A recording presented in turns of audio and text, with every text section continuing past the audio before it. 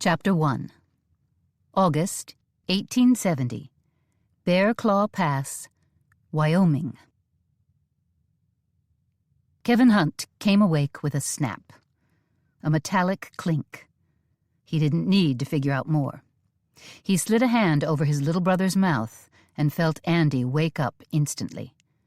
An inch from his ear, Kevin hissed, "Hide."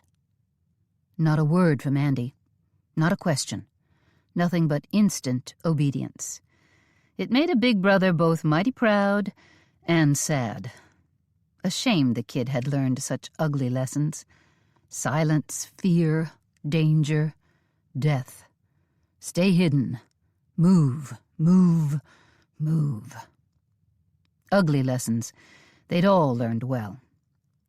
In the darkest night Kevin had ever known, he crawled on his belly around the campfire. Its ashes burned down until they didn't even glow. The sky was a starless, moonless, black mass, not even a sliver of light. Wind whistled with a mournful howl through the rolling hills and waving grass, the reminder that soon cold weather would return to push back the warmth that now ruled August in Wyoming. Fighting for silence and speed, hoping the wind covered when he failed, Kevin reached Molly on the far side of the campfire. Even though she was his sister, she said it was improper to sleep by the men. It was a cool night, and Kevin regretted Molly held herself apart from her brothers. She'd learned her own bitter lessons, and holding herself apart wasn't all about being proper. He felt more than heard her wake up and stir, just a bit. She judged the silence correctly and maintained it without his covering her mouth. Bleeding Kansas had taught them a lot. Even all these years later they remembered. All that teaching might save their lives tonight. Kevin whispered, just louder than a breath, "Hide. Fast." Molly was moving before he said the second word, Kevin right behind her. His brother and sister were no kids. Molly, an adult woman of 19, Andy, 15. The three of them were on their way west, abandoning the town that had turned on them. Kevin crawled after Molly, scraping on his belly like a low-down cowardly worm, and it burned him to retreat. He'd like to stand and fight, but he couldn't fight what he couldn't see. Summer grass closed overhead, but it wasn't tall like the prairie grass back in Kansas. Still, it was tall enough to cover a person lying on their belly. The grass rustled as they crawled into it, but with the wind covering their movements, Kevin hoped whoever was sneaking up on their camp wouldn't notice. If they could just be silent and stay hidden in the grass, they had a good chance of surviving this night. He listened. His vision was keen in the dark, but it was useless tonight, so he relied on sound and smell. He heard a clink of metal again, and a faint creak of leather. The very fact it was so quiet alerted him. A faint jingle of a horse's bridle, but not close. A brush of footsteps. More than one person. Whoever they were, they'd left their horses behind, sneaking up. Not native folks. There wasn't usually metal on their hackamore bridles. And if it had been an Indian, Kevin doubted he'd have heard them coming. He turned back, crawled to the edge of the grass, not sure just where he'd be visible, should the clouds part and the moon shine down. When he'd gotten as close as he dared, he waited, breath held, wondering where Andy was now. An explosion of movement came from the far side of the camp. Two dark forms, silhouetted against a black night, leapt into the clearing and fired an instant after they appeared. Their deafening guns poured lead right into the blankets where Kevin and his family had slept. Kevin saw the flare of light that accompanied each shot, smelled the gunpowder, sharp and acrid. One of the men roared, as if he were more beast than human. Their horses, tied somewhere nearby, whinnied as the noise of pistols blared. Kevin forced himself to stay still.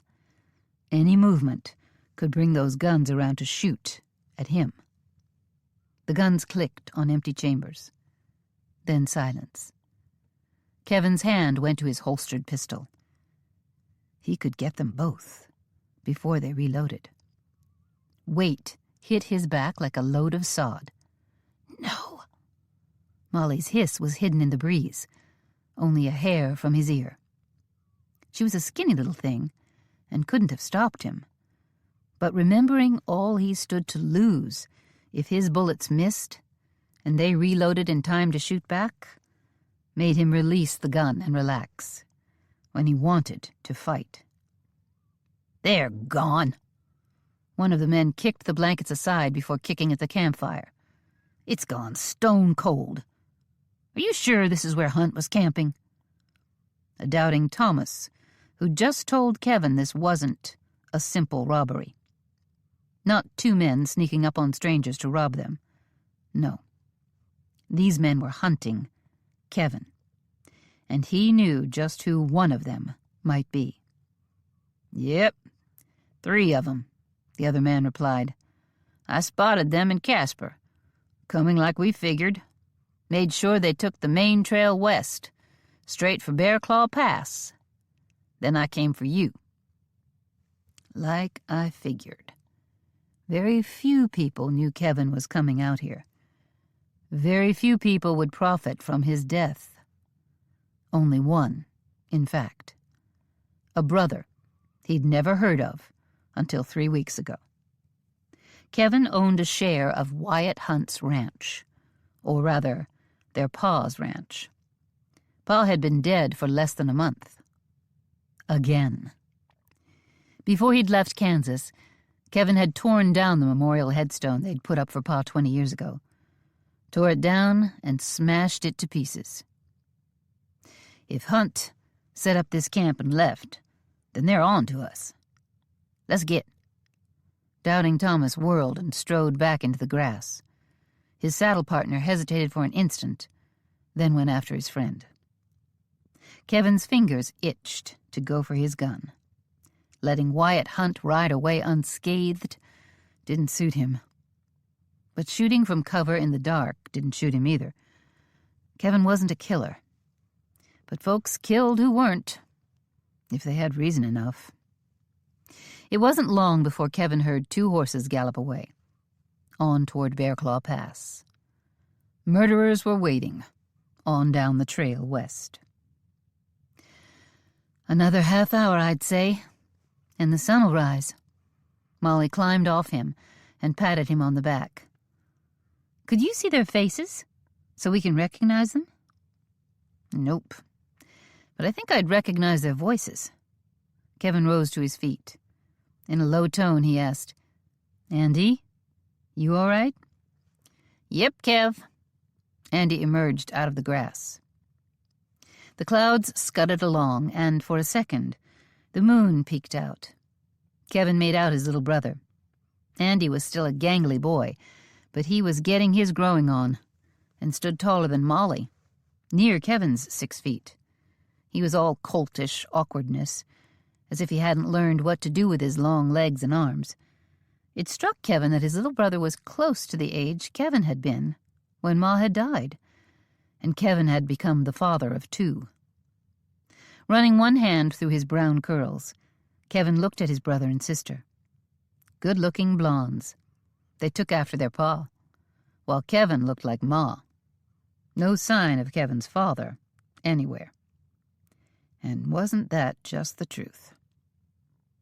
I wonder what that was about. Andy dropped his gun into his holster. Molly tucked her gun away, too. They'd all learned to sleep armed. Hard lessons, for a fact. Probably my brother trying to kill me.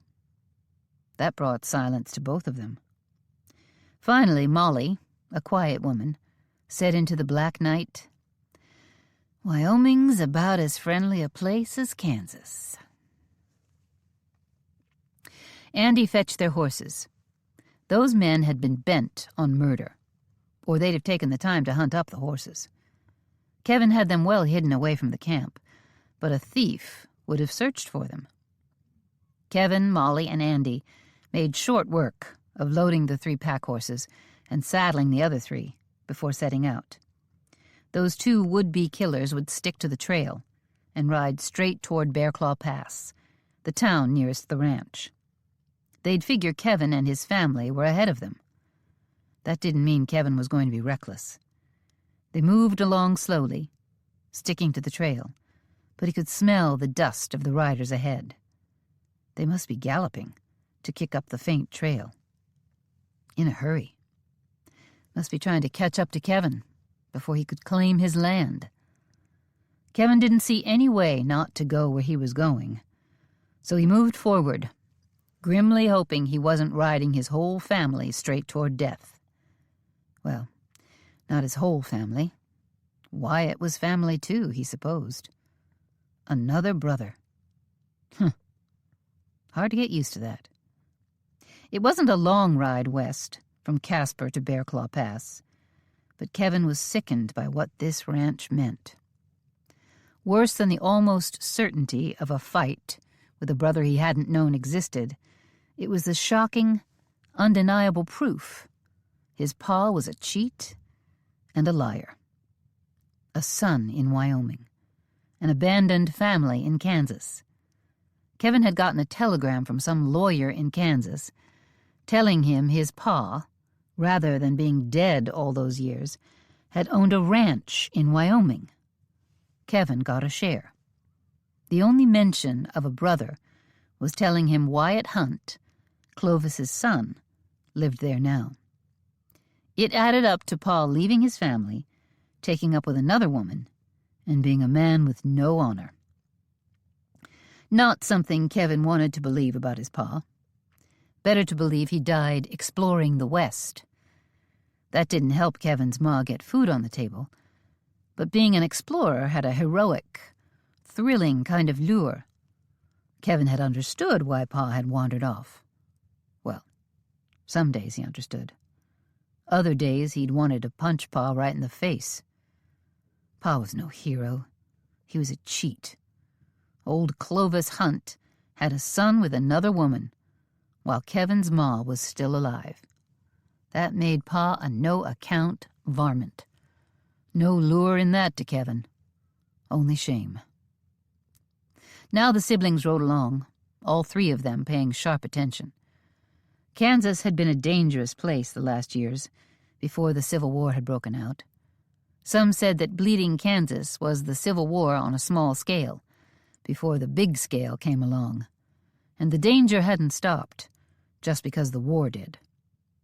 They'd learned to sleep light, stay sharp, and hide away on short notice to escape renegade night riders, thieving, and killing in the name of their cause. And their cause was slavery, a free state, and abolition. In truth, outlaws used anything to justify their crimes. The trail they'd been following widened just as the sun pushed back enough of the darkness to make out fresh tracks from 2 horses. Stretched out, as if the horses were running. It didn't look like the riders had plans to dry gulch Kevin and his family. They'd probably figured they'd do that later. In the early light of dawn, Kevin saw a town ahead. It had to be Bearclaw Pass. Kevin had brought his sister and brother along to their new future.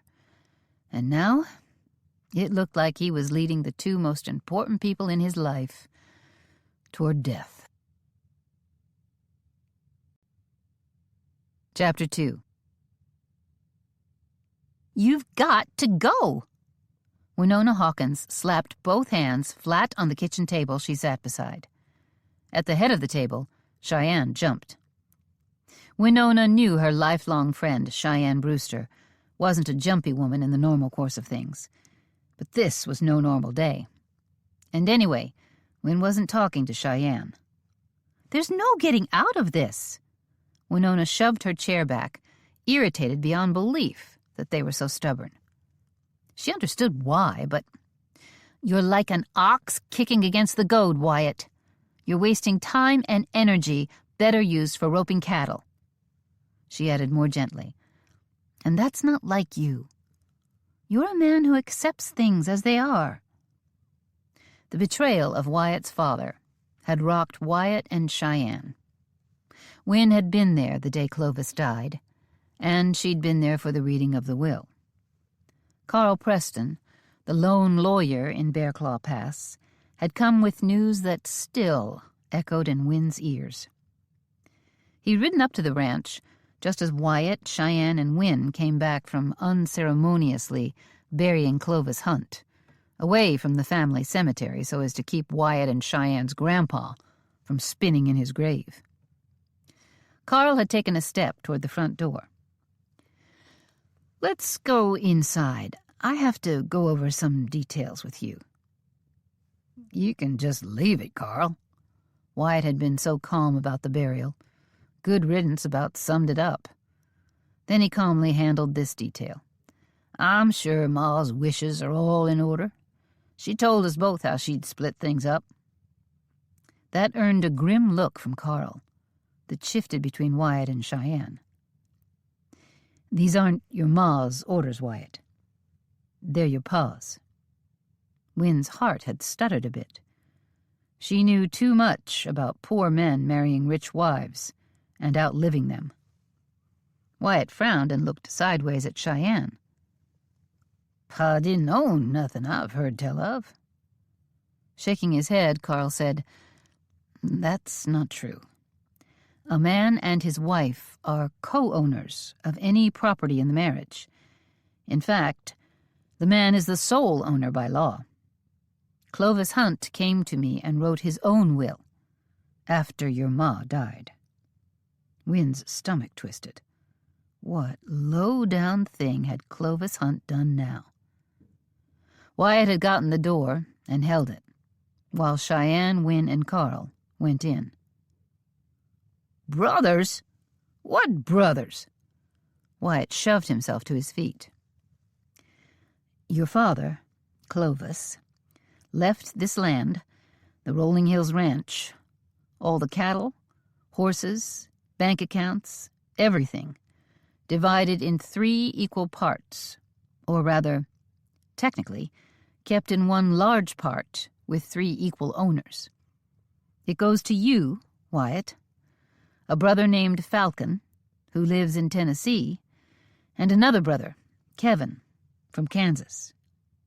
Your father explained things very clearly to me, and there's no other way to say this. It appears he was married to 3 women, all—" Carl cleared his throat. "All at the same time." Cheyenne stood and turned from Carl to pace toward the window. Wynne knew just what she saw. The beautiful rolling hills that had given the ranch its name. It was a landscape that looked out on a huge log barn, well-built corrals, the bunkhouse, the foreman's house, and the ramrod's house. This ranch had 40,000 head of cattle, spread over 50,000 acres. Bought up by Wyatt's grandpa over many years, spending every penny and every bit of strength in his back to build his ranch and build a life for his only daughter and her 2 children. Nothing like how Wynne's pa had gotten his ranch. The grand and lavish ranch house was built by others, and the land bought in one huge parcel, paid for with Wynne's ma's money.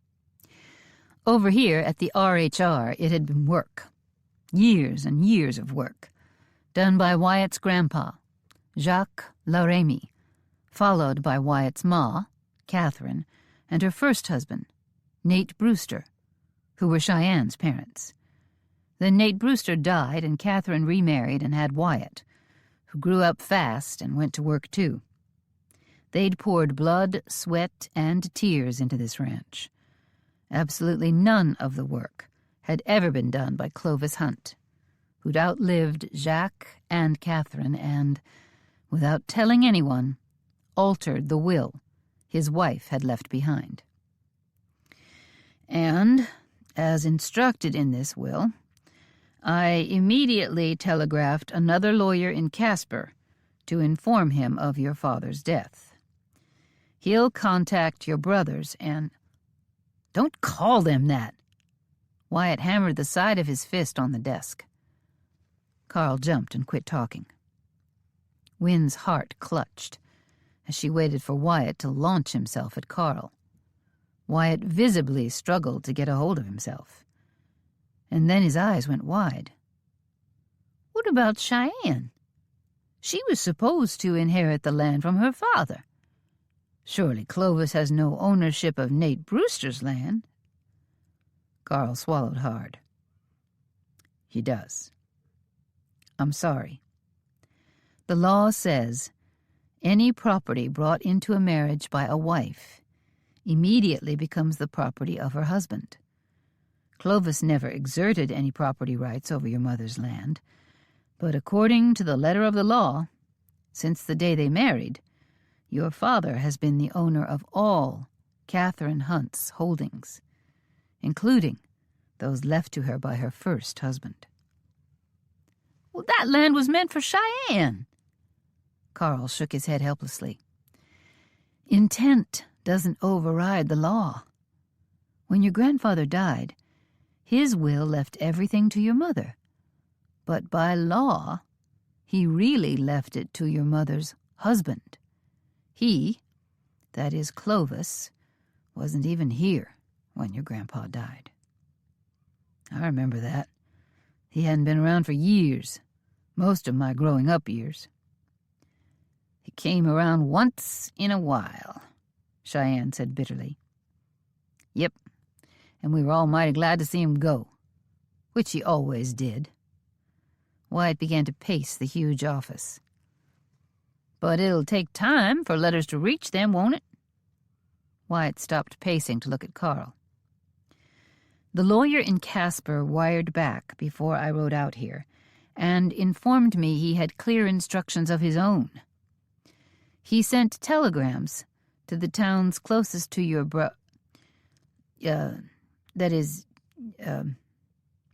your father's other sons.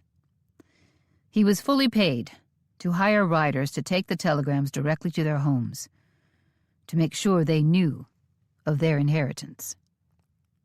"Fully paid with my mother's money?" "That's correct." Carl ran a finger around the collar of his white shirt, as if it were choking him. "The brother in Kansas may know already and be heading here. The other one, the oldest, Falcon Hunt, lives in a remote part of the Blue Ridge Mountains of Tennessee. But included in the telegraph were precise directions to Falcon Hunt's home. Your father kept track of his sons and thought of everything." Carl paused. "I'm not aware of the condition of the other wives." "Other wives? Good grief." Wyatt paced faster, his fists clenched.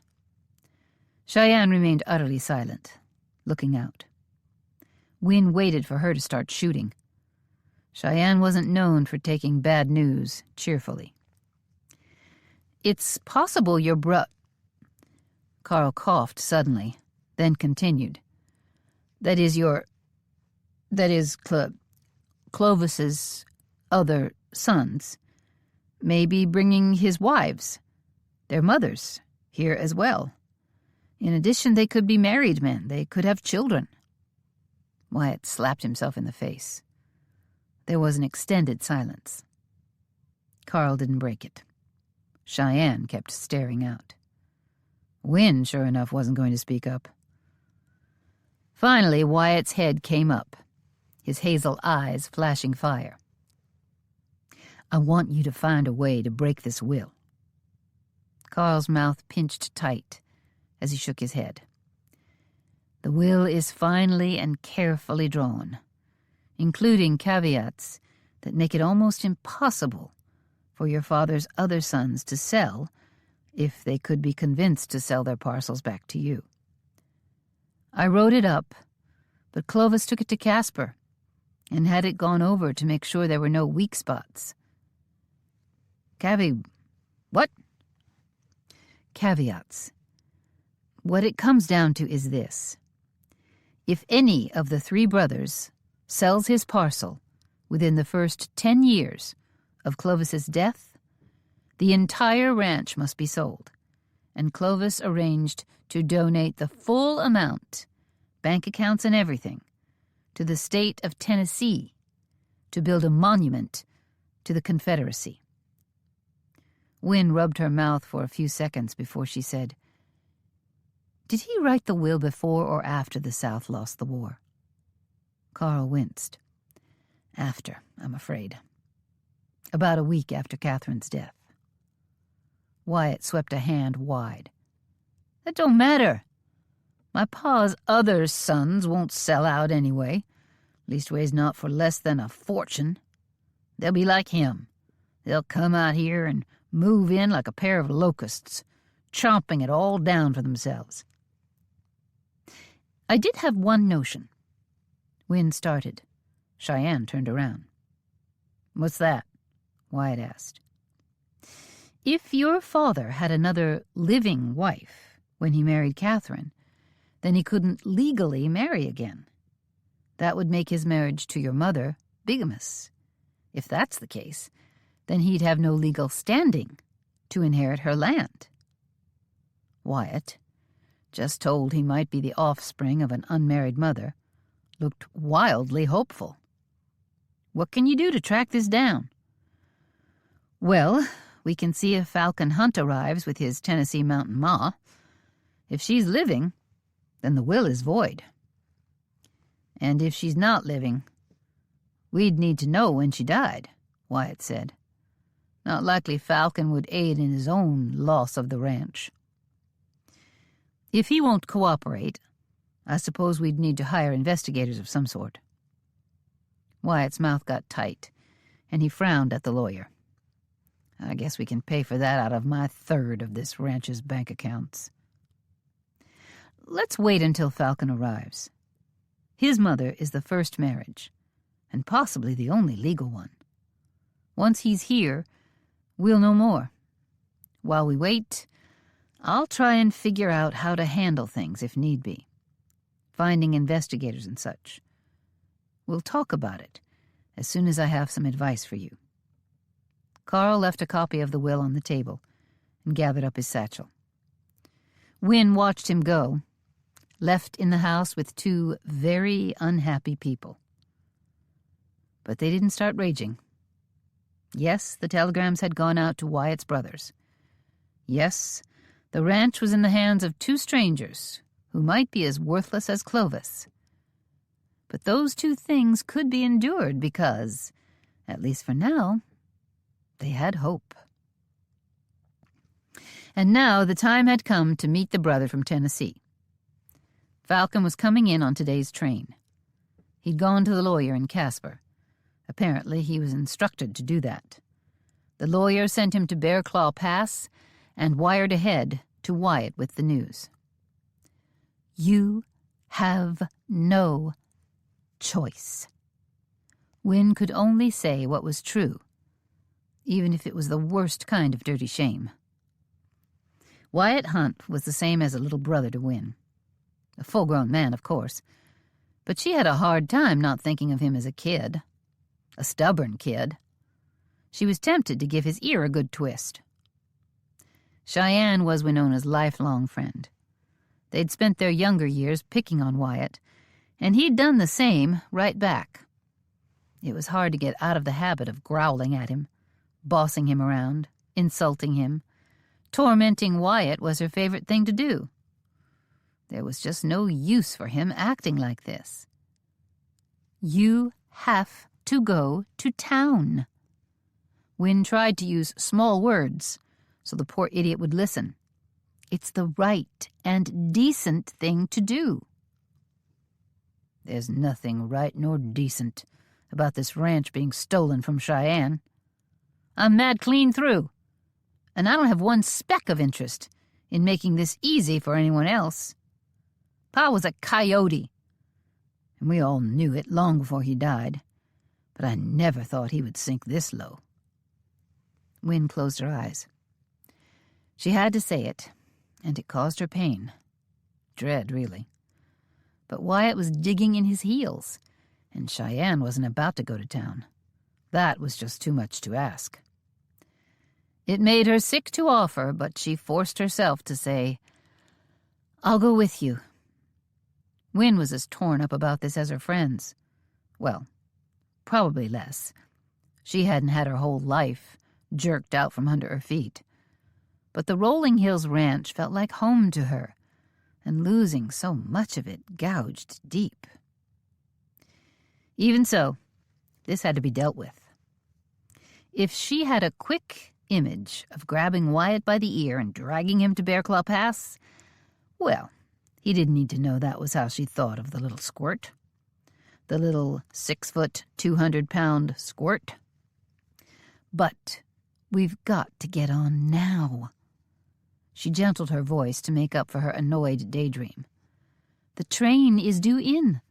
The telegram said your brother would be on it. Wyatt, you've got to face up to this." I know. He stepped away from the table and shoved his own chair back in.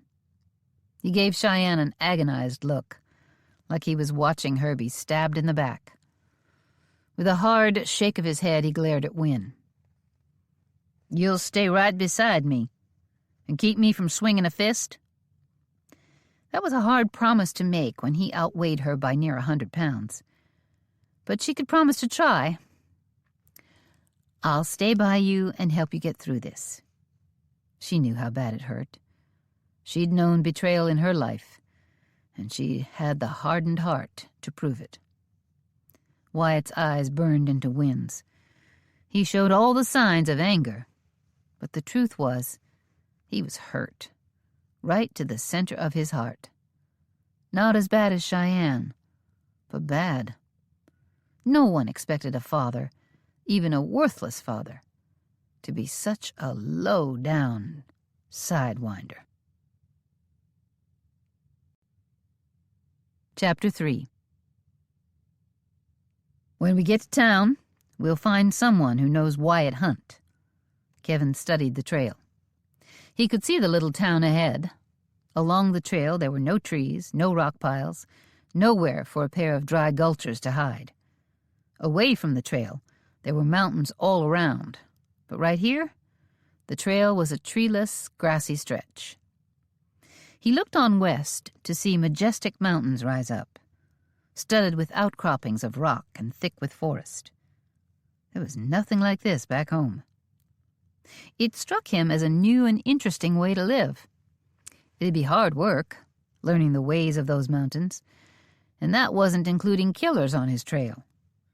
Somewhere ahead of him were 2 backshooters, who'd very likely come at them again. "We'll find out where the ranch is," Kevin went on. "Then they'd have to ride out of town into that rugged land. Plenty of chances to lie in wait out there." "Are we going to tell the sheriff what happened last night?"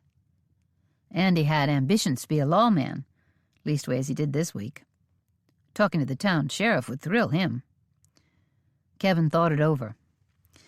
Might be a good idea to talk to a lawman, just so someone besides us knows an attempt was made on our lives.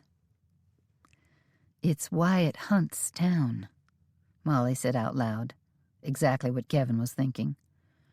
The lawman might not be real interested in outsiders accusing a local man of attempted murder. "We can try. Then we'll ride out to his ranch." Kevin gave his head a good shake. "I mean, our ranch." He looked left at Molly, who gave him a stiff smile. She was such a subdued young woman. She liked her books and her schoolmarm work and keeping the house up for Kevin and Andy. She'd been courted by a young man who seemed nice to Kevin, but who had rejected her when they'd gotten word of Clovis Hunt's death. The young man wasn't nice enough to marry a woman born to a man and woman who weren't legally married. Kevin knew what was at the root of her quiet ways, and he knew she was afraid of what might escape her mouth should she ever speak freely. That was the way of dark secrets. She'd gotten in the habit of thinking her words through very carefully before she spoke them. And because of that, a lot went on in her head. Or leastways, he thought that was what was behind her quietness. Then Kevin looked at Andy, whose eyes flashed with excitement. He was glad Andy didn't bear the burdens Kevin and Molly shared. "Let's pick up the pace." Andy kicked his horse into a slow trot, gathering speed as the pack horse behind him slowly moved faster. They'd sold everything they could before they left Kansas. They had decided to take only essentials so they could travel fast and light. They'd buy whatever was necessary when they reached their new home. The mountains rose higher as they rode on. Soon, Bear Claw Pass came into sight, an ugly little sore of a town that looked like a scar on the beautiful rolling mountains and valleys. There was a train track that reached toward them.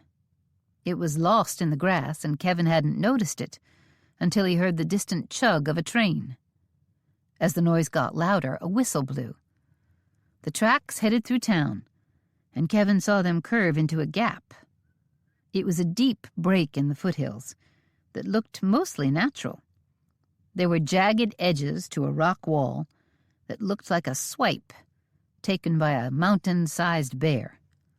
That must have earned the town its name. "Good," said Kevin. "There'll be people getting on and off the train, loading and unloading mail and supplies. Folks to see us riding into town alive and well. Witnesses. I'll make sure it's known that we believe Wyatt is a danger to us, and I'll make sure Wyatt knows I've told folks what he did." And then Kevin would spend the rest of his life sleeping with one eye open. Bear Claw Pass was quiet enough, except for the chugging train. It was pulling to a stop as Kevin reached town. He headed straight for the station. He wanted to be around people. He guided his horses to a hitching post by the train station, swung down and tied his horse. His sister and brother handled their own mounts easily. The pack horses were left strung out behind. Kevin walked up on the wooden platform as folks spilled out of the train. A dozen people or more. A conductor stepped out carrying a mail sack. A man working at the depot stood in an open window with a ledge in front, selling tickets. Kevin smelled the steam and the burning coals and the press of sweaty bodies in the warm August weather. The rasp of the freight car door sliding open sounded through the rumble of voices and the dull thud of footsteps as the engine chugged and the water spilled into the train tanks. A man with a heavy satchel stepped out of the train car. He wore a wide-brimmed hat with a flourish of bright feathers on one side of a red woven hatband. It looked like everything on him was handmade. The hat was pulled low over his eyes. Swinging down to the platform, he turned slightly, so Kevin only saw him from the side. "Pa? Is that you?" Kevin couldn't stop the words. His heart lurched with love and longing and rage. For one heartbeat, he leaned forward, reaching out, either to give his pa a hug or strangle him. Kevin wasn't sure. The man turned, raised his eyes to meet Kevin's. This wasn't Pa. Of course it wasn't. But the man looked so much like Pa, it tore at the lonely place in Kevin's heart that it always wanted to see his father again. After not seeing him for 20 years. After knowing he was dead. Twice. But this wasn't him. This man was Kevin's age, maybe a little older. But he had Pa's eyes. Kevin's eyes. For all that Kevin looked like his ma, he'd had eyes she'd always said were his pa's. Eyes that burned with a strange light brown, shot through with stripes of gold. Hazel, she'd called them. Kevin squirmed with shame that for 1 second he'd sounded like a hopeful, abandoned child. He fought to get the embarrassment under control. He shouldn't want to see Pa again. He should feel neither hope nor anger. He should be disinterested in knowing the man who'd left him and Ma behind so long ago. His still twisting stomach was full proof he hadn't really forgiven Pa for abandoning him and, even more, for not dying years ago. And worst of all, Kevin still loved Clovis Hunt, at least when he didn't take time to think about what a coyote he was. They'd gotten a letter with the news he was dead 20 years ago. That's when Ma put up the memorial stone. And now, just a few weeks back, a telegram. Another death notice. Kevin was glad his Ma had died, not knowing she shouldn't have married again. Pa had been out here apparently married to another woman. "I ain't no one's pa, mister." The voice, the twangy southern accent. Kevin had very few, very vague memories of his pa, but this man had the exact tone of voice and accent Kevin remembered from his betraying, lying, abandoning father.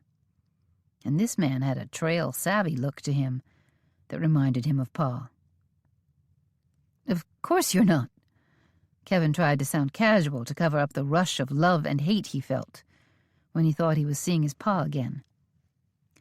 "You must be Wyatt Hunt. I'm Kevin. You're... He had to force the words out. "Your brother from Kansas." "Your brother you tried to kill," he thought. Kevin's jaw tightened. But why would Wyatt Hunt, whom Kevin was coming to see, be getting off the train? He lived here in Bear Claw Pass, and the men who'd tried to kill him were ahead of him on the trail, not coming from behind on a train. The man's golden hazel eyes blazed hot as a blacksmith's forge. "I ain't Wyatt Hunt, neither." The man's voice was gravel. His hands were work-roughened, as were Kevin's. But Pa's voice... Kevin didn't even know he remembered Pa's voice until he heard this man speak. This was Pa over and over again. "I'm here to meet Wyatt Hunt." There was a long pause. Too long a pause. Finally, with narrowed eyes, the newcomer said again, "I'm here to meet Wyatt Hunt, my brother." Kevin straightened away from the man. "If Wyatt is your brother, and he's my brother, then—" "Kevin, are we going to talk to the sheriff?" Molly interrupted. Kevin could barely hear her over the roaring in his ears. "I reckon we're all three brothers." Clomping boots on the train station platform accompanied the new voice, one with a western drawl. Kevin turned. So did the man from the train. They faced a tall, lean man with overlong brown hair, clamped down with a Stetson. No sign of Pa in this man except, yep, there were those same eyes. Kevin's head was spinning. The wire that had been brought out from town said Kevin had a brother. It had mentioned Wyatt Hunt. There'd been no mention of two brothers. Molly must have missed the exchange between him and the man coming off the train. She slipped a hand nervously into his. "Kevin, which one of these men is your brother?" Molly drew the attention of all three men, as she looked uncertainly between the two strangers. Kevin edged closer to her. He was ruled by his instincts to protect her. Then he turned his thoughts away from why. Nothing he wanted to remember. Then Andy came up by Molly. "I'm Wyatt Hunt." The man with the clumping boots tugged his Stetson as if in greeting, but nothing in his expression was welcoming. "So, y'all need help burying Pa?" the man with the southern accent asked. I'd be glad to tamp down the dirt hard enough to break both his legs. Chapter 4. The only thing that stopped Wynne from using her heavily laden reticule to beat Wyatt for putting her in this awkward spot was knowing he'd finally found the grit to show up here. Wynne had promised to get him through it, and there was absolutely no doubt that he needed help.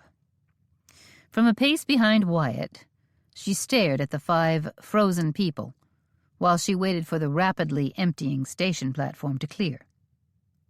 The 2 men had Wyatt's striking hazel eyes and could only be the Sidewinder's sons. That was a name for Clovis she and Cheyenne used. But who were the other 2 strangers? Just how many parcels was this ranch going to be split up into? Wynne needed to break up this standoff. She took the mighty bold step of putting herself in the middle of it. I'm Winona Hawkins. Welcome. Well, no, not welcome, really. It struck her that there was no reason to be other than completely honest. You're not welcome, but you're here. And Wyatt can't think of a single way to be rid of you, so... She jerked one shoulder. You've made it to Bear Claw Pass, Wyoming. Wyatt has his wagon, and I've got a second one. We were expecting considerable belongings. Her eyes slid to the man with curly brown hair. She extended her hand, hoping to bump him free of his frozen shock. You must be Falcon? The man flinched and glared at her. At least he'd moved. Kevin Hunt, from Kansas. Ah, he could talk. He reluctantly reached out, and they managed a handshake. She turned to the other man. He resembled Clovis Hunt so completely it made Wynne's stomach hurt. So you're Falcon Hunt, then? The man's jaw was so tight he didn't speak, only gave one nod of his head. Well, fine. She didn't want to chatter away with them either. She turned to the young woman with Kevin. His wife, maybe? And you are? The woman looked almost painfully reserved, but she eked out a shy smile. I'm Molly Garner, Kevin's sister. They were told years ago that Clovis was dead. Molly hunched her shoulders sheepishly. Ma remarried and had Andy and me. With an awkward gesture to the half-grown boy behind her, she said, This is my brother Andy. When we found out our ma and pa weren't legally married, it cast us in a bad light back in Wheatfield. We decided if Kevin had a third of a big ranch out here in Wyoming, he could find a place for us on it. So we came along. Andy nodded, more inclined to silence, like the other man. Well, let's get your things unloaded from the train and onto our wagons.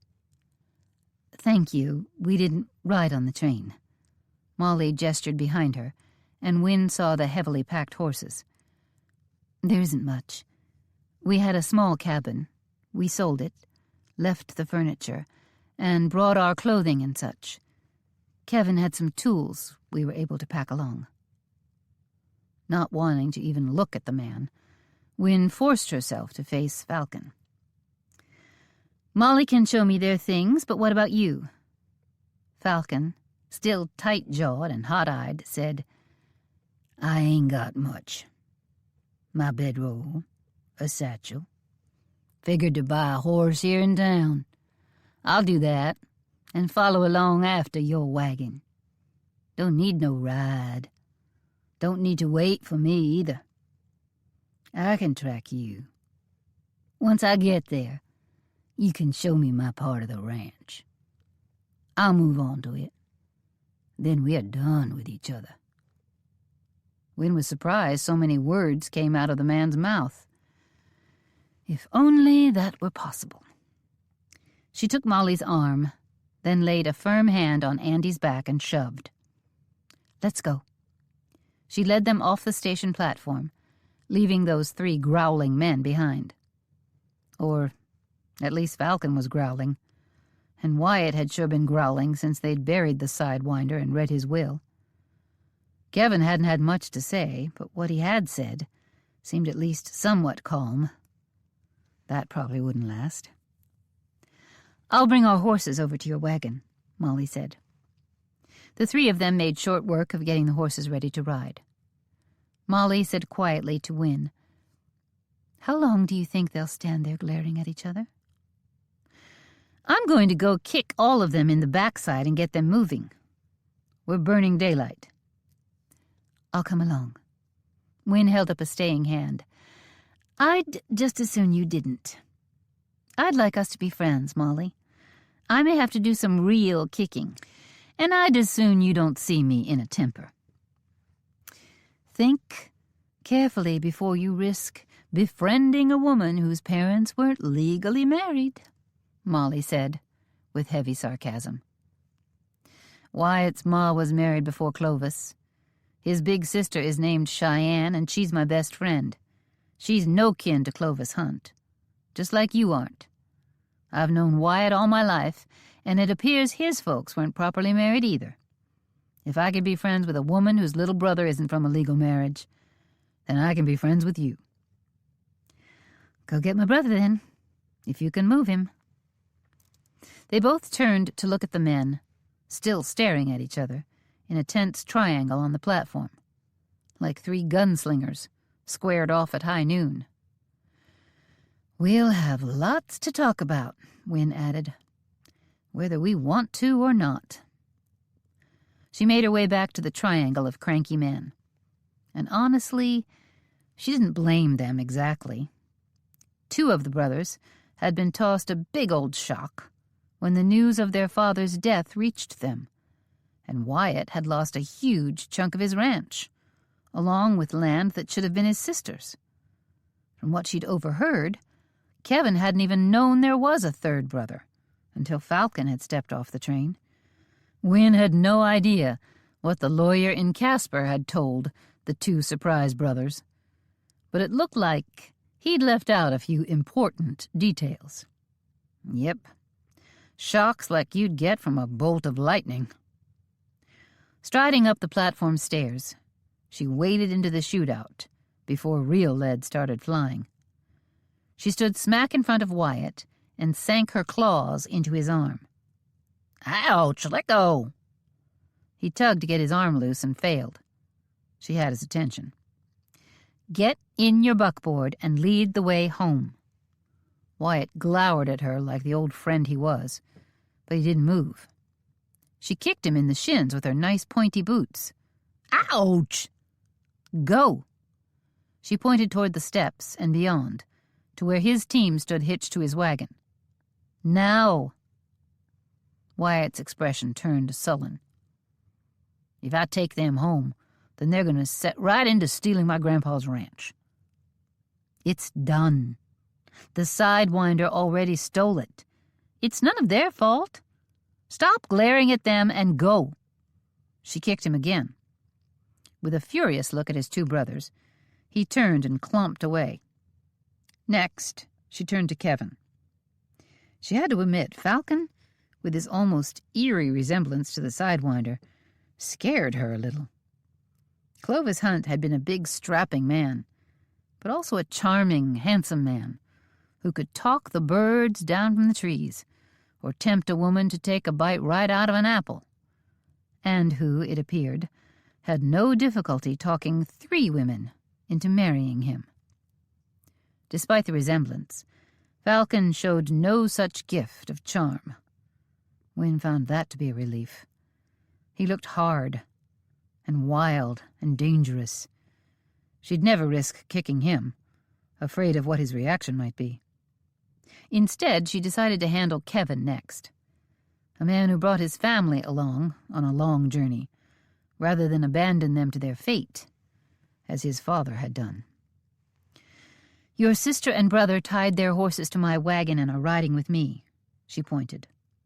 "Go." Kevin gave her a look of unsettled confusion. She took his arm and drew him toward the steps. He balked, but then, as if he didn't want to fight with a woman, which she appreciated, He came along. As they reached the steps, she tugged Kevin to a stop, then turned back to Falcon. She was far enough away from him to dare speaking to him. "The ranch owns plenty of horses. Reckon you own a third of them. Buying a horse in town's on the stupid side. You can ride along with me, if you've a mind, or buy your horse, or come afoot. If none of that suits you, you can stand on this platform glaring until you starve to death. No one here will mourn you." She faced forward, in time to see a grin break across Kevin's sun-browned face. They headed for the wagon together. Before they reached it, she heard Falcon coming, which made her walk faster. Chapter 5. "I'm not sleeping outside in the Rocky Mountains. Not when I've been invited to stay in a nice house with a proper bedroom." Molly had a heavy satchel over one shoulder and her valise in the other hand. "And I'm not sleeping under their roof." Kevin had stopped her from just following that woman right into the house. A woman who'd kicked Wyatt, insulted Falcon, and dragged Kevin to her wagon. Winona. Strange name. But a pretty woman. A beautiful woman, honestly. A little thing. An inch or two shorter than Molly. Her hair had escaped from around the edges of her blue calico bonnet. What he could see was as shiny brown as well-varnished oak. It was inclined to curl. She had blue eyes that sparked when she smiled, when she scolded, when she kicked, when she threatened Falcon. Kevin found her the most likable of the people he'd met so far. But that wasn't saying much.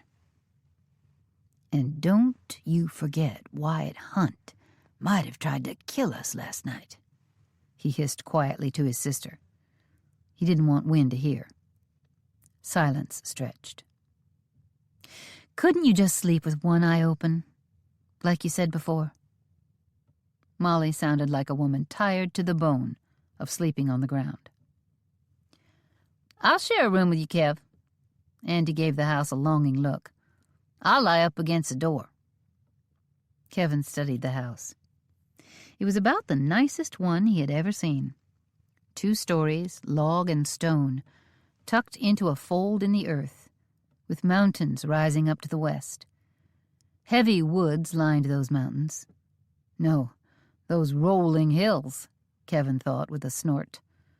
The name of the ranch made him wonder, because he was looking at some mighty big mountains. If these were rolling hills, what were they comparing them to? The house was set so the woods and hills would block the cold north winds in winter. A knowing man had picked this spot to build. Through light clouds, Kevin saw the sun reaching for its noontime height. It had been less than an hour's ride from town on a slow-moving wagon. Falcon came along, riding in the back of the wagon. Kevin and Andy rode horseback, leading their pack horses. Molly sat on the wagon seat beside Wynne, and Wyatt rode alone in the other wagon. It had been a quiet ride. Wynne had mentioned, when they reached the beginning of the Rolling Hills Ranch, they'd ridden in from the east through a beautiful herd of black cattle spread across the land, thousands of them scattered over vast acres. Each cow branded with the ranch's initials. The letters were pressed together, and the first R backward, so it looked like 2 R's with a dash between them.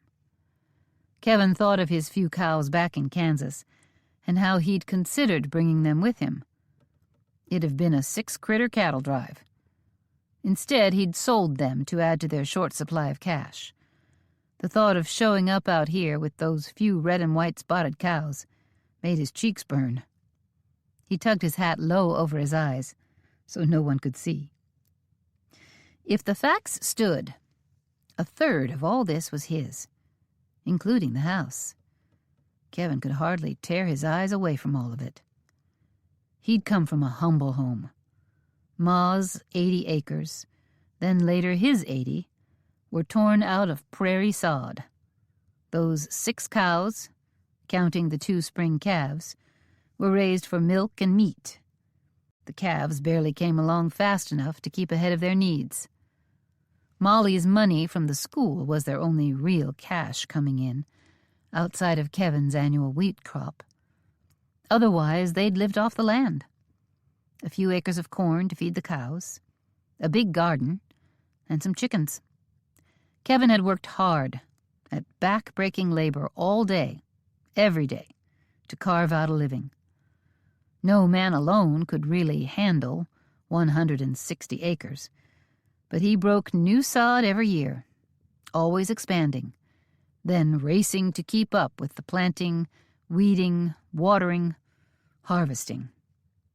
And he'd been satisfied with his life. He'd never be a rich man, but he fed himself and his family.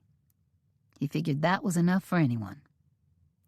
They'd have even survived losing Molly's income, though when she started work a year ago, making $30 a month for 9 months out of the year, times had gotten easier, for a fact. But when they inherited this land, or rather when he inherited it, because certainly nothing was left to Molly and Andy, the sinful nature of Molly's and Andy's births had come to light, thanks to a loud-mouthed telegraph operator. Molly's being fired was an injustice that burned Kevin bad, but nothing could stop the school board from their hasty decision. Doors were closed to them. Molly and Andy shunned. Their choices were to keep to themselves or leave, and they had nowhere to go but here. Kevin thought of the ugliness they'd left behind, and despite the cold welcome, he was glad to be done with Kansas. But that didn't mean he was sleeping under the generous roof that had sheltered his father while Kevin and his ma struggled. Molly could sleep there, if she was allowed. Andy, too. Kevin planned to sleep under the stars.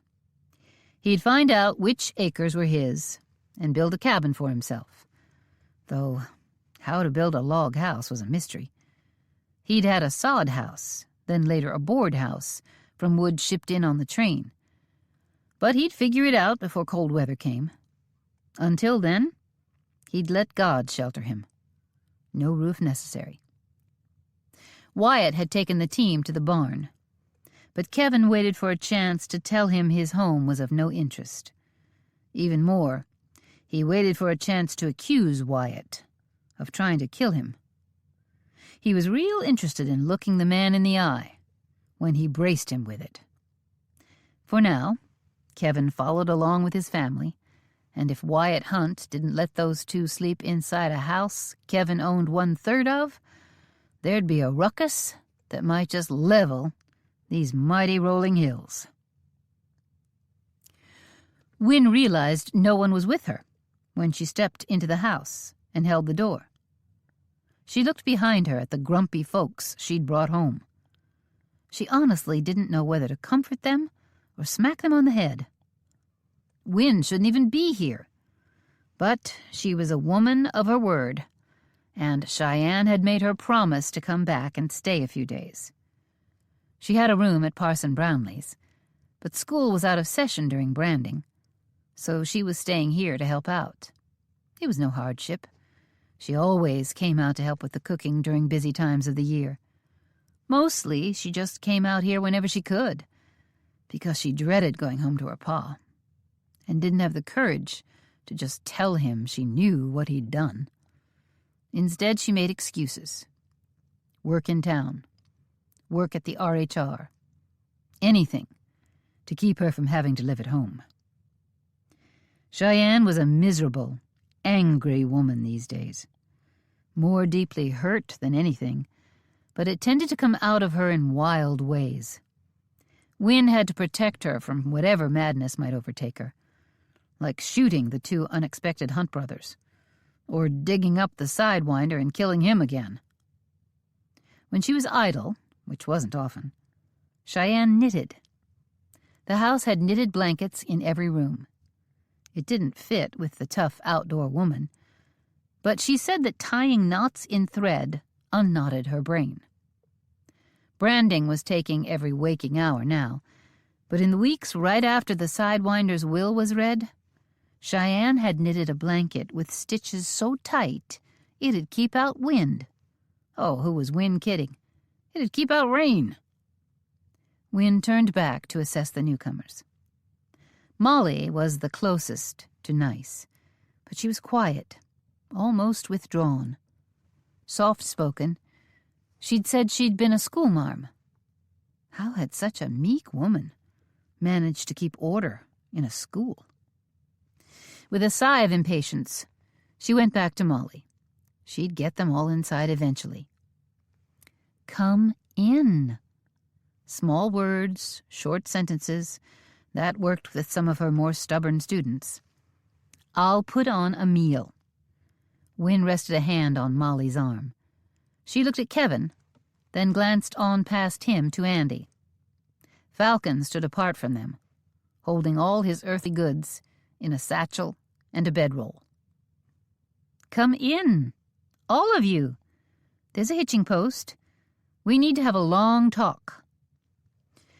We'll unpack our supplies in the barn and be right in, Kevin said. Molly, go on in if you want.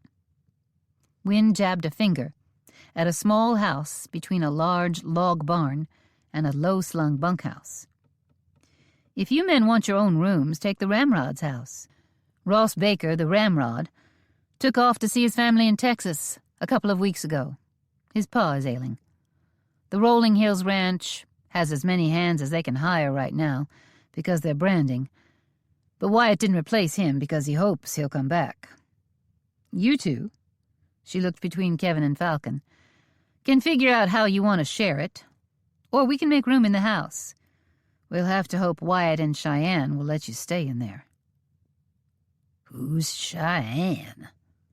The gravel in Falcon Hunt's voice was so like the Sidewinder, Win shuddered. Cheyenne was really going to hate this one. Wyatt's big sister. His ma was a widow with a daughter when she married your snake of a pa. Andy, come and help me unload things in the Ramrod's house. Kevin turned to Falcon. Come along if you've a mind to. It's a bigger house than the one we had at home. You don't need my invitation, but we're happy to share it. Falcon nodded, but didn't move. I'll soon have a meal on. There'll be plenty for everyone. Win hated to be sociable, figuring Cheyenne and Wyatt would be annoyed. But honestly, the food was 1/3 these folks. Kevin took 2 of the horses, each with a pack horse strung behind. Andy took the other pair.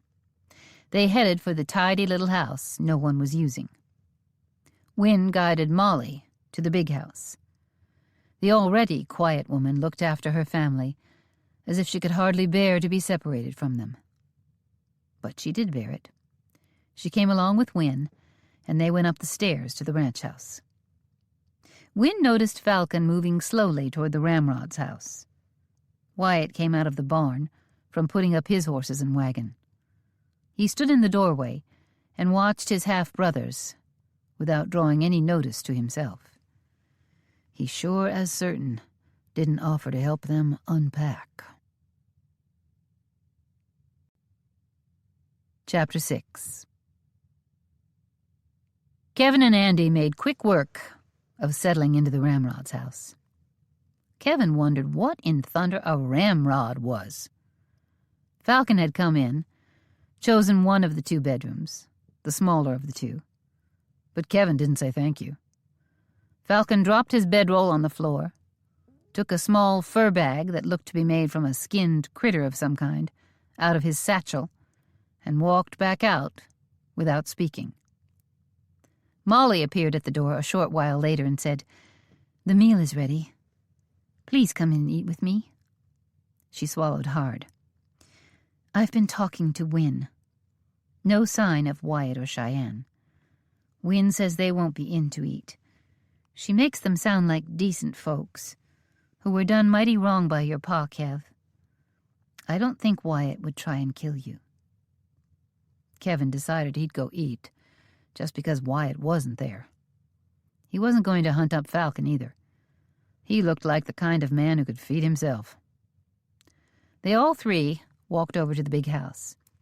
Kevin hesitated to go in. He felt like he was taking more than a simple step. To go into this house forced him to admit what a low-down coyote his pa had been.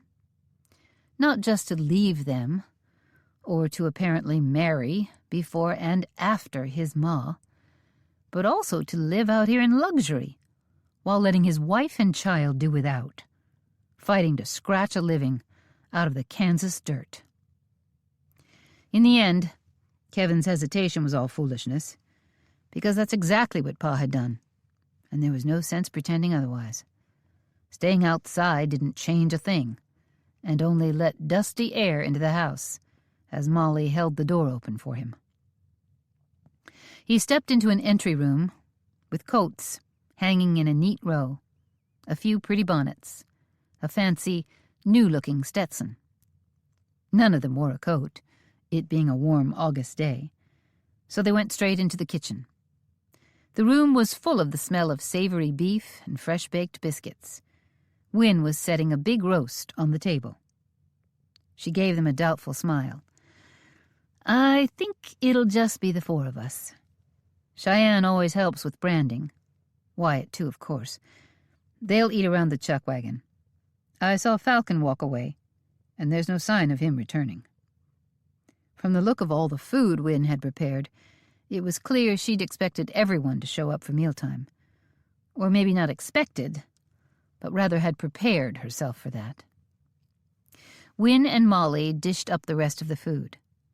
Kevin's mouth watered at the warm, delicious smells. It reminded him they'd had campfire fare for days, and no breakfast at all. "What's your connection to the place?" he asked Wynne, as he approached the table.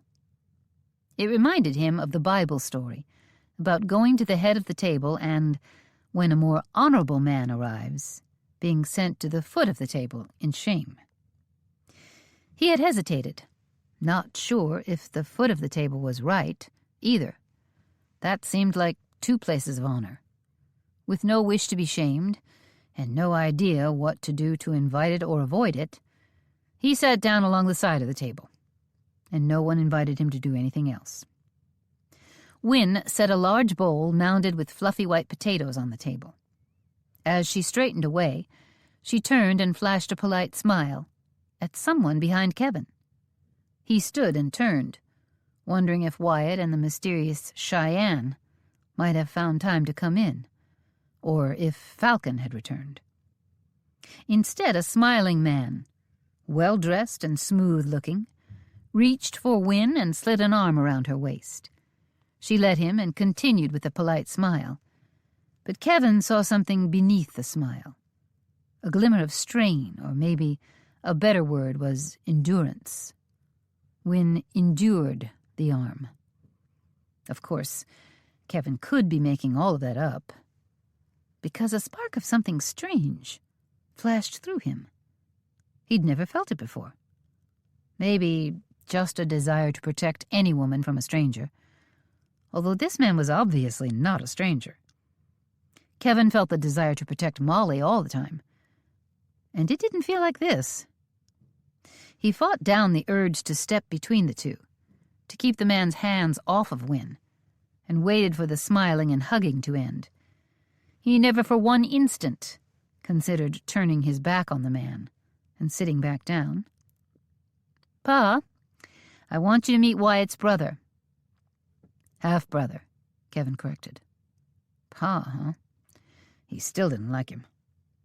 The man reached out and caught hold of Kevin's hand firmly, then brought his other up and clasped the back of Kevin's hand.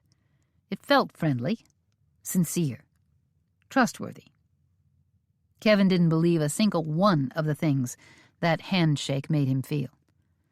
He had no good reason why, and yet he'd survived the Civil War in Kansas by trusting his instincts. Kevin Hunt and his half-siblings, Molly and Andy. "This is my pa, Oliver Hawkins. We own the ranch on past the RHR." He shook hands with Molly and Andy, too. Better'n a hug, at least. "Welcome to the Rolling Hills Ranch." The man went straight to the head of the table and sat. No one told him to move, though Kevin was tempted. "I've been around enough to know what a turmoil Clovis's last will and testament has wrought." The man had a way about him. He spoke up, made broad hand gestures, was quick with a big toothy smile. It reminded Kevin of someone, but it was a vague, unclear memory. It had come to him. Meanwhile, the man kept yammering. "And I know Wyatt and Cheyenne enough to doubt you've been told much of what's going on." Molly set a bowl of corn on the table, shifting the roast beef platter to make room. The shift was deliberate. It was now closer to Kevin than Oliver. Kevin met her eyes, which glinted with humor. It struck Kevin that, though Oliver was at the head of the table and doing all the talking, welcoming them to the ranch for Pete's sake, this was Kevin's house. Leastways, a third of it was, and that was a whole lot more than Oliver owned. It was Kevin's table, Kevin's food. His initial hostile reaction to old Oliver here only got more solid and sure. He did his best not to let it show. "I knew your pa, Kevin." Kevin wanted to walk out. He wanted to toss the man out of the chair at the head of the table. He also was wildly curious about Pa. Instead of doing something rude, he forked a slice of meat off the platter and listened. He had a hunch Oliver didn't need anyone else to talk. He was a charming man. It doesn't surprise me he talked Catherine into marrying him. "That's Wyatt's ma," Wynne added, as she set a plate of biscuits on the table, then settled in straight across from Kevin. "There's a painting of her in the front room, over the fireplace. Her first husband was a scout for the wagon trains in the Army. Nate Brewster was Cheyenne's pa. When he died, she married Clovis and had Wyatt." Wynne added with considerable venom, "And then Clovis vanished and left Catherine to raise his son alone. I suspect you know what that's like, Kevin." "I do indeed." Kevin's grim response echoed with anger. Silence fell over the table, not even broken by that talkin' fool Oliver Hawkins. They all paid rapt attention to the food. The roast beef was a little charred, but then they might have been late to the meal. The mashed potatoes were tasty, except for the lumps. The gravy went with the lumpy potatoes pretty well. There was a big dish of corn that looked like it had been cut off the cob just this morning, and the biscuits seemed to be overly brown on the bottom and a little doughy inside. Wynne had been in a hurry to get the meal on, so Kevin didn't fault her for any of it. And it tasted mighty good without the trail dust. The ball of butter and a pretty glass dish of red jam, heavy with some kind of berry, were perfect. As the plates were cleared, Wynne got up and fetched a square of gingerbread. The smell was familiar. Ma had favored making it when they could afford ginger and molasses. Wynne added a small pitcher of sweetened cream, and they all had a serving. Oliver went back to talking. "When Clovis came into the country, we all thought he was a lot like Nate. He knew the trails and loved wild country. It was the most natural thing in the world for Catherine to fall in love. They married too quickly. Her pa, well, he thought the sun rose and set with her. When he was against the marriage, none of us paid much attention. Catherine was a fine cattle rancher, but headstrong and couldn't be stopped. Her pa eventually accepted Clovis. And then, when Wyatt was little more than a babe in arms, Clovis said his feet were itchy, and he needed to see some new country. Off he went, and no one saw hide nor hair of him for a year. After that he'd wander through, stay a while, and then head out again." "I wonder if he married any more women," Molly said quietly. That brought dead silence to the table. Finally Kevin said, "If he did, he probably didn't have more children. or they'd have been here moving onto the Rolling Hills Ranch right along with the rest of us. Well, your pa once told me he'd been to— Excuse me, Oliver. Kevin pushed his chair back. I can't take a lot of stories about my no-account pa right now. Oliver sputtered, and Kevin stood, planning to make his escape. Win, you said Wyatt and his sister are working on the branding. Where can I find them? They'll be busy and not in any mood to— I don't expect to take much of their time. Kevin cut her off, just like he had her father. I need to be told what land will grow a crop. I'm a farmer, not a rancher. I aim to find some land that's not studded with rocks and build a cabin near it. All Wyatt has to do is point. Now, where is he? Wynne gave him a narrow-eyed look. Then she pointed. It seemed she wanted him to ride south, past the barn. Kevin figured he could find a herd of cattle and a herd of men. And if he couldn't, at least he wouldn't be sitting in here, listening to fond tales of his dear old pa. Chapter 7. Kevin, wait. Wynne rose from the table. I was just being foolish when I pointed, after what you said about Wyatt pointing. I didn't even point the right direction. They're branding about 10 miles to the south and west, and a little bit north around a canyon mouth hidden by a rockfall and— Well, she looked at her father. Can you show him? Oliver rose from the table looking mighty friendly but regretful. I really don't know where they are either, Winona. I just came over to say hello to the new family. But I've got my own branding going on back home. I shouldn't have taken this hour, and I sure can't take 2 or 3. Wynne knew that wasn't true.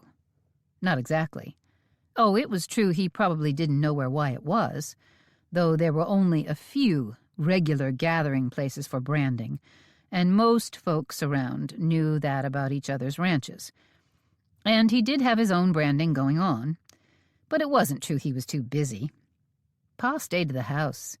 He let his cowhands do the hard labor, while he ordered them around and kept the books.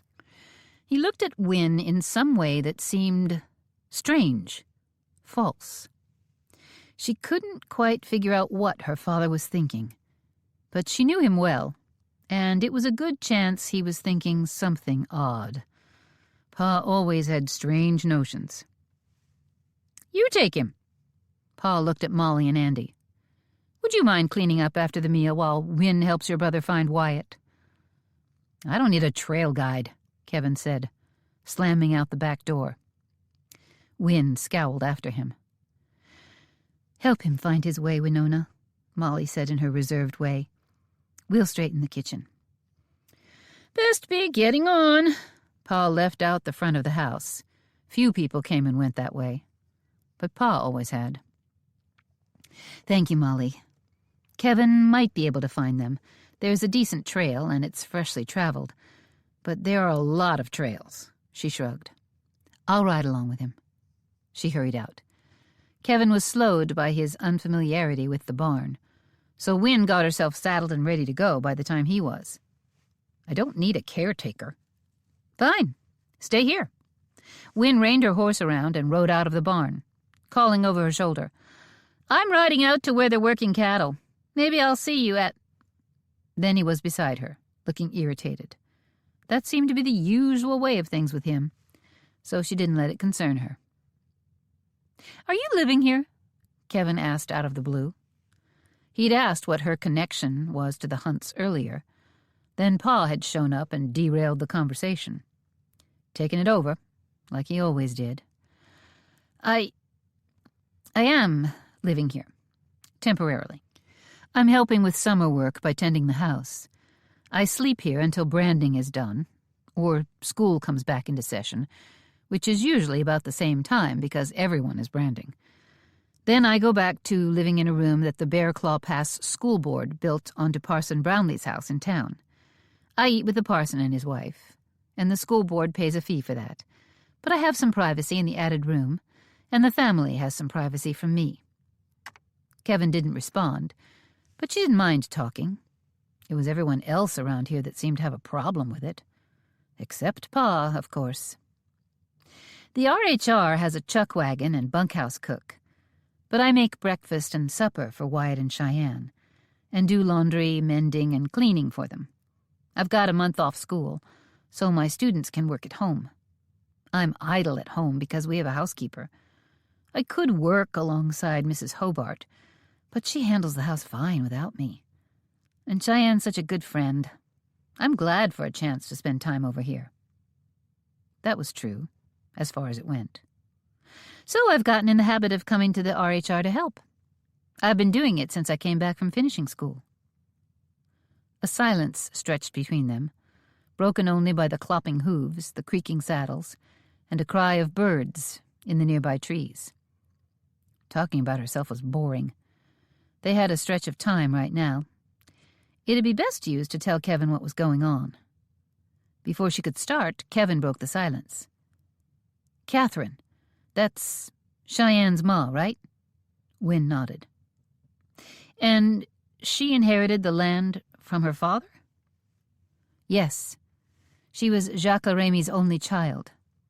Catherine also inherited land from her first husband, who's been gone since before I moved out here as a child. Nate Brewster owned a big stretch of land, right next to Cheyenne's pa. Catherine wasn't just a rancher's daughter. She was a big landowner in her own right. And once Nate died, she worked alongside her pa, as she had since her ma died, when she was young. Catherine was a better cowhand than most men, and she raised Cheyenne as she'd been raised. I got sent back east to school, while Cheyenne stayed out here busting steers." Wynne couldn't help grinning. Kevin's serious expression lightened a little. "My fine book learning and finishing school manners are of little use out here. All Cheyenne learned at her grandpa's and ma's sides made her well suited to this life. I'm pretty useless." His serious expression lightened a little more. "A family's got to eat, and someone needs to prepare that food. Seems like you're mighty useful." Wynne was surprised by the bit of warmth she got from Kevin speaking kindly of her food and usefulness. The trail rose along a hillock, and as they curved around a pile of boulders, a rock slide ahead covered a narrow trail.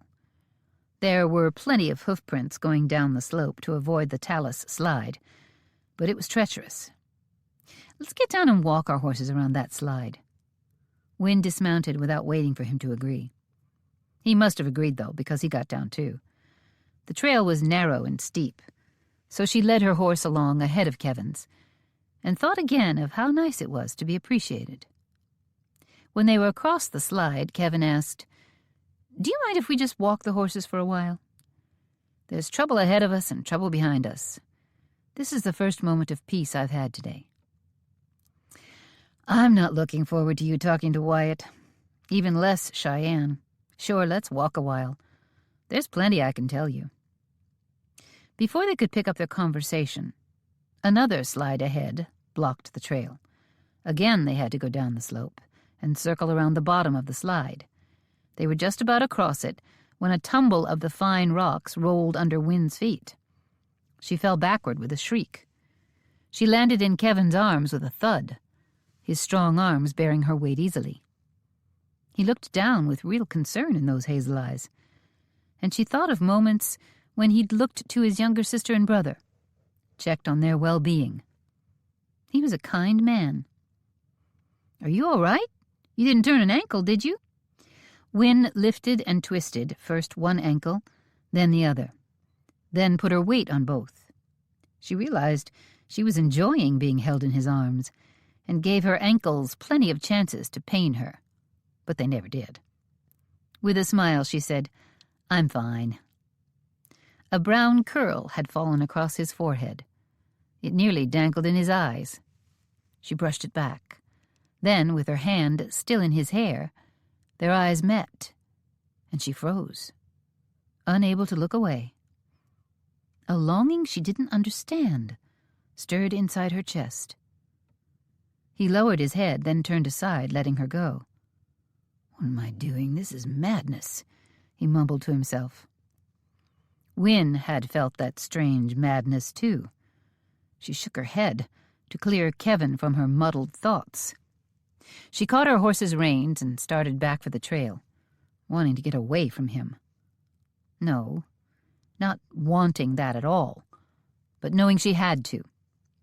They mounted up again, and when the trail widened, they picked up the pace. Wynne tried to move fast enough to leave Kevin behind for a spell. By the time he'd caught up to her, she had control of herself again. "Whatever that was, we can't let it happen again." Wynne glanced at Kevin. "It's a betrayal of my friends that would ruin everything.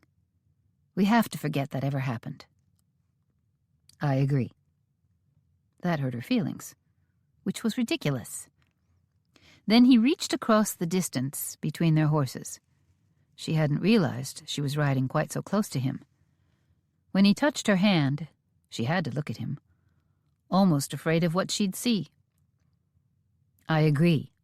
That can't happen again." His hand tightened on hers. "But I doubt very much I'm going to be able to forget it."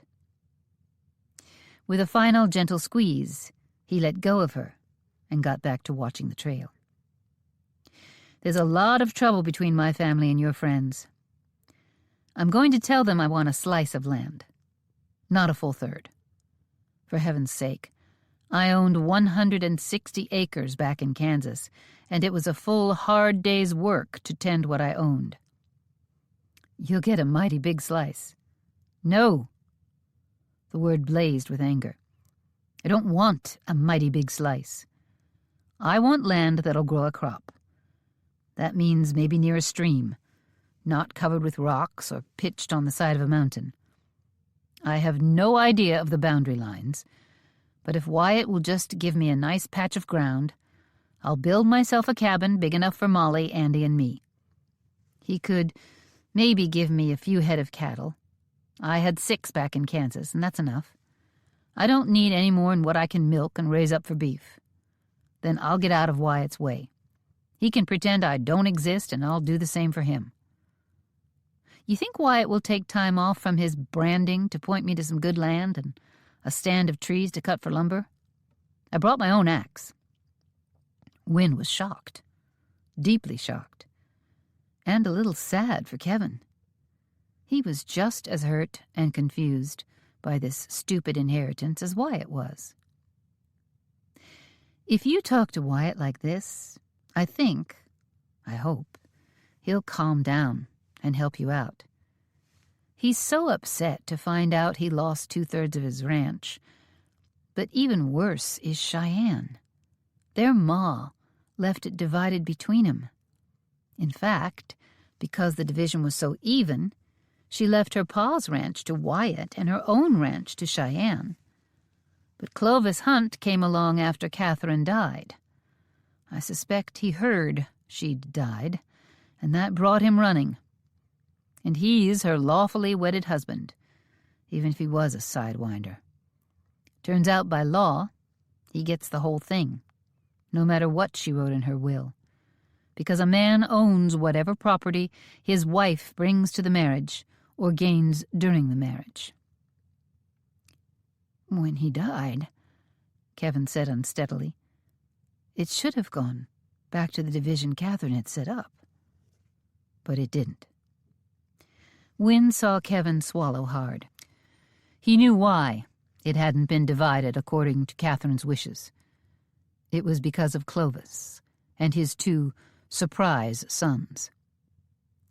"We have no right to a single acre of this land," Kevin said. "It wasn't Clovis's to give to us. I left my home behind in Kansas and can't go back there.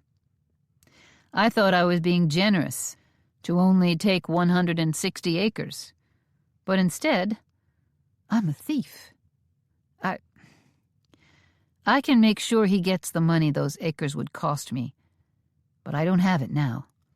He'll have to wait a while. I can't homestead again off the RHR because a man only gets to claim 1 homestead, but I'll give the bulk of my third to Cheyenne." Then a dark expression came over Kevin's face, and Wynne had no idea what he was thinking, but he had something eating at him. His words were right. If he said them calmly to Wyatt, that might solve some of the problems here. 1/3 of the problems. Let's hope Wyatt decides to listen, instead of coming after you with a branding iron. Kevin scowled at her. He wore no hat, and his brown hair was a mop of untidy curls that were ruffled by the wind. Its healthy shine made it seem as if his hair was happy, even if he wasn't. A shout sounded from ahead, around another curve, another rolling hill, another stand of trees. They heard the lowing of a herd of stirred-up cattle, the loud bawling of calves, smelled kicked-up dust. "That's them just ahead," Wynne confirmed. "Do you want me to go in first and try to calm him down?" "No. I'm interested in getting to know my baby brother without a woman standing between us." That stung Wynne's feelings a little. "I might have been between you, but if you'll recall, it was Wyatt who got kicked in the shins." "I'll keep up with you just the same. Brother Wyatt is going to have to stop pouting and wishing his brother was dead." Wynne whipped her head around. "What? He never said that. He's furious with Clovis, and with you too, I'm sure. But he's a reasonable man. He knows none of this is your fault, nor Falcon's fault. He'll calm down. It's been near a month since Pa died. He's had time enough to calm down." They rounded a huge fall of rocks, and the cattle and cowhands came into view. Kevin added quietly, "And time enough to plot." His voice was low enough that Wynne wasn't sure he meant for her to hear him. Wynne had no idea where that statement came from. And there was no time to ask. Chapter 8. Kevin was a farmer, for heaven's sake. Some people might think farming and ranching were the same thing. Farmers and ranchers know better. He'd never even been on a ranch before. Now he was witnessing his first branding, and he could only make out mayhem. Noise, motion, running, fighting, bellowing. And that was just the people. The cows and horses made it a whole lot worse. From the middle of fire and dust emerged his brother. Kevin made himself call Wyatt his brother. He had to get used to it. Wyatt looked tough and capable, strong and smart. Kevin considered himself all those things too, but in his own world, not this one. Wyatt was looping a long rope into a circle as he walked out of the dust.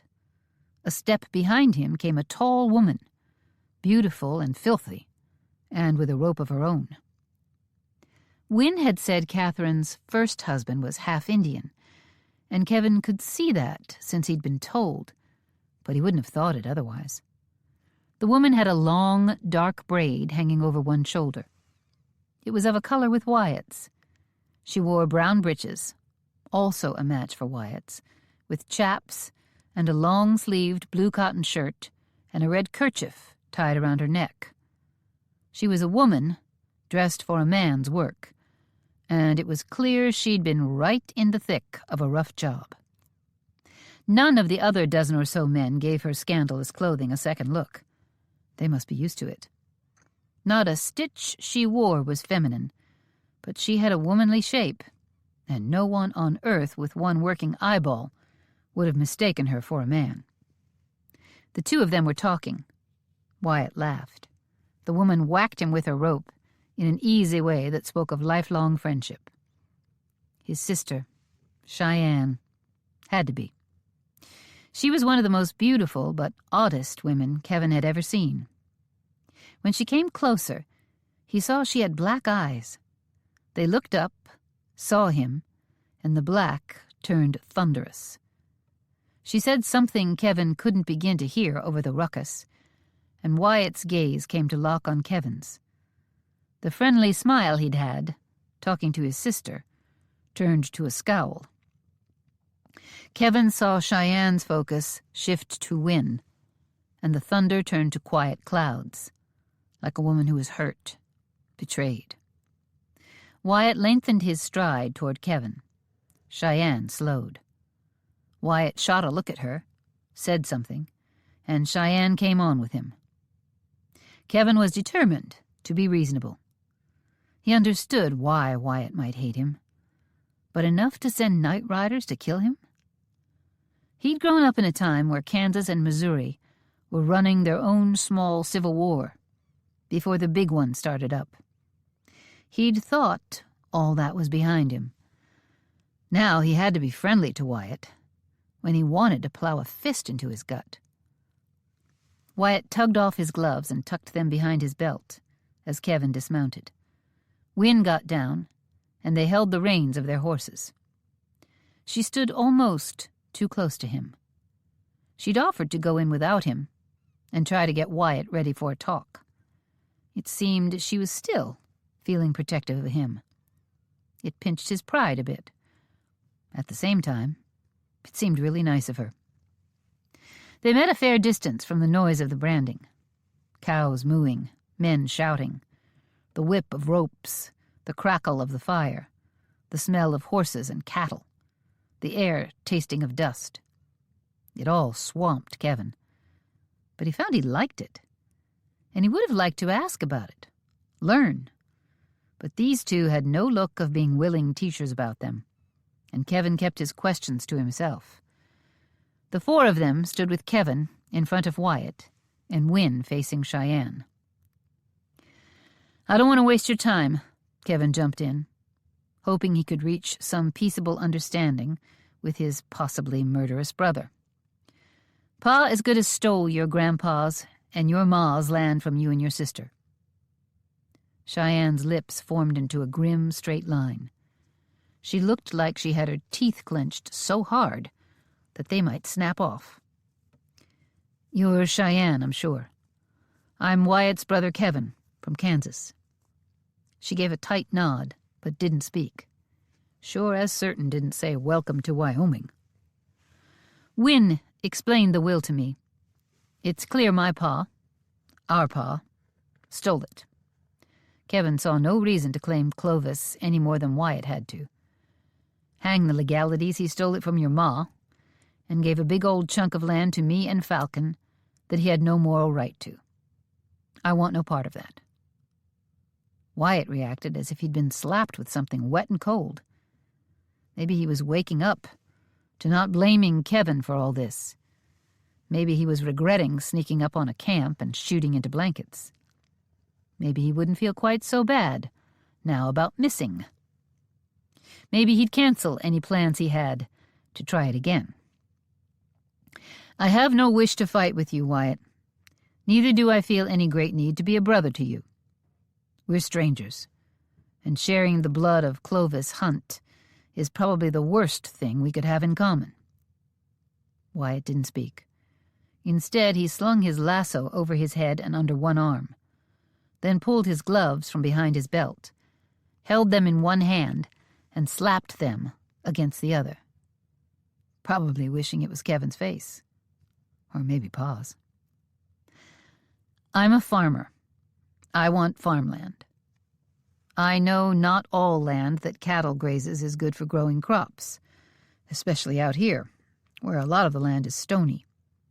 I only have to look around to see it can grow a good stand of grass to feed cows, but it's not good for much else. What I'd like is for you to point out on this ranch, your ranch, about 160 acres of good fertile land, out of the 1/3 that's supposed to be mine. I don't know if there's a way to cancel out Pa's will, but so far I haven't found a way," Wyatt snapped. Nodding, not surprised, Kevin said, "Pa's crafty enough and dishonest enough to be married to 3 women at the same time. I'm sure he can get his land theft done all tight and legal. I can pay you a fair price for a small plot of land, whether we want to call it buying the land or not." "You can't just give the land to us," Wyatt slapped the gloves a little faster, a little harder. Pa fixed it so that if one brother wants to pull out, the whole ranch has to be sold, and the money used to build a Confederate statue. That shut Kevin up for a few seconds. Well, then, even if I own the land, I can stand aside. There's no need to do any legal will-breaking, but it'll be yours. Between us, we'll know that, and I give you my word I'll never try and impose a claim to it. I don't have the money to buy the 160 acres today, but I could pay it over time.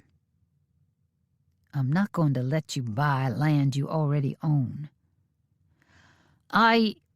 Kevin searched for a way out of the convoluted mess. I can't sell it, but maybe I can trade it. If I could swap my 1/3 of the ranch for a half section of land, that wouldn't give you, Cheyenne, your full 1/2, but you'd have nearly 1/3, and that's got to be better than nothing. When he didn't get any response from the pair, Kevin continued. I've got no means to start up somewhere else. I've already staked a claim to a homestead and proved up on it. I can't do that a second time. And Andy and Molly are too young to homestead. If we live here until Molly is 21, then she could homestead elsewhere, and we could give you the 160 acres back. If it was just me— Kevin stumbled over the words, remembering those outlaws. Maybe one of them Wyatt. He considered Cheyenne and her manly ways. Could the second outlaw have been a woman? 2 would-be killers, shooting into the blankets with no care to who slept where? They wanted Kevin, but they were willing to kill Molly and Andy, too. Was that their plan? Or were they just vicious in making sure they got Kevin? It burned him to be nice to these vipers. And yet, there they stood, grim and unhappy, as if they were the injured parties. Kevin forced himself to go on. If we could, we'd just go. And leave you to this stupid ranch. Kevin felt his temper slip. He was a reasonable man, but no one would deny he had a temper that slipped loose now and again. Ma had blamed his temper on her own. He'd inherited it from her, she said. But Ma was a mild-mannered woman. Probably how she'd gotten talked into marrying 2 coyotes. He cleared his throat and swallowed hard on his temper. Right now, I don't have anywhere to go. I don't know Wyoming. I don't know how to farm on a mountain. I'm hoping you'll see your way clear to pointing me toward some fertile land, if there is such a thing on this ranch. If there's any choice, we could settle on the farthest corner of your— what is it? 50,000 acres? His voice snapped on those words. 50,000 acres, and here they were, furious to share it. Greedy, lousy, wealthy ranchers. Wyatt kept slapping those gloves. Kevin bit down on his temper. Cheyenne whacked the side of her leg with her lasso. Listen, you son of a sidewinder. You stole my land, and I'm supposed to be grateful that you give some of it back to me? Keep your stupid charity. Now, look here. Cheyenne whirled around and stormed back to the branding. Yep, she might be able to shoot someone. Kevin felt his fists clenching. Wyatt was sullen, probably trying to decide if he could live with this, or if Kevin and his family would be better off dead. To keep from swinging a fist, Kevin said, "Talk it over between yourselves. Let me know when you've come to a decision." He went to his horse, mounted up, and turned to ride away. "Wait, stop! Kevin." It sounded like saying Kevin almost injured him, but Wyatt had something to say. Finally. Kevin turned his horse and waited. Wyatt slapped his gloves one more time, then he said, "I know a place. A good place, I think. To the west. Far enough away we can put some space between us, and I'll... He seemed to have to force the next words past his lips. "I'll help you get a cabin up. You and I can start building it today. We've got plenty of men to finish branding, and I don't need or want any help." Kevin needed help real bad. The buildings were mostly made of logs, and he really had no idea how to put up a log house. Chop down some trees, and that was the extent of what he could figure out. Wyatt jerked one shoulder. "Cheyenne's mighty upset, and I don't blame her. And whatever blood ties I share with you, Cheyenne is my sister, and my loyalty is to her. But," he swallowed hard, and it looked like it burned him to say it, "but I think you're being real decent about this, Kevin. Better than me." He looked over his shoulder at his sister roping a calf, and the other cowpokes staying out of her way. "And a whole lot better than her. Let me show you the place." "I'll ride along with you, too." Wynne mounted up. "In case you get to pounding on each other, I can toss some cold water on you, or kick you in your backsides." Kevin thought for the second time that she was the most likable person so far. Chapter 9. "Didn't you say you went to some school back east?" Kevin asked as they rode. Wynne wondered what Miss Agatha would say about her threatening men. She might forgive it when it was Wyatt, her old friend. And after all, Kevin was Wyatt's brother. Miss Agatha would understand. "Yes, St. Louis, Miss Agatha's finishing school for young ladies." "And are you finished?" Kevin asked. Wyatt snorted. Wynne didn't dignify the question with a response. "How long ago did Pa leave you?" Wyatt asked. Kevin didn't seem to much like talking about his pa. "A long time. Molly is 19. Her pa came along shortly after we heard my pa was dead." "How'd you hear that?" "I was 5 when Molly was born. So I only know what Ma told me. She grieved for him, loved him, believed he was dead, because she thought he'd have come back to her, if he could have. Finally, she got a telegram. I never saw it, so I'm not sure what it said." Kevin was silent for a stretch. Then he added, "I reckon Clovis sent the telegram himself." They were riding 3 abreast, with Wynne on Wyatt's left and Kevin on his right. She leaned forward to look around Wyatt and said, "My personal nickname for him is the Sidewinder." Kevin nodded. "Sounds about right." "And you never heard from him again?" Wyatt held his horse to a fast walk, as if he wanted to be able to talk. "Never knew about Falcon? Or me? I found out there was a 3rd brother when I walked up on the train platform and asked Falcon if he was you." He shook his head as the horses kept their brisk walk. "I do have a few memories of Pa, so he stayed around for a few years. I wouldn't have said I could really picture what he looked like, but I was struck by how much Falcon looks like him. Sounds like him. Dresses like him." Wyatt held his reins loose in one hand. "Hopefully he won't act like your pa," Wynne chimed in.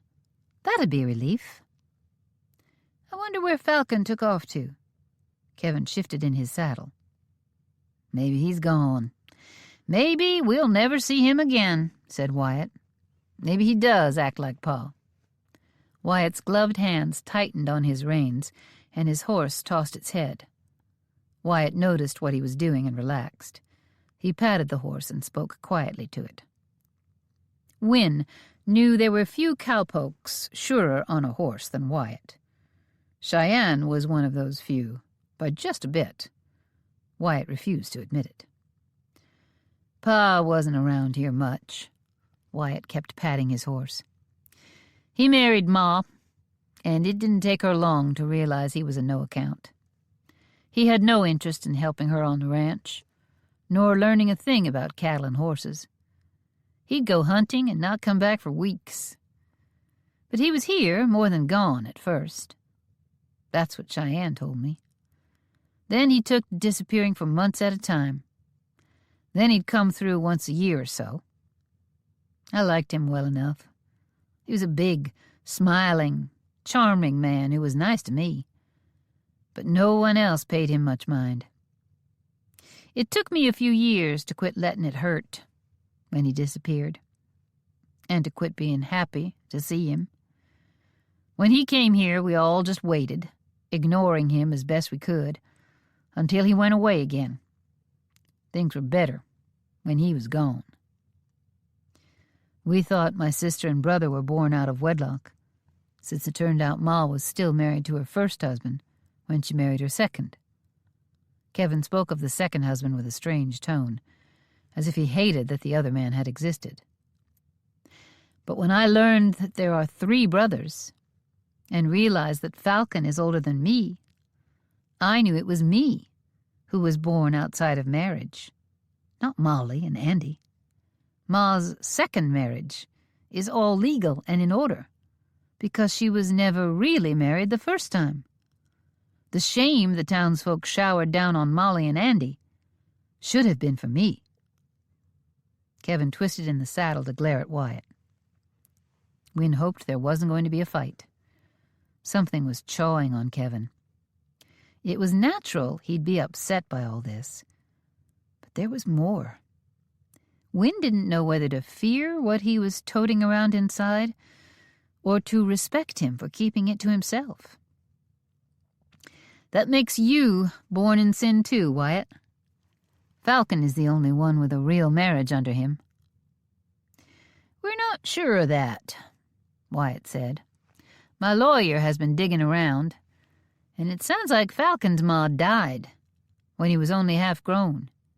If she died before Pa married my ma, then their marriage is legal, leaving me the only base-born child of our misadventurous Pa.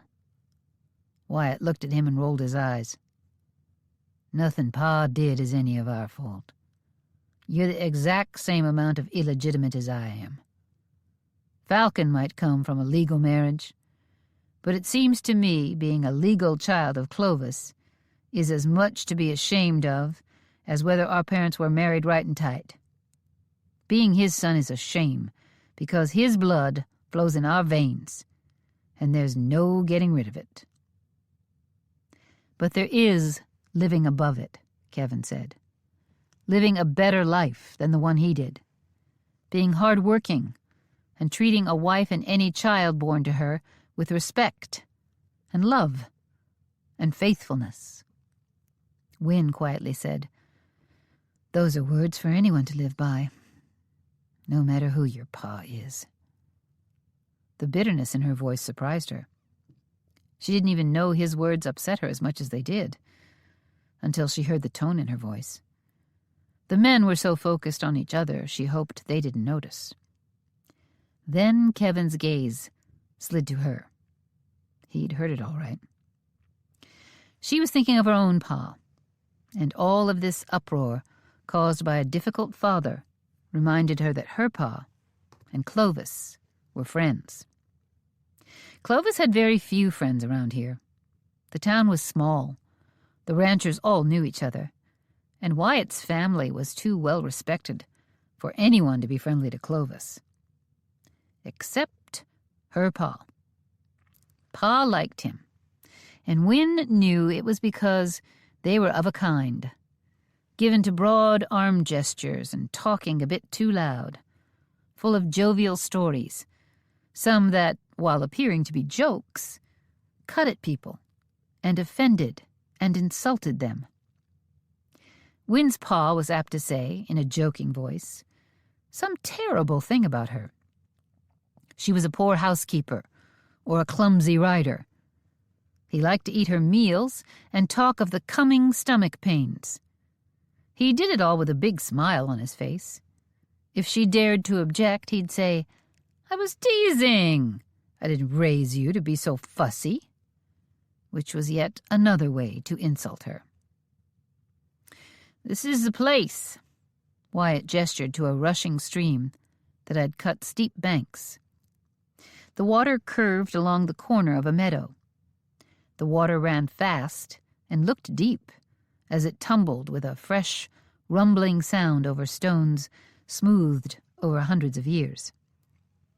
Wynne was glad to tear her thoughts away from Pa's unkindness.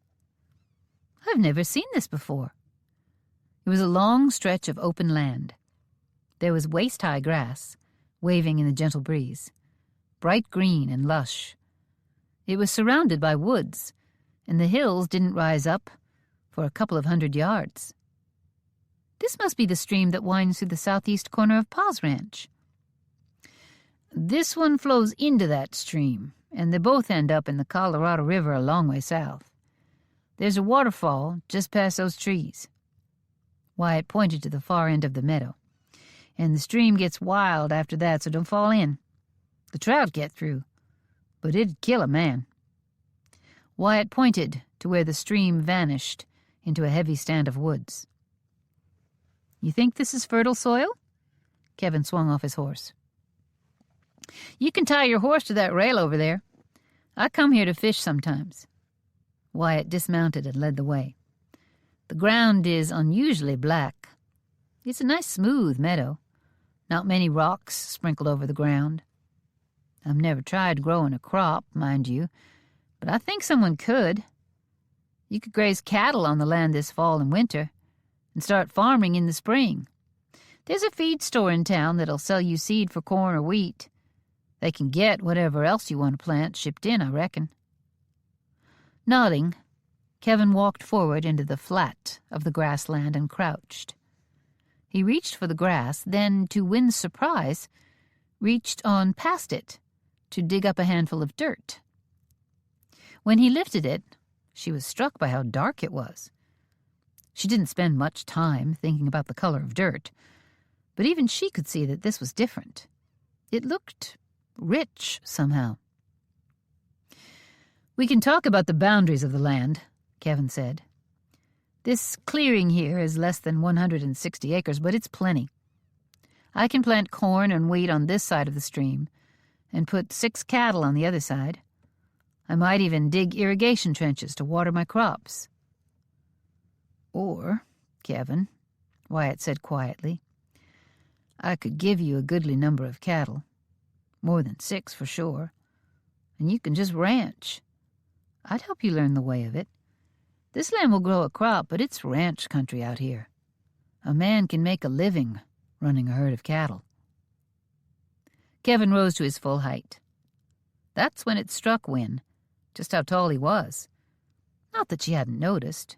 She just hadn't thought much about it. Kevin seemed somber. He seemed protective of his sister and brother. And he was more serious about life than his easy manner might indicate. "I might do some of both. Tear up a little soil and plant it. Run some cattle on the rest. It's just a sliver of what's really yours." Wyatt sounded grim, like he had to force himself to say the words. "What are the boundaries of the land? Am I on the edge of the RHR here? If there's unclaimed land nearby, where Molly can homestead, we might make an easy move right off your ranch. I don't want land Pa stole from you and your sister. I've got a map in Pa's office. We can get it out tonight, and you can have a look if you want to see the layout of the ranch. But no, this isn't near the boundary lines. And on west of here is the Hawkins Ranch, Wynn's Pa's place, so no unclaimed land that way. But I've heard this kind of black soil grows crops the best. I'd have to think on if there's another patch like this anywhere.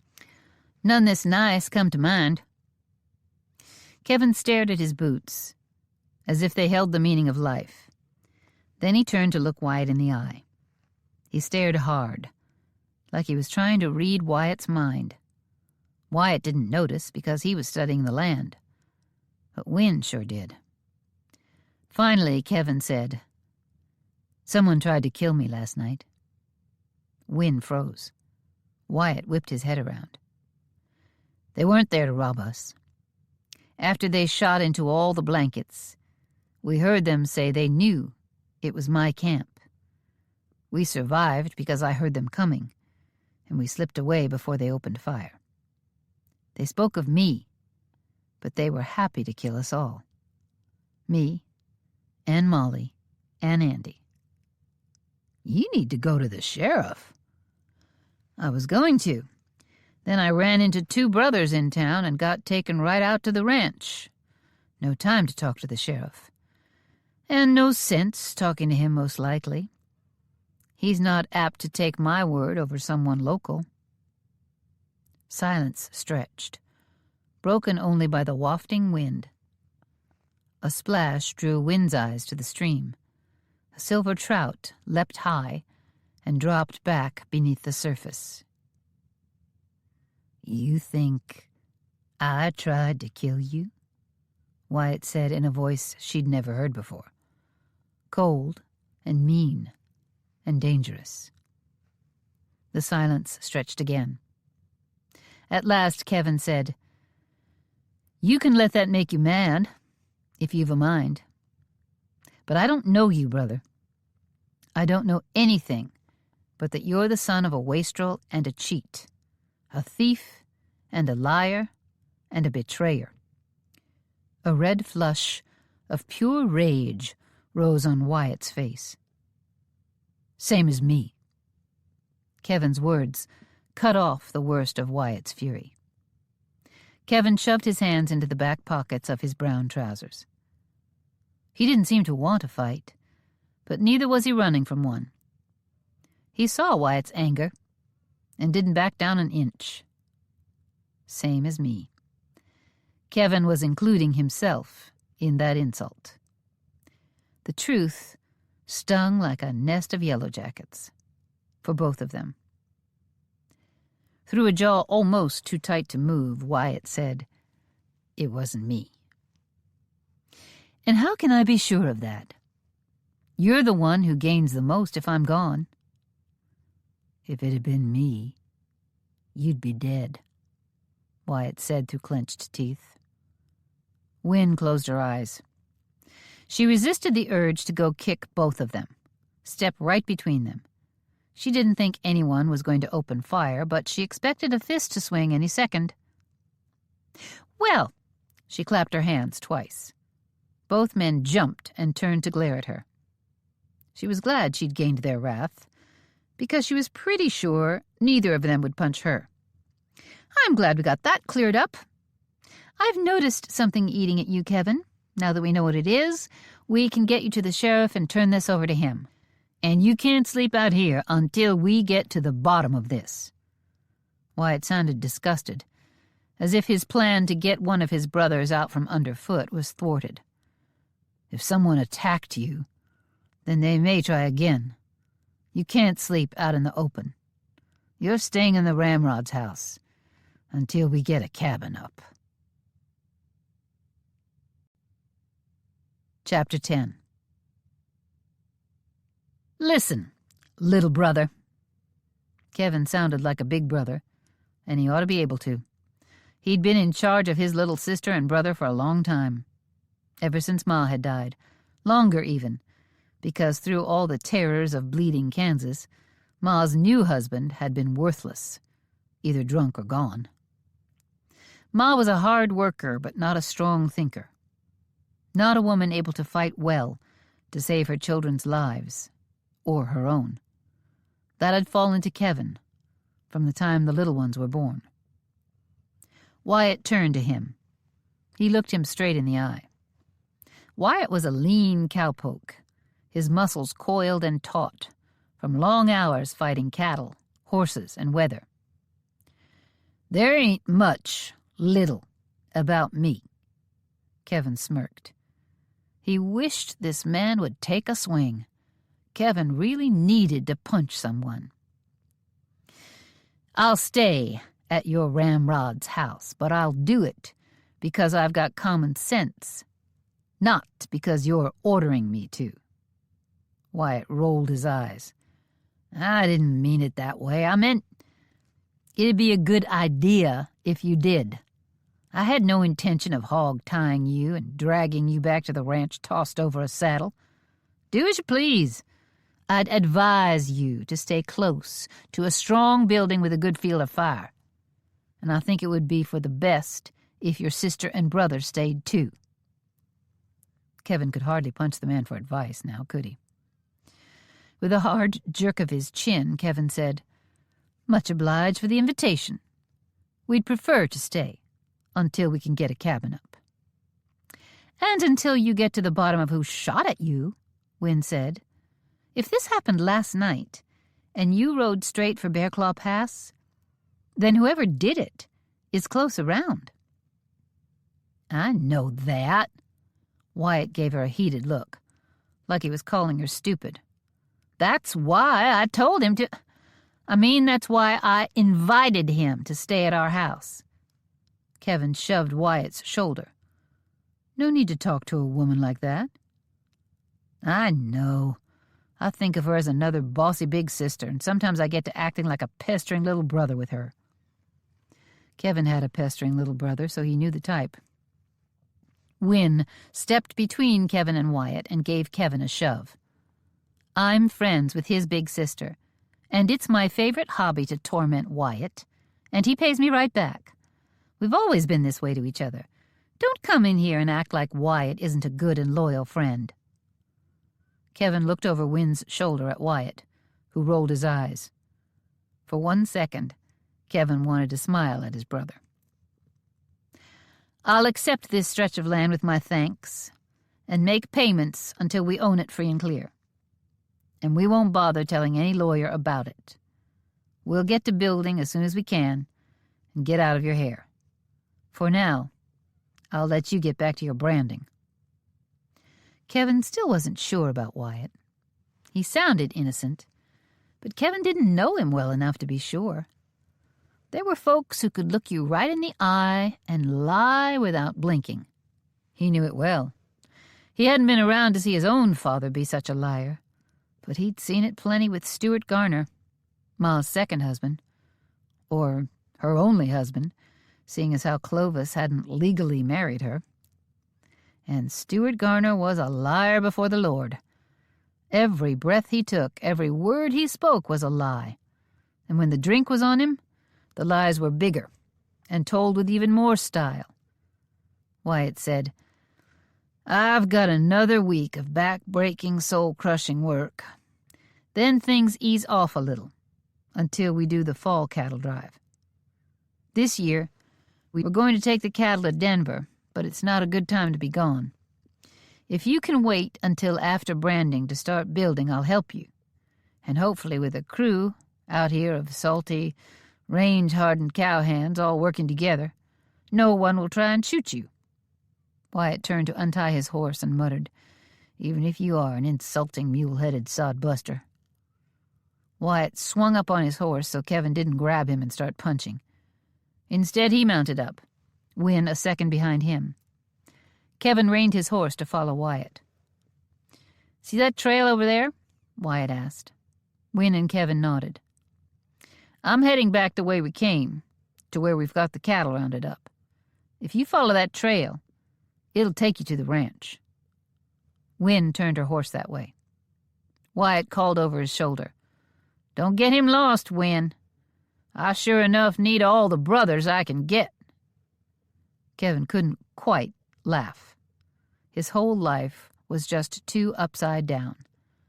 But he was tempted, and he appreciated the lightness of it. He and Wynne rode out.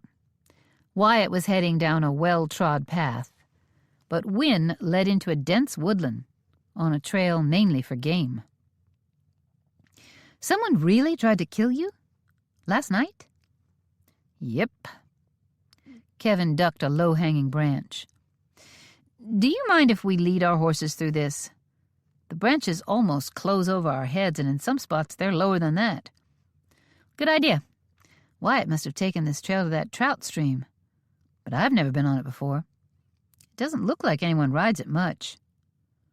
Once they were walking, Kevin told her what happened and what those men had said. "And you thought Wyatt tried to kill you?"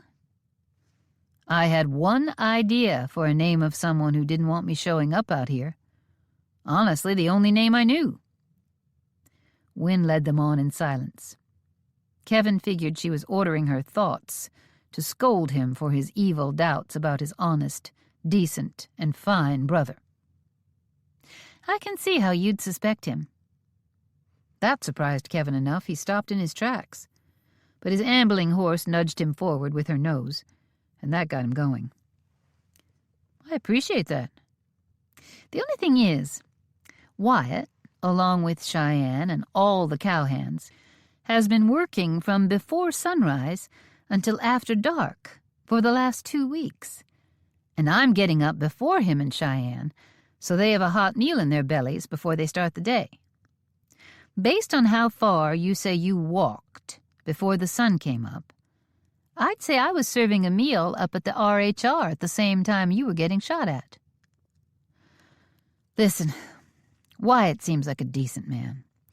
I'm not about to take his word for much, but truth is, he probably didn't do it. And according to you, he's got a dozen cowpokes who are working right at his side when he would have had to be hours away. It's possible he hired someone to waylay us, but it's a tricky thing for a man to hire killing done. Known gunmen are around, I suppose, but most men wouldn't know how to find one of them. The heavy woods were so different from Kansas, with its treeless plains that rolled gently for miles in all directions. Here the limbs were weighed down with leaves. He smelled pine and damp, rich soil. Bushes flowered, and some held berries. The day was warm, but in the shade with a breeze, it was cool. It's beautiful here. Thank you for taking me. I'd have probably never found my way back to the ranch. The limbs are still low overhead. Wynne eased her horse to the side of the trail. But I think you can walk up here beside me. She stopped her horse, and Kevin came alongside. I think we need to talk. She picked up her walking again. Kevin thought of those moments they'd shared on the trail, heading for Wyatt and his branding. What are you going to do about those men? What men? Then he thought of being attacked in the night. He almost smiled to think of where his mind had gone, as opposed to where hers had. But no smile was quite able to slip free. Her quiet question fit with the heavy woods and the low light. Kevin heard a rustling in the trees, and a doe popped out of the woods, right in front of them. Wynne's hand came out and stopped Kevin. The two of them and the horses stood motionless, as the doe looked at them, with soft brown eyes wide with curiosity. She showed no fear. Maybe she'd never seen a human before. Then a fawn, its back and sides covered in white speckles, stepped with the grace of a dancer out of the brush beside her. The doe turned and walked down the trail in front of them. Wynne and Kevin stood there, her hand on his arm as they watched the pair. The wind blew softly. The leaves of maple and oak fluttered. Stones covered with moss lined the trail. Heavy evergreen bushes and prickly scrub brush filled in every crack between the trees and stones. How had that deer walked through there? When the doe and her little one rounded a curve and disappeared from sight, Kevin whispered, "Let's go up to where she came out." They advanced a dozen yards or so, and Kevin saw a trail that made this one look like a well-traveled road. We could walk down through there, but the horses would never make it. Wynne smiled at him. I'd have never recognized that as a trail without that deer to mark it. I want to follow it, Kevin said. I know we can't, but I have an urge to leave this bigger trail and just see where that leads. I wonder if I'll ever have a chance to do something so foolish. He thought of Falcon dropping his bedroll on the floor of the Ramrod house and walking out, a man with no fear of getting lost, no fear of finding a trail to follow, and nothing to stop him from following it. No family, if he didn't count 2 brothers, and he most likely didn't. One of the lessons my finishing school taught in American history was the story of Daniel Boone, Wynne said. I remember him saying, "I've never been lost, but I was once bewildered for 3 days." Kevin laughed. Maybe that's how it is for someone who follows a new trail, wanders in a new land. They really can't be lost because they don't know where they're going. And they may find the trail ends and their way blocked, but then they turn back and find another way. He looked at Wynne, the most likable person he'd met since he came out here. The most civilized, too. By far the prettiest. Of course, Cheyenne was pretty, too, but Wynne had her beat, and she was sure enough better looking than his brothers. To get to my school, I took a stagecoach across Wyoming and Nebraska, then south to Missouri and across to St. Louis. When I came home, all those years later, I rode the train. Kevin felt the pleasure of the moment fade. Do you mean you left and didn't come back at all? For years? Wynne shrugged one shoulder, as if to say it was nothing. But Kevin couldn't believe that. With such a hard trip, it was unthinkable to come home for the summer, and the school was set up for students to board. What about your parents? Ma died, bringing a new baby when I was 5. The baby was never born and died with her. Pa said she'd lost a son, too. After me, but before that child. I think he was bitter that he'd never had a son and blamed Ma. She added quietly. And me. Kevin clenched his jaw to keep from saying something rude. Wynne looked up, and the sadness he saw in her made him ache. I stayed over here, at the Laramie place, quite a bit. Wait, Laramie? You said that name before, but I didn't think on it. The town Laramie and Fort Laramie are named for Cheyenne's grandpa? Wynne shook her head. Not Laramie, Laramie. She accented different parts of the word, but Kevin thought it was awful close to Laramie. Jacques Laramie. He has a lot of family history here, and some say the fort and the town of Laramie were named after Wyatt and Cheyenne's grandfather. He was an old fur trapper. He'd gone back east and married, and was bringing his wife and half-grown daughter, Catherine, west on the Oregon Trail. His wife died, and Jacques had no heart to go on searching for a better life. He decided to drop out of the wagon train and stay here. One of the trail guides, Nate Brewster, was half Cheyenne Indian. Nate Wild Eagle Brewster. Nate said his people wouldn't allow Laramie to stay, not without someone to smooth the way. So he stayed with Catherine and her father. Nate Brewster was a young man and sweet on Catherine, or so the story goes. Wynne smiled. Kevin could see she loved the romance of it. It struck him with a hard tug of pleasure that in this rugged life, with all the uncertainties around them, a pretty woman could still enjoy a love story. Nate talked to the native people, and Jacques was wise in his behavior to them. Jacques had a few head of cattle being driven along with the wagon train, and he just stopped here and settled in to build a ranch. Nate settled beside him, and the two of them were good partners and fast friends, building an empire together. When Catherine was old enough, she and Nate married, and they lived alongside of her pa. After Nate died, she married the Sidewinder, and that brings us to Wyatt. After my ma died, for a time I lived here, more than with my pa. Cheyenne and I tormented little Wyatt until it was a wonder he didn't try to strangle Cheyenne and me every time he saw us. She laughed at that, and Kevin decided he needed to stay out of whatever the friendship was between Wyatt and Wynne. Jacques and Catherine were well suited to this life. My pa is much younger, a few years younger than Catherine. He came along later when it was more settled and much safer. He didn't want me growing up like Cheyenne. He thought Catherine was mannish, and she was raising Cheyenne in her image. The pleasure faded from Win's eyes. Kevin could see how it hurt Win to have her father looking down on people she loved.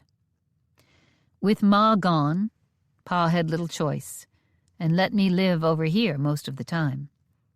We muddled along until the earliest age they'd take boarding students back east. I was 10 when he took me there to live. I came back when I was 18. 8 years without coming home. Kevin's heart hurt to think of an abandoned little girl. Nodding silently, Win said, "It was hard, but I settled in and loved Miss Agatha. I helped out, especially in the summer when almost all the children were gone. I cooked alongside her and helped her clean the school. I went to the shops with her, and after a few years, I started grading papers for the younger students and even filling in when a teacher was ailing or gone for some reason. Coming back here to be a schoolmarm was the most natural thing in the world." Kevin reached up and rested a hand on her upper arm. "I'm sorry you got sent away. Your pa probably didn't know what else to do, especially if he objected to taking you out to work with him. I know you love Cheyenne, and love this whole family over here. But your pa probably thinks more like regular folks." Win gave him a sad smile. "Raising a daughter as a cowhand isn't the usual way of things, but it makes good sense out here." "I can't say I find a thing wrong with it." Rustling startled Kevin, and he turned to the forest, expecting to see another deer. The rustling stopped, and Kevin looked down at Win. "I think we scared that one away." She smiled and nodded. He realized he'd slid his arm across the back of her waist when they'd turned. Now she stood, pressed gently against his side. And he was too close. Kevin knew little of women. His ma had frustrated and confused him. He'd worked hard back home all his life, and he'd never taken the time to step out with a woman. Win was something new in his experience, a fresh wonder in a life that had changed so suddenly. She looked at him. Her snapping blue eyes blinked. They reminded him of that graceful doe. She'd let her bonnet fall down her back. It hung by its strings, and her hair fluttered in brown curls, where it had escaped from the knot at the back of her head. One curl blew across her face, and Kevin brushed it back, then found his hand resting on her soft cheek.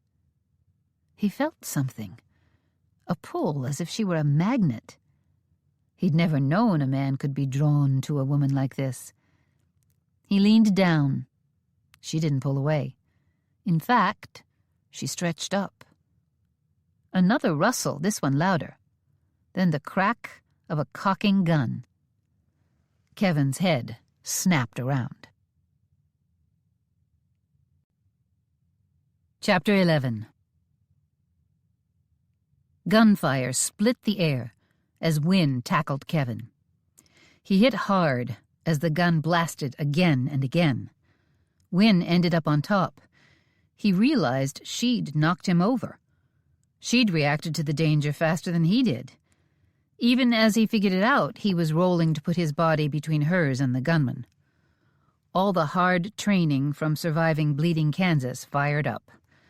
He crawled toward that almost invisible deer trail. Win was clawing at the ground, scrambling as fast as he was. In fact, she was ahead of him now, and grabbing his elbow to urge him faster. The woods swallowed them up.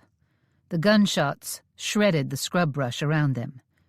The rich pine scent was poisoned by the smell of gun smoke. The horses reared. One gave a shrill whinny. They charged down the trail after the deer. The shooter paused briefly as the horses ran past. Kevin and Win kept low, crawling on their bellies. When the shots started up again, Kevin thought they were going wide. Whoever was shooting might not realize there was a winding trail in here. that would lead Kevin and Wynne away. Kevin got to his feet, crouched low, and helped Wynne up. Clutching her hand, Kevin moved forward fast. She was heavier than he'd expected, clumsier. Stupid thought. Rude. She'd been running and diving, dodging, fighting for her life just like him, and she'd saved him. He might not seem all that graceful to her either. The gunfire stopped. Was their attacker coming? Was he reloading? Kevin picked up speed. He was almost dragging Wynne now. There were branches hanging low over a trail as narrow as a deer hoof. They had to stay low, and they couldn't get any real speed. Then Wynne pitched forward, and she would have landed on her face if Kevin hadn't had such a tight grip on her arm. She stumbled again, and with a bit of headroom for the next stretch, he swung her up in his arms and ran. To where? How far? "Do you have any idea where we're—" He looked down. Wynne's eyes were closed. She hung limp in his arms. That's when he saw the blood on his arm. She'd been shot. She fell because she'd passed out.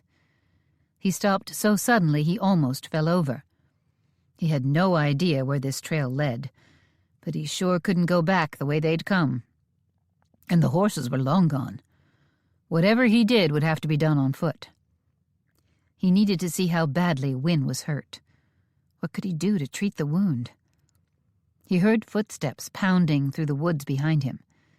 He had to keep moving, and he had to stop and make sure Wynne wasn't bleeding so badly that to keep moving would kill her. To try to give himself some space, he picked up speed. It all reminded him of his childhood, of night riders coming through, shooting anyone they found. Kevin had dug the cellar hole in their house, behind a cupboard he'd built for the purpose of hiding it. They hadn't told Molly and Andy's pa that it was there. He went out with the night riders many times. His vicious friends wouldn't have attacked their buddy Stu's house, but there were lots of dangerous men roaming the night. Kevin and his family had learned not to trust anyone. They'd learned to be sly and sneaky. They worked hard to learn how to get underground fast. If someone broke down their door, they'd find the place empty. Kevin especially had learned to act fast and sure. He found a ruthless edge, and he stayed on it for years. And he'd learned to let the Lord give him inspiration. When he was in a tight spot and pouring out prayers for God's protection, he'd learned to listen to the whisper of an idea. God spoke in that small, still voice. Not even a voice, really, but a notion would come to him, and one came to him right now. Almost like a lantern light in the dark, he saw another trail open up, crossing this one, so faint that Kevin, with no experience in forests like this and under terrible pressure to run, should never have noticed it. But it was visible to him in a way that seemed as if God had guided him. Kevin dodged onto the faded trail. He paused to look back. Was he leaving tracks? With a sickening twist to his stomach, he searched for a trail of Wynne's blood. He didn't see any, though his shirt sleeve was soaked. Fighting for silence, he charged on down this new trail, bending low to duck drooping branches, until his body was nearly curled around Wynne. Wynne seemed too light in his arms, as if the weight of her soul was leaving her body. But it might be that he had the strength of rage and fear, lifting him up. Listening as he ran, he heard the man pursuing him pass the trail Kevin had taken. If they lost the gunman, he could see to Wynne. Almost as quickly, the footsteps were back. The man after them had seen that Kevin's trail ended. Whoever it was very good. Finding every ounce of speed, Kevin knew this might be the end. He braced himself to take a bullet in the back and prayed God would somehow protect Wynne. Wild thoughts darted through his head. He should have written a will, Something to protect Molly and Andy. He never should have stopped to talk to Wynne when they saw that deer. He shouldn't have gone to see Wyatt. Could this be his brother? He'd ridden off in another direction, but who was to say he couldn't have circled back? And hitting Wynne might have been an accident. All of this raced through his mind as he tried to find a way to save Wynne and himself. Kansas had taught him how to think fast, fight for his life. He could tuck Wynne into the undergrowth, then set up and wait, kill whoever was after them. The thought sickened him. He'd hoped, after the war, to never have to make kill-or-be-killed decisions again. And yet, here he was. Studying the edges of the trail, he saw big trees with saplings filling in the spaces.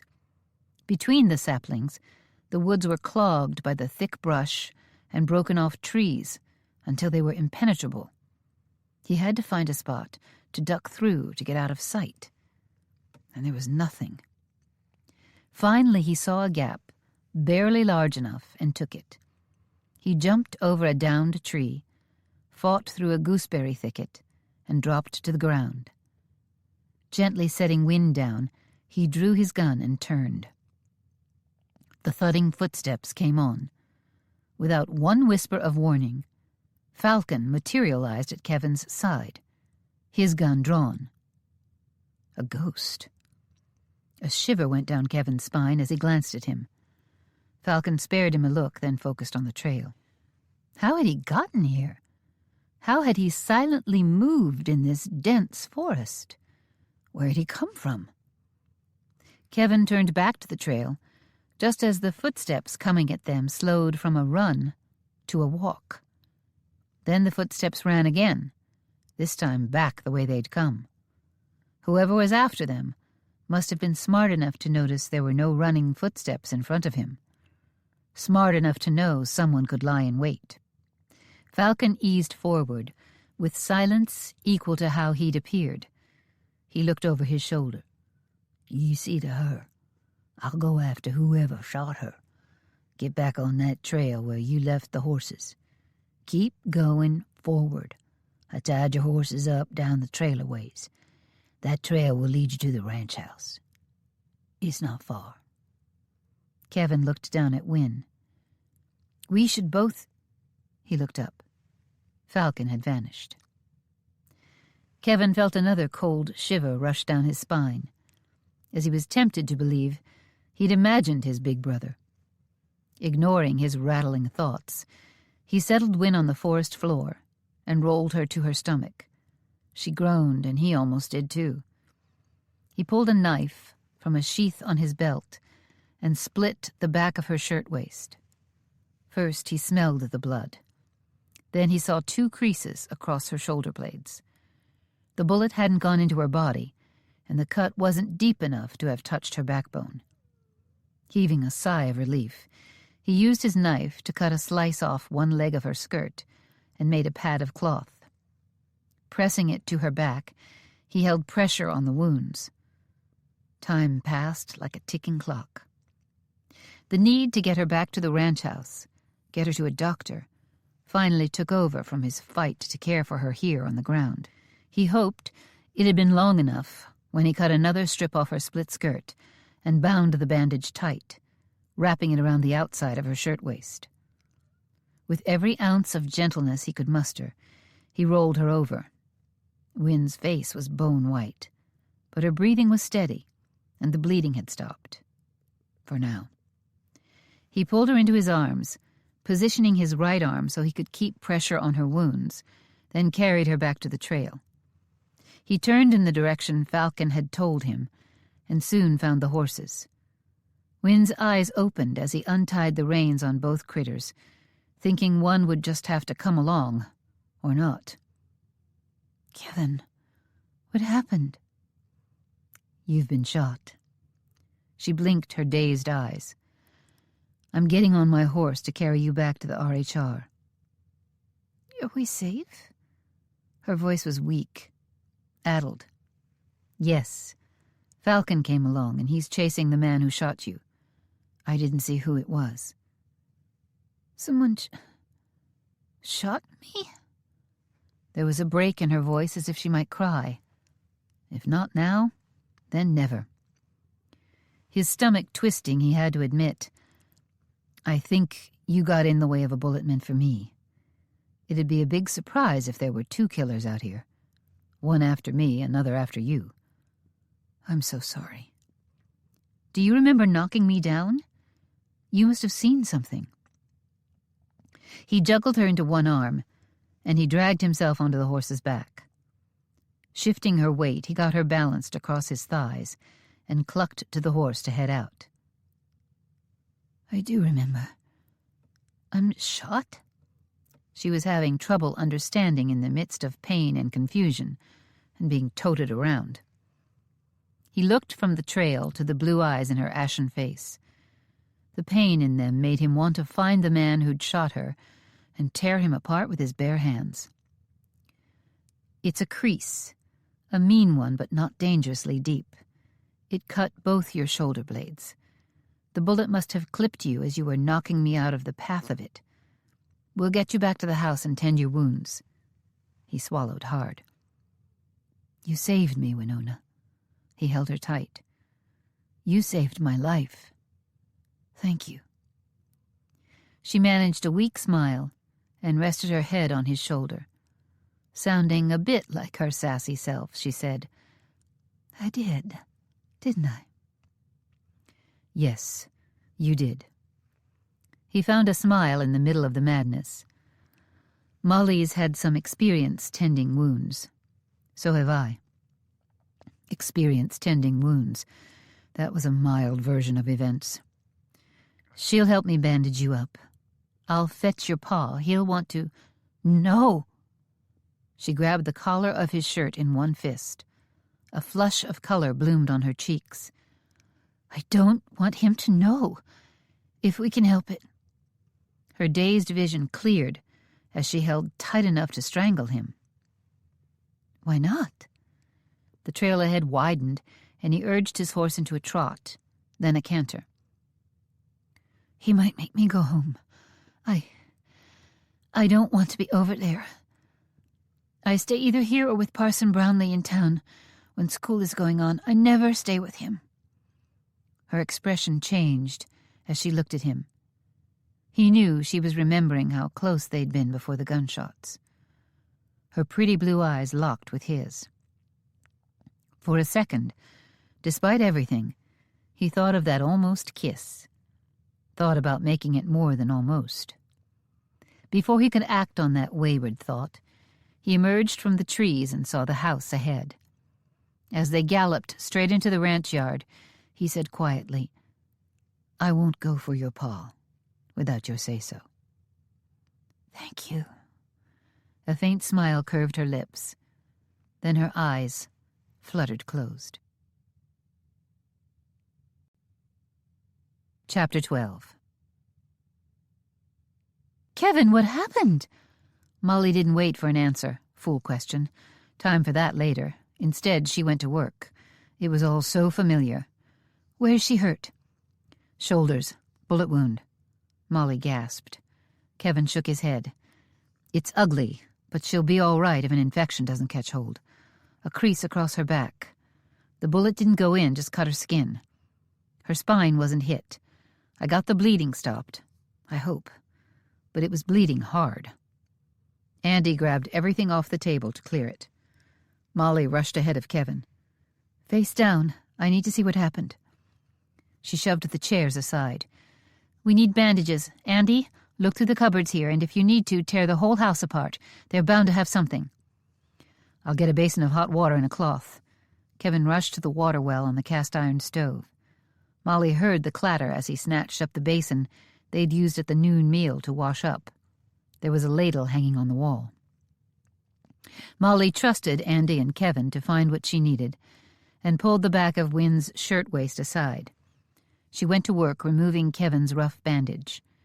He had it tight, and when she pulled aside the edges of the pad of cloth he'd used to press against the wound, she saw the nasty cut, but the bleeding had mostly stopped.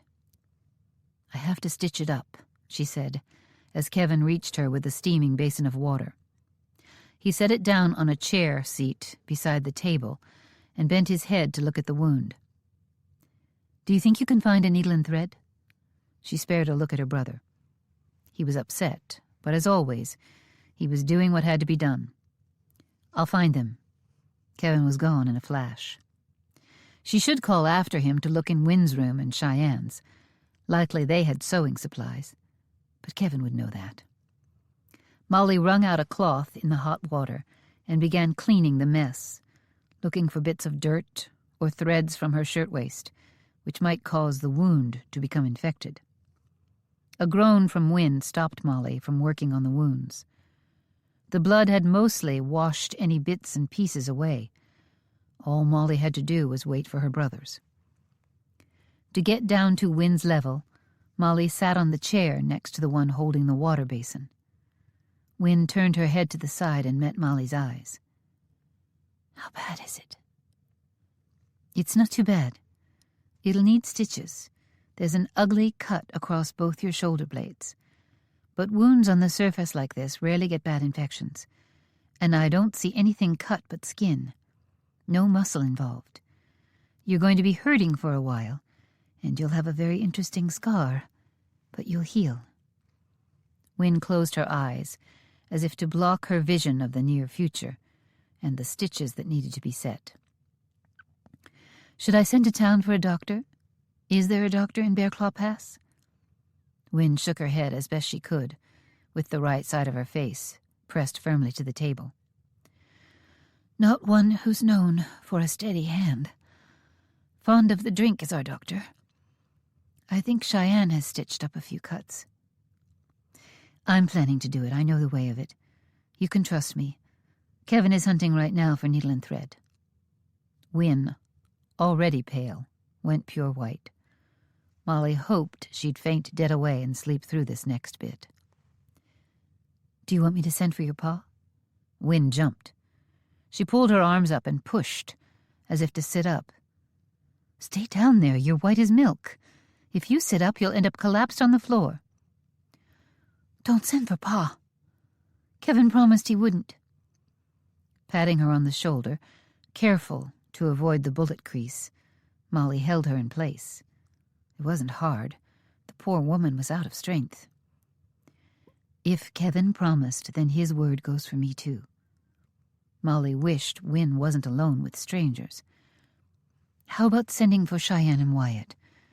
Cheyenne could hold your hand and distract you." "We're halfway through the afternoon, aren't we?" There was no clock to be seen anywhere. "I think more than half. You've been gone for hours, and the sun is getting low in the sky." "They'll work until dark, but the days are long. I don't want to interrupt them." Molly leaned close to her, almost nose to nose. "You've been shot, Winona. That's important. They need to know. And when they get here later, don't you think they'll wish they'd known sooner? They'll want to come running to be with you." Wynn swallowed hard. Molly could see she was tempted. She really did want someone here with her. Except, could Kevin find his way back to the branding? Molly heard footsteps thundering on the steps. That sounded like Andy coming. "We'll get on with fixing up this cut and see what Kevin thinks about riding out for Cheyenne." A barely visible nod was the only answer Molly got. Molly pulled a cloth over Wynn's back to shield her. Andy came in. "I found a good supply of bandages. They have a closet upstairs with everything we need." "Thank you." Molly gave her brother a smile. He was too grown up for his age. He'd never had much of a childhood. They'd all had to grow up hard and fast. "You shouldn't be in here now, Andy. I have to expose her back, and it's not fitting. She should have men looking at her when she's uncovered." Molly could see he was curious and eager to help, but he didn't voice a single protest. Instead, a pink flush colored his cheeks. He nodded and nearly ran out of the room. It was a reminder of how young he actually was. Molly rinsed out her cloth and once again bathed Wynn's back gently. Her clothes were soaked in blood, likely ruined, as were her underpinnings. She was living here. Surely she had a change of clothes. Molly opened her mouth to shout for Andy to go to Wynn's room to find a nightgown or something just to give him a job, make him feel needed. But she snapped her mouth shut. She couldn't have Andy pawing through Wynn's clothes. She felt bad about casting Andy out, but clothes for Wynn?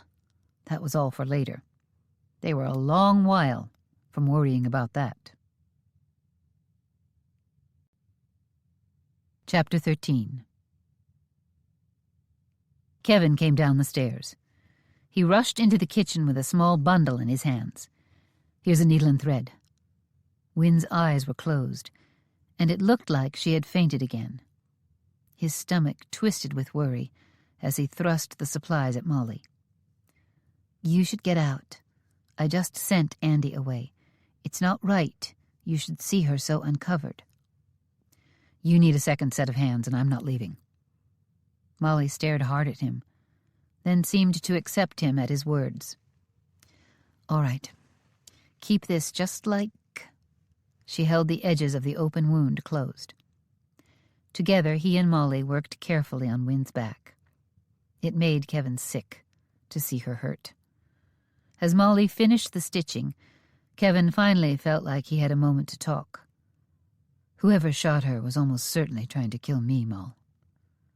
Molly gasped, but quietly. It shocked her to hear it. But she was a woman used to being shocked, and used to handling things while madness roared around her. She saved me. She saw something. She must have. I asked her about it on the ride in, but...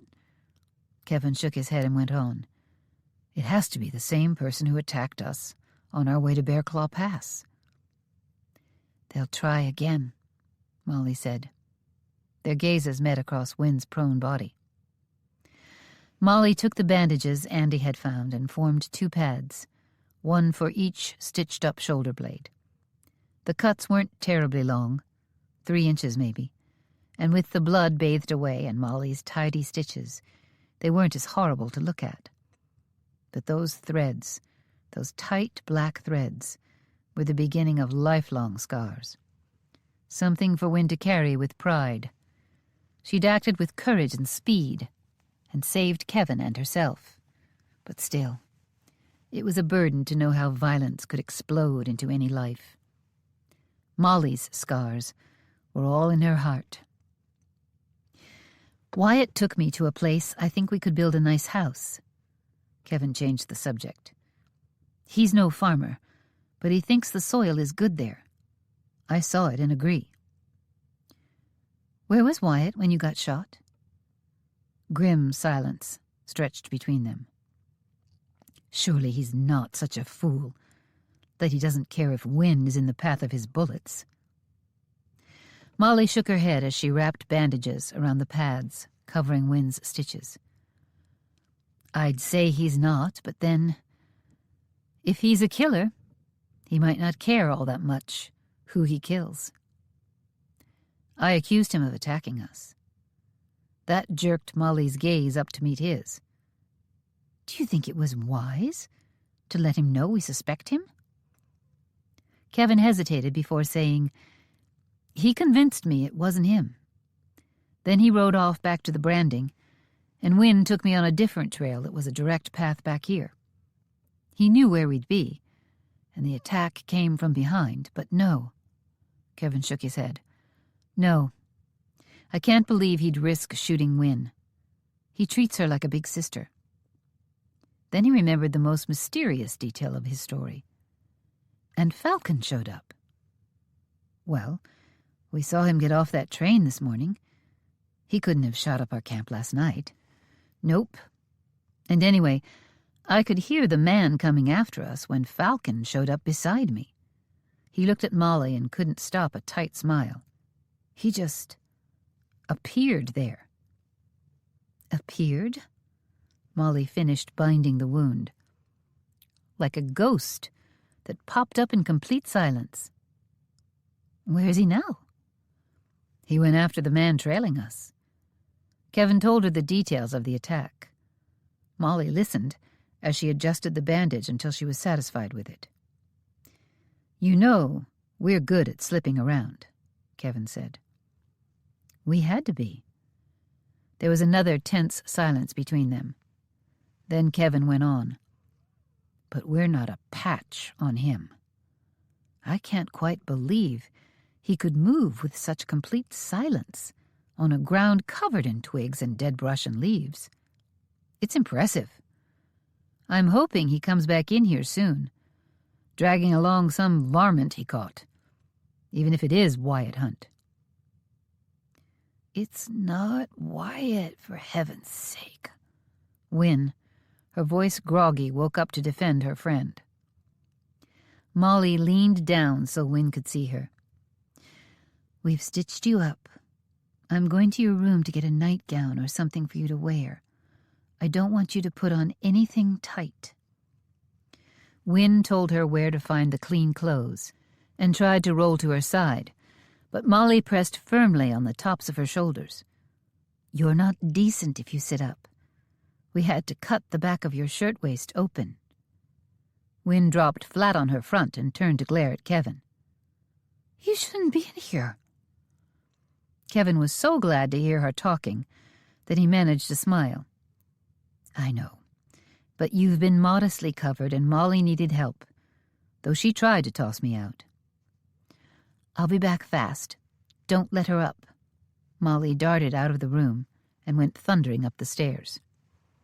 Wynne clutched the remnants of her shirtwaist to her chest. "Your shirtwaist still has the sleeves on it. Molly covered you except right where she was working."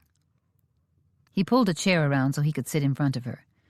He wanted to get down low enough she didn't have to tilt her head up one bit more than necessary. "There. Now I can't even see where you're bandaged." When he saw her ashen face, he wanted to hold her. But instead he said, "I trusted Wyatt when we talked about the men who came into our camp early this morning." "Have you only been here one day?" Wynne asked. "It seems longer." Kevin gave a tilt of his head. "I'll admit, it's been a long day." He thought of how he'd almost kissed her out in that forest. That wasn't right, not after knowing her less than a full day. What had come over him? Then he thought of how she was alone in this house with a pack of strangers. She needed someone here for her, someone she knew. "I'd like to know why you don't want me to go for your pa. But considering my worthless pa, and even worse, Molly and Andy's pa, I'll allow as to how fathers are sometimes trouble. I think I should ride out to get Cheyenne. It's nearing supper time anyway, so she at least could come in, so you'd have her company." "Do you think you can find them?" Kevin hesitated as he went over the winding route they'd taken out there. He was a man who studied the land and looked to his back trail, but he had to admit he wasn't used to mountains, and he'd spent the ride considerably distracted by Wynne. "I'll find them." Wynne nodded silently. "I'd like her here. I expect Wyatt will come with her, if you tell them I was shot, and they'll probably work until dark if you don't go. Cheyenne has been on a tear since we read the will.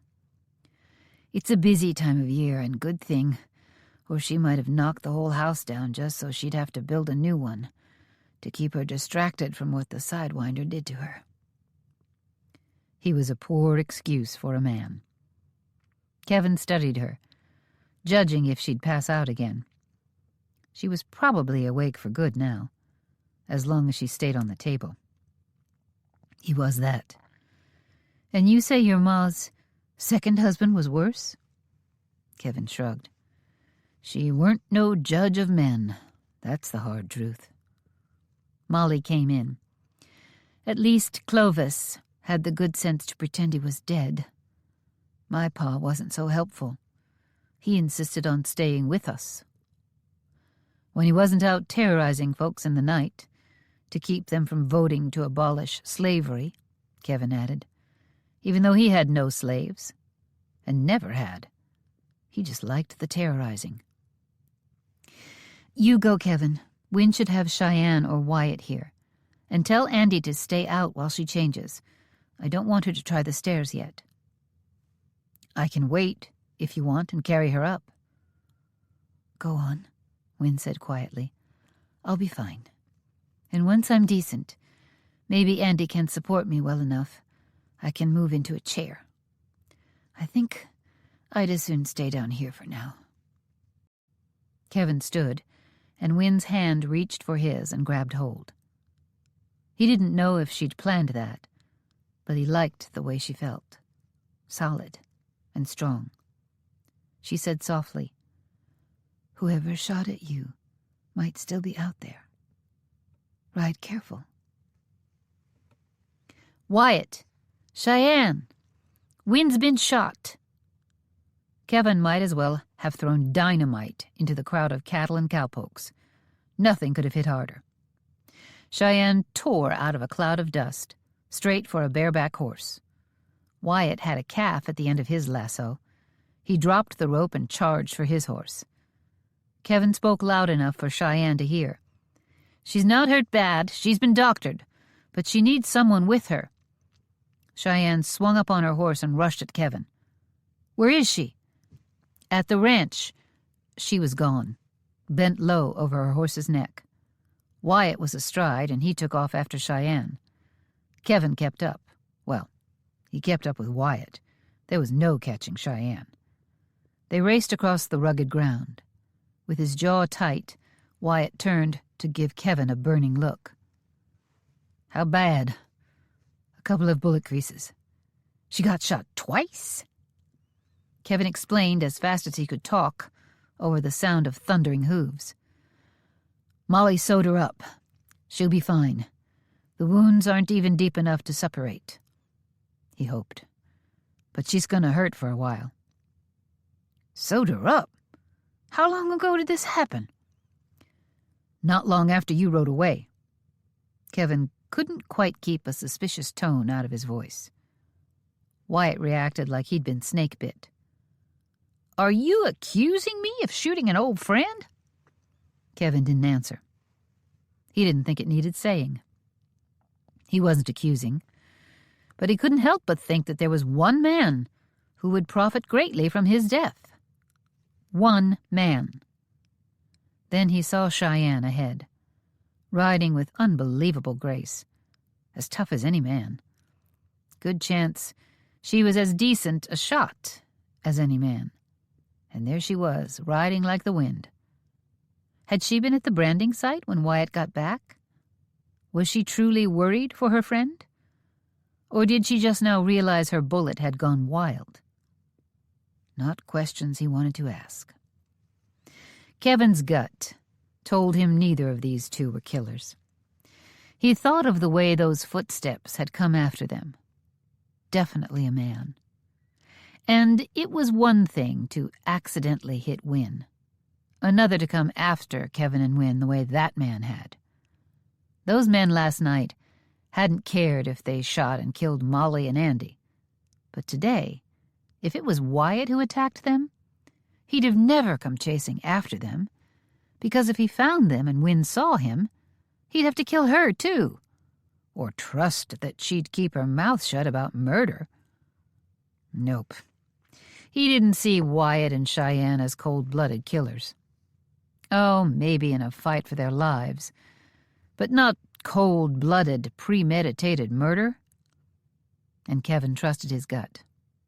But not all the way. He'd hold back on putting his complete trust in anyone here at the RHR. For now. Chapter 14. Wynne wasn't sure how she was going to manage her life for the next little while. A person spent a fair amount of time leaning back. Every chair was going to be a torture chamber. She could sleep on her stomach, but she didn't prefer to. And even here, stretched out on the tabletop, unmoving, she hurt plenty. It wasn't just leaning back. It was standing or twisting, bending. Oh, who was she trying to kid? It hurt to breathe. It hurt to think. She'd waited until Kevin left, judging Molly to be more easily handled. Or at least, she was only one person to handle. She convinced Molly she wanted her clothes, not a nightgown.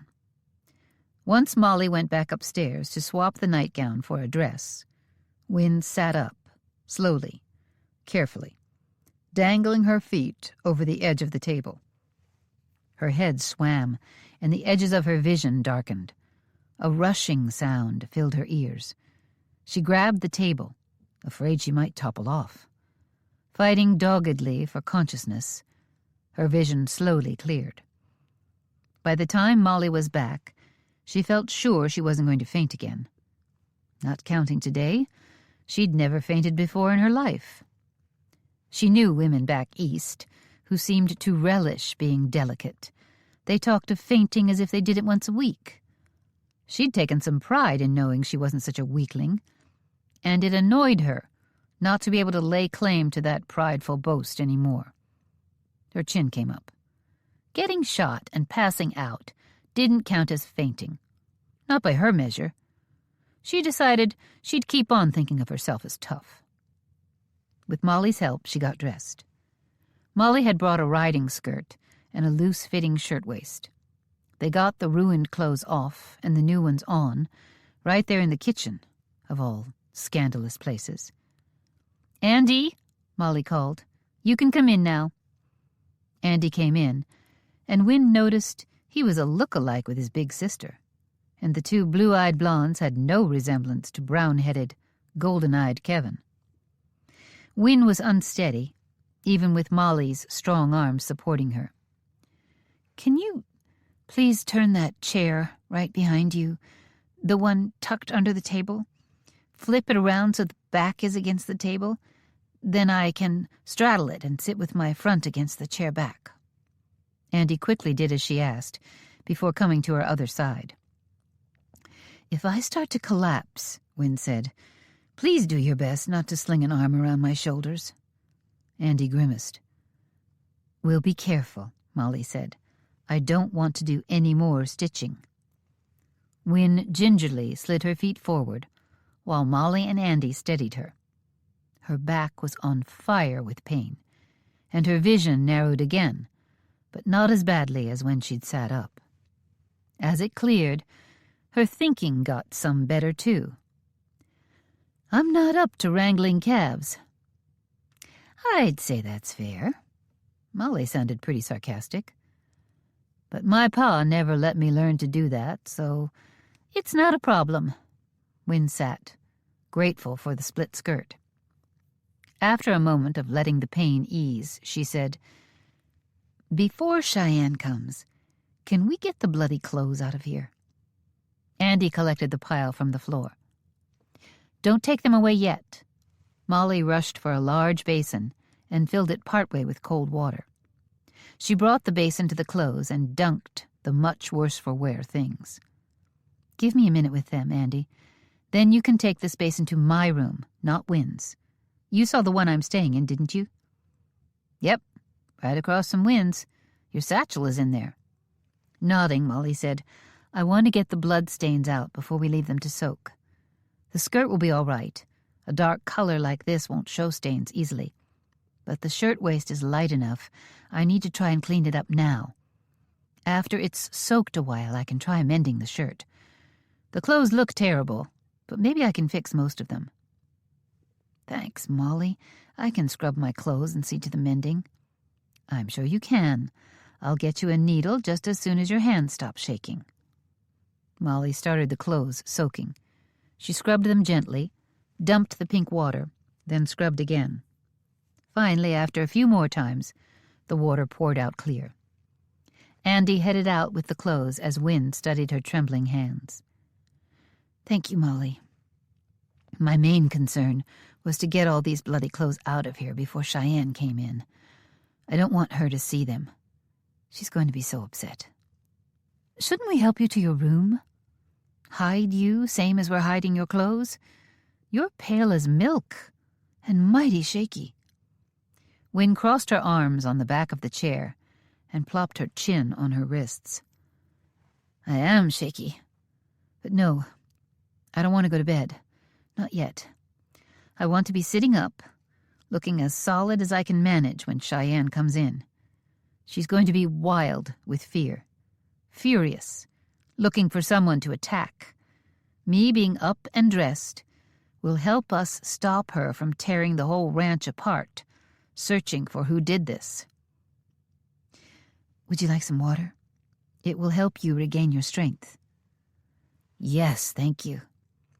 Andy came into the kitchen as she said that. I'll fetch her a drink. He got the glass from the cupboard by the dry sink and ladled water out of a bucket. He brought it over, and as she drank it, it bathed her throat, which she just now realized was desert dry. She took a desperately long drink. Molly jumped for the glass and pulled it back. Not too much. Not fast. Wynne grabbed for the cup, desperate from the sudden thirst. Molly got it away from her just as Wynne's stomach twisted.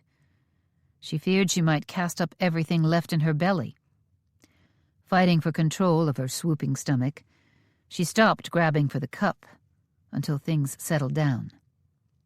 A long while later, or maybe it just seemed long, Molly offered her the cup back. Drink all you want, but drink it slow. A sip, then make sure it settles, then another sip. When she felt able, Wynne took another drink. Just a bit this time. Being much more moderate, she finished the glass. Andy took it back and refilled it, then set it on the table within her reach. Molly came with a slice of bread on one of Cheyenne's china plates. Getting some food in your belly helps, too. Eat it even more slowly than you were drinking. You may not feel hungry, but you've got some work to do, building up your blood again. You lost plenty of it. Wynne figured she needed her strength. She reached around the chair back to get the bread. Glancing at Molly, she said, "Stitches? How to drink and eat after an injury? Where do you learn so much about healing?" "Ma," Molly said. "The war." Andy spoke at the same instant. Andy gave Molly a surprised look. "When did Ma need stitches?" "No, the war, you're right. Ma fell once." Wynne noticed her hesitate. Molly's eyes shifted in such a way Wynne knew Molly was lying, even before she talked. She turned away from them and walked to where she'd left the bread uncovered, before she went on talking, now with her back to them. I stitched her up. She talked me through it. First time I did it." "I don't remember that," Andy frowned. "But I barely have any memories of her. She died when I was—" He hesitated. "I was 3 or 4, I think." "You were 5, Andy. I'm surprised you don't remember her better. But I've noticed you don't." Molly wrapped the loaf of bread with an oversupply of care and said no more. Wynne's imagination took off, and she felt a flood of questions rushing to be asked. She stopped herself from asking a single one of them. Instead, she faced the pretty plate with the slice of bread. "Wyatt and Cheyenne will be back here at a run, I imagine." Looking at Andy, she asked, "Can you set the table for a meal?" Her gaze shifted to Molly. "I've got the bones stewing from the roast beef at noon. I figured to make up some beef stew." Molly caught Wynne's urgency, the need to make things appear normal. It struck Wynne hard. Molly saying she'd learned doctoring from stitching up her ma. Molly smoothing over Andy's confusion. Now, Molly understanding about how to keep up appearances. Act as if things were normal. It all seemed to hint at some hard lessons learned that she had taken to heart. Lessons she'd hidden from her little brother. It gave Wynne plenty to think about as she sat here, eating bits of bread. "We ate all the potatoes at the noon meal," Molly went on, acting as if preparing dinner was all she had to do. "I'll peel more and get them in the stew to cook. Then I'll make some biscuits. We can have a meal waiting for them when they come home." First, though, Molly came close and rested a hand on Wynn's wrist. "How bad does it hurt? Is there an ice house? Ice can take the pain and swelling out of a wound. I could—" Wynn turned her hand so she could hold Molly's. "I haven't said thank you yet. Thank you for tending my wounds.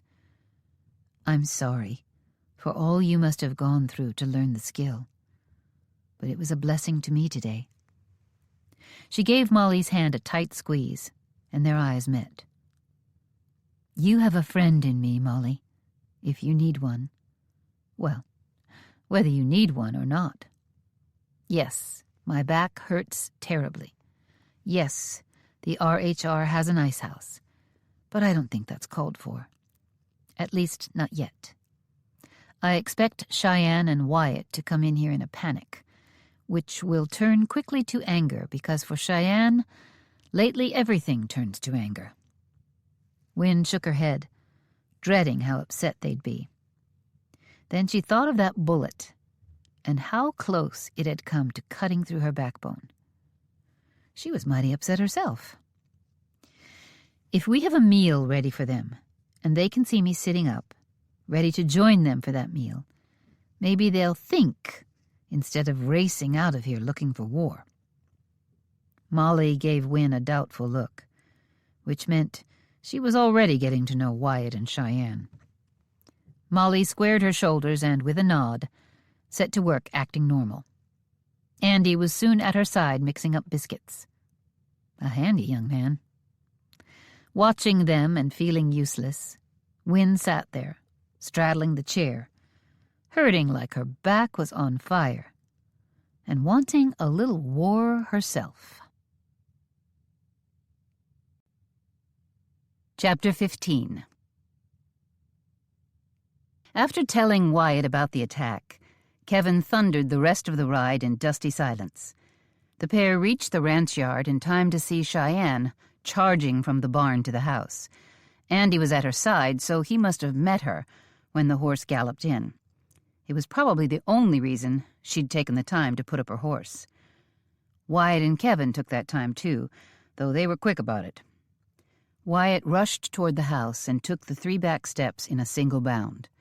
By the time Kevin got there, and he'd been pushing himself hard, Cheyenne was examining Wynn's back, and Wyatt was holding both of Wynn's hands, peppering her with questions. Kevin caught sight of Andy leaving the room, no doubt sent away with regard to modesty. Molly pulled biscuits out of the oven while a thick stew bubbled on the stove. "I'm fine, Wyatt," Wynn insisted. "Where were you? Where exactly did—" "I can answer that, Wyatt." Kevin strode to the table. "Don't push her. She needs to take it easy." He caught hold of Wynn's hands and yanked them, almost for sure too roughly, out of Wyatt's grasp. Wynn narrowed her eyes at him, but there was a thread of relief there, too. She didn't want Wyatt and Cheyenne so upset. "Get out of here, Kevin. You too, Wyatt," Cheyenne snapped. "You can't be in here when I'm doctoring her." She had the back of Wynn's dress open. Mercifully, it buttoned down the back. She didn't have to cut it open like Kevin had, and judging from the way Cheyenne looked, she'd have done it. A storm brewed and flashed as Cheyenne and Wyatt squabbled.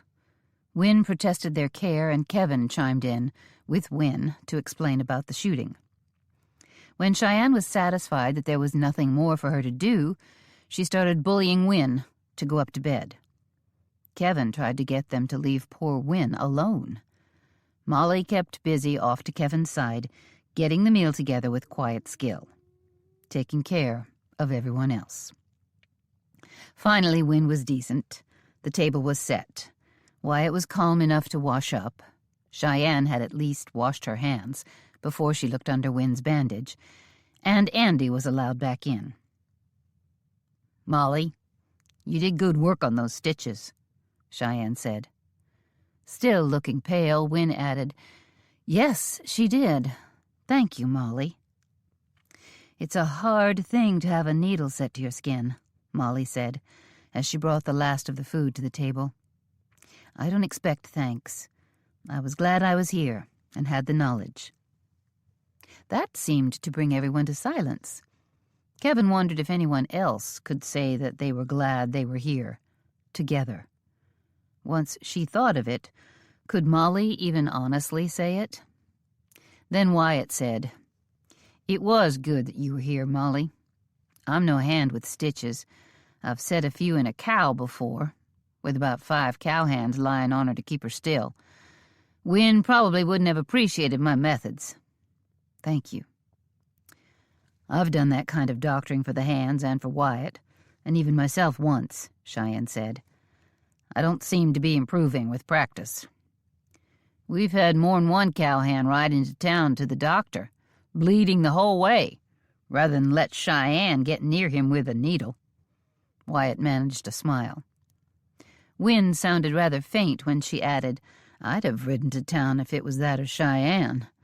Bearclaw Pass's doctor is overly fond of the bottle, but if his hands aren't shaking from drink, and you're lucky enough to get him when he's only seeing one of everything, he does a passable job with stitches. At least compared to Cheyenne. Show them your arm, Wyatt." "No, not on an empty stomach." "Probably better on an empty stomach." Cheyenne reached for a chair. Wyatt laughed and Wynne joined in. Even Cheyenne cracked a smile. With slightly less neck-snapping tension in the room, they all sat down to the table. Kevin said, "Let's ask God to bless our food and protect us all." He saw the confirmation on each face that asking for protection suited everyone there. Kevin began a sincere prayer. Partway through, Wyatt broke in as if he'd just had something leap into his brain and straight out of his mouth. "Where's Falcon?" Kevin's eyes snapped up. Wyatt met his gaze. They were both shoving back from the table. Kevin had told them how Falcon had arrived at the scene and gone after the man shooting at them. "He should have been back by now." Wynne sounded scared. "Maybe he's tracking them," Wyatt said. "Let's go find him." Kevin grabbed 2 biscuits and stuffed them in his pocket. He wasn't going to be able to swallow a bite of them. Wyatt waved a hand as Andy stood, then Molly, last Cheyenne. "And the rest of you eat." "Be careful." Cheyenne's eyes were grim, her jaw tight with tension. "If Falcon's as good as you say he is, and they got him, then we're all in terrible danger." Kevin's stomach twisted. And they got him. Cheyenne's words hit him hard. He cared nothing for Falcon Hunt. Didn't know him worth a lick. He was part of this mess that Kevin wished had never happened. But if it was about the land, then it stood to reason that whoever was after Kevin was after Falcon, too.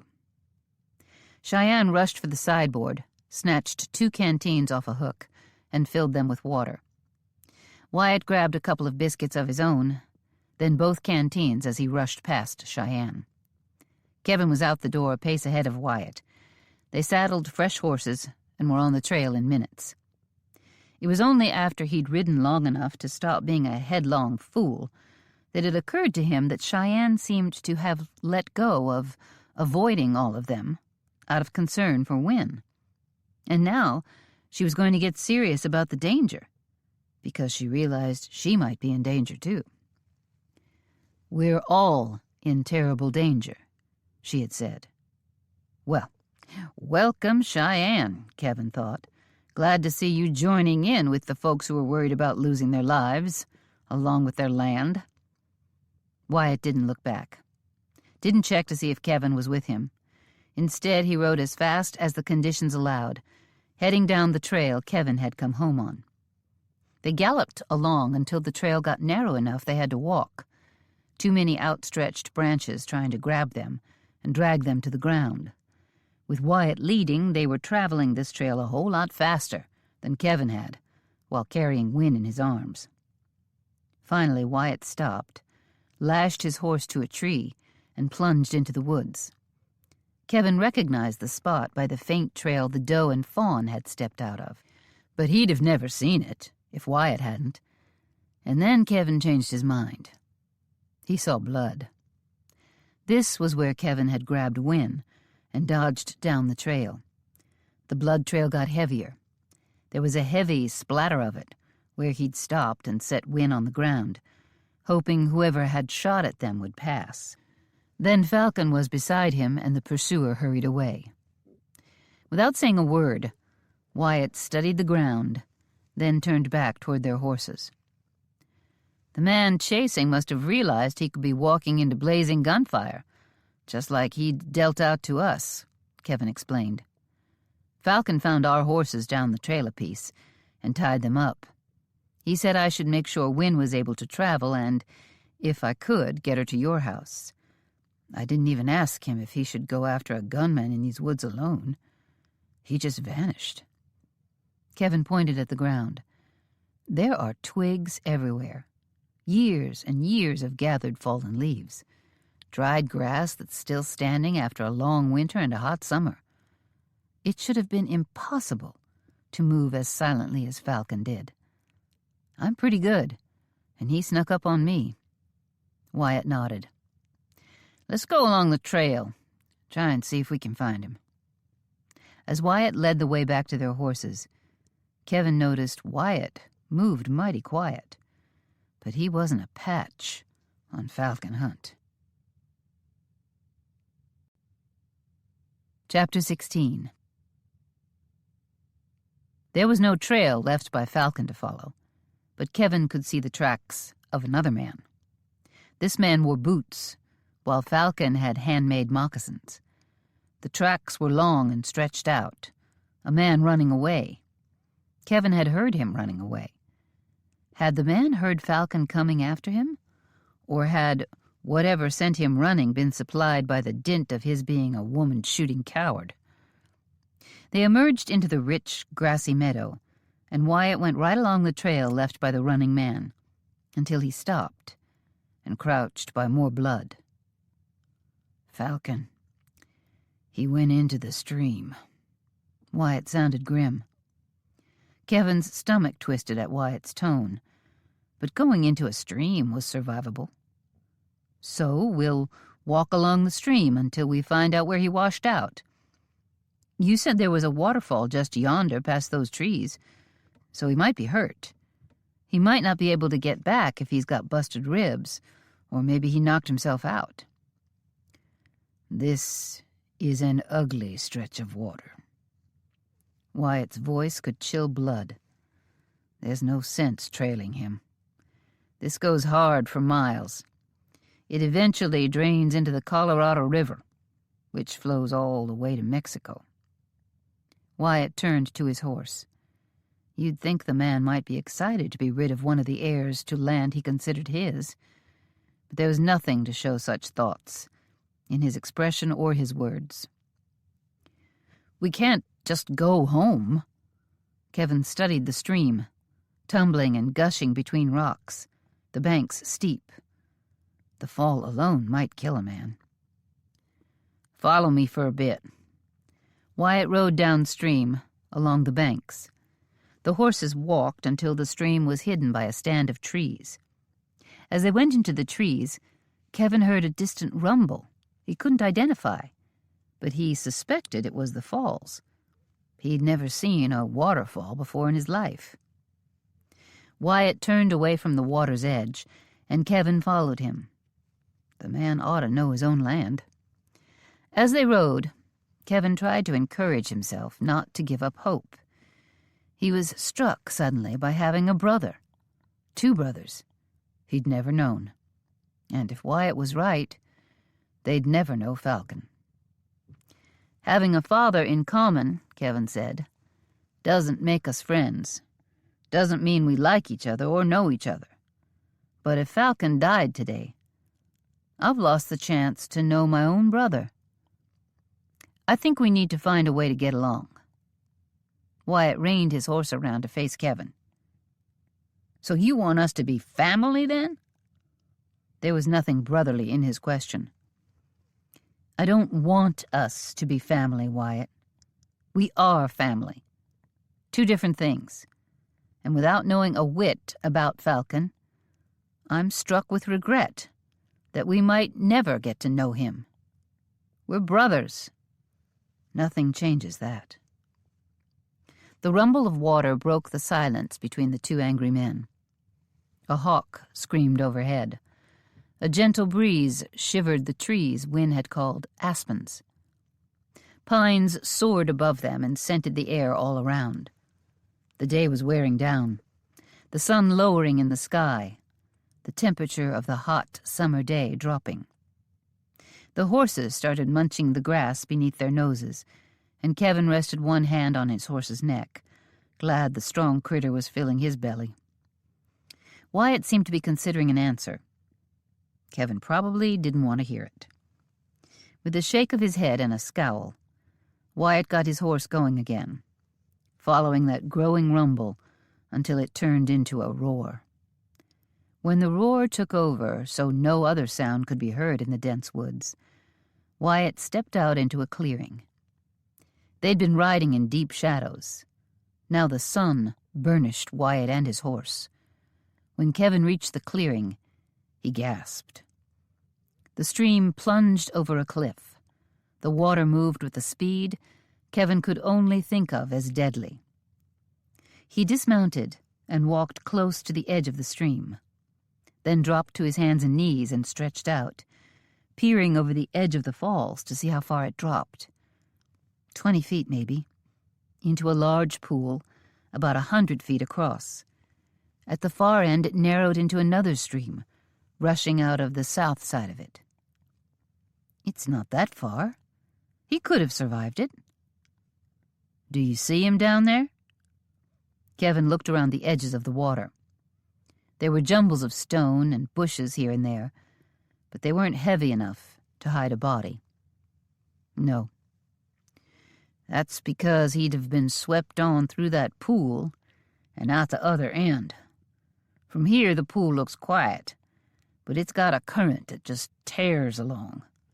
On past it is what we call whitewater, fast-moving water that, instead of going over a cliff, twists and turns downward through a field of jagged rocks.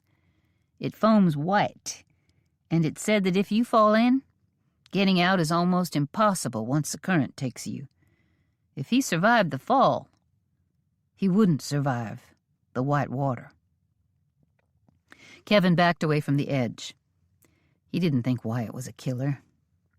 Kevin couldn't quite look at this man who'd worked hard all his life at his family's side, building this ranch, asking for nothing they couldn't provide for themselves, and see a man who'd turn back-shooting killer. Still, Kevin got well away from the edge before he stood, then went to his horse and mounted up. Is there a way down? You mean a way that's not quite so exciting as the water route? Yep. Wyatt nodded. I'll go with you. We can check the shore until we lose the light. And you're sure he went into this stream? You read the same signs I did. I just wish I were reading them wrong, and you could convince me I'm stupid. You're not stupid, Wyatt said. You're a pain in the neck, but I reckon you're smart enough.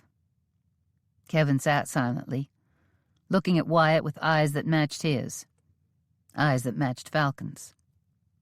With a sigh, Wyatt said, Yes, I'm sure he went in the stream and didn't climb back out. And he was bleeding, so he may have been shot, or maybe clubbed over the head to knock him into the water. Yes, I'm sure he, or maybe his body, went over the falls. They both turned to look at the rushing water. I will say this, Wyatt added quietly.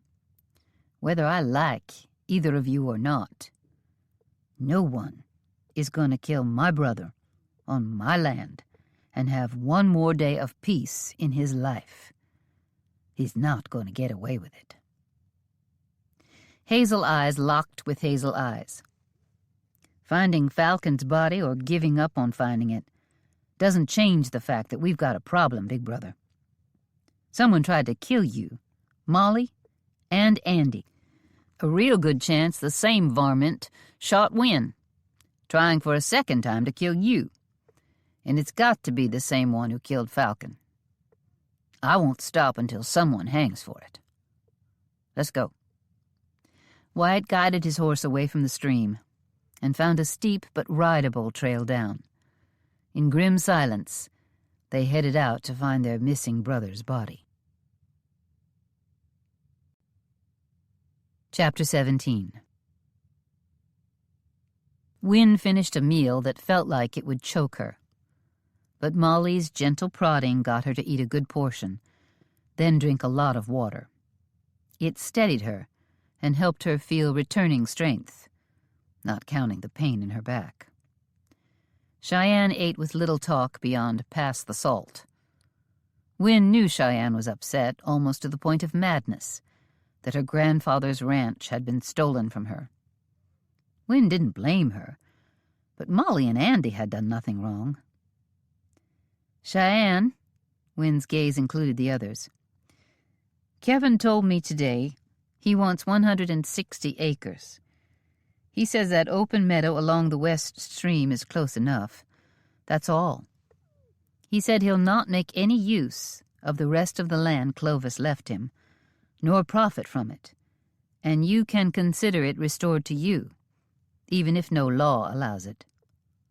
Molly nodded. "We don't even have to stay long on that stretch of land. Kevin can't homestead because he's already done it, and once is all that's allowed. But I'll be 20 this winter. As soon as I'm 21, we'll move on. Maybe go on to Oregon. No matter what's written on some piece of paper, you're the owner of half this ranch. We won't accept any of it, except a few acres for a few years, to give us the means to live."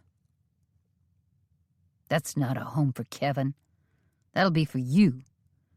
And you'll want to marry, and the land will belong to your husband. Kevin's not going anywhere." Cheyenne said the words with such bitterness, Wynne had to force herself to stay in her seat. When she wanted to go to Cheyenne and pull her into her arms, she wanted to try to ease the hurt done by the Sidewinder. Having a gunshot to contend with helped keep her still. "I'll never marry." Molly rose and picked up the empty stew bowl. "Of course you will. All women end up married. In fact, no, I won't." Molly talked over her. "My ma did a poor job of picking husbands. Twice. No reason to believe I'd do any better." She got very busy clearing the table. Andy jumped up and started helping her. "I'll wash." He rolled up his sleeves and ladled steaming water out of the hot water wells on the big rectangular cast-iron stove. His actions struck Wynne as a mite strange. There wasn't a hard-working attitude in his movements. There was fear. Where had Andy learned to be afraid not to help? Molly's solemn expression held no threat, Wynne could see. "Was her second husband as bad as the Sidewinder?" Wynne asked. Kevin had said as much, and she knew there were secrets here. Molly had stopped Andy from talking about their father earlier. No one ever wanted to speak ill of their upbringing. But here they all were, in the glaring facts of the Sidewinder. It seemed like an act of kindness on their part, not to act as if everything had been all joy and plenty in their home. Molly worked all the harder. She acted as if she hadn't heard the question.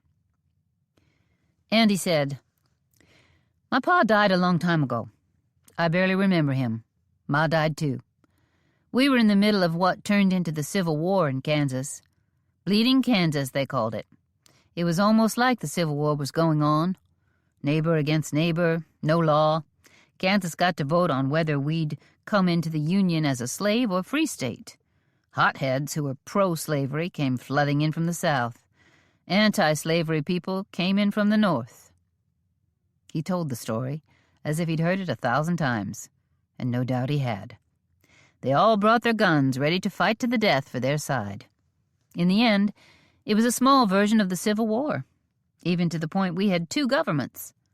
The slaveholders' side won, with a whole lot of illegal votes. The free side declared the election unlawful, and claimed victory. 2 governors, 2 sets of senators, lots of shooting. But this was when you were really young, Wynne said. You'd have been only 5 when the Civil War started. When it started. But things didn't calm down in Kansas, even after the rest of the country settled down. The fighting went on through the war and after, all along the border states. We had Quantrill's Raiders, Bloody Bill Anderson, the James Gang, and the Younger Brothers. And those were just the ones that made the news. All sorts of unhappy folks were running wild in Kansas and Missouri after the war was long over. Ma and Pa got mixed up in all that early on and died along with a whole lot of other folks at the start of the war.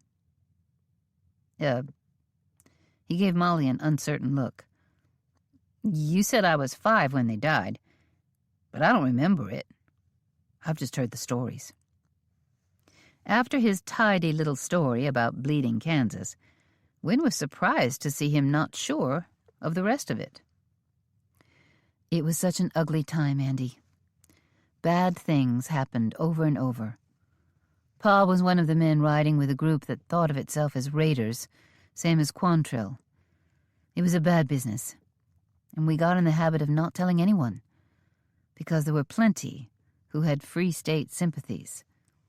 I've never wanted to speak of it. Better to face forward and put the past behind. Andy looked fretful, like he had questions, but he nodded and went back to washing dishes. Wynne wanted to prod, but Andy's confusion stopped her. Maybe she'd be able to talk to Molly alone sometime. Cheyenne was sitting at the table, her fists clenched together.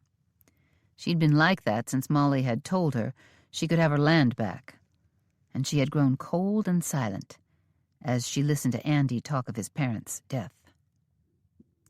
Wynne thought of Wyatt and Kevin off hunting for falcon.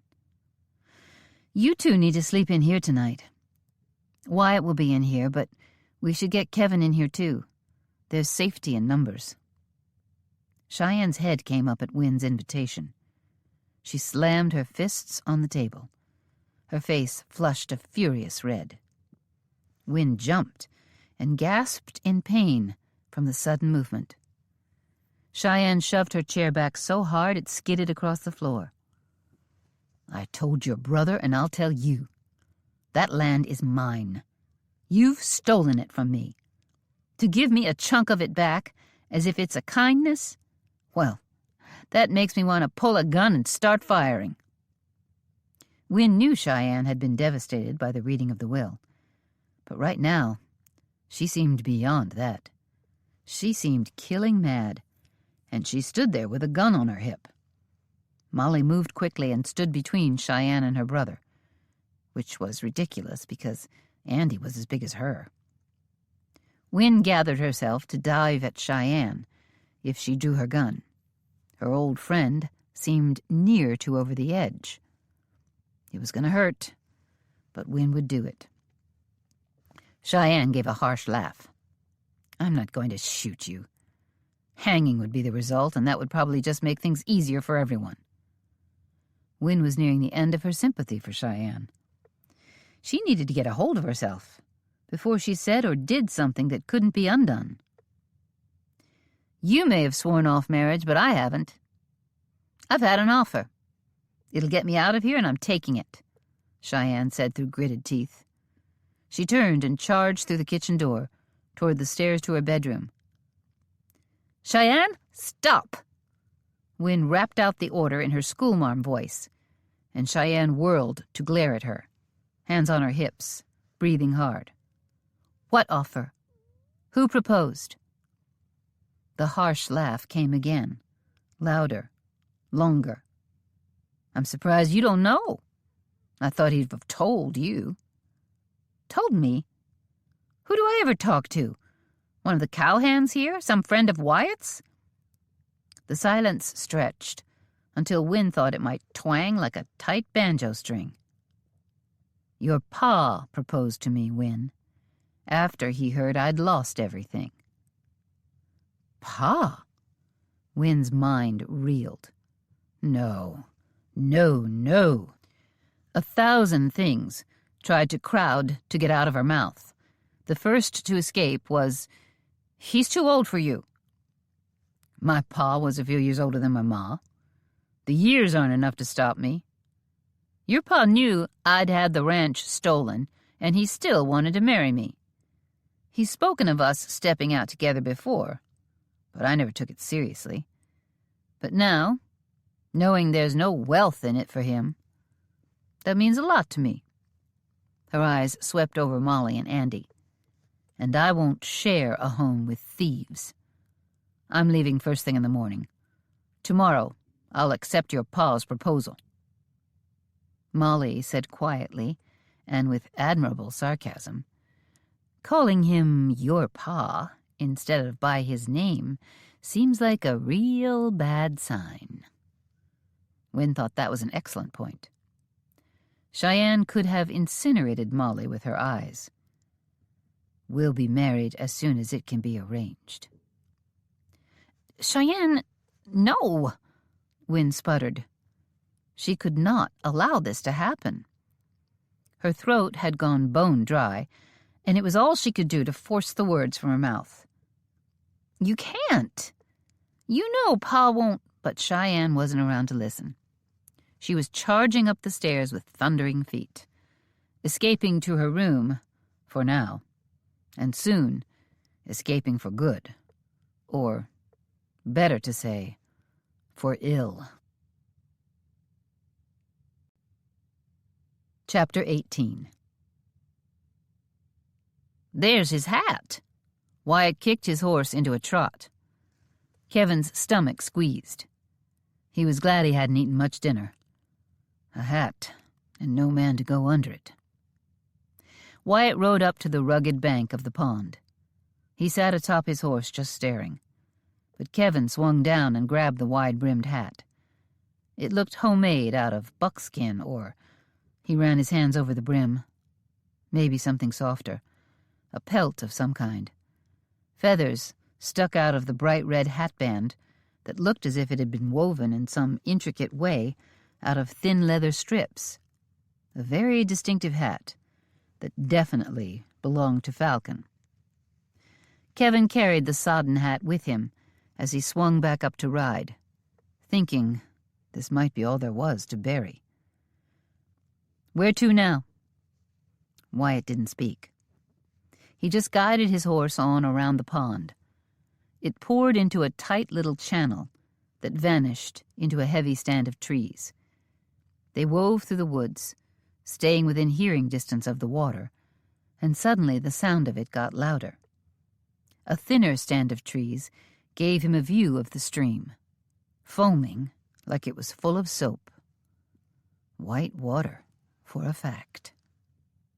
The ground sloped downhill, though it certainly wasn't a cliff. Beside the trail, the water tumbled down a steep slide, over and around jagged rocks. He saw how impossible it would be for a man to survive this. What's more, there were stones enough that if a man had managed to come down this spate of water alive, he could have grabbed onto a rock and pulled himself to shore. But there was no sign of Falcon anywhere. The trees fell completely away, and a pasture opened before them. Kevin could see signs that a cattle herd had grazed here not that long ago. But the pasture, pretty with that stream coursing through it, stood empty. He watched a tree branch come blasting down that stony stretch of water. It broke up as it went, and Kevin could imagine what that harsh passage would do to a man. My grandpa used to talk of an old codger who followed this stream until it spilled into the Colorado River. Wyatt adjusted his hat, watching that same busted-up branch that had caught Kevin's eye until it vanished at the far end of the meadow, where the trees again swallowed up the stream. That was clear back in the day before Grandpa settled into ranching, before the river had a name, before Colorado had a name. The old man knew his way around the West. He helped Jim Beckworth find and widen a trail that turned into the lowest pass in the Sierra Nevada mountains.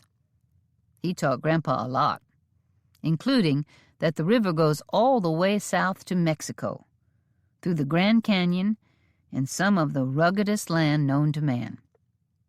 If Falcon went over those falls, and the hat is proof that he did, then he's dead and gone.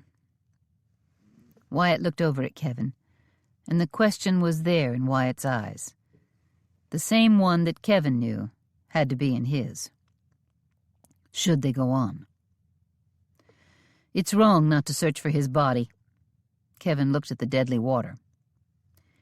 It's a greater wrong to leave your sister and mine behind when there's a killer wandering the area. Wyatt adjusted his Stetson with one gloved hand. We have to go back. Kevin studied Falcon's hat. A brother we never knew, and now never will. I'd go on. I would. Maybe his body snagged somewhere. There was a stretch of silence, and Kevin saw no reason to break it. Wyatt sighed loud. Yes, if that happened, we could find him and bring him back to a decent burial. But Falcon looked like a rugged man, used to untamed places. He might see this as more decent than being planted in a hole in the ground. Kevin looked at the lowering sun. His sister was a teacher, and he'd seen the maps. He didn't know exactly how far Mexico was, but he knew it was very, very far. If he planned to go on, then he needed supplies, and he'd have to abandon his sister and brother to strangers who were unlikely to be kind to them. In fact, they had no standing here without Kevin. We have to go back. Kevin gripped Falcon's hat. Guilt goaded him to go on and search, but he couldn't. He knew it. They turned and made their way back up the side of the trail that ran alongside the Whitewater. Then the more treacherous trail up the side of that waterfall. Then the long trail home. We'll be done with branding in a week. We'll get you a cabin set up, one that'll withstand gunfire. Kevin didn't know what to say to that. Finally, all he could think of was, I don't see why Cheyenne couldn't have Falcon's third of the land. Then you two split my third, except for the stretch I'm taking. You'll both be real close to half. Maybe that'll calm her down. She's mainly mad at Clovis, but he's beyond her reach. So she's been spreading that anger over everyone. Maybe this'll help her aim it at that grave I dug. I suppose we should do something about Falcon. Kevin lifted the hat to eye level. We could bury this. Let's hang it up in the Ramrod's cabin. Put it on a peg. It'll stay there until we, get your cabin built. Then we can put it in your cabin or in my house permanently. That hat can be a memorial to him. I hope you didn't buy a fancy memorial for Pa, like a marble headstone with a Bible verse carved in it, or maybe the words beloved husband and father. I buried him deep, because it satisfied me to do that. I suppose somewhere inside I was thinking of him somehow escaping the grave. Kevin shuddered at the thought. But it's not like I put him in a place of honor. I stuck him well away from my ma and grandpa, outside the edges of the family cemetery. I'm already driving a wagon over the hole I dug. It's my wish to someday not be able to remember where he's planted. And for sure, the next generation won't find him. I think I'd be satisfied to never have the grave pointed out to me. Ma put flowers on a gravestone back home for as long as she lived. Then I took it up and did it for 20 years. That's more than Pa deserved. They rode the rest of the way to the ranch house in silence. Then they got home to find Cheyenne gone. She's going to marry your pa? Wyatt just plain screeched. Wynne didn't blame him, but it was hurting her ears. That's what she said. But she can't possibly mean it. She knows Pa isn't a good match for her. In Wynne's opinion, Pa wasn't a good match for anyone. He'd convinced her ma to marry him, but that was when he was young. She'd probably figured he'd mature, grow into a fine man. She hadn't lived long enough to give up on that. Or maybe she had given up, but there was no escape. "And she's gone? Where did she go?" Wyatt asked for the 4th time, or 10th. "We never heard her leave. She went charging up the stairs. I waited down here a while, hoping she'd calm down some. You know how she is, Wyatt." "She usually calms down, given enough time." Wynne had been giving her enough time for a month now. "I'm afraid," Molly said quietly, "giving her enough time is going to be too late. I went up to try and talk to her, and she was gone," Wynne said. "She must have gone out the window because she never came back downstairs." "We came and went through the bedroom windows a lot when we were kids, trying to get past Ma and Grandpa," Wyatt said. "Well, she showed a fine skill." Wynne needed to go to bed, but once she'd found Cheyenne gone, she'd settled back downstairs on her backward kitchen chair to wait for Wyatt to return. "Maybe she went to your pa's house tonight," Andy suggested. "No," Molly shook her head. "A respectable woman wouldn't do that," Kevin added. Wyatt scowled at the stairs, as if he could make Cheyenne appear through the power of his eyeballs. Wynne felt sure Cheyenne hadn't gone to Pa. She'd never do something as outrageous as go to a man's home late at night alone, much less go there with plans to stay. "Is there a boarding house in town she could stay in?" Kevin asked. "There is." Wynne crossed her arms on the back of the chair and rested her chin on her wrists. The bent posture was the least painful way to sit. Not to say there wasn't still plenty of pain, but this was the least. And she knows who owns it, and they'd have room for her. But word would be all over town that she's left the RHR. She'd hate that. "I'd bet she goes into the woods and camps out." Wyatt quit staring at the stairway. "Maybe she'll calm down out there." "What should we do?" Wynne looked from Wyatt to Kevin and back. "Do we go hunt for her? Try to track her?" "In the dark?" Wyatt's brows shot up. "She's too savvy. We'd walk right past her. I probably can't find her in full daylight, unless she wants to be found." "Wynne." Kevin sounded like he was taking charge. It'd be interesting to see what he came up with. "If you're able tomorrow, ride over to your pa's and watch for her. If you can't talk her out of marrying your pa, knock her over the head and toss her over her horse and bring her back." Wynne nodded with a frown, doing her best not to let them see how terribly her back hurt.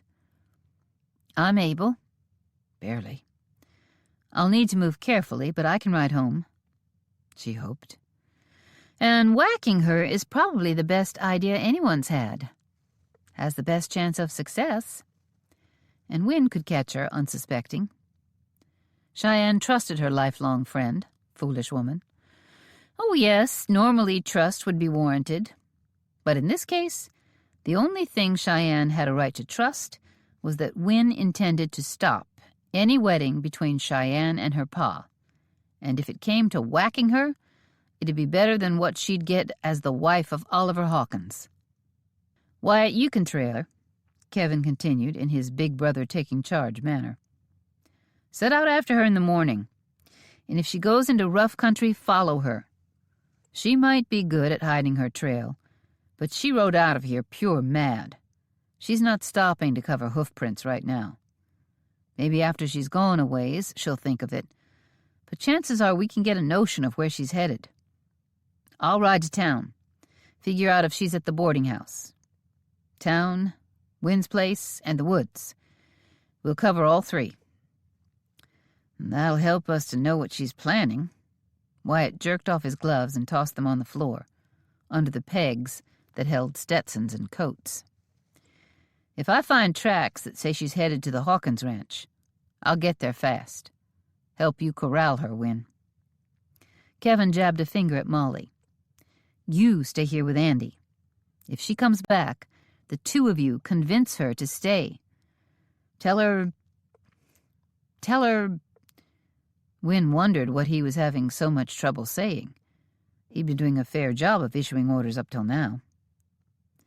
Something in his expression told her it was bad. She had to fight the urge to go to him, comfort him, though she didn't even know what had upset him. "Tell her what, Kevin?" Molly asked. Kevin seemed to notice what he held in his hand. Wynn saw it for the first time, too. "Why do you have Falcon's hat?" Kevin shared a look with Wyatt. Silence stretched for too long. "Falcon went over the banks of that stream today. We think he must have been in a fight with whoever shot you, Wynn." Wyatt added quietly, "We found his hat over the falls and nothing else." Wynn shook her head. "Nothing else? What do you mean? Just say it straight out." "He means Falcon is dead," Kevin stated. Wynn gasped and shook her head. Molly covered her mouth with her hand. "You didn't bring him back?" Andy's voice echoed with anger. "We didn't find a body." "Then you can't know he's dead." Wynn didn't even know the man and honestly wasn't inclined to like him, but this was shocking. Wyatt rubbed a hand over his face.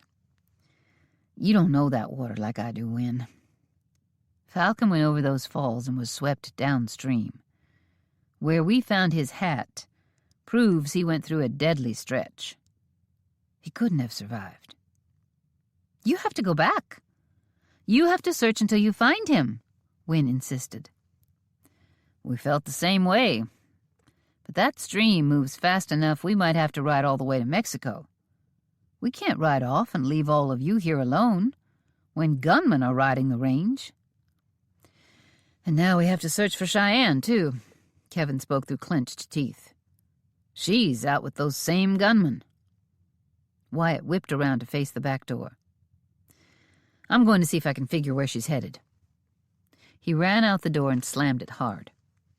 Kevin stared after him. "No, don't go after him." Wynn's voice cracked like a whip.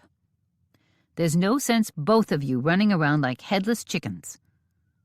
Kevin stopped. He ran one hand into his brown hair. Then he turned to Wynn. "Why are you so upset about Cheyenne marrying your pa? He's pretty old, and it's a strange business, having your friend married to your father, but you seem overly upset." Wynn shrugged one shoulder. "Pa's a difficult man." "Difficult?" Kevin arched a brow at her and waited. "He was best friends with Clovis." Kevin winced. "He was Clovis's only friend. My pa is a successful man, but he's not a normal rancher. Doesn't fit in well out here. He didn't build up a ranch, like Cheyenne's family did. He came into the area with money and bought a big spread, hired hands to run it, and he isn't very involved in it." "Isn't involved?" Kevin tilted his head. "Is that another way of saying he doesn't do any of the work?" "Yep, that's exactly what it means. He'd be the worst possible husband for Cheyenne. It'd be like she'd be marrying Clovis without his main problem." "Clovis had a main problem?" Molly asked. "Yes, and it was also the thing we all liked best about him." Kevin's brow furrowed. "Clovis wandered off all the time. It was way better when he was gone. Pa stays right at home. Cheyenne will be signing on for a life of misery. Then why is she doing it? Kevin asked.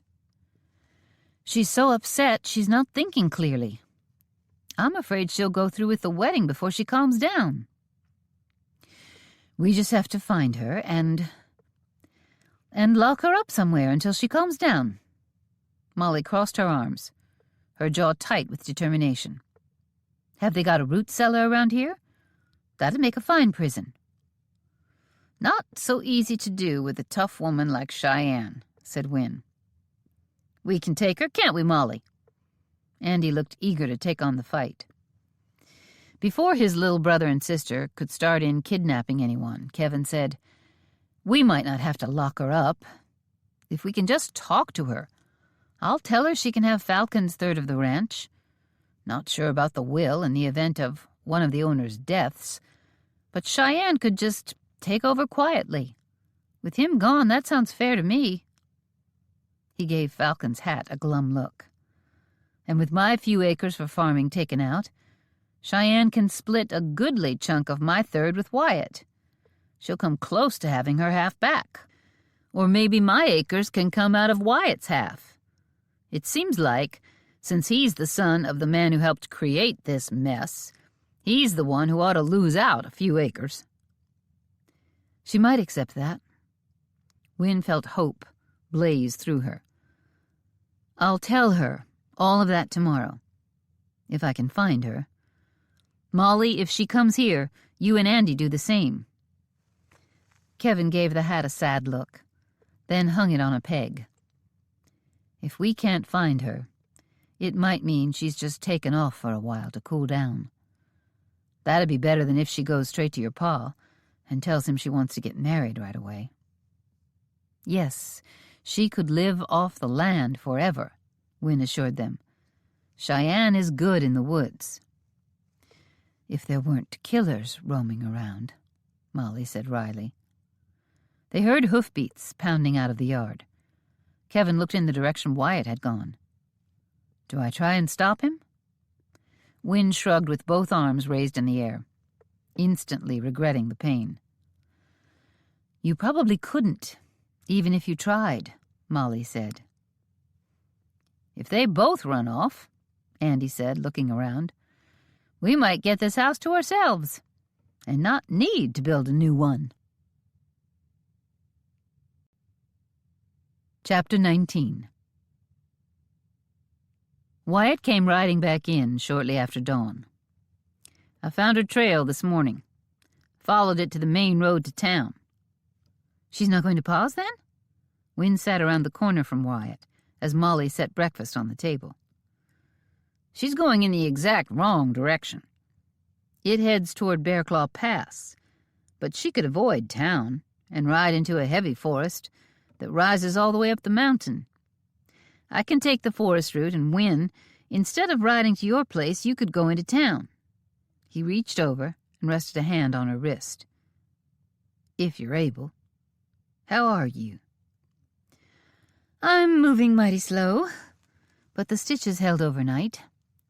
Molly rebandaged them this morning, and there's been no more bleeding. What do you want Wynne to do in town, Wyatt? Kevin began forking eggs into his mouth. I want her to see if Cheyenne stayed in the boarding house or anywhere else in town. It ought to be easy to find her in that little town. Wyatt rubbed his hands over his face, as if he could wipe away exhaustion. Then he squared his shoulders and began shoveling eggs into his mouth. I'll go as soon as we're done with breakfast, Wynne said. I'll ride in with you, Kevin said. With gunmen roaming around, I don't think you should be out alone. As if Kevin's being with her had helped yesterday. Wyatt looked at Kevin. Their eyes locked. Kevin saw a union forming between them. Protect their family and friends.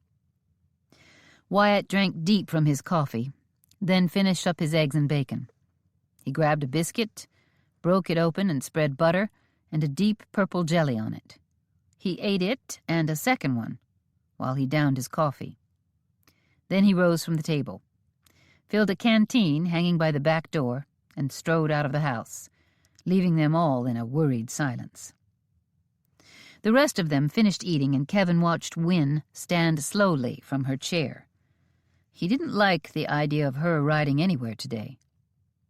"You're sure you can do this?" He came around the side of the table and offered her an arm to lean on.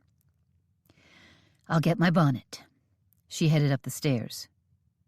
"Should we come with you?" Andy asked. He looked eager to saddle up. The boy had asked earlier if he could go out and help with branding. Kevin didn't think that was wise. "Someone needs to stay here in case Cheyenne comes back." Wynne came back into the room. "Someone needs to tell her she can have a good share of the ranch back." Kevin nodded as he reached for his hat, hanging on a peg by the door. "Maybe she won't feel so bad if someone is here to tell her." "If she comes back," Wynne added, "she'll go straight out to help with branding." "I'm going to ask if I can learn how to brand." Andy's eyes flashed with excitement. Kevin was glad someone was having fun. Chapter 20. Kevin picked up the pace to a trot as they left the ranch yard. "I'm not going to be riding with any speed, Kevin," Wynne called after him. Honestly, she was tempted to just let him go. Her back was in agony. She'd done her very best to hide that from everyone, but trotting? For heaven's sake, it was out of the question. Kevin pulled back, and she caught up to him. He frowned. "I'm sorry. I shouldn't be making you come along." He sounded so concerned, so kind. "I can get to town, but we won't be making good time. I need to move carefully, at least at first. See how I hold up." Kevin studied her, as if he got to make this decision. "Kevin, you can decide what I am supposed to do all day long, but I'm not paying it any mind. I'm riding to Bear Claw Pass to find Cheyenne. If you find her and try to talk to her alone, it will only make things worse." "I know you're right about me talking to Cheyenne. But if you pass out in the saddle and fall off your horse, Cheyenne and Wyatt will have my head, and I wouldn't even put up one moment's fight about it." They were heading mostly west to get to Bear Claw Pass. Facing forward, the land they rode through was like a hollow between rising land on the north and south. Here in the hollow, there was grass and rolling hills, studded with cattle all around them, grazing quietly, the picture of a civilized country. Kevin looked over his shoulder at the rugged land rising up to his right. "What mountains are those?" Wynne didn't turn around because she knew it would hurt. She didn't need to look. She knew this land. "Casper Mountain. It's the northern end of the Laramie Mountains."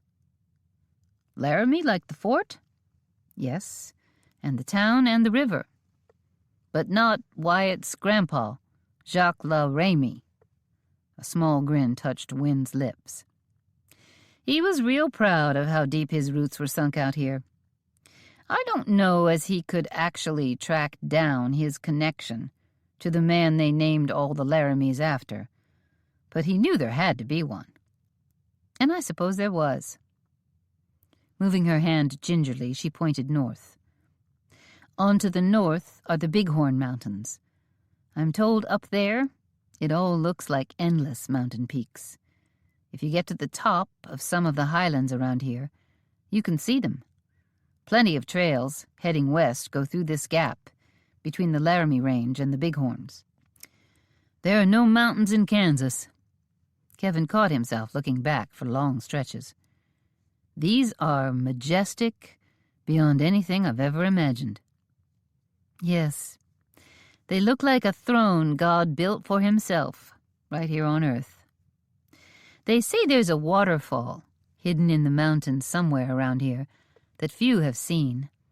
It's hidden in the rugged mountains rising up alongside a river, with water pouring out of the stone. Cheyenne has never seen it, nor did her ma, but her pa and grandpa talked of it. They said it was a place of uncommon peace and beauty.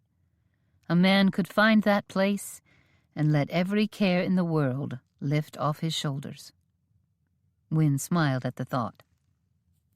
Cheyenne's pa died before she was old enough to remember much about him, Wynne continued, and her grandpa was getting older and found that exploring didn't suit him any longer. Her ma used to promise she'd take Cheyenne and Wyatt and ride over there some day and explore until they found those hidden falls. Wynne's shoulders lifted, and she breathed deep. That place, those mountains, all of it. Well, there may be things as beautiful, but nothing could ever best them. I've only been here a day. I've barely had time to talk to anyone out here or do much beyond dealing with whatever's come my way. Kevin paused, thinking of Falcon, found and lost in a single day. The bullet crease in Wynne's back, the sight of bullets blasting into the bedding where he and his brother and sister slept. I sure hope and pray the worst is behind us. I want to... Wynne turned to face him when he quit talking. You want to what? I just wondered if the thing I almost said is the thing my pa did. I can feel a longing in me to just ride out into those mountains and look around, find those hidden falls, stay a while, let all that beauty surround me. You're only like your pa if you leave a wife and child here, then never come back, and marry another woman and have more children somewhere else, then do that again. That's a big difference from wandering in the mountains for a spell. Nodding, Kevin said, I reckon it is. After a bit he added, Do you suppose Pa married more women? You said he was gone from here. Probably not.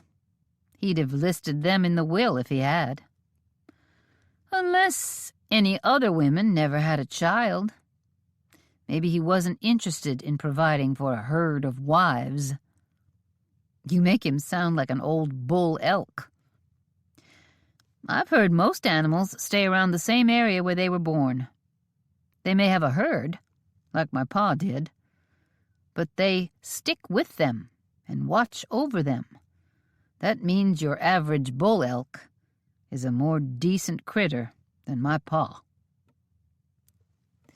Thinking of the Sidewinder riding off and finding a new family made Wynne say out loud what was on her mind, when she'd rather not speak of it ever. We need to talk about something, Kevin. She might have dozed off a few times during the night, but the pain had mostly kept her awake, giving her plenty of time to think. He quit looking over at the mountain peaks and rode closer, setting his pace to match hers. About what? His eyes flashed with something warm, and she thought he knew what. We've had a couple of moments of closeness. Kevin watched her, intent on every expression on her face. He seemed to be looking for signs of pain and any meaning he could glean from her words. When she didn't say more, stubbornly waiting for him to take part in this talk, he finally said, Go on. Not all that much help. And it's not going to happen again. I'm a single woman of marrying age who happens to be the sole heiress to a vast Wyoming cattle ranch. Kevin jerked back as if she'd slapped him. Wynne was determined to finish before he started defending himself. I've seen how that brings the men running. It happened to Cheyenne's ma, it has happened to Cheyenne, and it's happened to me. You think I'm pretending an interest in you to get your ranch? Wynne didn't respond. She didn't know what to think. You did hear me tell Wyatt I wasn't going to claim but a few acres of the RHR, didn't you? And I suggested we give Falcons third of the ranch to Cheyenne?" "I heard." "Well, I've already got a ranch gained through thievery. If I'm the kind of low-down varmint who'd marry a woman to get her land, why wouldn't I just hold on to the land I already have?" "Why not, indeed?" "I'm just telling you." She reached across from her horse to his and clamped a hand on his wrist. Stretching hurt, but she wanted him to understand her point. "We don't know each other. We met yesterday, for heaven's sake. We almost... Well..." She cleared her throat to give herself time to think before she went on. "As I said, we shared a close moment or two. Two strangers." "I've been feeling like we're getting to know each other, Win." Kevin pulled his arm away, and she realized she was sinking her nails through his sleeve into his skin. He got loose and tilted his hat back to scratch his head, looking forward down the trail instead of at her. She missed his gaze. "But you're right. My life is in an upheaval. I've got a family to think of. I'm too late this year to plant any crops, so I've got to figure out how to feed my family for the winter." He turned toward her, and she saw the weight he took on his shoulders. He accepted it and didn't shirk. "But Win," he said, "you're the most likable person I've met out here." "Most everybody hates you. I don't have to be all that nice to be the most likable," she teased. "True, but here I am surrounded on all sides by people who hate the very thought of me. And yet for some reason you don't. Is that just because you're an uncommonly sensible, good-hearted woman? Or is there something more? You have to admit, we're drawn to each other." Win intended to admit absolutely nothing. Instead, she said, "How will you feed your family this winter?" Kevin got a mulish look on his face, as if he didn't want to change the subject. Then, with a shake of his head, he said, "We have some cash. Not much, but enough, I think. We sold everything we could, including Ma's homestead and mine, but they didn't bring much. I hope I can afford to buy food in town, plus hunting. How long does winter last up here, so near the mountains?" 4 solid months of mean, bitter cold. 2 more, before and after, of chilly weather. You go up in those mountains and it can snow on the 4th of July. And the snow comes in feet, not inches. Kevin winced. "I've heard the winters are longer up here than they are in Kansas. And come spring, I'll need to buy a plow and seed, so I can't spend every penny I have. I don't need 6 horses, though. We only had 3 back home. I bought 3 extras as pack horses for our trip out, so those can be sold. Maybe Wyatt will want them. Otherwise, I can see if there's interest in town. I'm no rancher, or I'd ask Wyatt if he was hiring. But maybe there are folks in town who need help." He flashed a grin at her. "But I'd better not steal the schoolmarm job from you." Horrified to think she might lose her job and end up living at home with her pa, she said, "You'd better not. You're a practical man, aren't you, Kevin?" "I've had to be. I was a father almost before I was an adult male." "You've got children?" She squeaked more than talked. Kevin laughed. "No, good heavens, no. I had the raising of Molly and Andy. They were youngsters when Ma and Pa died. Molly helped a lot. She just had to. I couldn't manage alone. And Andy, he was 5. Old enough to have some sense and help out, but for the most part I was in charge, managing everything for the family." He scowled. "No, I don't have children I abandoned, like my pa did. I know we just met. I reckon you can't begin to know what kind of man I am. But what my pa did, surely that's not a usual way for a man to act." And he was gone from my life almost from the first. I'm not like him." "I'm sorry," Wynne said. "I didn't mean to imply that. You seem like a fine man, Kevin. I suppose your ma raised you hating the way Clovis ran off, just like Catherine hated Clovis out here." They walked along quietly for so long, Wynne didn't think he'd have a response to that. And maybe that was all right. Maybe it was time to quit talking and concentrate on how much she hurt.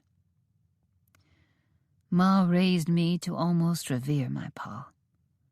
Kevin sounded young and confused, even though he was a full-grown man. "Clovis, that is. She'd take me with her, out to visit his grave." He quit talking for a second. "That is the memorial stone we put up, because we thought he was dead. And she talked of him as this great explorer, a mountain man, a pathfinder. When I saw Falcon stepping off that train, Pa left when I was mighty young. I have few memories of him, and even those... Ma had a picture of the two of them together. She wasn't overly fond of her second husband, Molly and Andy's pa, and she tended to speak to me of my pa like he'd been the great love of her life." "What were you saying about Falcon getting off the train?" "Except for that one photograph, I'd have thought I didn't remember Pa much at all. But when I saw Falcon, it was like seeing Pa again. Everything about him was the same as Pa. The deep voice, the drawl, the height, the overlong hair. No, my ma never talked bad about Pa. She said he was a charmer, could talk the bees into giving up their honey." He looked over at Wynne and smiled. Not much like Falcon, after all. They were silent again for a while, thinking about Falcon, a man who'd come and gone from their lives, as quick as a candle being lit, then snuffed out. "Nope, Falcon wasn't like Clovis, and I liked him better for it." Not that Wynne really liked him, but more than Clovis. "Clovis Hunt didn't just ride off for good from this place. Not like he did to you and Falcon," Wynne said. "He'd go, then he'd come wandering through. He'd stay a while, then he'd go again. Jacques hated him, and Catherine would show him no wifely attentions. She made that very clear. Still, he'd come, sit up to the table, warm his feet by the fire. Then he'd get itchy." "Or get run off?" Kevin asked. "It's true, Jacques had no use for him, and made it difficult for him to stay around. But he'd have gone off regardless. He was here enough that he was well known to me. Your ma said it right, when she said he was a charmer with a fine way about him. But if he stayed around long at all, you could see he expected to get everything given to him by using that charm. Catherine and everyone else on the RHR were well and truly tired to death of him. I have no mistaken illusions about him, and I've seen none of his behavior in you. I don't know my pa well enough to see what I do that's like or unlike him." "Can I ask you a question?" Kevin got a wary look in his eyes, probably from her hesitant tone. "I reckon getting to know each other is a sensible idea." "Yesterday, when I asked Molly how she learned to handle an injured person so well, she said she set stitches on your ma. And the way she said it upset Andy. He didn't remember your ma needing stitches or being otherwise injured. Andy thought Molly had learned doctoring from trouble during the war, and I could tell Molly had spoken without thinking and regretted it. What happened to your ma?" Kevin's jaw tightened, and he turned to look straight forward.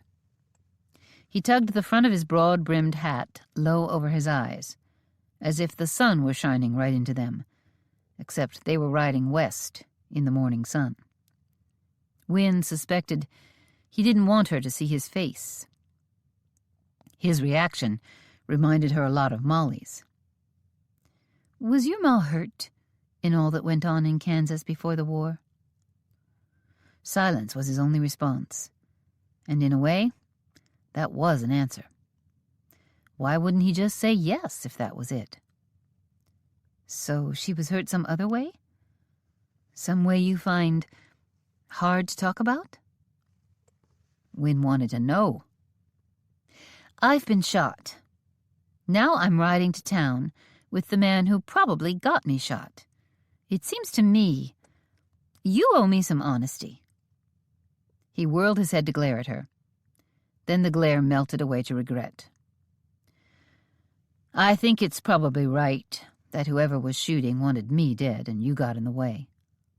I'm sorry for that." "It's none of your doing." "No." He tugged on his hat brim again. "No, it's not. But you got crosswise of someone who's gunning for me." He looked left and right, then behind them. This trail was wide. Grass stretched on both sides of them. "We're safe enough on this trail to town," but Wynne glanced around too. "Probably.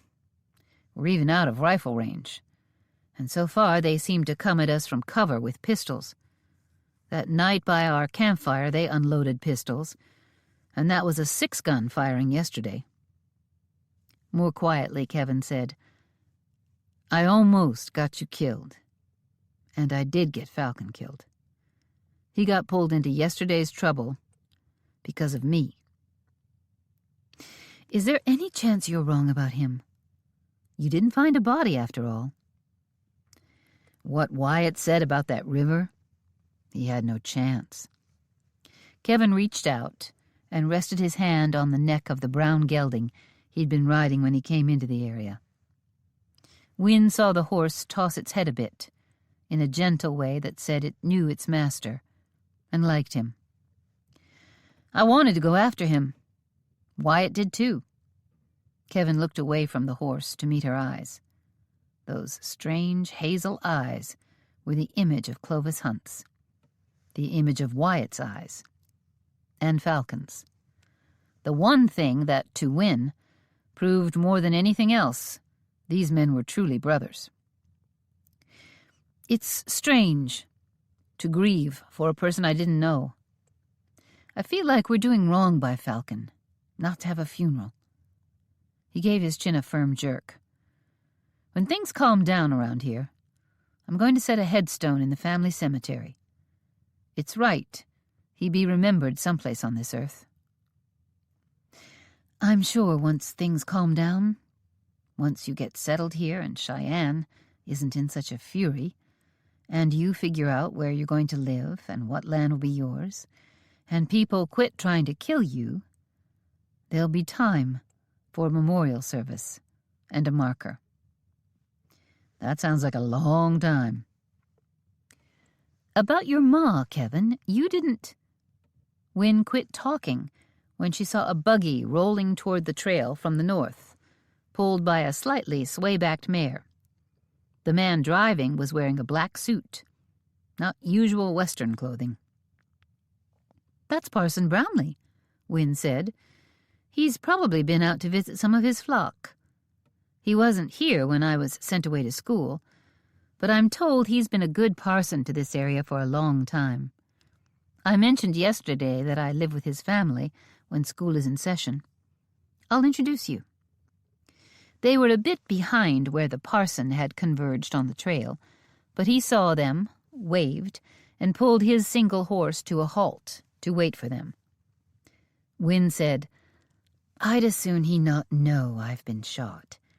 He's so kind-hearted he'll be very upset, and his wife along with him. It's possible he'll speak of it. Then the whole town will know. And then my pa will know. And he might make me move home."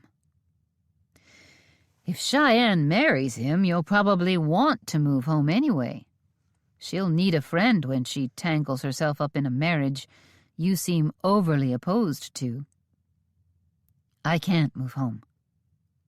You may not have a choice. Wynne was silent for so long, Kevin probably thought she was finished with the topic. At last she said, "Until Cheyenne makes that decision, and I'm sure I can talk her out of it given a chance, I'd as soon Pa didn't know there was a lot of gunplay at the RHR. Neither the parson nor your pa, no one for that matter, will hear it from me." Kevin eased his hat back, farther on his head. A friendlier expression settled on his face. In fact, it was so friendly, it struck a false note. It reminded Wynne again that this was a man who'd faced plenty of trouble in his life. A war fought almost over his head, neighbor against neighbor, never knowing who to trust. And Kevin had survived it, probably not without a fair amount of sneaking and lying. There was a good chance he could make anyone believe anything he wanted. She had to wonder if that included her.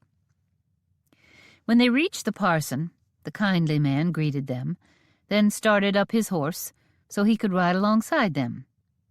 As the group continued on, Wynne remembered that Kevin never told her about his Ma and Molly's doctoring.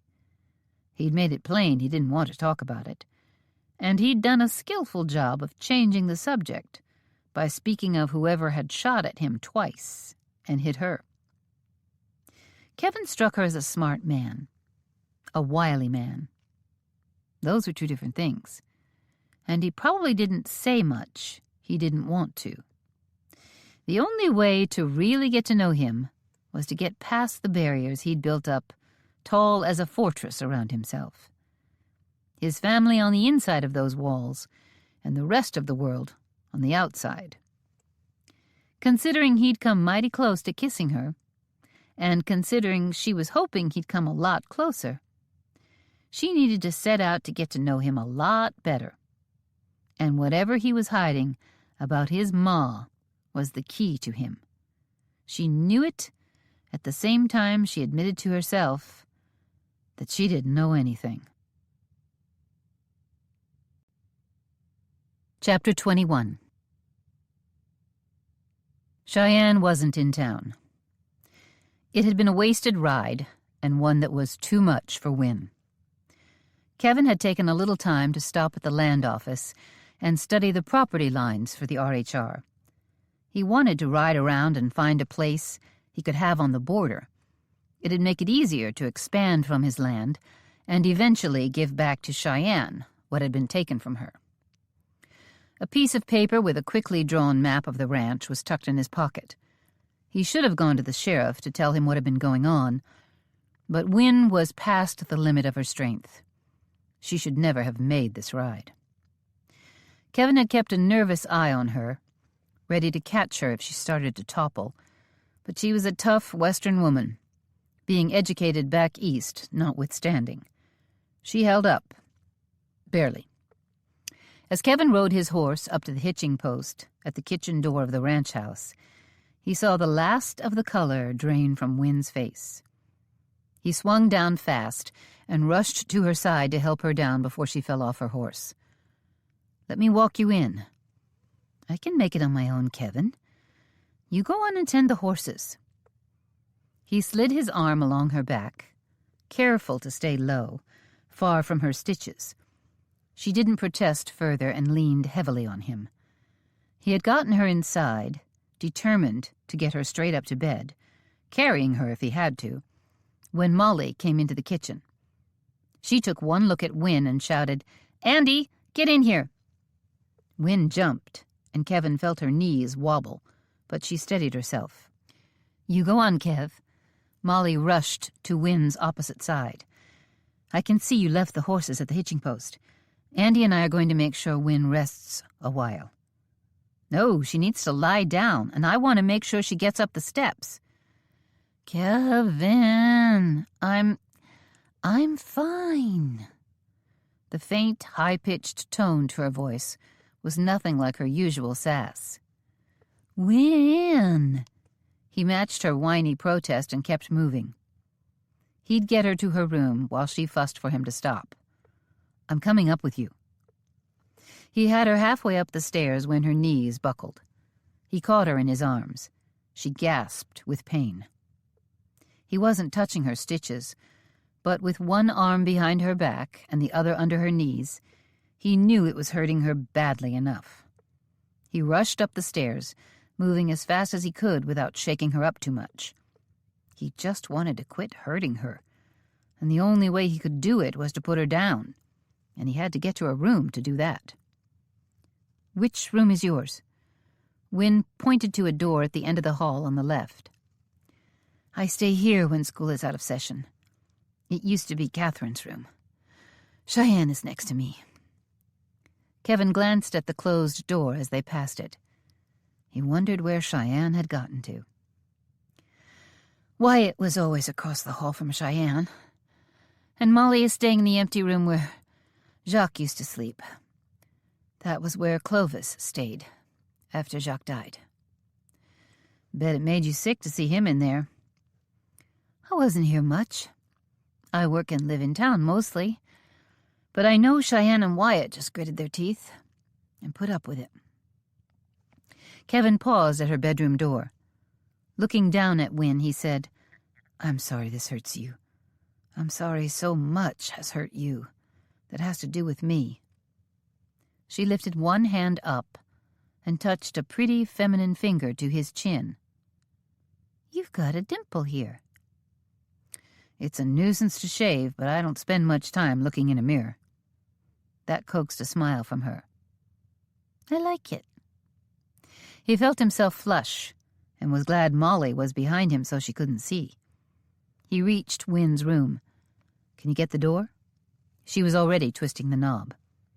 He entered a pretty room, large by his standards back in Kansas. Molly had slept in the single bedroom, and he and Andy had slept on cots in the only other room, where they also cooked, ate, and rocked in front of the fire. Wynne's room had windows on 2 walls, one facing east and the other south. The bed had a quilt in shades of blue. Kevin's ma had made what she called a crazy quilt, out of scraps of whatever clothes had worn out. But this was a pattern, with cloth obviously purchased deliberately to make it match the colors in here. There was a chest of drawers to his left, on the wall dividing this room from Cheyenne's. On top of the chest was a lacy doily underneath a blue and white flowered china basin, holding a matching pitcher. Wynne had a bedside table with a lantern on it. The oversized glass globe on the lantern was white and had flowers on it to match the colors of the basin, pitcher, and quilt. Beside the lantern there was a heavy black Bible with a neatly placed bookmark. On the far side of the bed was a row of hooks that held several dresses, a nightgown, and a few other things. He walked across a braided blue rug and wondered how anyone had time to fix a room up to be so pretty. "It's nice in here." He stood her up, letting go slowly to make sure she stayed up. Then Molly was at his side. "You can go now, Kevin. I need to check her bandage. I hope she'll rest in bed for a while afterward." Molly gave Wynne a pleading look. "Won't you?" Wynne nodded, as if it took every ounce of her strength to move her head. She looked at Kevin. "Thank you for your help. I needed it. I'm glad you insisted on it." "You're welcome." Kevin tugged on the brim of his hat. That's when he noticed he still wore it. A man normally took off his hat inside, but his hands had been full. "Rest, Wynne. This morning was a long ride. I thank you for coming along." Kevin turned to leave, and Molly closed the door behind him. He joined Andy downstairs, and barely a moment later, Wyatt came rushing in, waving something. "I found—" "Hush!" Kevin cut him off with a slash of his hand and said under his breath, "Molly's trying to get Wynne settled into bed. She's almost asleep on her feet after the ride to Bear Claw Pass this morning. I never should have let her come." "Well, then, why did you?" Wyatt sounded disgusted, conveniently forgetting it was his idea, but he kept his voice low. Kevin rolled his eyes. "As if you've had any luck getting a woman to do as you say.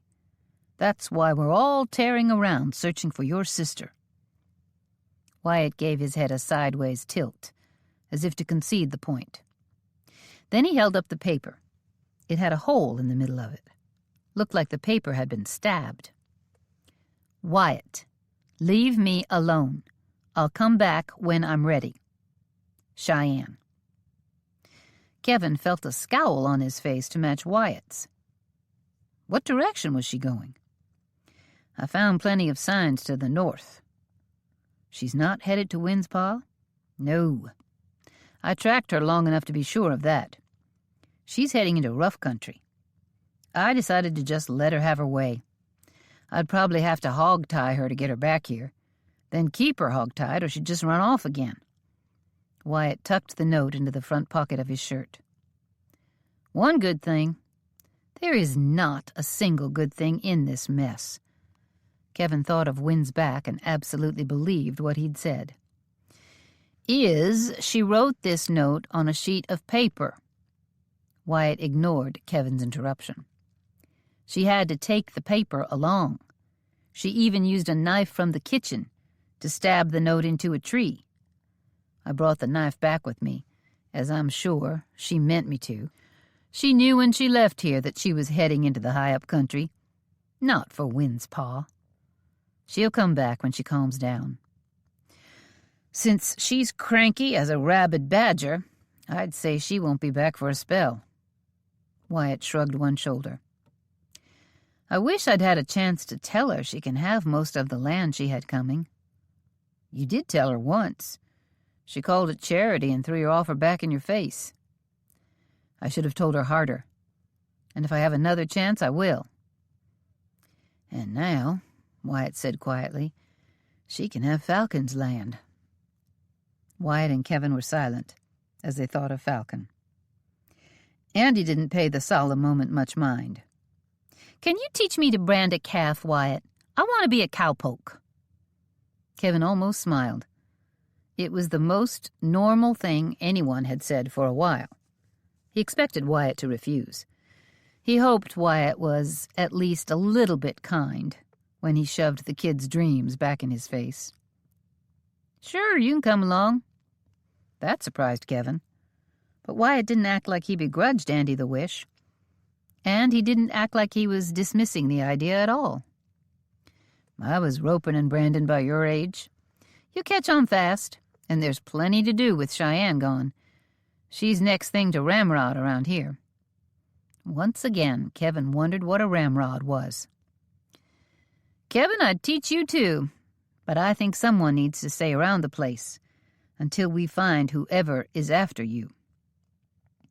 "Do you think Cheyenne is safe out there alone?" asked Kevin. "Probably, especially since she's nowhere near you." Kevin gritted his teeth but didn't respond to that unfortunately true statement. "She has her horse, and her saddlebags are gone along with her pistols and rifle and one of the gun belts full of bullets. With that rifle, she can feed herself forever if she wants, and she knows 100 hidey holes out in the mountains. She might be the smartest of us all, not staying close around here," Kevin said. "The trouble sure does seem to be close at hand," Wyatt agreed. "You're sure she'll keep an eye out for trouble? She'll hide if she can, or fight if she has to?" "Not sure about the hiding part. She's been looking for a fight since the day we read that will. But yep, she's good out there. Wary as a doe in full flight and mean as a grizzly with a sore paw. She'll take care." Wyatt swung the door wide. "Let's go, Andy. Kevin, stay in here and watch over Wynn and Molly.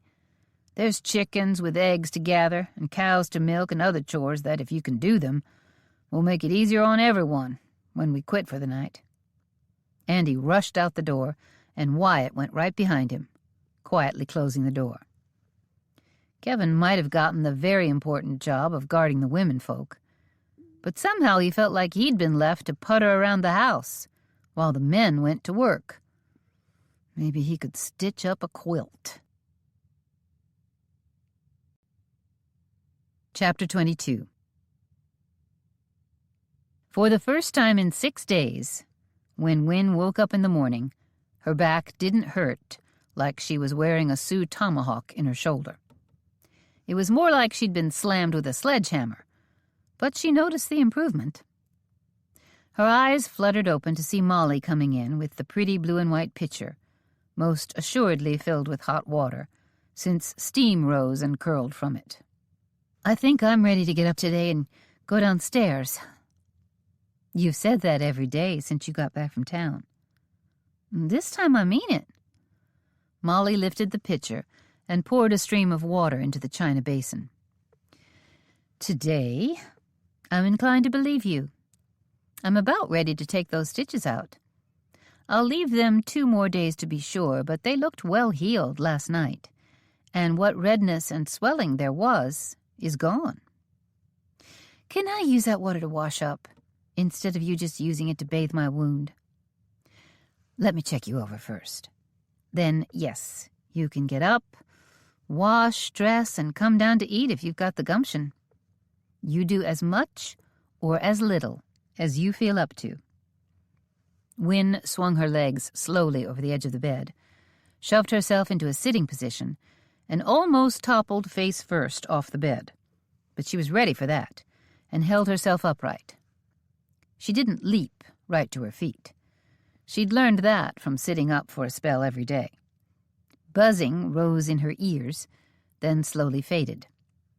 She'd let her head finish the odd, spinning thing her brain seemed to be doing, and waited for her vision to clear. "Has there been any more trouble?" Molly gave one shoulder a little shrug, and one corner of her mouth curled up in an expression more dismayed than amused. "Not unless you count Andy setting Mr. Walsh on fire." Wincing, Win guessed the RHR foreman gave Andy a wide berth after that. She wondered how Andy was doing, learning to rope and brand a calf. She'd heard Molly's exasperated version of the new mayhem most every day. "Did you go out and watch?" "No. Kevin and I are more or less prisoners here. We don't feel right leaving you alone at such a dangerous time." "And there's been no word from Cheyenne?" "Still nothing. Wyatt rode over to your pa's house on a pretext, and while he was there he snooped around, checking for her. But she seems to be serious about having time alone." Cheyenne had always been better in the woods than Wyatt, though he was very good, and they were both far better than Win, who could at least follow an animal's tracks under normal circumstances. If Cheyenne wanted to vanish, few could find her, and if Wyatt was giving her the time she asked for, then he wasn't even trying to find her anyway. A bit weakly, not even really wanting to hear, Win asked, "He really set Reuben on fire?" "There was trouble with a branding iron and a kicking calf. No flames actually shot up, but his pants were smoldering, and by all reports, he was required to jump out of them really fast. It was the first time anyone out there was glad Cheyenne was gone.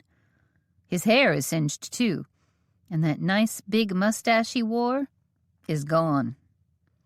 Win let her head drop, partly to hide a smile. She knew the hands here at the RHR quite well, and she knew Reuben Walsh loved his mustache more than he loved most people. "Is he injured? Was he badly burned?" "Nope. Needs new pants, though. I'm planning to sew him a pair when I get a chance to do handwork." Win heard the door to the kitchen open downstairs. "That'll be Kevin bringing in milk or eggs or water or firewood or something else. He's been running things outside while I do it inside," Molly explained. "We do most things together, but I've got a few skills he doesn't. Sewing a pair of pants is one of them.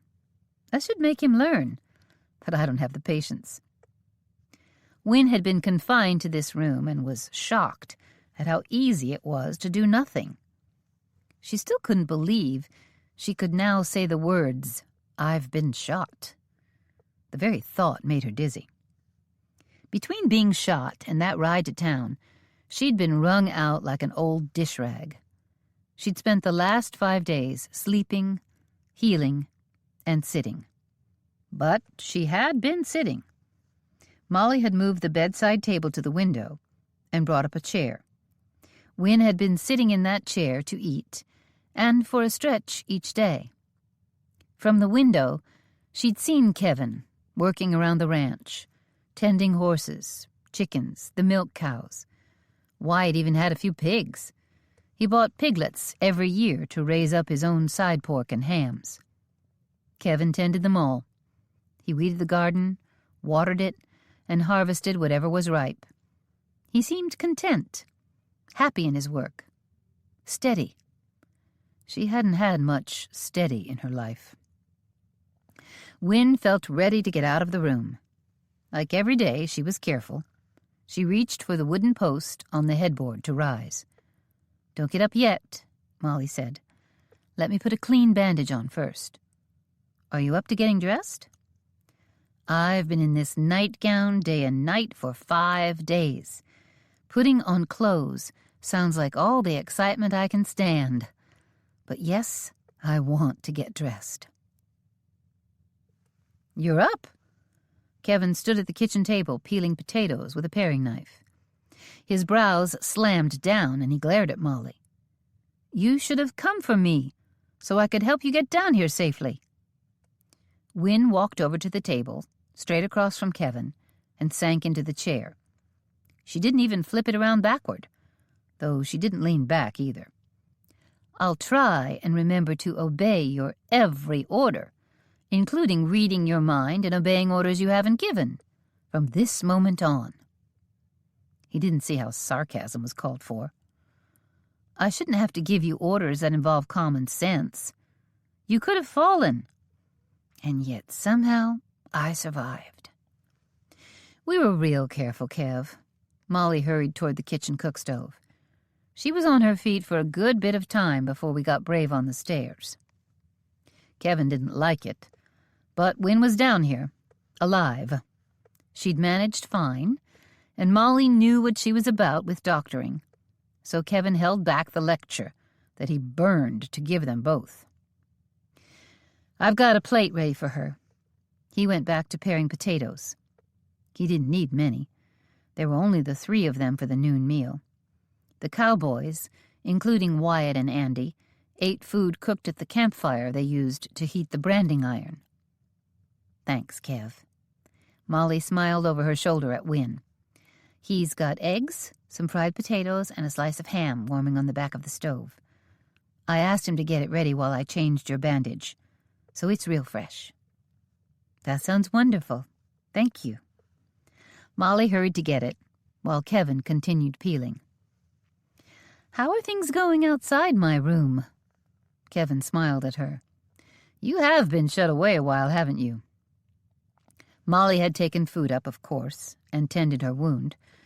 But Wynne had been like a ghost haunting the upstairs. Kevin hadn't been allowed back in her room. It wasn't proper, and he knew that. Carrying her in there couldn't have been avoided, but after that one visit, he'd been banished. He missed her. "I have indeed. Molly has kept me up to date with Andy's adventures. Enough to turn the hair gray on every person on this ranch. Molly's lucky to have light hair, and you're lucky not to have to witness any of it. Though I reckon I haven't either. Haven't budged from the ranch yard." Kevin paused to yank on his short curls. "Even so, just from the hearing of it, I've got dozens of strands of white, maybe hundreds." Smiling, Wynne said, "The stories are harrowing enough without me seeing a thing." Molly set the plate of food in front of Wynne, and Kevin fetched a pot of water to boil the potatoes while he said, "Wyatt thinks they have 1, maybe 2 days left of branding. He said he's got men combing the hills for maverick calves, and those will be the last. Things will settle down then." "Not for long. In a couple of weeks they'll be sorting the 3-year-old steers out, and culling the older cows. Then they'll be on a cattle drive. Wyatt told me he'd planned to head for Denver this year to get a top price, but he's leery of riding off at such an unsettled time. He usually drives them to Laramie. They get buyers in there, but he's right that the market is stronger in Denver. No chance of leaving for Denver with Cheyenne missing, and a gunman roaming the range. Maybe things will get cleared up, and she'll be back before it's time to head out with the herd. There's been no more trouble? None. I'm the one they seem to be after. I'm careful about going around the ranch yard. I haven't heard nor seen any sign of danger. But I'll be glad when there are more men around the place. Right now, I wouldn't want either of you going outside. When are you going to build a house? I don't know when. I only know not yet. I need to do some scouting first. I haven't talked much about it with Wyatt. I've told him I don't like being so close to that dangerously fast creek, and he agrees after what happened to Falcon. Kevin thought grimly that the creek wasn't at the root of Falcon's disappearance. I'm going to ride the edges of the property and try to find land I can work that won't take a big chunk right out of the middle of the ranch. Oh, that's right. I remember you getting the map in town. Yep. We talked about it some, but you weren't feeling well, so I didn't go over. The front door slammed open. Winona! Her name was a roar. Winona! Are you all right? Pause here. Wynn's eyes met Kevin's for just a moment. Then she closed them. Kevin thought she looked as if the pain in her back had just shifted higher. She now had a pain in the neck. Footsteps thundered nearby. Winona? In the kitchen, Pa, she called out loud enough to be heard over his headlong rush. He must have heard you were shot. Kevin spoke quietly. You can't blame him for worrying. Wynn's eyes narrowed, as if to declare Kevin dead wrong. Oliver Hawkins barreled in. He came at Wynn from behind, his arms flung wide. No, stop! Kevin's knife and a potato clattered to the table. He rushed around and rammed into Hawkins hard enough to stop him from grabbing at Wynn. Her back is still sore. You have to be careful where you touch her. But I'm all right, Pa. Wynn turned slowly, stood carefully. She stepped to her father and gave him a solid hug, trying to prove she was all right. Kevin firmly removed her from her father's arms, and her pa must have been shocked enough by Kevin's running into him that he was careful not to hang on too tight. She needs to eat, Mr. Hawkins. Come and sit down. You'll see for yourself she's fine, but don't touch her. Be gentle. Other than that, she's fine. Kevin hoped old Oliver here didn't notice those two things didn't match. Why did I have to hear about this in town? Hawkins sat at the head of the table, around the corner from Wynn. Someone in town heard it from a cowhand on the rolling hills. Why didn't you tell me? I didn't want to worry you over such a trifle. A calm wave of her hand seemed to brush aside all her pa's fears. I'm sure the story got blown all out of proportion. A stray shot. I got scratched by it. A frightening experience, and I needed a couple of stitches. Kevin figured about 30, but not a straight-out lie. Much. He didn't correct her. He remembered how firmly she refused to let anyone go for her pa when she'd been shot. I'm taking it easy, and Molly did a lot of nursing back in Kansas, so she set the stitches and said she'll be taking them out soon. More reassurance. And not exactly a lie. Hawkins fretted and fussed at her. Wynn went back to her breakfast. Kevin got the man coffee. Molly gave him a serving of apple cobbler, and they all settled at the table. Hawkins let himself be calmed by Wynn and distracted by the dessert and coffee. By the time Wynn had eaten her breakfast, the man had finished with his dessert and set his fork down on the table with a firm click. You have to move home, Winona. We've discussed this before, and I've allowed you to have your way. But I've wanted you back home since you came out here. You have no need to work as a school marm or as a cook and housekeeper over here on school breaks." Wynne appeared calm, sipping her coffee and murmuring words meant to reassure her pa, when she could slip them in between Hawkins' pronouncements about what she must do. Kevin remembered the first day he'd gotten here and met Oliver Hawkins. He had gotten the sense that Wynne endured him. Kevin sure as certain didn't know what that meant, but his impression today was deeper. Love beareth all things. The Bible verse about love popped into Kevin's thoughts. Was this the kind of love a daughter had for a father she'd been separated from for most of her life? Was Wynne so deeply hurt by being sent away that now she could only just bear to be near him? He knew whatever complicated relationship Wynne had with her father, her polite calm was deceptive. Kevin saw the grip she had on her china cup. Her knuckles were near white. Kevin didn't know why she couldn't bear to live at her father's house. He only knew she couldn't, which is why words came pouring out of his mouth, cutting Hawkins off. "She can't go yet, Mr. Hawkins." "Call me Oliver, Kevin. We're neighbors and friends now." Kevin didn't make friends all that easy. A hard-learned lesson, but he didn't discuss the state of his friendship, or the lack thereof, with Hawkins. Oliver, the ride home would be tiring for her. It might even open that wound up again. Kevin winced internally. She's fine. Her wound might open. Her wound's almost healed. She can't ride. "It's only a few more days until she gets the stitches out," Kevin said. "And there's been no sign of danger here around the ranch yard. In fact, it's possible that was a hunter's bullet." "A stray shot. I'm sure she's safe. If you think it's best she comes home, you'd be well advised to wait until her stitches come out." He hoped Hawkins hadn't heard about Wynne riding to town the day after she'd been shot. Of course, that had been stupid, and she'd have never done it if she wasn't half crazed, worrying about Cheyenne. Worse, she was worried about Cheyenne ending up married to Oliver Hawkins. That struck a deep chord in Kevin, because marrying poorly was a mistake his ma had made twice.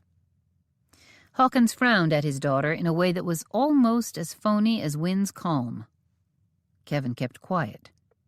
It felt like Hawkins was teetering about his decision, and Kevin was afraid the smallest word would bump things the wrong way. A tiny nod, a furrowed brow, little signs of concern from a loving father. Kevin watched Wynne closely and realized she was holding her breath. "I'm sure it's only good sense to stay until you're healed." Hawkins folded his arms and scowled at his daughter. "When you're up to it, though, I want you home. I'm not agreeable to you being the town schoolmarm anymore, Winona. You're my daughter, and your place is with me, out at our ranch. I'll ride to town before I head home and tell the school board you're done working. When you're up and about, you're coming home, and that's final." He rose from the table. Wynne matched the move, maybe to appear strong. Hawkins touched her cheek with a gentle kiss, resting his hands on her shoulders. Her smile was frozen until it might have been carved from a block of ice. Kevin found himself standing too. Molly got to her feet next. Kevin rounded the table to be closer to Wynne. Hawkins straightened and looked around the room. "Thank you all for taking care of my Winona." His eyes went to Molly in a way that reminded Kevin that Oliver Hawkins had proposed to Cheyenne in secret. No one even knew about it until she'd announced she was accepting his proposal. What kind of strange courtship was done in secret? And why was a man who'd proposed to one woman looking at another one in a way that struck Kevin as overly familiar. Both of them too young for him. Kevin felt his hands fist, but kept them at his side. For now. I'd better get on. The branding is all but done. Still, I need to be on hand. He kissed Wynne again, then turned and left, almost as quickly as he'd come in. When the front door clicked shut, Kevin turned to study Wynne's face. "Sit down before you fall down," he spoke softly. The words weren't just for her, though he wished they were. But Molly was close enough to hear them too, so he couldn't say half of what he wanted to. Wynne sank down so suddenly that Kevin had to move quickly to get the chair under her backside. She might have kept sinking all the way to the floor otherwise. "It seems there's considerable trouble between you and your pa," Kevin stated. With a prim move that shouted finishing school, Wynne pushed her plate away and set her coffee cup to the side, and only when everything was tidy did she fold her arms on the table and bury her face on them. Speaking directly into the table, she said, "Trouble is a fair way to describe it."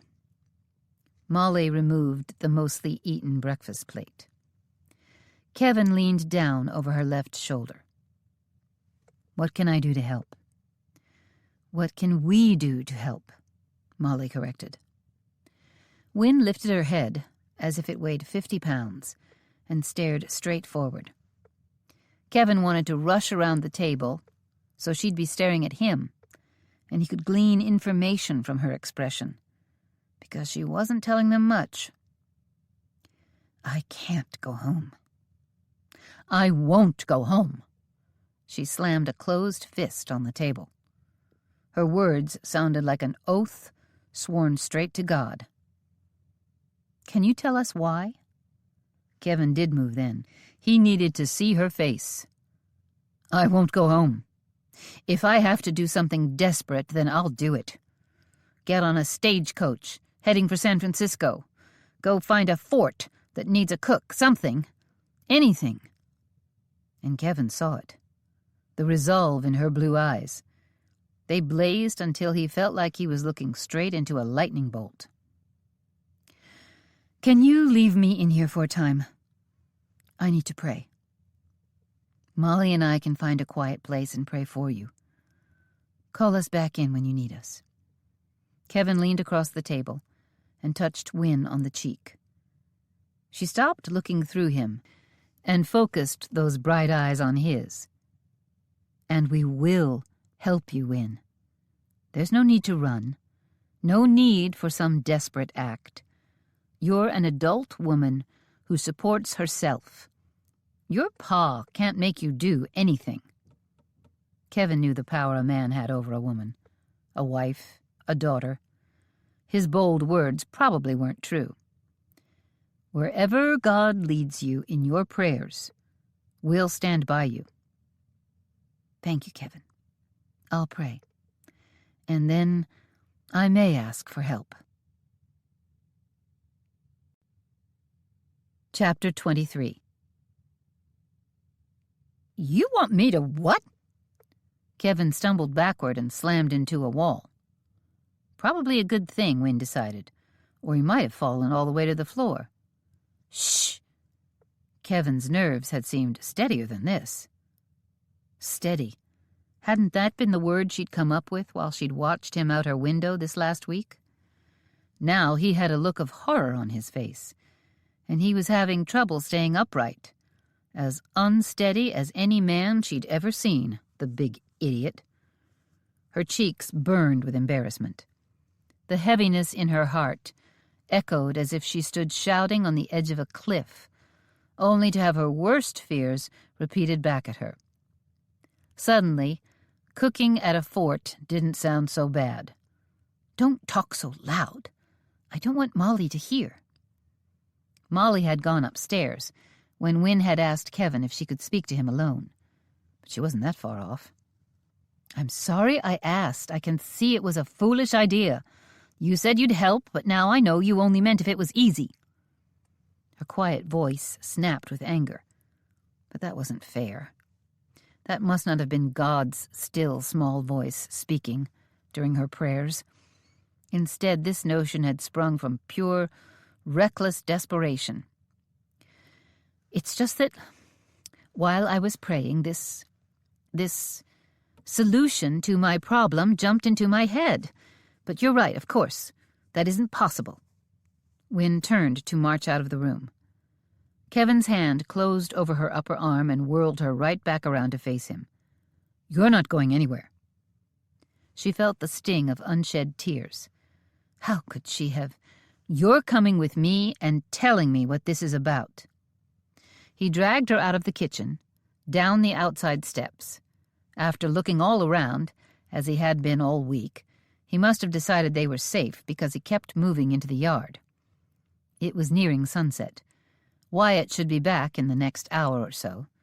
He always came in nearly staggering with exhaustion and hunger. He was filthy, but he seemed to want to put off bathing until the branding was over. He shoveled food down, spoke in single-syllable words, stumbled up to bed, and collapsed, until he woke up before dawn and did it all again. Wynne would ask him to ride with her into town. She could stay in the boarding house until the stagecoach came through. She couldn't wait for the train. She had money in the bank, plenty to get a ticket, and ride off down the trail. Next to Cheyenne, Wyatt was Wynne's oldest friend. He'd ride with her to town if she asked, definitely if she begged. She hoped she didn't have to threaten, but she would, if she had to get out of here. She didn't quite have the nerve to ride off alone. Kevin towed Wynne along like he was leading a horse, a stubborn one. Wynne wanted to dig in her heels and refused to accompany him. She wanted to go to her room and lie down with the covers over her head and pretend she had never asked. Then Wyatt would come, and she'd pack a few things and ride to town. First thing in the morning, she'd get her money, buy a ticket on the next stagecoach, and ride it to wherever it went. And then she'd find a fort that needed a cook or a laundress. Oh, what did it matter? Maybe they'd let her enlist in the cavalry. She was in the mood to shoot someone. Kevin dragged her up some steps, and only then did she even notice where he was taking her. Before she could protest, he had her inside the Ramrod's house, where he and Andy had been sleeping. It certainly wasn't proper for her to be alone with him in here, but that seemed like a minor problem, all things considered. Kevin turned her to face him. What is going on with your father, that you would even think of something so... There really are no words to describe it, are there? Silence stretched between them. He gave her a gentle shake. Tell me. No. Maybe if you'd gone along with my idea, maybe then. But otherwise, no. It's a reason that belongs to no one but me. A secret that I can't share. But it's a secret that explains why you're next thing to living over here? You've never told Wyatt this secret? No. She shook her head hard. Such a thing was impossible. Nor Cheyenne, your lifelong best friend? No. Your best friend, who's announced she's marrying your pa and will go live in the house you can't bear to live in? And that made her sound like the worst kind of evil coward. I would tell her before I'd stand by and see her married to my father. You have to remember, when she told us Pa had proposed, that was the first I'd ever heard of it. Then she ran off, and I haven't had a chance to speak to her since. Yes, of course I'd tell her. I'd stop the wedding. One corner of Kevin's mouth turned up as he watched her. Wynne had never had anyone watch her this closely, and Kevin had done it before. It was odd to have a man so focused on her. I respect that the idea came to you during prayer time. Kevin let go of her arms and put one hand over his mouth, rubbing as if he were trying to keep words inside. Maybe he was praying right now, just as she had earlier. And that sparked a bit of common sense, and she started praying too. Kevin quit rubbing his mouth and ran both hands into his hair, and then held his skull to keep his mind from exploding. He tried to see beyond the stubborn refusal to share a secret, the fear, the embarrassment that had turned her face pink all the way to the roots of her hair. Why had she said such a thing? But then he'd known she didn't want to go home. The why didn't change the fact that she didn't want to. She'd about knocked him over, and that wasn't the same as him not finding her idea appealing. He reached out one hand, caught her upper arm, and reeled her in until she bumped up against him. She stood before him, her cheeks pink, her dark hair in a tidy bun made of a long twisted braid at the nape of her neck. She wore a red shirtwaist and a tidy black skirt. She always looked nice. No, nice was too mild. She was the most beautiful woman he'd ever seen, and her spirit and sass made her every word and gesture come alive. It was fascinating. He lost hold of every ounce of his ability to think. He looked down into her flashing blue eyes and lowered his head slowly, giving her time to slap his face, or run, or shout. Instead, she stood on her tiptoes and kissed him. Kevin had known this was between them, right from the start. And from the generous kiss, he knew Wynne had felt it too. He slid both arms around her waist, careful of her stitches, and tilted his head to deepen the kiss. Her arms had come around his neck so hard and fast, he felt it almost like a blow. The nicest blow imaginable. Time meant little as Kevin explored what it meant to kiss a woman. He'd never done such a thing before. The world opened up before him so differently from what he'd imagined, full of color and joy and a woman who had terrible secrets, just like he did. He tore himself away from the kiss, broke her hold on him. It wasn't easy, with as firm a grip as she had. Breathing hard, he looked down at her. Her lips were swollen from his kiss, her hair mussed. He could still feel the silky weight of it. He'd pulled it free of the tidy braid she'd worn it in. Searching her face, dreaming, fearing, he asked, "Will you tell me why you don't want to go home if we're family?" Her eyes dimmed. All the passion, the spark, replaced by fear. "You mean, will I tell you if you accept my proposal?" She'd asked him to marry her. When he thought of it rationally, and honestly after that kiss, he couldn't claim anything about his thoughts were rational. At the very base of her request was her implying that marrying him would be an answer to prayer. It struck Kevin as about the nicest thing a person had ever thought about him. "Yes, that's what I mean. I'd like there to be honesty between us." "Then you'll tell me where Molly learned her doctoring skills?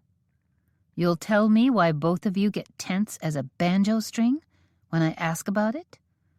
You'll tell me the truth about why she had to stitch up your ma?" Kevin admitted to himself that he didn't have much room to accuse others of keeping secrets. "My secrets are old and dark and dangerous." He watched her to see how she'd react. With a tiny shrug of one shoulder, she said, "My secrets are old and dark and dangerous." Kevin imagined saying out loud what he had hidden inside him. He and Molly had decided they'd never speak of it. They'd take the secret to their graves. That was a heavy promise Molly had made when she was far too young. To tell you, I'd have to betray a vow I made to Molly. To share such a secret with a wife, that would be reasonable. A husband and a wife should share such a thing. I'd be, I suppose, willing to speak of it. He swallowed hard. But you'd have to agree she'd never know. He looked hard in her eyes, trying to convince himself he should refuse her proposal and keep to himself. Keep his secrets. Hold faith with what he'd promised Molly. I'd prefer to ask her permission to tell you, but I don't think she'd grant it. So it's her secret more than yours? Kevin had already said too much. I reckon it's both of ours. It's not fair to insist you open up to me, and then I don't do the same. But if I tell you, I'm not sure you'll be able to act as if you don't know in front of Molly, and do that for the rest of your life. That's a heavy burden for you to carry. I know because I carry it, and have for long years. Wynn's eyes seemed to look deep into him, her expression solemn. She understood the importance of what he was willing to share. I'll tell you my secret once our vows are spoken. And yes, I want to know yours. Believe me when I say I can keep a secret, hide it from the whole world, and do it well for years.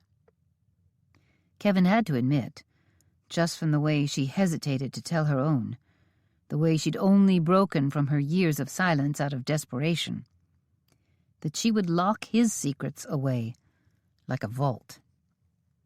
He should talk it over with Molly and Andy. The wedding. Talk with Molly about the secret.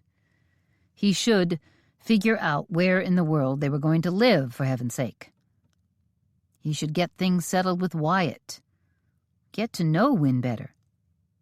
He should pray. And he did. Silently, fervently. But, he admitted, too briefly. The look in her eyes, the wanting, the fear, the hope. He found it absolutely irresistible. Add in how much he liked kissing her, and how much he wanted to do it again, and forever. And just maybe he heard the still small voice of God giving him the idea, as much as he'd given it to Wynn. Kevin just couldn't deny her. Yes, I'll marry you. He opened his mouth to discuss details.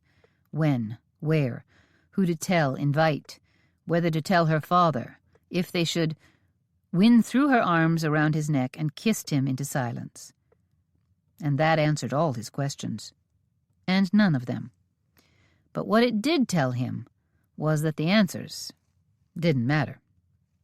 When the kiss ended, she said, "We'll ride into town tomorrow and get married.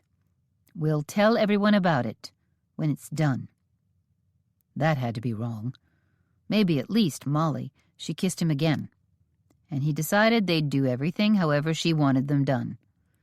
If she kept kissing him like this, he'd be thrilled to do things her way forever. What did she want? Molly had picked her moment. Kevin almost made it out. Wynn had stayed in the kitchen. She'd helped with the evening meal, and did more than she had for days. She'd stayed downstairs and eaten the apple cobbler for dessert. Finally, exhaustion won out, and she headed up for bed. Kevin walked beside her to make sure she didn't collapse on the stairs. Then he tried to go fast through the kitchen and get to the Ramrod's house without talking to Molly. He didn't want to lie, and he didn't want to tell the truth. That made silence about his only choice.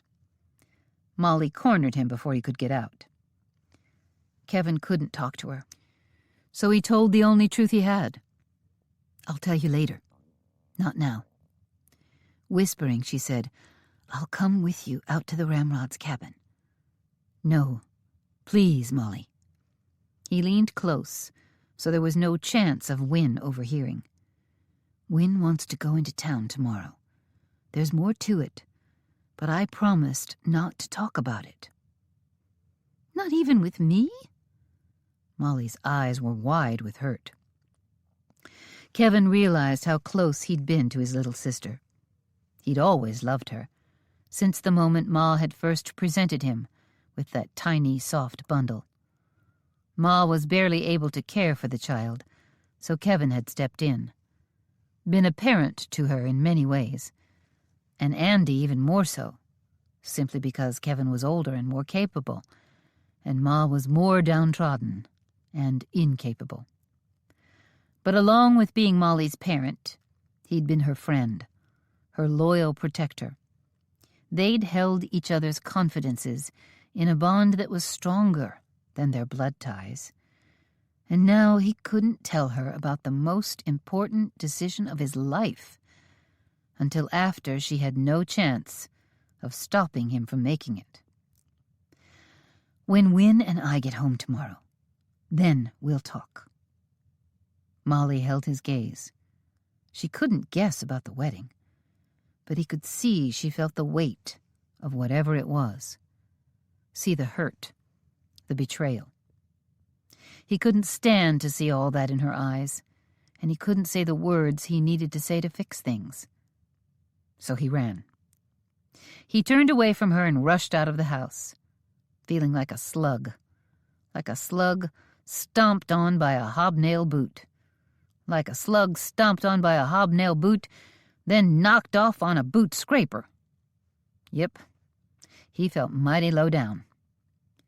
But he would tell her tomorrow, and he'd tell Wynne their old, dark, and dangerous secrets, and let Molly know he had.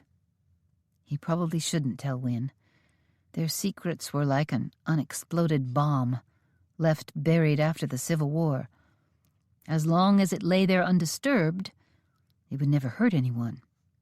But uncover it, expose it even a little bit to the world, and who knew what harm could be done? The lives that could be torn apart. He stomped up to the Ramrod's house and shoved inside, knowing he was going to tell Wynne, because he wanted to marry her, and felt that God would bless the marriage, and because it was fair. Their secrets would bind them together forever, as surely as their wedding vows. And he most certainly did want to be bound together with Wynne.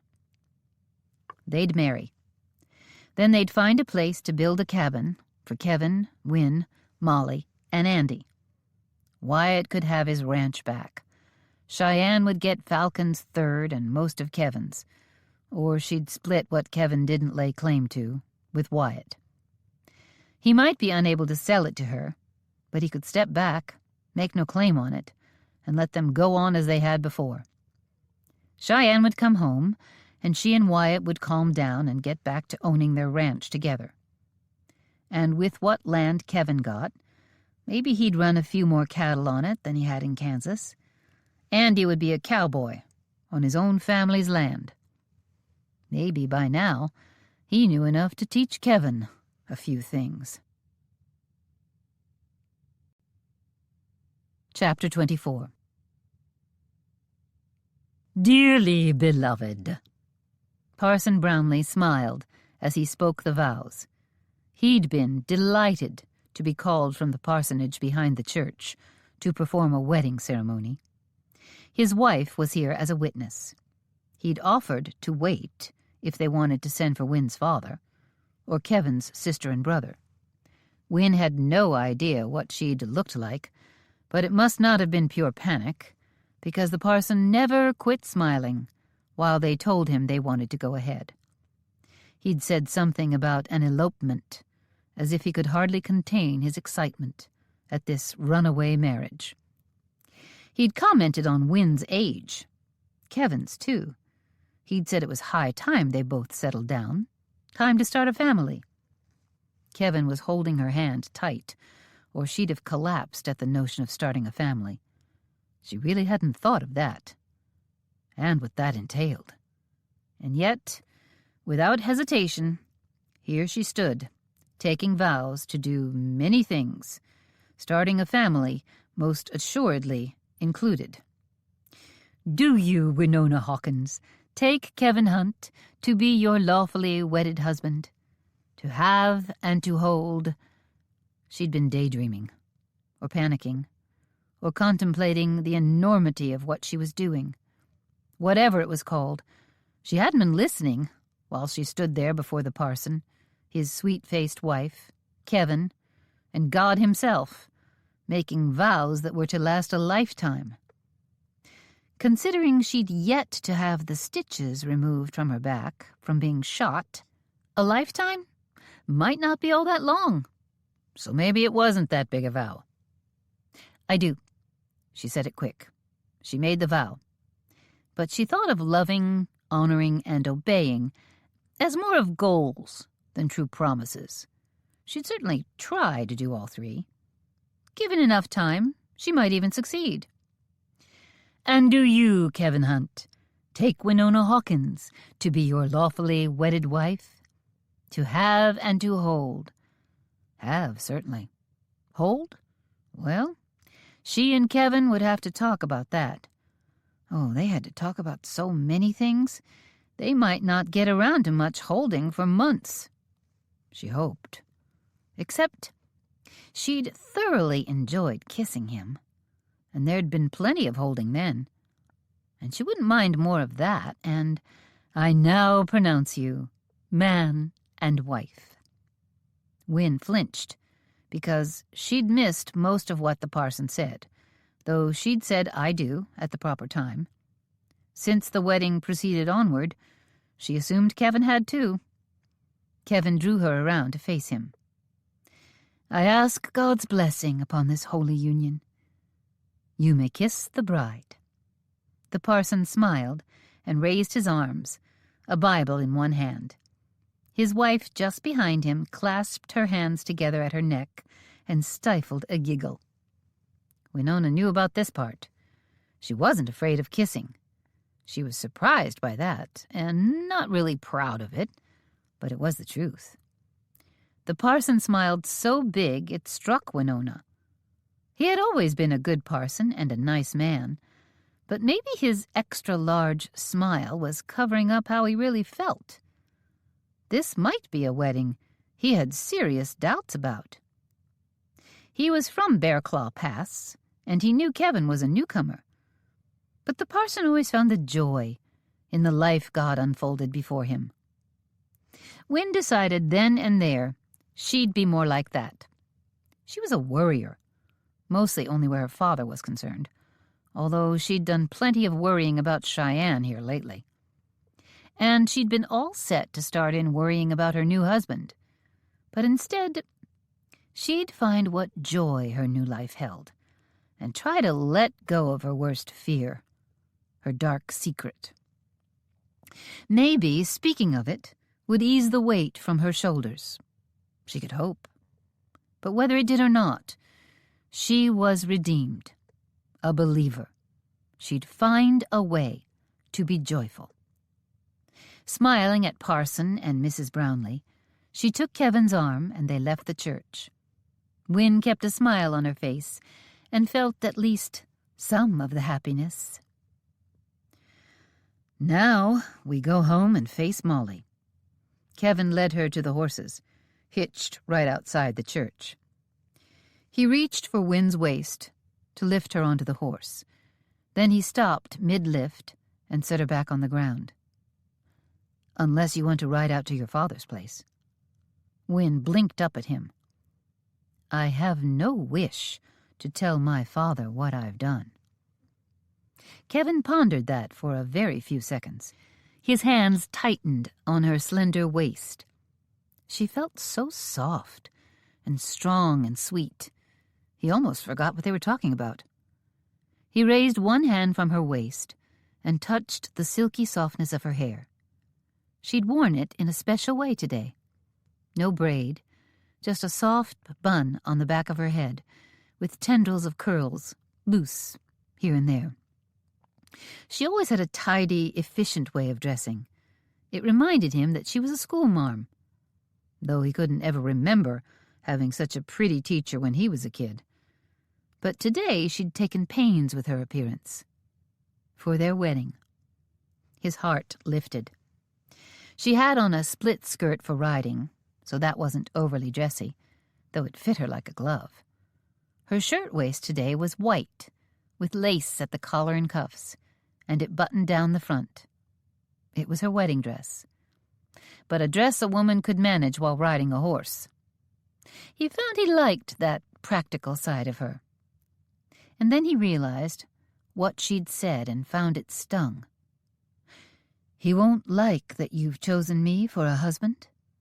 He'll think the daughter of a prosperous rancher shouldn't marry a Kansas farmer who doesn't even have a roof to put over your head. He'll think... Wynne rested her fingertips on his lips as her mouth formed a little circle, and she shook her head. Oh, no, that's not what I meant. He'll just... She let one finger caress his lips before she quit touching him. Now that you mention it, he won't like it that I married you. He won't like it that I didn't tell him, or rather ask him. He won't like it that I eloped. He won't like it that... It was Kevin's turn to rest his fingertips on her lips. It doesn't sound as if he'll like hearing you got married no matter who you picked.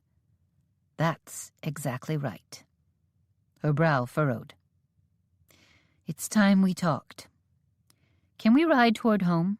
That is, toward the RHR? I know I probably wasn't fair to you by not telling you. Well, my secret. Kevin was enjoying these stolen moments with his new bride, before all the deep troubles from both their pasts came out. They stood between their hitched horses, and he felt like they were alone in the world. Considering they were going home to a ranch where Kevin lived in a cabin with his brother, these might be a few of the only moments they had alone. He was in no hurry to ride home, but she wanted to talk, and he found in himself a desire to do whatever she wanted.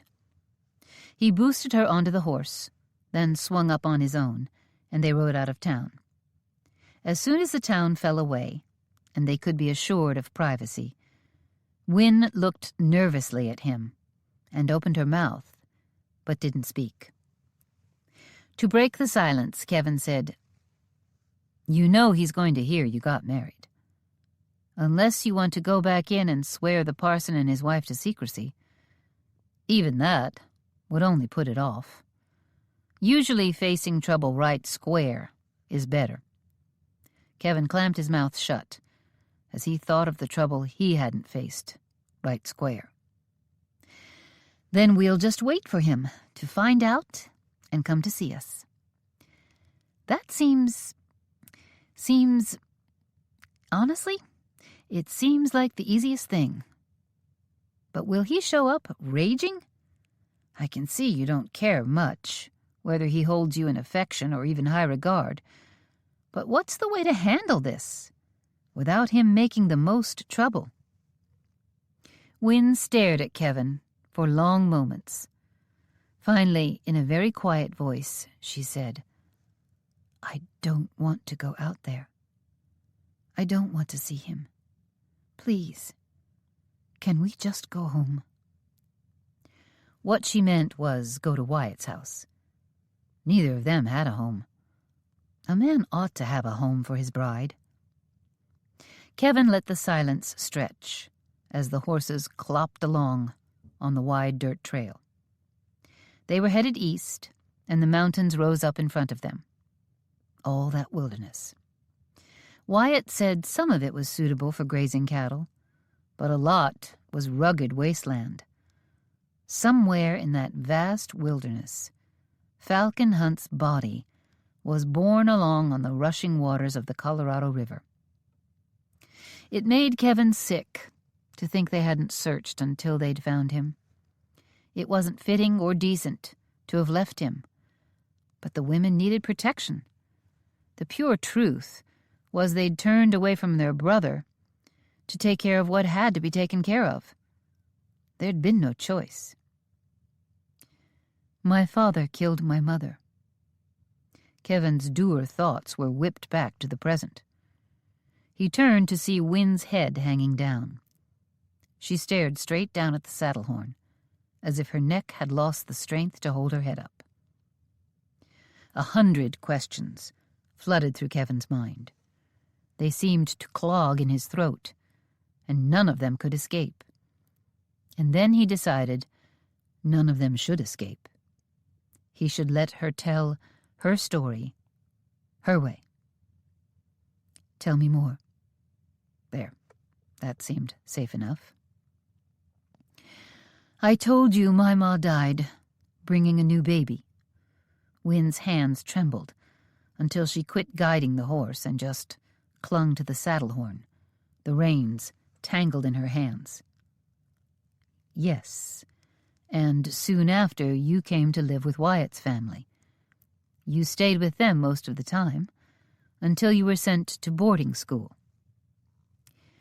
That's the story I've always told. My father tells it that way. Wynn's head lifted, her gaze locked on Kevin's. I have long ago memories of my parents fighting, sometimes ugly fights.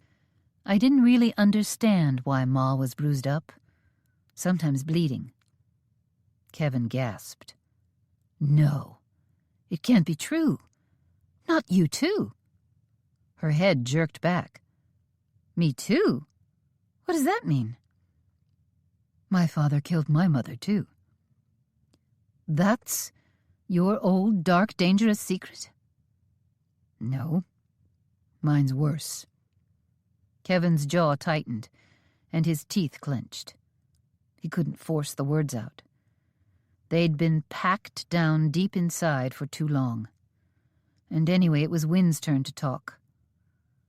Go on with your story. Did you witness it? See your pa? A firm shake of her head gave him the tiniest bit of relief. It was all bad enough, but at least she hadn't seen it. My mother was a wealthy woman. I didn't know that. I didn't understand how well off we were. A child just accepts circumstances as they are. Kevin remembered all he'd come to accept, and a few things he couldn't accept. I've pieced things together over the years. From the time she died, I had a bad feeling about what had happened to Ma. But I was a little girl, heartbroken over losing her mother. I was scared all the time. I was happier at Cheyenne's house. Then I was glad to be sent away. After I got to St. Louis, I learned my mother's family name. I have only the faintest memory of my grandmother dying. Mainly I just remember Ma crying. That was frightening, because she was the most important person in the world to me. I remember a picture of my grandparents, with my mother, when she was a mostly grown girl. But I don't know where I saw that picture. My memories are a jumble.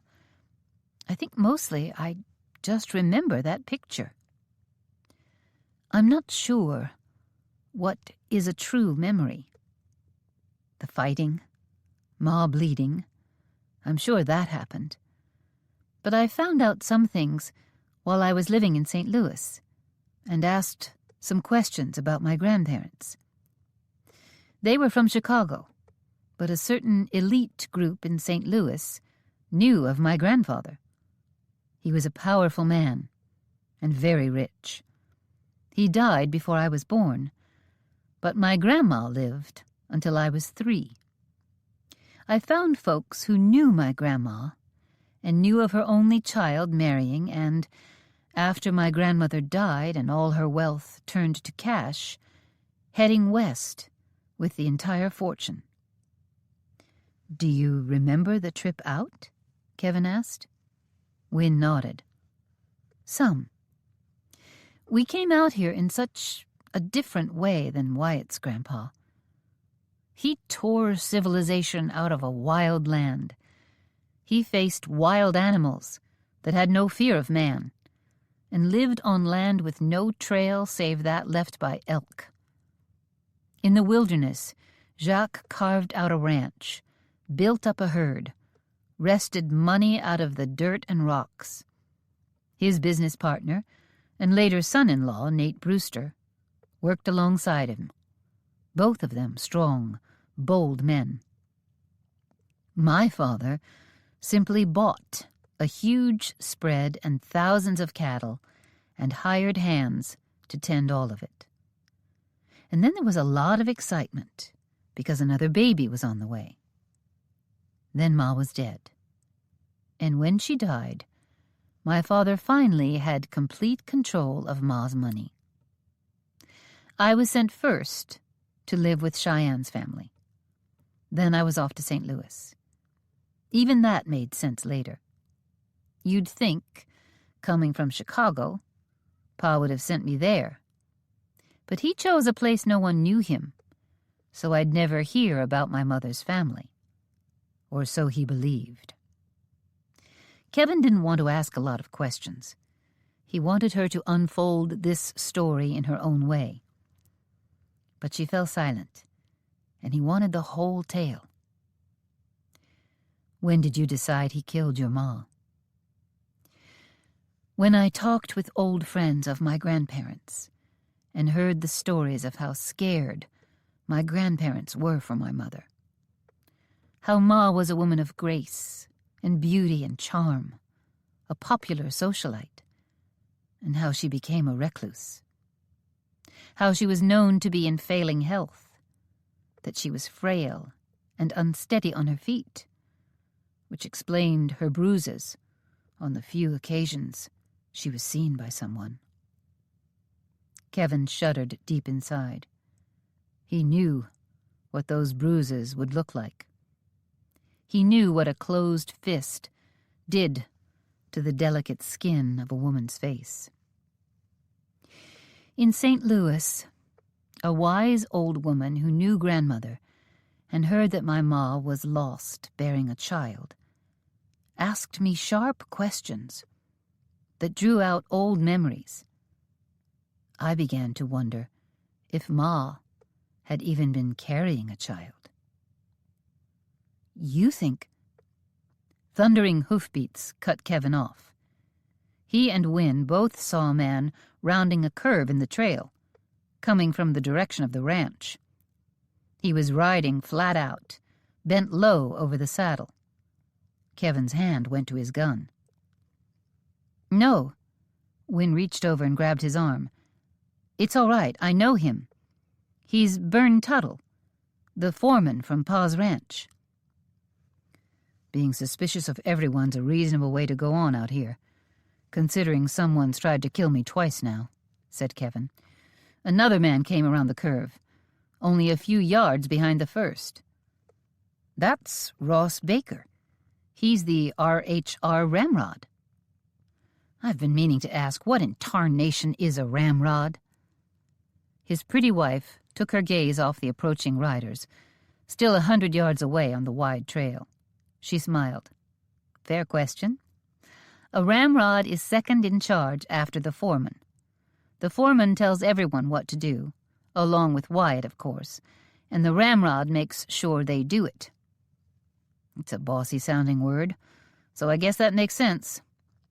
It's really just a man who steps in and takes charge if the foreman and the ranch owner can't do something.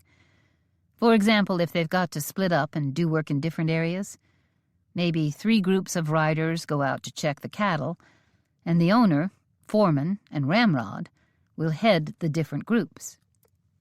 "And we're living in his house, right?" Kevin glanced at her. A woman he very much wanted to share a house with. "So where do we go now that he's back?" A shiver of nerves rushed down his spine as he thought of sharing a room with Win.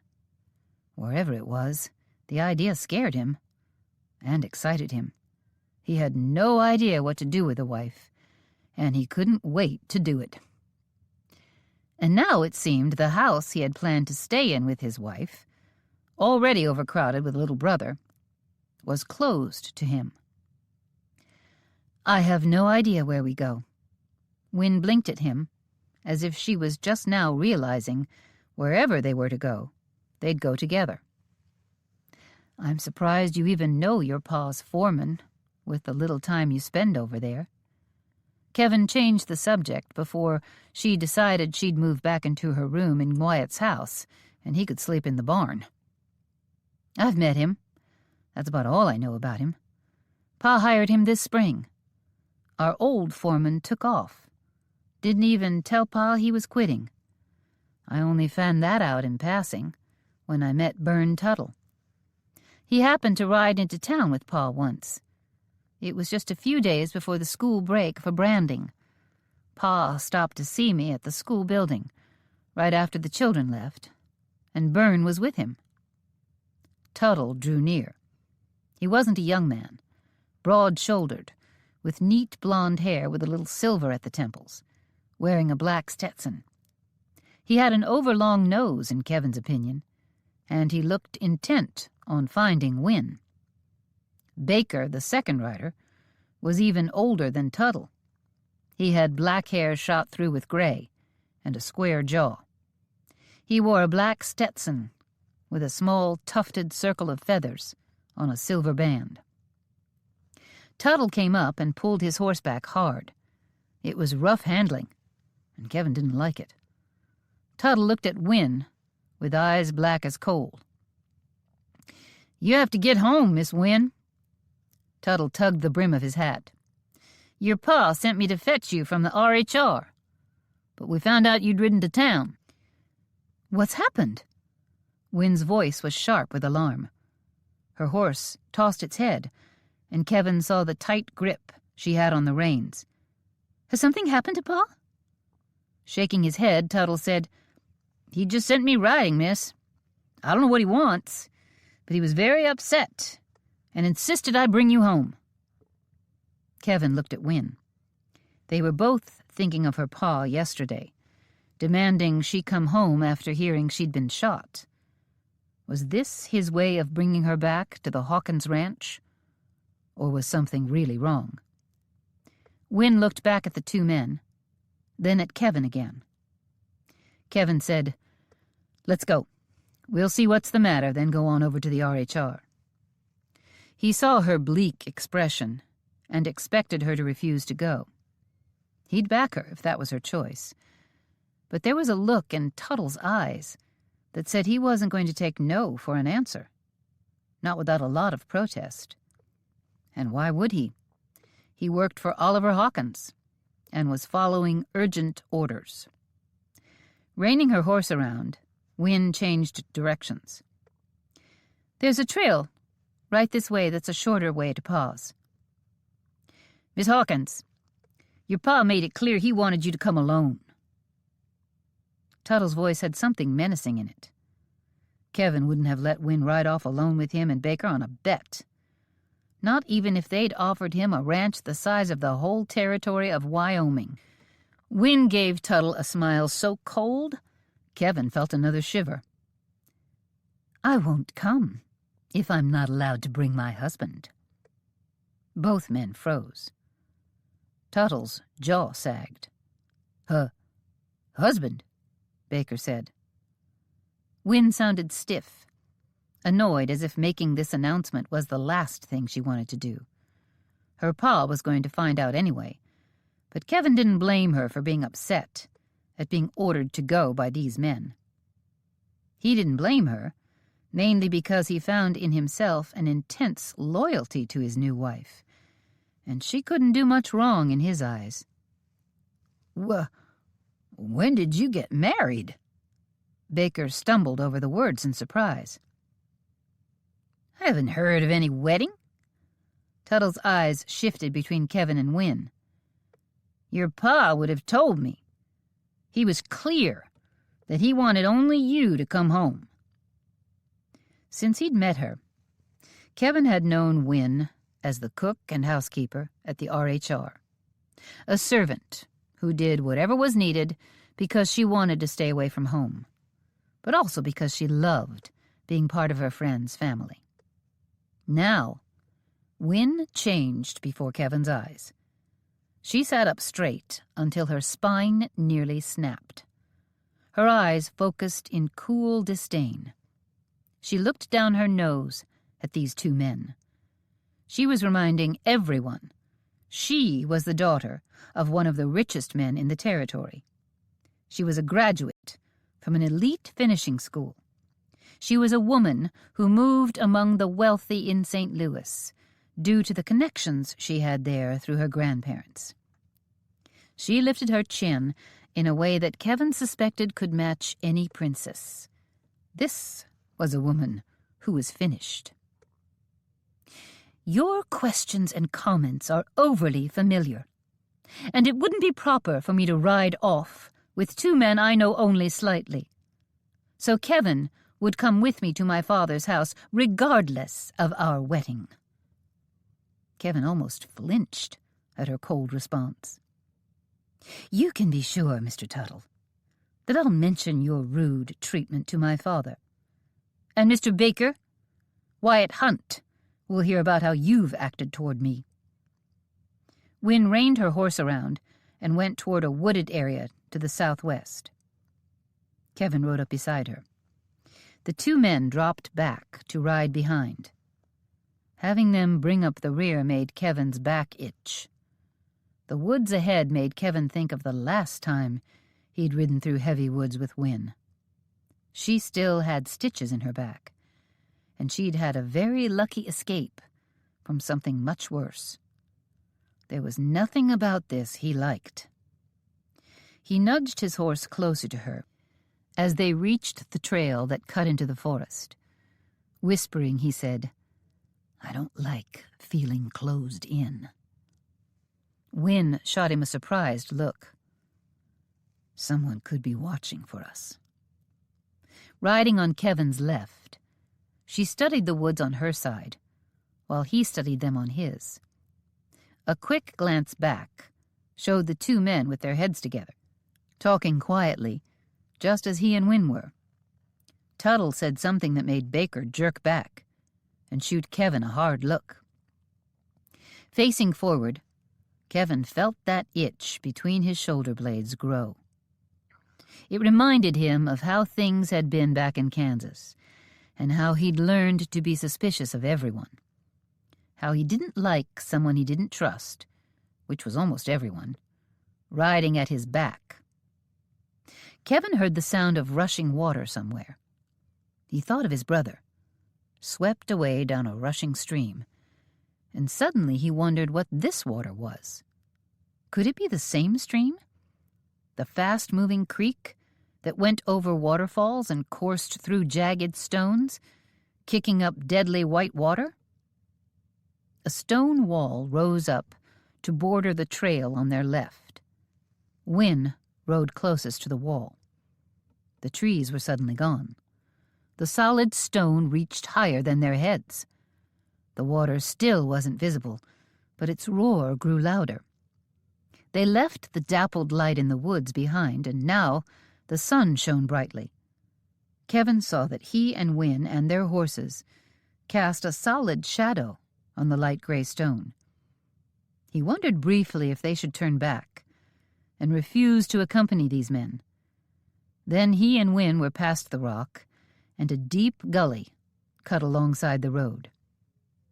Kevin looked down at the water, and then behind him, he saw the shadows of the two men and the shadow of an extended arm and an aimed gun. He dove at Wynne and hurtled them both over the backs of their horses, just as the gun fired. A tearing pain nearly drove him into darkness. Then he hit the water, and it helped him stay awake. They were blasting along the same twisting river that killed his brother. A loud shout of rage sounded from behind them, and gunfire echoed as the water plunged down a twisting drop, then flung them over a short waterfall. Something sliced Kevin's arm, but he wasn't sure if it was a bullet or if he'd been scraped by a jutting stone. They soared into the air over another fall and slammed into water so hard it felt like hitting rock. He realized he was still holding on to Wynne, his hands still wrapped tight around her from when he'd tackled her off the horse. They surfaced, and Wynne said, "Let me go. You need your arms to swim." "I don't know how to swim." He let her go, so his lack of swimming skill didn't drag her down to her death.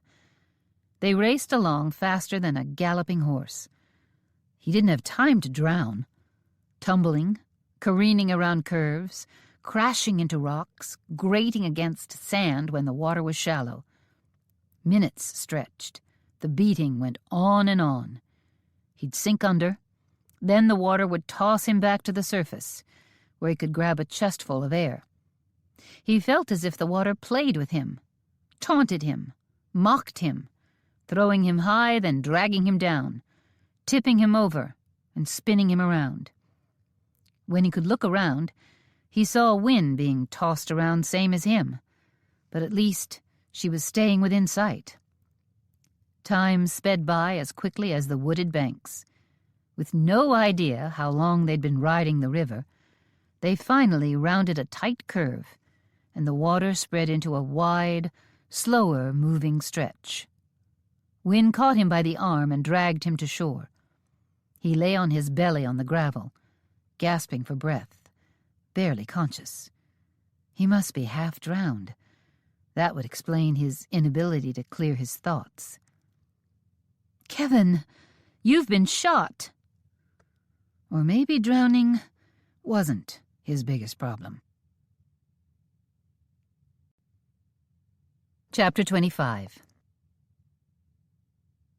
This wasn't how Wynne had envisioned her wedding day. A wave hit the bank, and it looked like Kevin was going to be pulled back into the water. Panting hard, partly from the lack of air, partly from panic, she scrambled to catch hold of his shirt.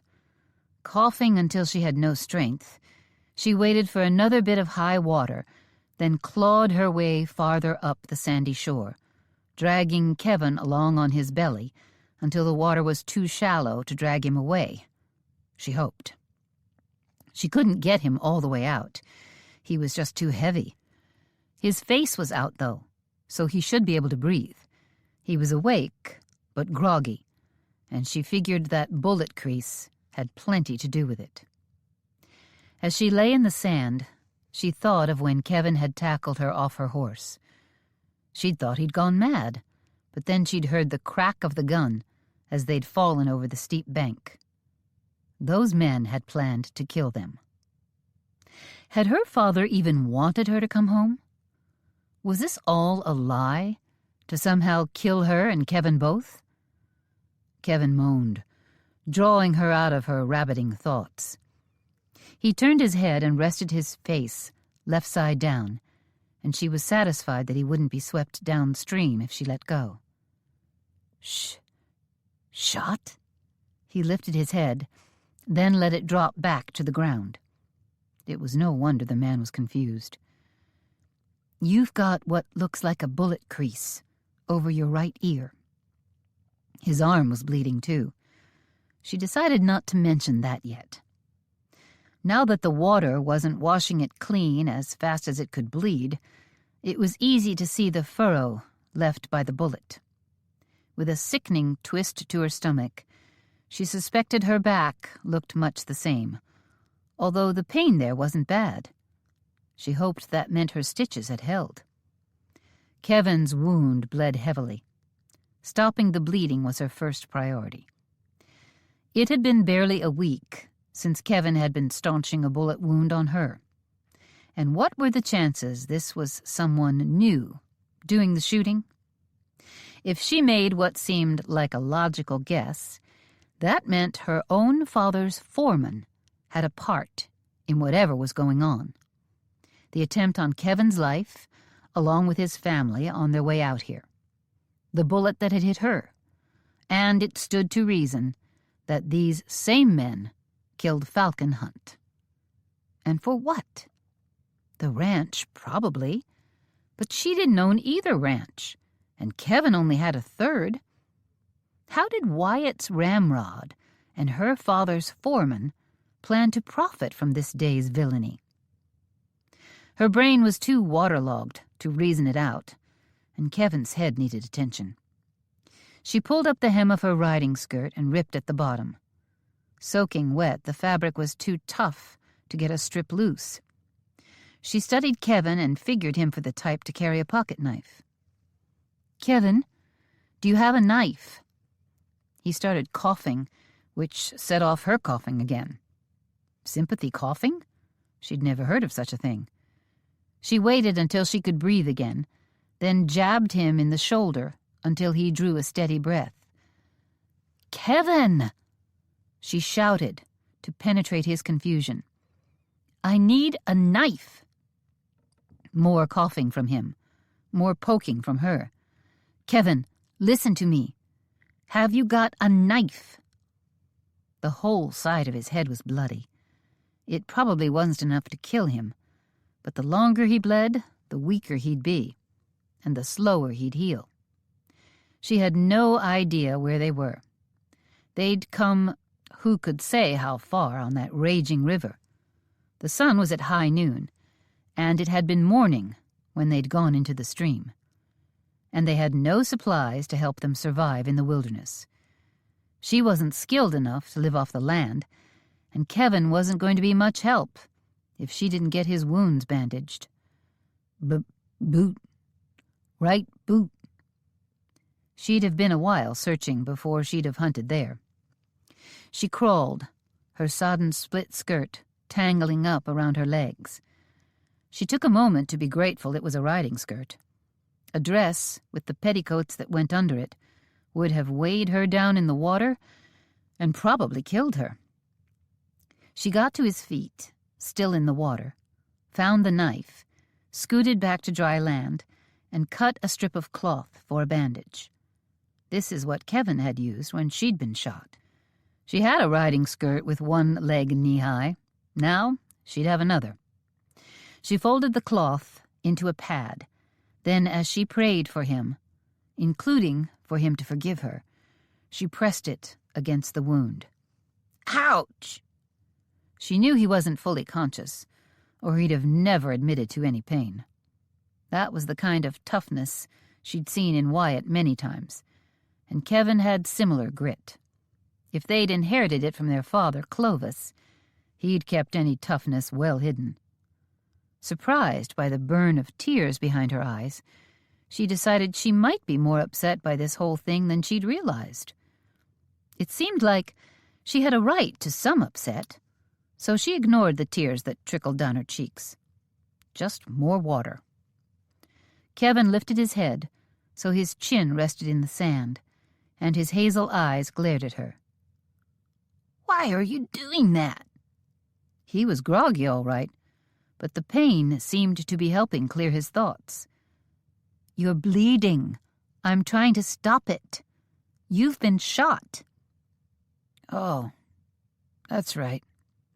With visible effort, he pulled his hands up to rest his head on them, then turned his head to the right again and let her do her rough doctoring. She smelled the blood, water, and wild of the place. She had no idea how far they were from any kind of help.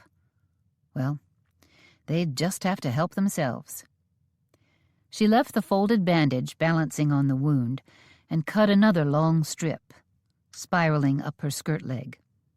As she wound the strip around his head to hold the bandage in place, she saw that the left side of his face was coated in sand.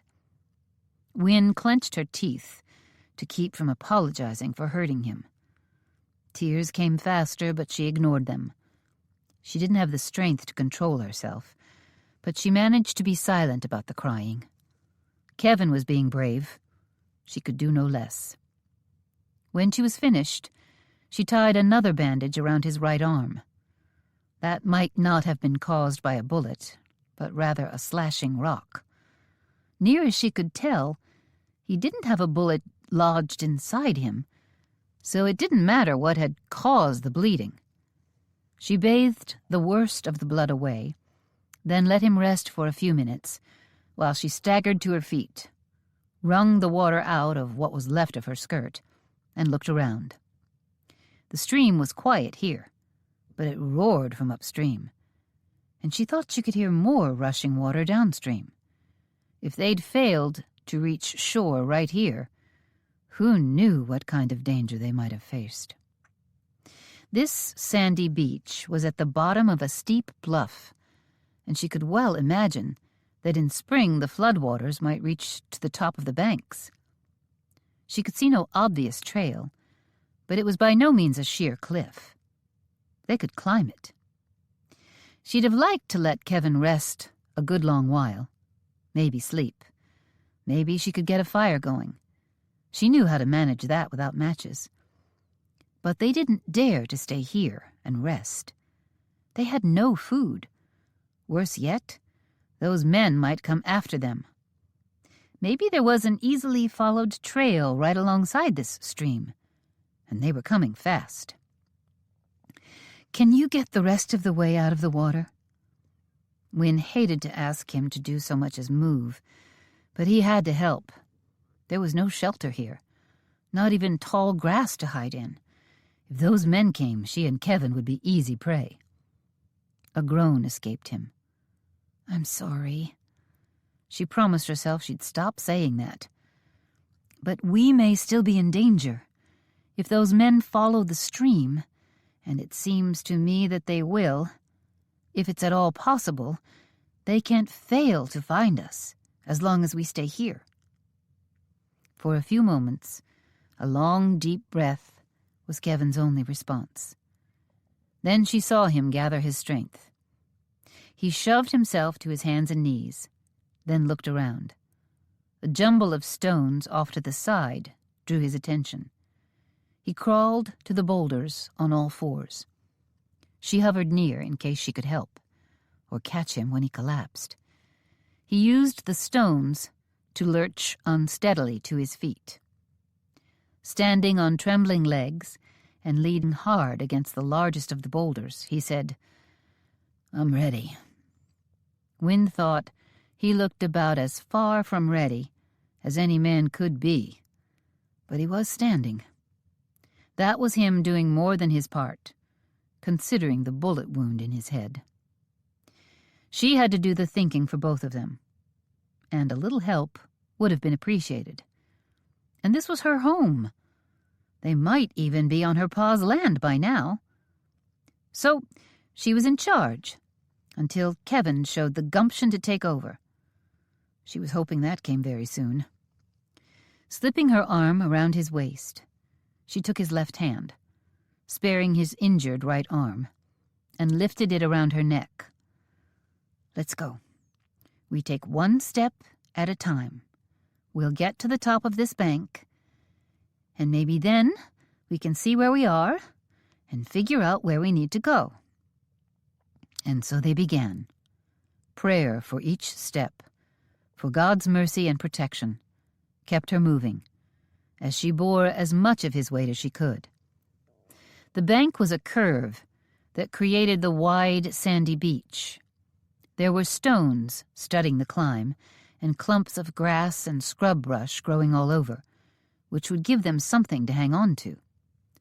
Studying the bank as she neared it, she saw what looked like the least difficult stretch, and guided Kevin toward it. "We won't be able to walk up. We'll have to crawl." "Crawling is probably more of what I'm up to doing." That was the longest sentence he'd said so far. Maybe he was coming around. The climb was probably 40 or 50 feet. Not a long distance under good conditions. These weren't even close to good. They staggered up about 10 feet before the bank made walking impossible. Dropping to her knees, Wynne began the laborious crawl. Despite being split for riding and with one leg cut off to the knee, her sodden skirt wrapped around her legs, making the going difficult. The dirt stuck to the wet fabric, turned the water to mud, and added weight to what was already a hard effort. Wynne glanced back to make sure Kevin was still coming. The trek looked to be taking every ounce of Kevin's battered strength. Wynne kept moving.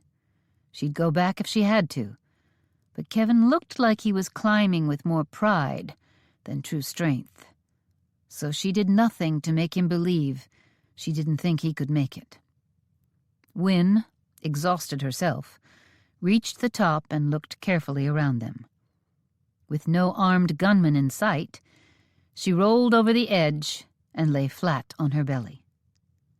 She didn't have time to catch her breath. She pivoted to look down and almost bumped noses with Kevin. Drawing back, she saw the clump of wall he clung to crumble under his hand. Diving for him, she caught his wrist, heaved forward until his scrambling fingers could get a hold of something solid, then watched as he inched over the top of the bank. He was slower about it than she had been. She'd be proud of herself, except for his being shot. She thought that made him the strongest. She hated to admit it, but truth was truth. He flopped like a landed trout and lay there gasping. Wynne let him lie because she needed a break too, but she didn't dare take a long one. She still didn't know where their enemies were. Shoving herself to her feet, she staggered forward to an oak sapling, one of dozens that lined the top of the bank. She clung to the tree and held herself steady while she looked around, still catching her breath. The afternoon was upon them. The sun passed its peak in the sky. They'd hoped to be back to the RHR for the noon meal. They hadn't made it. Thankfully, they had long hours of sunlight left on this warm summer day. Wynne studied the rugged mountains that rose up around them. The stream had discarded them far from where they'd fallen in. Her father's ranch was to the west of Wyatt's land. She couldn't be sure if this was part of his holding. It didn't matter if it was. She dared not go to him for help. A terrible thing for a daughter to admit, but she'd realized it before now. She'd just married a man to escape from being under her father's thumb, after all. She didn't want to believe he'd be a party to killing her, but if she was right about her ma, then her father was capable of anything. No. The people she could trust were Kevin's family, and Wyatt, and Cheyenne, wherever she was. No one else. With that in mind, Wynne said, "We need to go east. This stream has carried us a long way west. If we head east, we'll cut the trail we were on.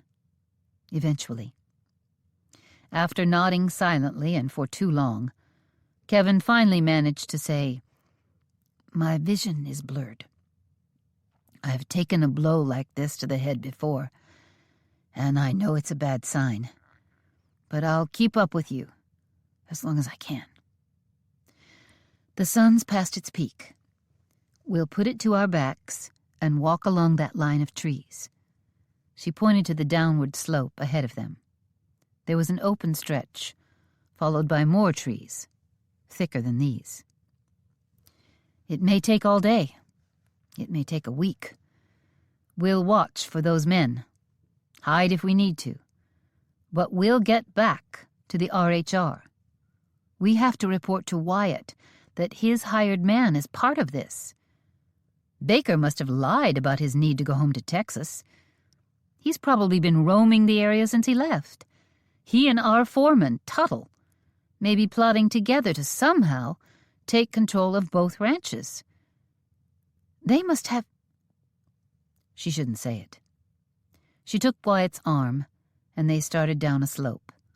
Not as bad as the stream bank they'd climbed, but steep enough that Wynne held on tight to keep Kevin on his feet. They must have... what? She'd hoped Kevin wouldn't notice. She broke off her little string of advice. She hadn't started out with the same notion in her head that she'd ended up with. I have no idea if there's a lick of truth in this, but it did cross my mind that Tuttle might see marrying me as a way to get his hands on Pa's ranch. And if he's teamed up with Baker from the RHR, then their plan may extend to somehow gaining control of Wyatt's ranch. Kevin kept moving. She felt his arm tremble, heard his heavy breathing, but he kept on. Held up by his determination and strength of purpose when he was barely able to stand. Killing Falcon and me would clear up a lot of things. They walked downhill. There were scattered trees, and Kevin leaned heavily every time one came within clutching distance. But he never stopped. Your pa, if he married Cheyenne, would be in a good position to gain some control of the RHR. If he conspired with his foreman to kill me and Falcon, and then your pa married Cheyenne, it's possible your pa's foreman took your pa's scheme and twisted it around to benefit himself. Or Pa is in on it. But Wynne didn't say that out loud. It seemed like saying it made it more possible. I'd have never married Tuttle. Never. They reached the bottom of the bluff they were descending and walked across a wide clearing. This was the most dangerous part of Wynne's plan. They were out in the open. There was no sign of a trail. In fact, she had to wonder if they were the only human beings to ever walk on this land. But the valley looked passable by a rider. If those men came riding along, following that stream, and found Wynne and Kevin out here, they'd be helpless. Kevin had a rifle in the boot of his saddle, and he'd had a pistol in a holster on his hip. The rifle stayed with the horse, and his holster was empty. The gun had been dropped somewhere in their turbulent water ride. Wynne, you know there are circumstances where a man could ruin a woman, make off with her, and hide her in some wilderness refuge for many days. He could do it in such a way that it seemed she went willingly.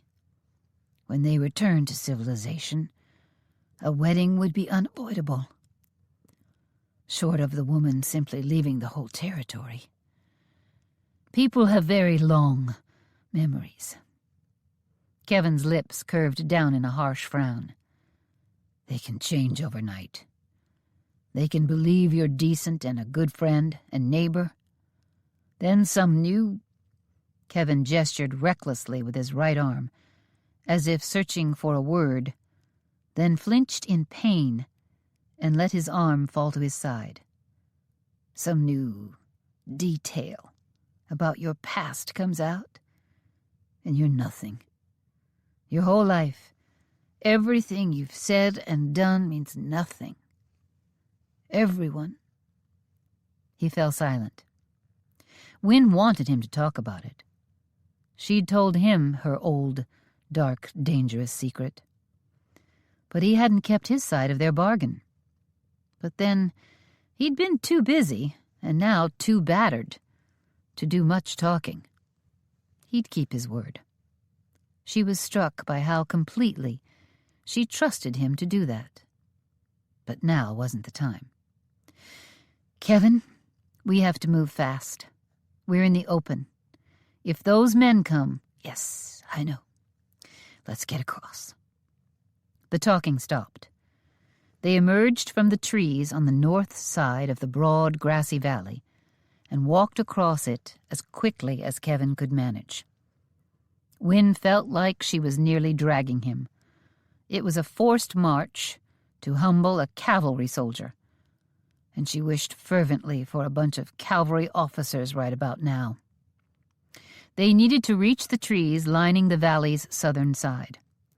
On that side, instead of the sparse trees they'd walked through down the bluff, the trees were thick and filled in with underbrush. It was a solid forest that reached up the next hill and stretched to the left and right. Once in there, they could move without being seen. Kevin staggered once, and she had to hold him up with brute force. Not easy with a man as big as Kevin. They reached the far side of the valley and ducked into trees so dense it was hard to take each step. By the time they were 20 paces in, she felt safe, or at least safer. Once they were in far enough that she couldn't see the valley, and no one in the valley could see her, she guided Kevin to a broken tree lying on its side. It was an ancient tree, large enough that resting flat on the ground, it made a decent chair. They sank down, breathing hard.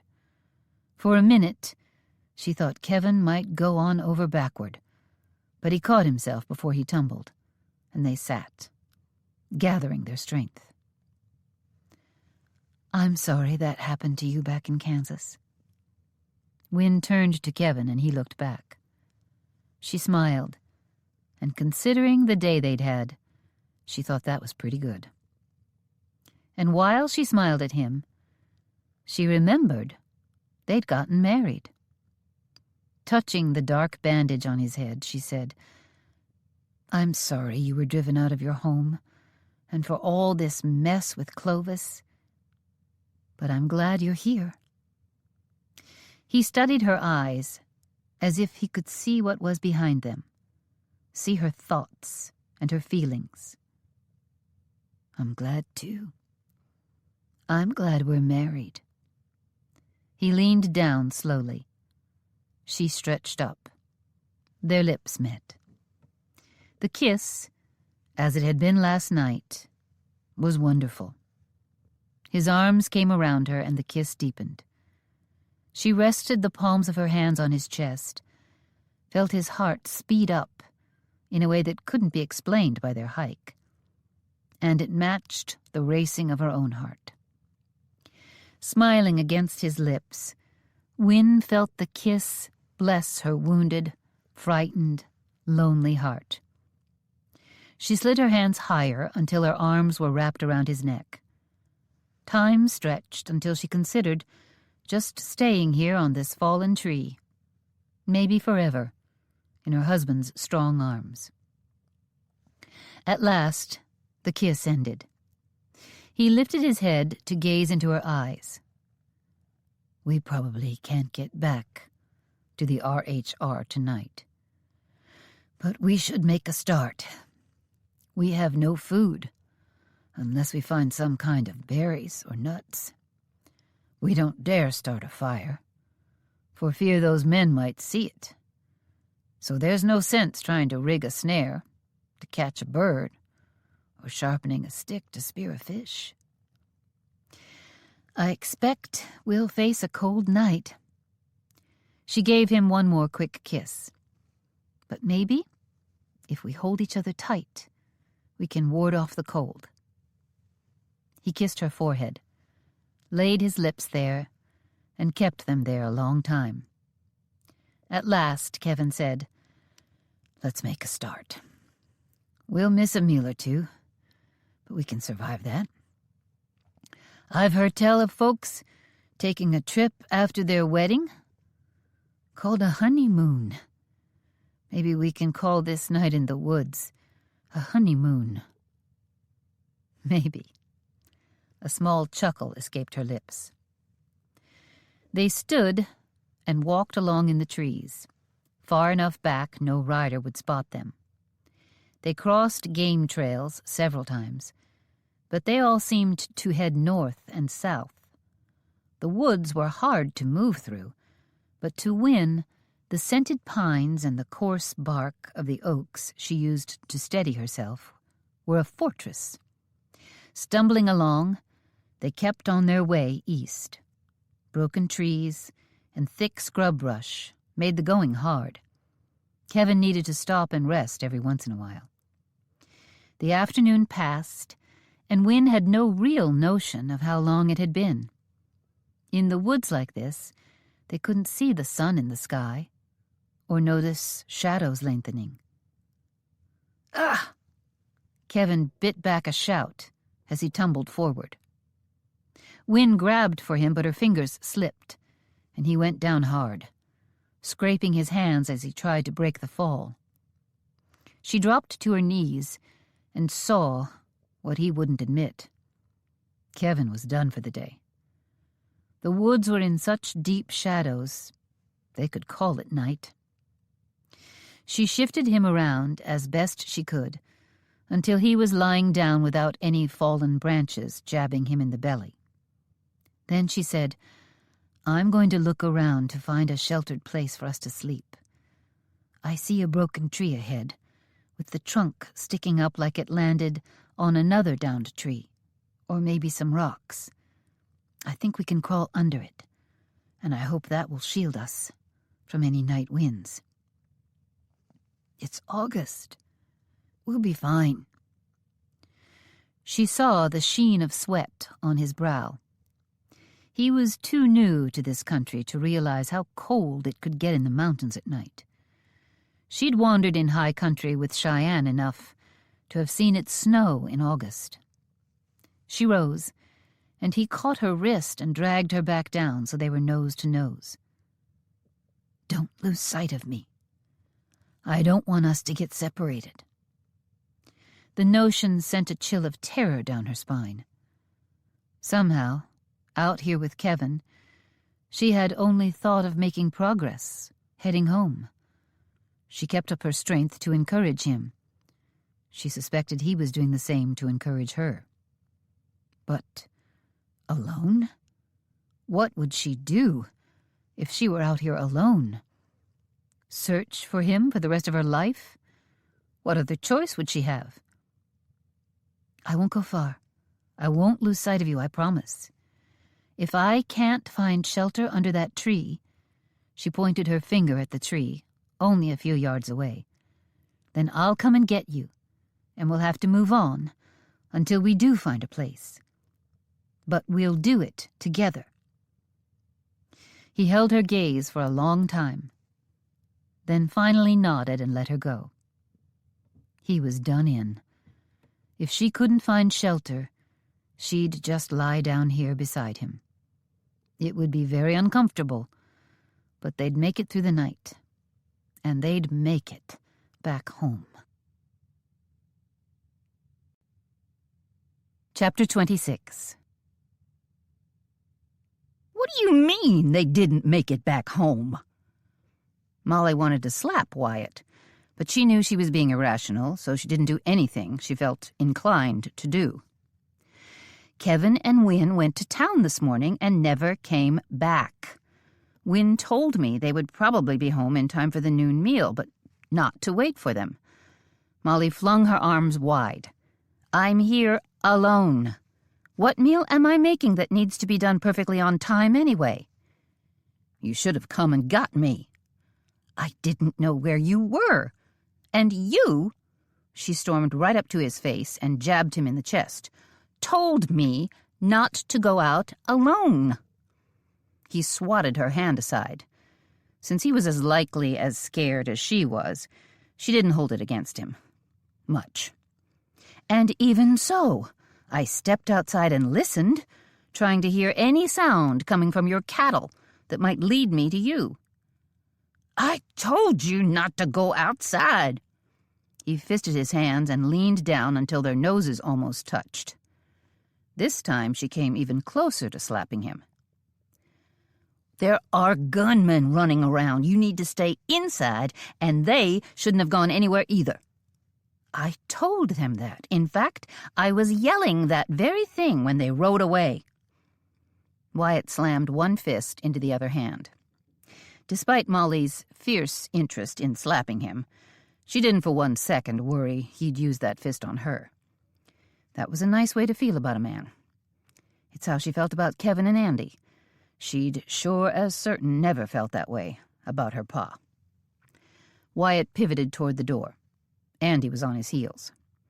Wyatt glanced back, then held up the flat of his hand in Andy's face. "No, you stay here. Molly shouldn't have been left home alone all day. Kevin and Wynne should have never done that. What is wrong with them?" He pointed at Andy. "She needs a man to stay here with her." "I'll be on guard."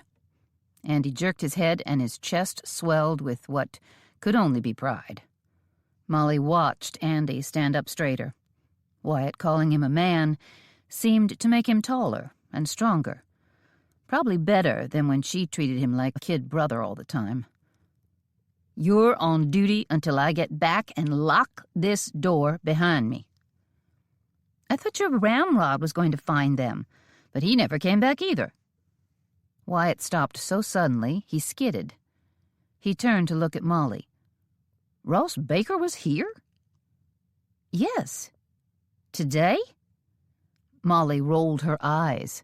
"Of course today. Didn't I just tell you he went to find them?" Molly was yelling and acting like a lunatic, and this wasn't like her. Worrying all day about Kevin and Wynne had clearly driven her mad. "How did you know it was my ramrod?" Molly faltered for a moment. He told me. He said that was who he was, Ross Baker, and that he worked at the RHR as the ramrod. He came up to the back door of the house. This was shortly before noon, and he asked where you were working.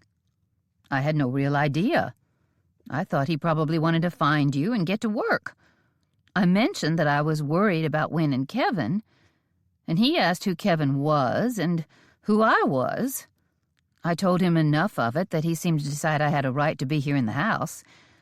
Then he said he'd ride into town to meet them and ride shotgun while they came home." "What did he look like?" "You don't know what your own cowhands look like?" Molly's voice rose until the sharpness could have cut Wyatt's ears off. "Just tell me." Black hair with a lot of gray in it. Dark eyes. Older. 40 or even 50 years old. He had a heavy forehead, and it seemed like he only had one eyebrow. He wore a black Stetson with a strange circle of feathers on a silver hatband. "That's him. That's Ross Baker." "So then that's a good thing. He's out there hunting." "No, that's not a good thing." Wyatt's jaw formed a tight line. "Baker took off 3 weeks ago to ride to Texas. He was supposed to go see how his pa was doing, but he couldn't have gotten to Texas and back in 3 weeks." "So he changed his mind?" Molly shook her head, not understanding. "Or he went into hiding and waited until you and your family got close enough he could attack you. The time he left was mighty convenient to the time I found out about Pa's will." "He must be the one behind all of this," Andy said. "He's already tried to kill Kevin twice, and he might have waylaid Kevin now. My brother would have been back. Did Baker do it out of loyalty to you and Cheyenne?" "No one shoots innocent people in my name. No one who's known me for a week would ever believe I'd think such a thing was right." Wyatt's eyes narrowed at Molly. "Except your family would believe it, of course." "Quit fussing at me and get going," Molly said. "Before I go, I'll tell you flat out, no, I don't think he did it out of some twisted notion of loyalty. I think he's got his own plans. I can't think what they might be, but I don't plan on turning my back on him for a single second." Wyatt grabbed his hat, which he'd hung up on a peg as he'd entered the kitchen. He slammed the door and headed for the hitching post. Within seconds, he could be heard galloping out of the yard. There was still some daylight, so just maybe he could find Kevin before nightfall. or his body. Molly turned to look at Andy, and his scowl had to be a match for hers. Then the long day of fretting caught up to her, and she launched herself into her little brother's arms. He caught her with a strength that told her why it was right to give him a man's responsibility. She had to stop thinking of him as a kid. Her brother had grown up. He held her tight as they shared the fear for their big brother. At last she said, "So far, Wyoming is measuring up to be a mighty poor excuse for a place to live." Kevin woke slowly to the sound of soft rain and the pounding of aches and pains everywhere. He was dry, tucked deep into the shelter of a fallen tree, but he was so hungry his belly button was rubbing his backbone. The more he woke up, the more miserable he was. His head felt like someone was trying to chisel their way out. His shoulders were on fire. One arm managed to be numb and ache like mad at the same time. He tried to swallow, but his mouth was as dry as dust. His whole life was pure misery. Then he moved. The pain ratcheted up, and the reason for his misery roared through him. He'd been shot, and shot by men that would very likely be coming to make sure he was dead. Maybe Wynne, too. Wynne. That's when he remembered something else, something with no misery involved. He was married, and he was holding his wife in his arms. He felt her move and realized he had not just a wife, but a beautiful wife who was strong and had good sense. Everything in the world wasn't cold and pain. He had a warm wife who had gone beyond the strength of many to keep him alive. But those men tried to kill her. Though Kevin thought they might want to take her as a prisoner, or had they really meant to take her back to her father? Their actual plan was muddled. Or maybe his head was.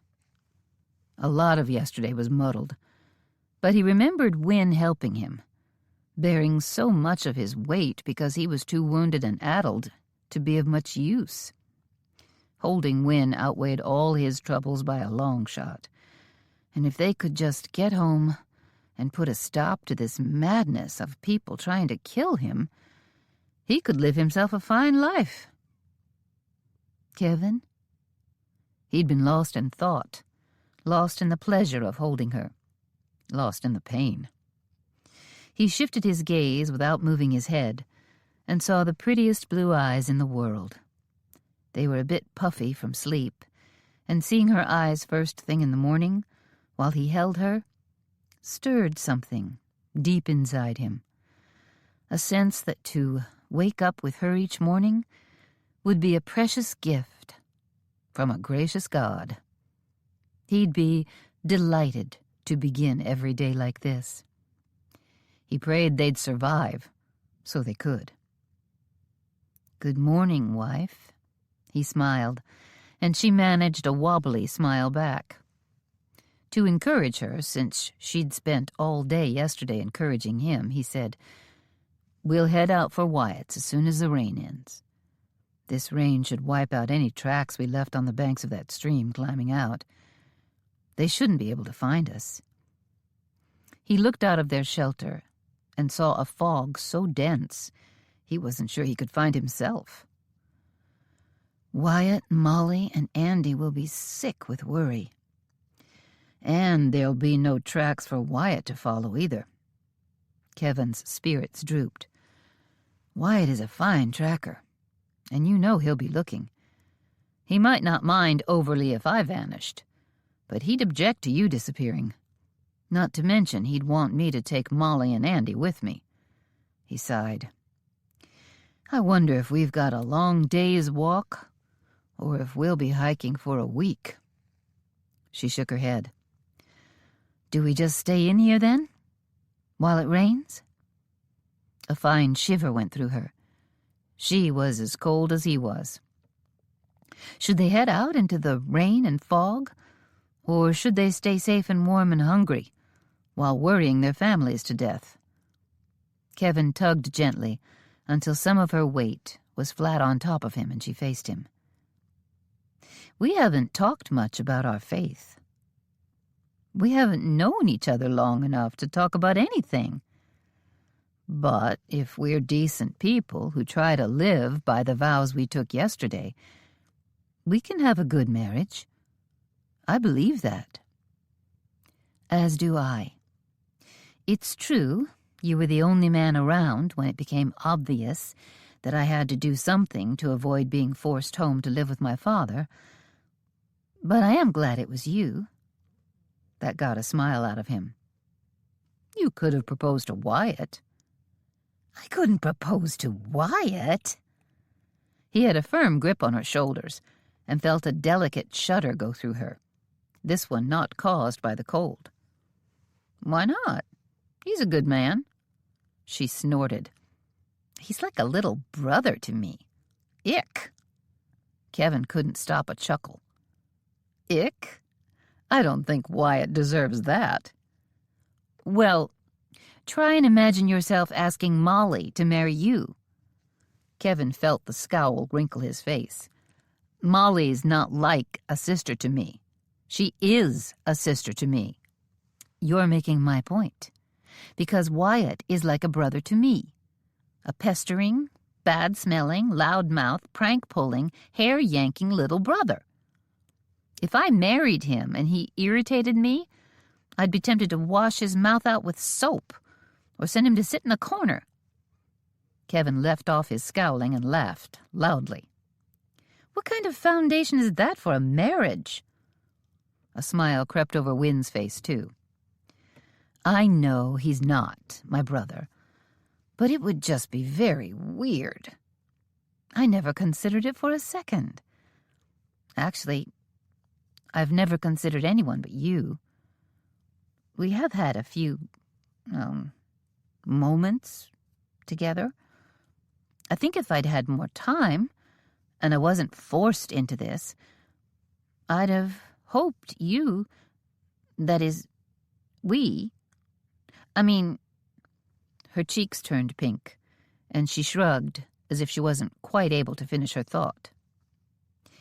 You hoped we might get to a wedding after a bit more time had passed? She nodded. The pink deepened. She was admitting to the attraction between them. Admitting it had been there before she'd proposed. After she proposed, that kiss, well, there'd been no denying it. You're right. I felt it too. He eased his grip on her shoulders and rubbed his hands up and down her arms. Feeling foolish and weak, he said, Can you help me sit up? Oh, Kevin, I'm so sorry. I wasn't even thinking of your injuries. I shouldn't have put my weight on you. I hurt. There's no denying that. But a little thing like you doesn't make it much worse.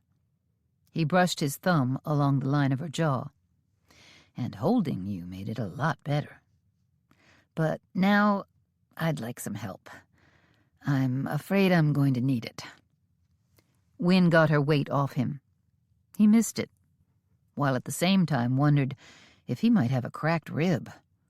Her slight weight hadn't been helping, though in his overall agony, he only noticed the pain being just slightly less when she moved. She slid an arm behind his shoulders. Kevin, his teeth clenched to keep from groaning, sat up an inch at a time. Every muscle and joint protested. He shoved at the forest floor with his left arm. His right one was useless. He was glad the ground was soft. Wynn helped him turn a bit so he could rest his back against some stones that made up the far wall in their crude shelter. Sit there just a moment. Wynn crawled to the edge of the overhead tree and tugged on a sheet of bark, still sticking to the trunk. She got off a piece shaped like an irregular square, about a foot across. She rubbed her hands over the bark, then held it out in the rain and rubbed some more. Water. She was getting them a drink. She curved the bark, and the water ran out one end. Then she rubbed on the bark some more. The inner part that had been against the tree crumbled, and the rain rinsed the bark thoroughly. The next time she curved it, she said, "I'm going to have a drink." She looked over her shoulder at him, frowning. "Can you get over here? I don't think I'll be able to exactly collect it. I've just made the bark into a sort of trough. I can't bring it to you." "Well, maybe I'd be able to bring a sip or two, but it would take a long time to get you a real drink." She put her mouth to the edge of the curved bark, tilted it toward her, and drank steadily as the rain came down. The desert dryness in his throat was enough to make him move. He did it by ignoring the pain as best he could, and enduring what he couldn't ignore. He wanted water bad enough to do whatever he had to do. By the time he'd crawled the few feet to her side, she lifted her mouth from the edge of the bark and grinned at him. "It's the best water I've ever had." He'd have laughed if he wasn't so thirsty. "Your turn." She angled the bark in his direction, and he saw the precious flow of water being wasted. He sipped at it, and the cool wetness seemed to fill the cracks in his mouth, tongue, and throat. He was a long time drinking enough to make his throat moist all the way down. Then he moved away. With a smile he could finally manage, he said, "You're a mighty handy woman to have around, Mrs. Hunt. I declare if I wasn't married to you already, I'd haul you off to a parson right now." Wynne finished another drink and turned the bark back to him. While he drank, she said, "And I believe I'd go, Mr. Hunt. Even if I didn't have all the reasons I do to marry you, I'd do it anyway." Taking turns, they at last had their fill. Kevin crawled deeper into their shelter and sat down, resting his aching bones. His arm was starting to come back to life, and with the end of the numbness came pain. Sighing, he leaned back, ready to do what needed doing, no matter how puny he felt. Wynne set the bark aside and sat next to him. Yes, she had strength and good sense. Every time he saw another sign of that, he liked her more. And he already liked her real well. Side by side, they watched the fog shroud the whole world, as if they had their own secret hiding place. The sound of the rain relaxed him and helped ease the stiffness out of his battered bones. They sat there, just the two of them, and watched the world outside their shelter. Kevin felt a bond growing between them, connecting them in a way that belonged inside a marriage. And that connection reminded him of his earlier question. "When I asked about your faith, yes, there's a lot we don't know about each other, but maybe nothing so important as that. And thinking about whether to strike out in the rain or stay here cold and hungry, I thought we should pray. You prayed yesterday after your father left, so I know you're a praying woman." "I am indeed." "That's a comfort to me. I really don't know what's best to do. I don't know how far we have to hike or how long it'll take us to get back to the RHR. I don't know if walking out is safer now, with the cover of rain. The fog is deep enough that I'm not sure I can even pick the right direction to walk. Who can tell north, south, east, or west in this fog? Those men might give up their pursuit because of the weather, or they could have holed up somewhere just like we did. But if they picked a spot back near the trail from the RHR to Bearclaw Pass, they could be biding their time, watching for us. We should ask God for guidance and see if we get a still small voice advising us of what to do next." Wynne looked into his eyes, and their gazes caught and held. Then she leaned forward and kissed him. A gentle kiss that ended far too soon. To answer your question, yes, my faith is important to me. I agree that there is nothing so important. Yes, let's pray. Kevin kissed her back, far longer, more deeply. Then he ended the kiss and pulled her tight into his arms. And they prayed. Chapter 27. Wynne didn't hear the still, small voice of God telling them to go out in the rain. Neither did she hear God telling her to stay put. Following the leading of God could be tricky. I suppose being told nothing means we stay here. Kevin sounded restless, like a man who thought he needed to do something. Wynne could only agree with his fidgety decision to do nothing, so they sat wrapped in each other's arms. The wind gusted and blew a bit of rain into their makeshift cave. "Staying here isn't going to keep us from getting wet, I'm afraid," Kevin said into her ear.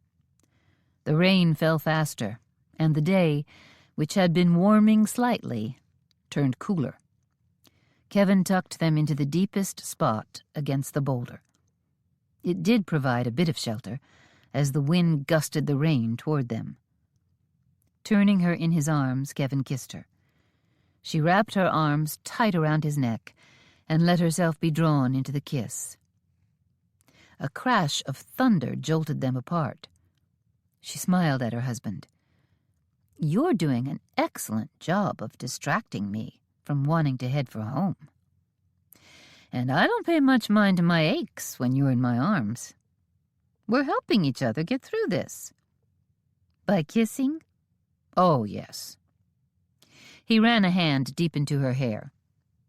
It had to be a terrible mess, but his eyes held only appreciation. He lowered his head again just as a crash sounded that wasn't thunder. A sudden movement from the far end of the tree-trunk cave whirled them both around. A man ducked under the tree trunk, saw them, and froze. Wynne gasped. Wyatt charged back into the ranch house. "Have they come back?" "No." Molly sat, scared and pale, at the kitchen table, clutching a coffee cup. Wyatt, drenched, cold, and exhausted, took off his soaking wet coat and hung it up to drip. He kicked off his muddy boots and went for the coffee pot as he heard Andy's feet thundering down the stairs. Andy, with his pants pulled on but not buttoned, and gun in hand, charged into the kitchen, saw Wyatt, and lowered the gun to aim at the floor. Wyatt thought it showed some good sense that the boy hadn't shot first, and seen who he was shooting at later. "You didn't find him?" Andy asked. "Nope, but I rode all over last night until it was too dark to see. Then I rode into town and ran around waking people up and asking questions like a fool. I finally got around to Parson Brownlee. He told me. Wyatt plucked a tin cup off a nail on the wall and slammed the cup on the stovetop. "He told me Wynne and your brother got hitched yesterday morning." Andy's eyes popped wide. "They did what?" Molly surged to her feet. "Kevin married Winona Hawkins?" Her voice was screeching like a trapped hen by the time she finished. Nodding his sodden head, Wyatt poured the steaming, rich-scented brew. "I'll take your reactions to mean you didn't know." "God have mercy, what brought this on?" Molly slapped herself in the face. Wyatt drew in a long drink of steaming hot coffee, hoping it'd melt his deeply chilled innards and his deeply chilled brain. He gripped the cup tight to warm his hands, trying to remember what sleep was like. Food, warmth, Wynne and Kevin had taken a big risk to make a blamed fool decision, and now they were missing, and Wyatt had no idea how to find them. Sickened, he admitted he also had no idea how to find their bodies. 2 more people lost in the wilderness to join falcon hunt, and the killers, including, it seemed, Ross Baker, were still around, maybe still with plans to kill.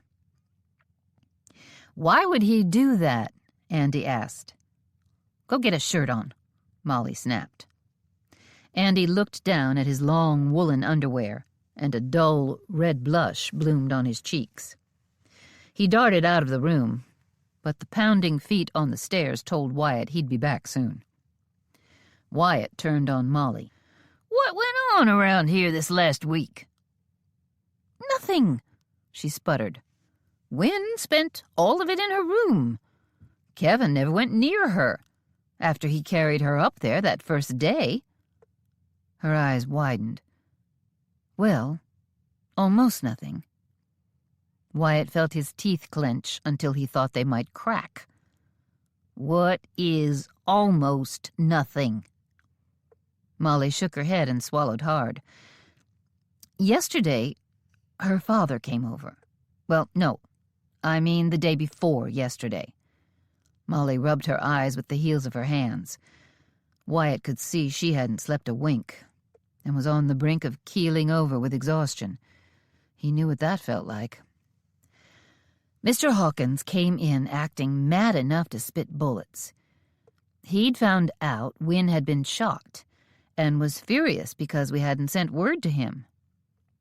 That sounds like Wynne, not to tell him, and spitting bullets sounds like Hawkins. He's always on about something. That's why I don't put much stock in his smiles and good-natured talking. When something gets him worked up, all that good nature shows itself to be nothing but skin deep. What did he do? What did he say to her? He demanded she come home. He said he was riding to town to tell the school board she was quitting, and she was going to live at his ranch from now on. We managed to get him not to just haul her away by warning him her stitches weren't healed enough for it to be safe for her to ride. He said he'd give her until the stitches were out, no longer. Wynne tried to calm him down, but he wouldn't bend on it. He said she was coming home, and that was that. I could tell Wynne was desperate not to go. And then Molly rested a fist against her brow and started slowly punching herself in the head. "What is it?" "She asked us to leave her alone to pray. We got out of the kitchen and didn't come back for a while. Later, she asked to talk to Kevin, alone. I left them down here. When I heard them go outside, I hurried to the window and saw them go into the Ramrod's house. I was shocked that they'd close themselves together like that, but I trust Kevin's judgment and didn't go out and interrupt them as would be proper." Wyatt growled. "Proper is the least of our worries." After Wynne went to bed, I finally cornered Kevin and asked him what was going on. What did Wynne have to say to him that needed such privacy? She looked up at Wyatt, and he saw the hurt in those pretty blue eyes. Kevin wouldn't tell me. Kevin and I talk about everything. We always have since Ma died. We've always trusted each other. So I was surprised he wouldn't tell me what she wanted. I admit, it hurt my feelings. Instead of demanding to know, I let him go to bed. He did say Wynne wanted to go into town. I told him they shouldn't, not with gunmen roaming far and wide. But he said she had a really good reason, and he'd tell me about it when they got back. Molly's cheeks flushed with sudden anger, and she pushed back against her chair. I'll just bet he'd have told me then. It'd have been mighty hard to explain Wynne moving into the Ramrod's house with him if they didn't say there'd been a wedding. Wyatt added it all up fast. She talked Kevin into marrying her to keep from having to move home. That is ridiculous, Molly sputtered. Why would she not want to go home so badly that she'd marry a near stranger? Does this have to do with Cheyenne threatening to marry her pa? I know Wynn has no use for her pa, but I've never seen how she'd react if he refused to let her stay here, because he always has, but I've always thought she just liked it over here. Maybe it wasn't staying here she wanted. Maybe it was staying away from home. She lives in town while the school is running, and out here the rest of the time. He seems agreeable to that. Why would he want her back so bad now? Maybe he's truly scared for her after she was shot. Maybe. Wyatt was mighty doubtful, but it was possible. Have they done more than get married? Molly asked. What's that supposed to mean? Wyatt's mind raced as he thought of the things married people might do. It was mighty improper of Molly to ask such a thing. Did they run off? Not just get married, but get married and move to Topeka. What's Topeka? It's the capital of Kansas, Molly roared. Wyatt was stunned, not to find out that Topeka was the capital of Kansas, but Molly shouting at him was mighty stunning. She wasn't a roaring kind of woman. Wynn running off like that? Was it possible? No, it wasn't. Wyatt didn't believe it, and he almost wished he could, because that would mean she was safe. Missing, but safe. She'd know I'd worry. She wouldn't do that. Molly's shoulders squared and her chin came up. Kevin would never just run off for good. He wouldn't abandon me and Andy.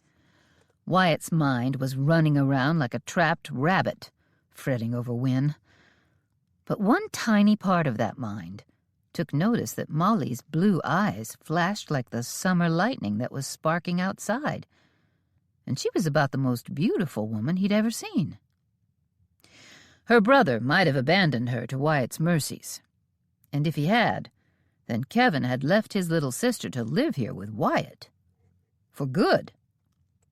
A dart of anticipation cleared his thinking, because anticipation was just pure stupid. I don't know Kevin as well as you do, but nope, he wouldn't do that. And none of this even includes the return of Ross Baker and why he went after Wynn and never came back. Andy came running back down, still buttoning his shirt. And that means wherever they are, they're in trouble. Molly got up from the table and went to hug Andy. Wyatt felt a little sorry for himself, since no one ever hugged him. Thunder cracked outside. He turned to look out the window in the back door. The rain changed from a light patter to a downpour. I'll never find a trail, and I just have no notion of where to look. Somewhere between here and Bear Claw Pass, Andy said with a grim expression. Let's get going. Wyatt turned to look at the young man he'd started thinking of as a little brother. A smart kid. Hard-working. A lot to learn, but Wyatt had had a lot to learn once, and his grandpa, Ma, and Cheyenne had helped him, like he was helping Andy. Now that young man had the look of a grown-up, the look of a tough hombre who was going to search for his brother, and no rainstorm was going to stop him. A crack of lightning flashed, followed by thunder so loud it seemed to shake the house. We'll wait until the lightning passes, then we'll go. And it has to be all three of us. We can't leave Molly here alone. He thought of his foreman and his other cowhands. They'd all be around the home place today. No calf was getting branded in this weather. But for the first time in his life, he was stumped about whom to trust. Surely he could trust Reuben. Reuben Walsh had helped raise him. But a day ago, he'd have put Baker on the list of men he'd trust with his life. Now he had to ask if Baker was on his third murder attempt. Molly looked at the slashing rain. Another bolt of lightning lit up the murky outdoors. The thunder crack came right with the light. "And this time, we'll keep searching until we find him," Molly said scornfully. "Unlike how you did it with your other brother." Chapter 28. "Falcon?" Kevin asked. The man was drenched. He looked filthy and scruffy, like a man who had been in the wilderness for a week. His eyes locked on Kevin with suspicion, and something feral.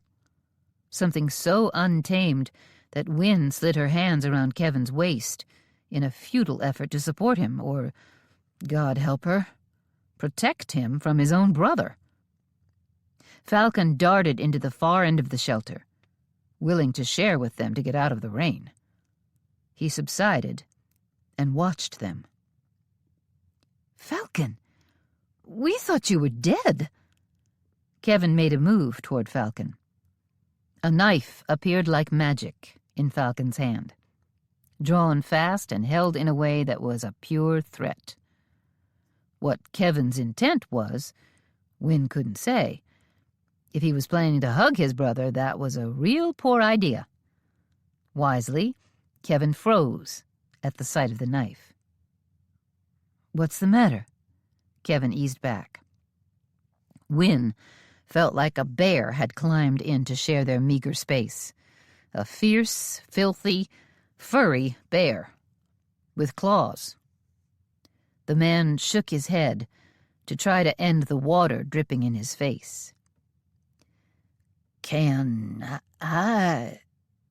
His deep southern accent reminded Wynne of how completely he resembled Clovis.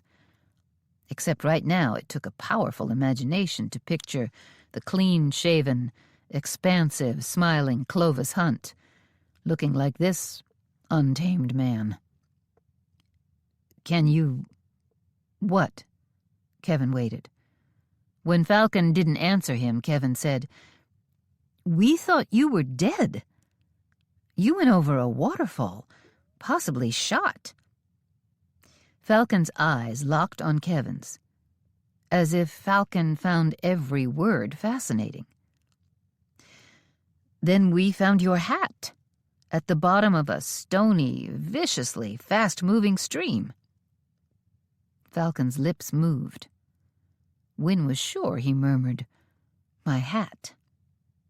Why would his hat be the first thing he'd comment on?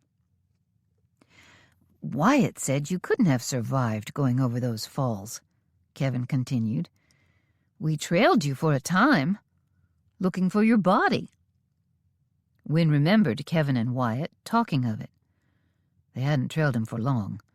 Wyatt was so sure there was no point. She wanted to box Wyatt's ears. Another good reason she was wise not to marry the little half-wit. "I'm so sorry. We should have kept hunting for you." Kevin moved forward again, just a bit. Wynne wondered if he wanted to touch Falcon, to convince himself his brother was really here, alive and well. The brandished knife stopped him. "Whoever shot you, or knocked you over the falls, or whatever they did, is still around. We were afraid they might harm Wynne and the others back at the ranch house, so we quit hunting for you. We should have searched until we found you." Falcon just stared, his eyes on Kevin, as if nothing he said made sense, as if Falcon's brain was racing, and he couldn't figure out any of this. Then Falcon lifted a hand to the back of his head, still staring. "Is that where they shot you?" Kevin touched the bandage on his own head. "They shot me, too. We think—" "Who?" are you?" It was only the second time Falcon had spoken, and his voice sounded like 100 miles of graveled riverbed.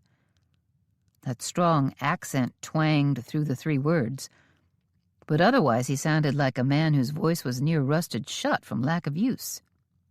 A man who hadn't spoken to anyone for a long time. His question shut Kevin up. Wynne was speechless herself. Something was very wrong with Falcon Hunt.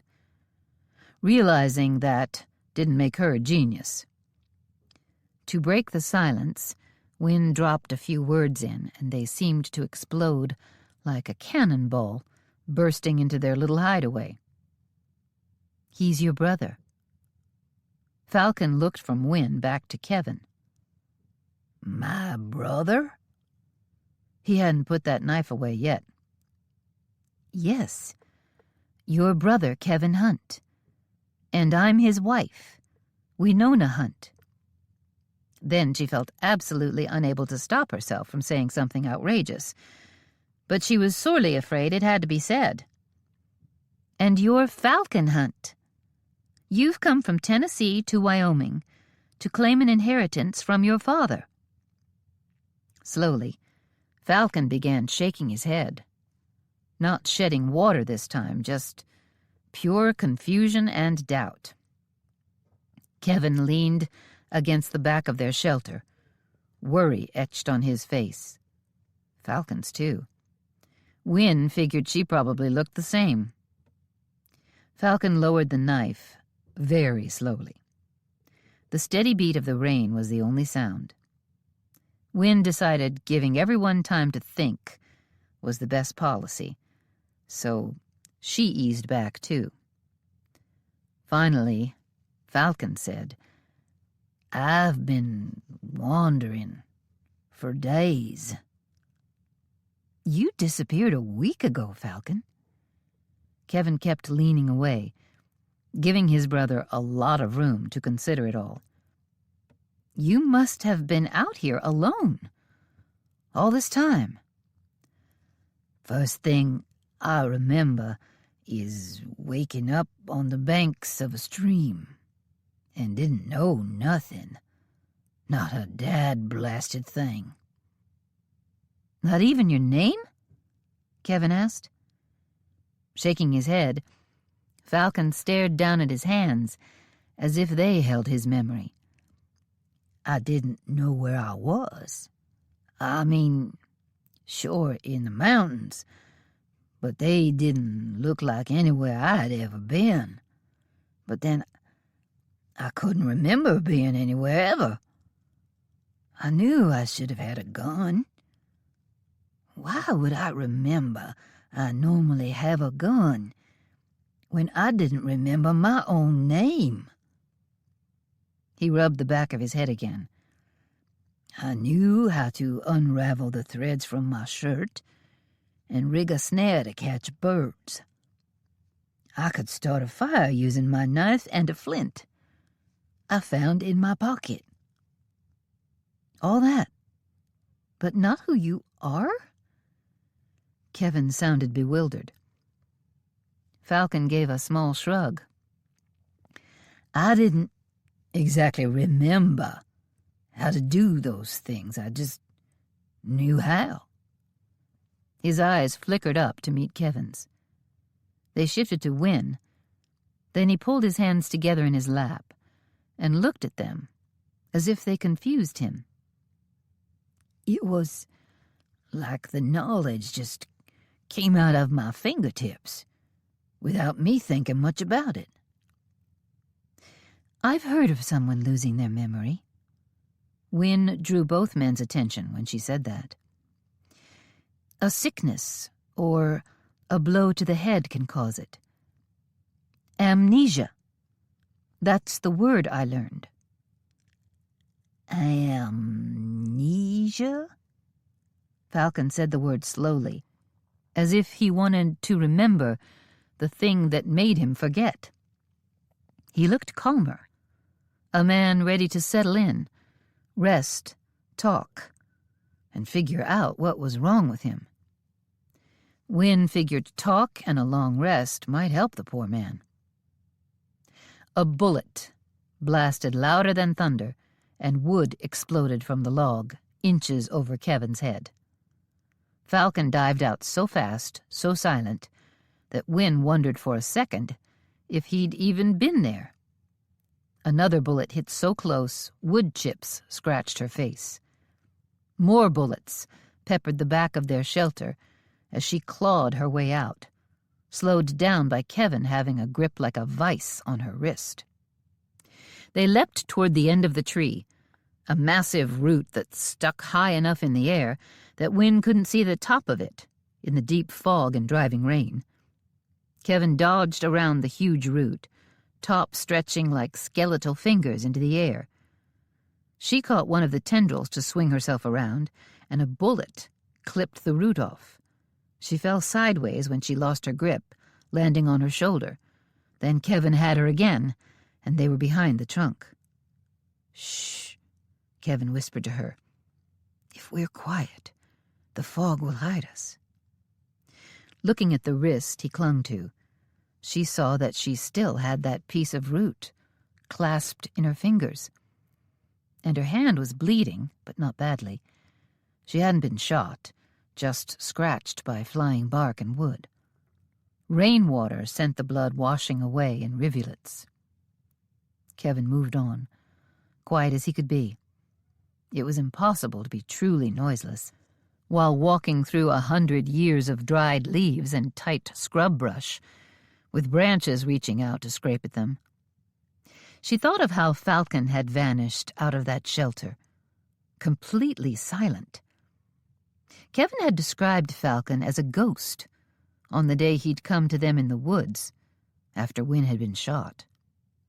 Kevin found another downed tree, an oak so long dead it had only a few heavy branches left. Kevin jumped up on it and drew Wynne along. He shocked her with how quiet he was. He'd talked some about the war years and learning to sneak.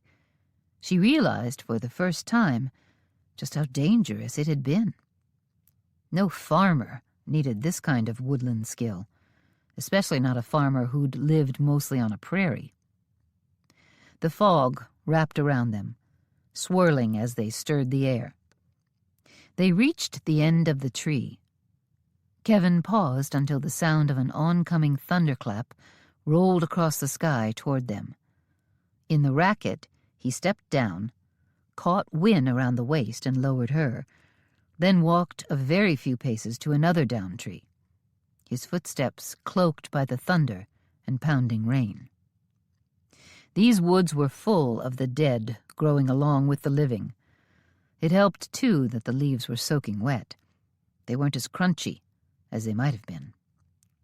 They moved from one downed tree to the next, putting space between themselves and whoever was firing. Wynne had to suspect it was Baker and Tuttle. A bullet whizzed by, but not close. Their assailants were firing blind, wasting ammunition. Kevin lifted her to the top of another fallen tree, and they rushed the length of it. The roots on this tree were even bigger than the one that had sheltered them. Kevin turned to Wynne, touched his finger to her lips, then waited, slashed by rain until the thunder came again. In the noise of the storm, he stepped down off the tree. This time, instead of holding her by the waist, he scooped her up into his arms and moved around the outreaching expanse of roots and ducked up against the base of it. The roots formed another near cave. The rain came in, and Kevin crouched low, pressing both of them against the trunk. And there they waited. He'd picked his hiding place. They were hiding more in the storm than in any good spot. Wynne could only hope the rain kept falling, and the fog helped to conceal them. Minutes ticked past. Kevin listened to every crackle of leaves and branches, but the gusting wind and the pouring rain, battered by the thunder and lightning, gave them a world full of noise. How to pick out a man among them? Then he heard something that could be a footstep. He pressed Wynne behind him, pinned to the huge, splaying hand of the tree roots. He drew his pocket knife from his boot. A pathetic weapon, but all he had. Another rumble of thunder told him the storm was moving past. He'd be able to hear now, but those in pursuit would hear too, and they might be able to see. If the fog thinned, Kevin feared his hiding place would be worthless. Branches broke as if someone snapped them off with impatient hands. Wynne clutched the back of his sodden shirt. He nodded, hoping she'd see his response, hoping she'd trust him to protect her, hoping her trust wasn't misplaced. "This way," said a rough, angry voice, close on his left. Kevin could no longer tell himself those men weren't closing in. He reached behind himself and tugged Wynne's hands loose from his shirt. He needed to be free to move. More footsteps slopped through the wet leaves, coming closer, moving faster, as if the men saw something that drew them this way. Bracing himself to leap at anyone who found them, Kevin knew he was going to get shot. Men with knives didn't win battles against guns. But he didn't have to win. He only had to stay alive long enough to take the gun away from the first man and use it on him and his partner. Though sickened to think his last act on this earth might be killing a man, Kevin knew he'd do it. To fail was to leave Wynne to these villains. Praying for forgiveness, wisdom, strength, and eternal peace in the next life, he bunched his muscles to leap. A man took form out of the fog. He was looking straight ahead. It was Ross Baker. He had his gun out and aimed forward, while Kevin hid on his right. Suddenly, Baker pivoted, cocking his gun as he turned to aim straight at Kevin and Wynne. Kevin dove upward, blocking the gun's path to Wynne. He slammed into Baker, who went over backward, falling hard under Kevin's weight, his gun flying sideways. It fired harmlessly when it landed on a stone. Kevin dropped his knife and swung a fist, then another.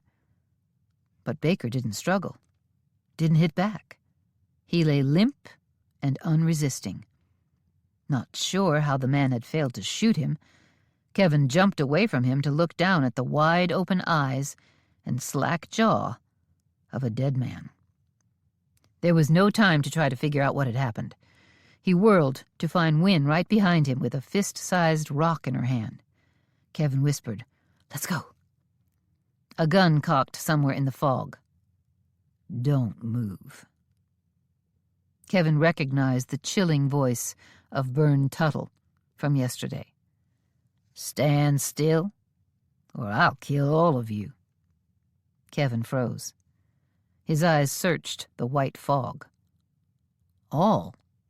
That sounded like more than two. A man stepped close enough to see. Falcon. For a second, Kevin thought Falcon had come to kill them. He'd heard Tuttle, but was Falcon in cahoots with him somehow? And then he saw Falcon's hands were extended high, and another form came out of the fog, right behind Falcon. Bern Tuttle. "Get your hands up." Bern gestured at Kevin with his six-shooter. Kevin's hands rose to match Falcon's. He noticed Falcon's knife was gone from the sheath on his belt. Then he noticed a trickle of blood pooling under Baker. The way a man might bleed who'd had a knife stuck in his back. Without being told, Kevin knew Falcon had saved them both, when a man with his woodland skill could have saved himself. For an instant, now they were plunged back into trouble. Baker's partner was here to settle things. Falcon's piercing hazel eyes were locked on Kevin. The man was planning something, and wanted to give Kevin plenty of warning. Warning of some desperate act, most likely. Kevin readied himself to jump in and help, wherever he could. Stand beside your brother. The rain was slowing at last, the thunder fading as the storm raced on eastward. The fog was still thick, but thinning a little. "Why are you doing this?" Wynne sounded shrill and panicky. Not a voice he'd heard from her before, and he'd been with her when she was shot, and when she was desperately trying to escape her father's control over her life. Which meant she was faking her panic, which meant Wynne was planning something too. Kevin tried hard to plan something himself. It seemed like everyone else was. But all he could do was be ready to jump, whatever direction seemed called for. "Did my father hire you to kill Kevin and Falcon? Does he want you to kill me?" Wynne's voice broke. She was drawing the killer's attention to herself. If the man's aim lessened for even a moment, Kevin and Falcon both had a chance. "Your pa's as big a fool as Wyatt Hunt. Ross and me saw how things were going to be when Clovis split up the ranch. We saw a chance to make something of ourselves. Kill the heirs before they knew what they were inheriting." The man gestured at Falcon. "We tried to kill you in Independence, Missouri." Kevin looked at Falcon. "Someone tried to kill you, too?" Falcon gave him a look of pure, frustrated fury. Kevin understood then that Falcon couldn't remember, and he didn't want to reveal that weakness. "Never figured it to have much to do with this," Falcon said dryly. Tuttle gave a harsh laugh. "You're a hard man to kill, Falcon Hunt. You not only got past us, you stole our horses, guns, money, and supplies, and headed on west. You're a thief." Falcon drawled.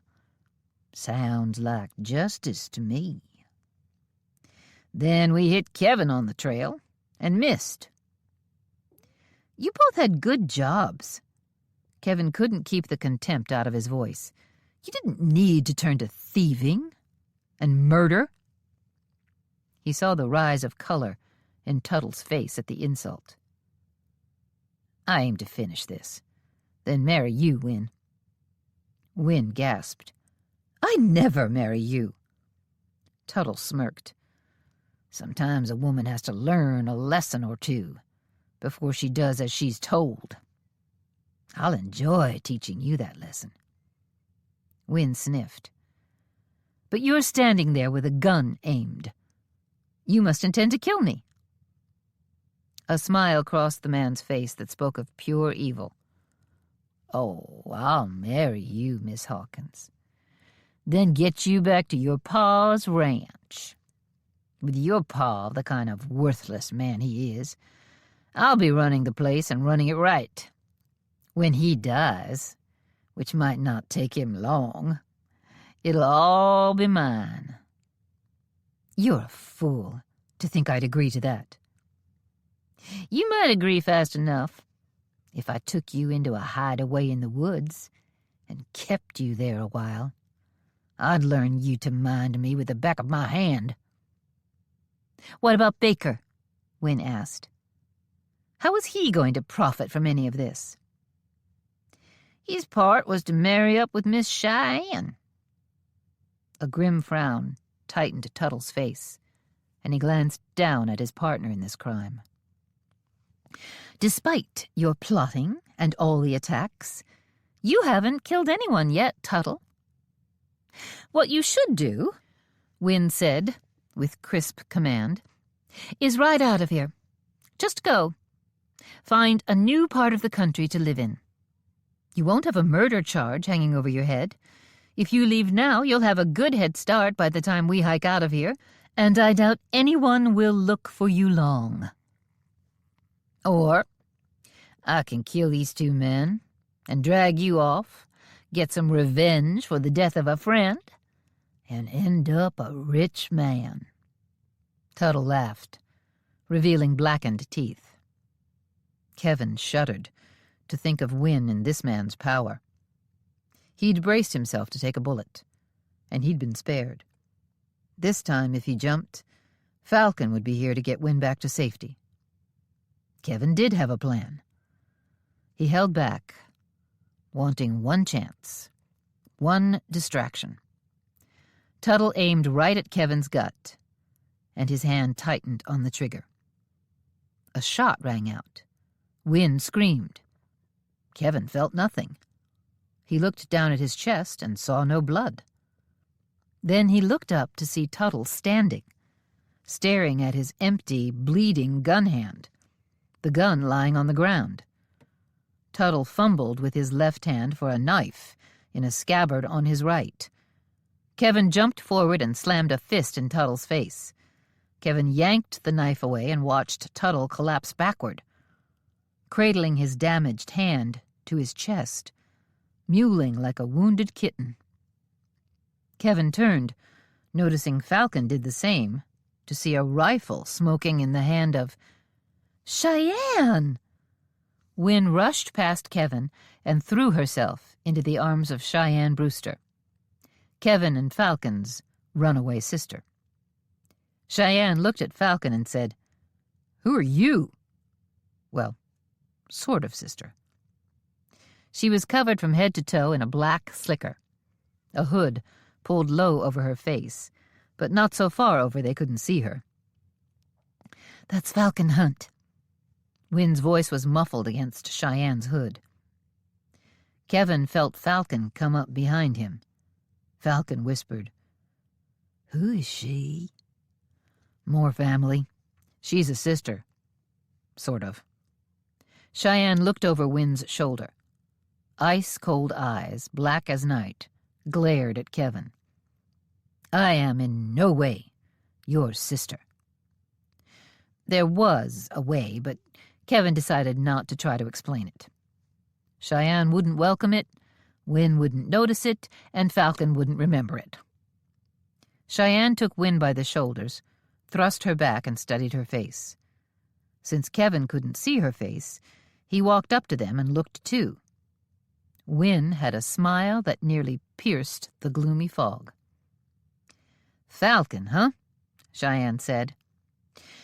"I've been following you for days." Falcon ran one big hand into his drenched hair and said, "Yep, I saw you back there and didn't want to talk. Once I was close enough to you to tap you on the shoulder and say, 'Leave me alone,' but I let you sleep." Cheyenne took it like the insult it was and narrowed her eyes. Then she let go of Wynne and strode over to the man she'd shot. She knelt beside him. "He's dead." Kevin caught Wynne by the hand and pulled her along to Tuttle's other side. Cheyenne looked up, her eyes riveted on Wynne and Kevin's hands. Then she went back to studying Tuttle. "I must have cut through the wrist and set it to bleeding." "It's an artery." Wynne, the know-it-all, slid one arm across Kevin's back. "You don't need to see this," Kevin said to Wynne. "What is going on with you two?" Cheyenne stood. She didn't appear all that upset to find out she'd killed a man. Wynne smiled at Kevin. "We're married." "What?" Cheyenne shoved the hood off her head. That was when Kevin noticed the rain had stopped. "Yep, well and truly married. Vows spoken before God and man." Kevin put his arm around Wynne, finding it a pleasure to annoy Cheyenne. And considering she'd just saved his life, that seemed petty. And yet, true. "You're married. Falcon has been wandering in the woods for days. Armed gunmen hunting everyone."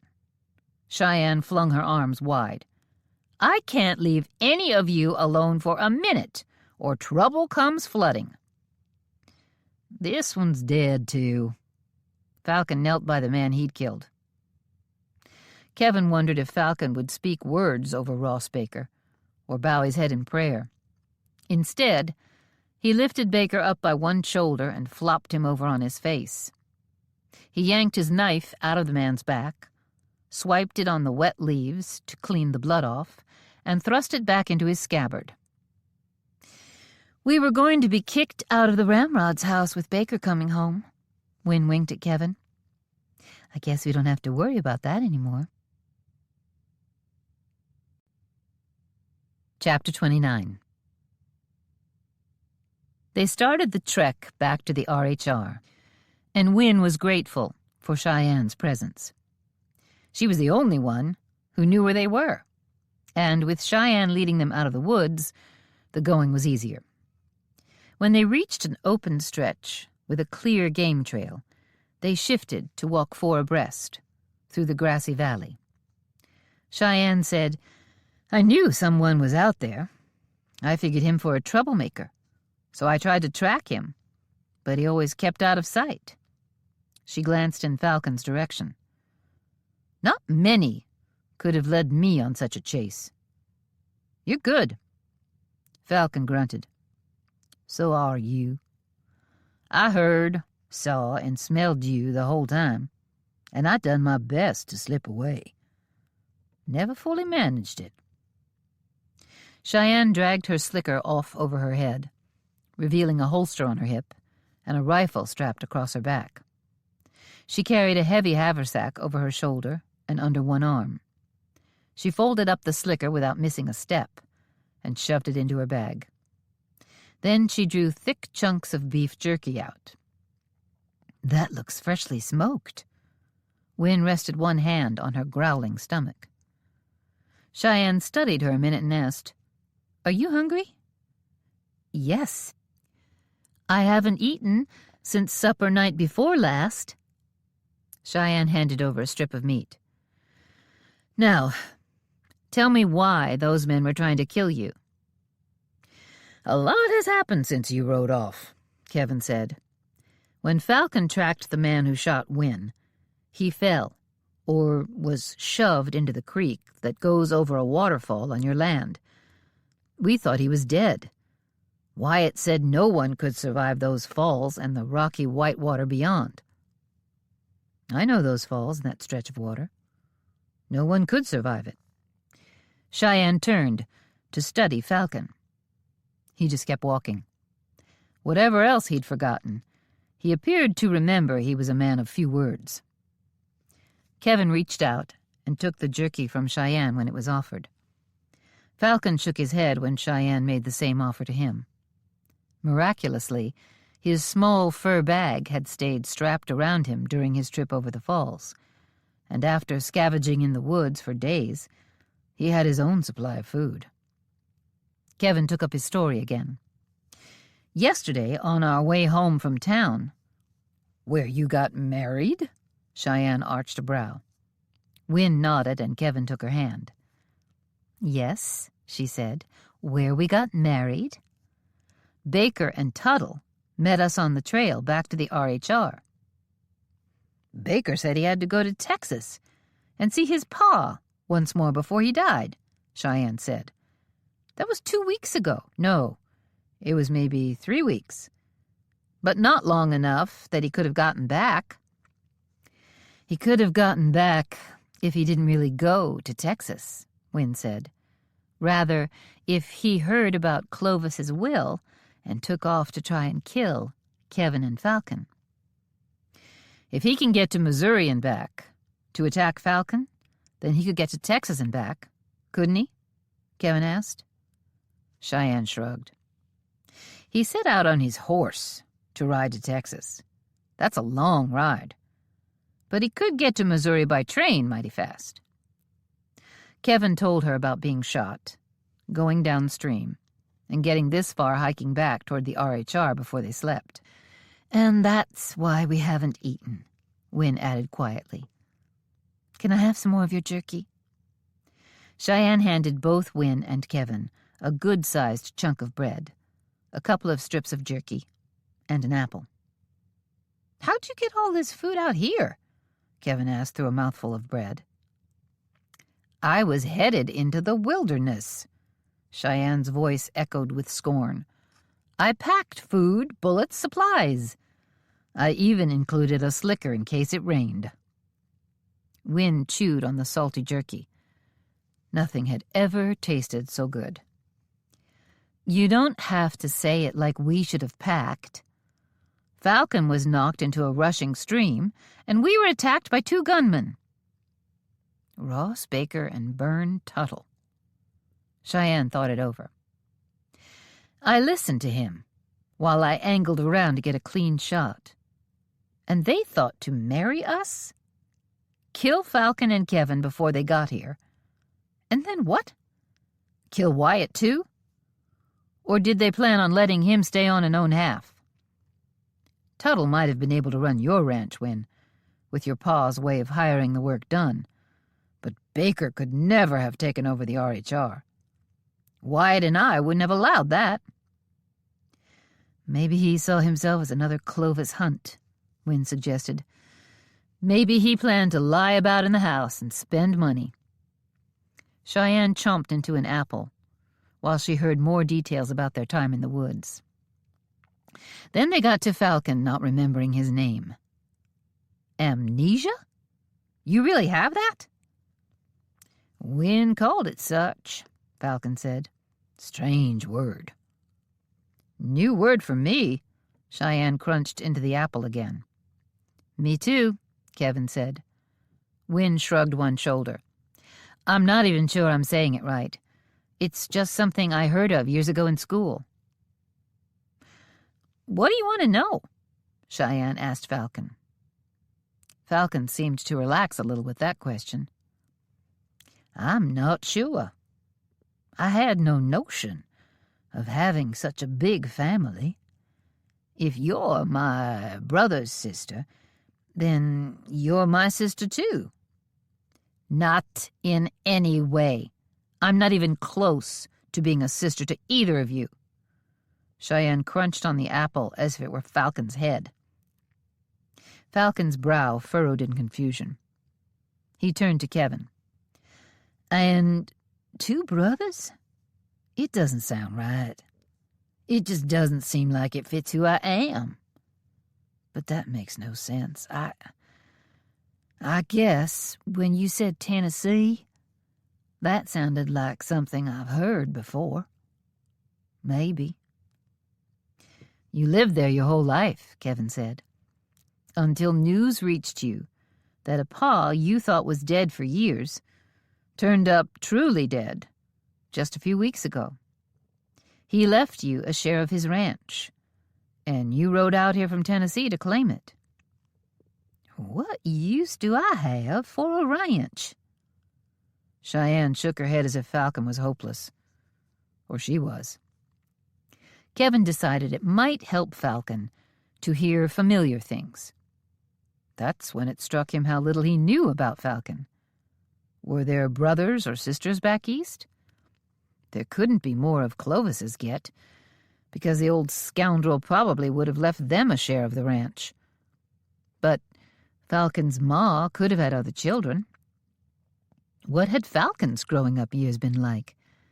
Had he been caught in the Civil War? He was a little older than Kevin, but was he old enough to be fighting age? Whether he fought or not, the war would have been all around him. Cheyenne, there's a lot more you need to know, too, Wynne said. But first, I'm so glad we found you. Admit it, Wynne. I found you. Cheyenne tossed her apple core away. How did you end up married to the man who stole part of my ranch? She glared at Kevin, and it was all he could do not to hunt for cover. Wynne kept Cheyenne walking and talking, and they gradually pulled ahead of the men. Kevin wondered if she'd tell Cheyenne about her ma's death and her suspicions about her pa. Falcon fell into step beside Kevin. So do you... Kevin wasn't really sure what to ask Falcon. Questions flooded his mind. Do you believe the things I've told you? Do you want to hear more? Are you coming back with us to stay? Are you sure you got all the blood off that knife before you put it in your sheath?"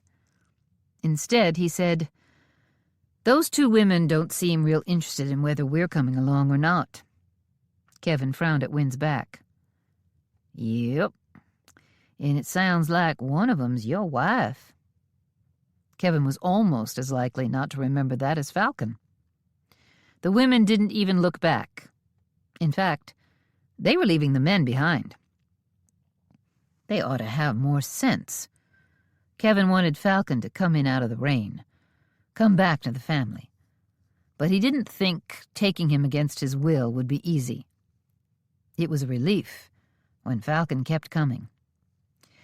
"And the one with the gun and the mean mouth?" "Her name is Cheyenne Brewster. She's not your blood sister, but she's your brother's half-sister." Falcon rubbed the back of his head. "Well, maybe it's us that ought to have more sense than to let her get too far ahead. We might need her to shoot someone for us." It was a good point. Kevin picked up the pace, which reminded him he'd been shot and battered. "Tell me more about this ranch." "You know what a ranch is?" Kevin didn't know how amnesia worked. Falcon walked along silently for a long stretch. Then, still moving, he raised one hand. "I know this is my hand. I know I'm wearing moccasins. And I know I could make another pair, if need be. I know trees, rocks, and streams. I can even name some of the birds and plants. And I understand the ones I can't name are because I'm not familiar with them. It's got nothing to do with forgetting. But I don't know anything about myself." He looked at Kevin, who shrugged and said, "It makes no sense to me."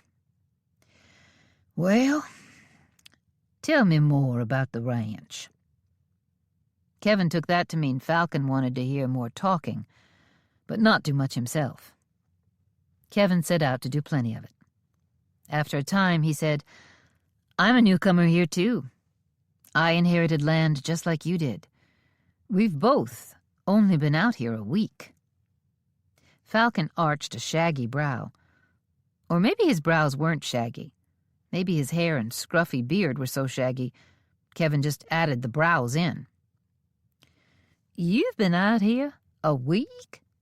And you're married already?" Falcon furrowed his brow.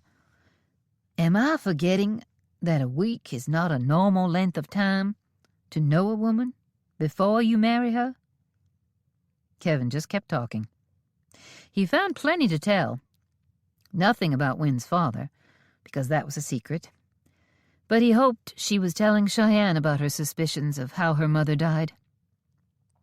Cheyenne hadn't done any more shouting, but the woman seemed to be mostly capable of self-control. They were hours hiking in the direction set by Cheyenne before they reached the trail Kevin recognized as the one that connected the RHR to Bear Claw Pass. Finally, he knew exactly where he was. By now the fog was long gone. The rain was over, and the sun had come out. But they stayed to the side of the trail to avoid the mud. The weather warmed up enough to make his soggy clothing less miserable, which reminded him again of his headache and all the bruises he'd earned in that chaotic river ride. They turned toward home and had walked a fair distance when they met Wyatt riding down the trail, Molly and Andy along with him. Wyatt's shout stopped them all in their tracks. Chapter 30. Wyatt swung down and charged at them. Wynn was afraid he was going to punch someone, but he went straight for Cheyenne, grabbed her around the waist, and swung her in a big circle. "You're all right!" Cheyenne slapped his shoulders, but she was grinning at him. "I'm the only one of this sorry group who was never anywhere I didn't want to be." Wyatt set her lightly on her feet. Then his eyes swung to Wynne and Kevin, a frown on his face. "And you're married?" He sounded a little horrified, which Wynne could hardly fault him for. She wondered when he'd found that out. She saw Molly rush to give Kevin a hug. Andy slapped his big brother on the back. Then Molly gave Wynne a worried look and started speaking in quiet earnest to Kevin. Wyatt had looked them all over and finally got to Falcon. He glanced away, then his head almost snapped when he looked back. "You're alive!" Falcon rubbed the hair on his face, almost like he was trying to remember what he looked like by touch. "I heard you didn't even bother hunting for my body. If you had, you'd have found me alive a week ago." "Falcon, you survived those falls and those rocky rapids?" Wyatt turned to Cheyenne, who stood beside him. "Have you ever heard of anyone going through that stretch and living?"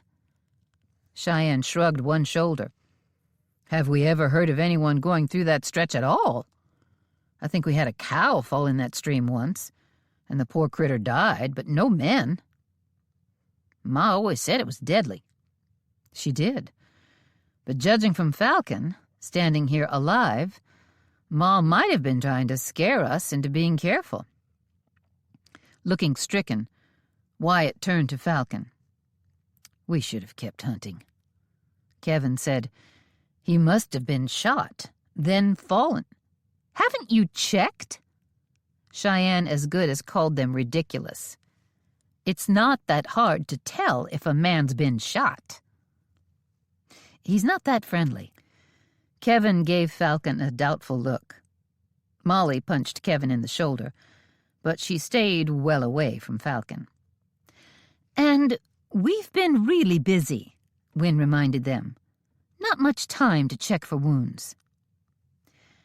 "I've never met you people before in my life," Falcon protested. "For all I know, you're the ones who shot me. If I've been shot." Wyatt looked at the filthy, cranky, furry Falcon, as if considering checking for gunshot wounds and thinking the better of it. "You've never met us before." Cheyenne stomped over to Falcon, who snarled. Cheyenne shoved him, said, "Shut up." Wynne had never been more fond of her old friend. Cheyenne managed to inspect Falcon without touching him. Walking around behind him, she said, "Bend down a little. You've done a lot of bleeding. It's all around your collar back here. I suppose going down the stream like you did washed a lot of it away. Then the rain did its share.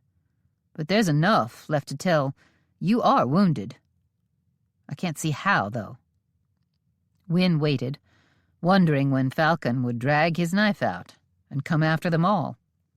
Instead, he said, "I feel a nasty cut back there, right under my hair." Putting one firm hand on Falcon's shoulder, Cheyenne said quietly, "Come on, let me see what happened to you." He bent forward enough to brace his hands on his knees. Cheyenne pushed his hair aside. She did it with surprising gentleness, considering how unhappy she was to have Falcon and Kevin around. "There's a wound here, possibly made by a bullet. When you fell into the water, the rocks no doubt battered you some," Cheyenne said. "We'll bandage it when we get home." She looked at Wyatt. "Whatever happened, he can't remember nothing." Cheyenne left Falcon's side and grabbed Wyatt's horse. "You'd better ride, Falcon." Cheyenne led the horse toward him. "You probably need to take it slow and easy." "Too late to take it slow and easy. I've been living in the wilderness, hunting and fishing and hiding from you for a week." "Hiding from her?" Wyatt tipped his hat back and scratched his head. Wynne felt sorry for Wyatt. Honestly, they weren't making much sense. And he was out searching for them, which was nice of him, And none of this was his fault. Molly said, "I can give you a ride, Falcon." But Win could tell her heart wasn't in it. "I'll ride with you, Molly," Andy offered. "Falcon can ride my horse." "I'll walk." And Falcon started forward, looking like he planned to leave them all behind, arguing over which horse he'd ride. Molly mounted up, as did Andy, alone on their horses. Cheyenne shrugged, swung up on Wyatt's horse, and rode over to Win. She reached a hand down. "We'll ride then. But we won't just run off, in case killers are near and I need to save everyone. I think we need to stick together." Win smiled at her old friend. "I've missed you." Cheyenne pulled her foot out of the stirrup. Win stuck hers in, and with Cheyenne giving her a tug, she mounted up, sitting behind the saddle. "Kevin, Wyatt, you want to ride home?" Molly asked. Falcon looked back at Wyatt and Kevin. "I think the brothers should all walk. We need to have a talk." Win said to Wyatt, "We don't mean Falcon can't remember who hit him. We mean Falcon can't remember his name. And he can't remember any of our names, or what brought him to Wyoming." Cheyenne nudged the horse into a walk, and they started for home. Wyatt came to Falcon's side as if to catch him if he toppled over, but Falcon just kept walking along behind the horses. "Winona, or whatever her name is there, said she's heard tell of some sickness of not remembering. I can't remember what she called it, but that's because it's a mighty odd word. Not because of the forgetting sickness." "Amnesia." Win looked behind her and ran her eyes down the row of manhood. Brothers. Wyatt, wearing boots and a Stetson, spurs jingling as he walked. Falcon, taller than the other two, though they were all of a good height. His shocking resemblance to Clovis Hunt, disguised by shaggy hair and a scraggly, week-old beard, and his desperate need of clean clothes and a bath. And Kevin. She gave him a special smile. He was watching her and smiled back. That one was hers. The best looking, if currently a little battered. A farmer at heart, and that suited her. "I think it's great you're all together again," she said. The three of them lined up, Falcon, Wyatt in the middle, then Kevin, walking along at a good pace despite two of them being wounded, before the third had shown up to save them, after they'd saved themselves. They looked at each other, and Wyatt said, "Tell me what's been going on. What part does Ross Baker have to play in this?" Win turned to face forward and said to Cheyenne, "You left riding a horse. Where'd it go?" "I snuck back with it a couple of days after I left. Turned it loose in the corral and got more supplies. Just walked right in, then hiked away. I wanted to be on foot, maybe do some climbing, see some land I've never seen before. And I didn't want to tie my horse up and make it stand, even staked out to eat grass for several days. I saw signs that someone was wandering around our property and set out to track him. I've been following Falcon ever since, but I never so much as caught sight of him." Win hugged her and said, "You really have been fine, haven't you?" Nodding, Cheyenne rode along in comfort. "I need to tell you a secret. It's something you should know about my pa. You can't—" Win found herself sliding over the horse's rump, landing on her feet. Cheyenne picked up the pace, so she was far enough ahead she couldn't hear anything Win said, but close enough to rescue them all if needed. It was clear Cheyenne didn't want to hear Win speak ill of her father. Well, the secret could wait. In fact, Win decided right then that the secret could wait until there was no way to avoid telling it. Unless Cheyenne showed signs of eloping, Wynne would just keep all of this to herself. Kevin knew. She turned to see the men catching up to her, and she stepped to the side to fall in line with them, next to Kevin. He took her hand, and she clasped his tight. Whether they liked it or not, all of them were now family. Chapter 31. Kevin, you and Wynne can have the Ramrod house permanently if you're willing to learn to ranch. Wyatt sat at the head of the table and made that announcement. They'd finally settled into a meal that was going to be too late for noon but too early for supper. They were all too hungry to wait for supper. Kevin's heart sped up to think of getting his wife to himself. So far he hadn't managed that. When they'd first gotten home, they'd gone to work on Falcon. The men had carried buckets of hot water and a big tin bathtub into the Ramrod's house. Falcon had cleaned up and shaved, and he'd come up with a change of clothes.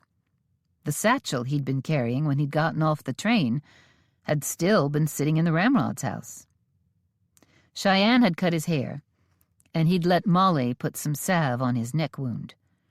While Molly had the doctoring supplies out, she took the stitches out of Wynne's back and changed the bandage on Kevin's head. Wynne had scrubbed the mangy outfit Falcon had been wearing in the woods for a week and sewn up a few tears. Falcon was looking purely civilized, and he still couldn't remember a thing. Molly, with some help from Wyatt and Andy, got a meal ready. Now, here they sat eating, and before Kevin's belly was even close to full, Wyatt made his offer. Kevin looked at Wynne, who was looking at Cheyenne. Cheyenne didn't smile, but she wasn't growling. It's my plan to find some land here on the RHR that's fit for growing crops. I'm a farmer, not a rancher, though I might try and handle a bigger herd, but I'd like to start with 6 cows, like I had in Kansas. Wyatt snorted. Cheyenne rolled her eyes and muttered, 6 cows? Andy propped his elbows on the table and plunked his chin on his fists. Farming's no fun, Kev. Then the rest of my inheritance goes to you, Cheyenne. I'll give you a real big chunk of 1/3. Sign it over to you. Or, as I understand it, we can't make it legal, but I could just leave it alone and let you act like it's yours. We'll figure it out. Then as soon as Molly is old enough to homestead, she'll claim land off the RHR, and we'll let you have the rest of your property. Our pa stole that land from you, Cheyenne. And you too, Wyatt.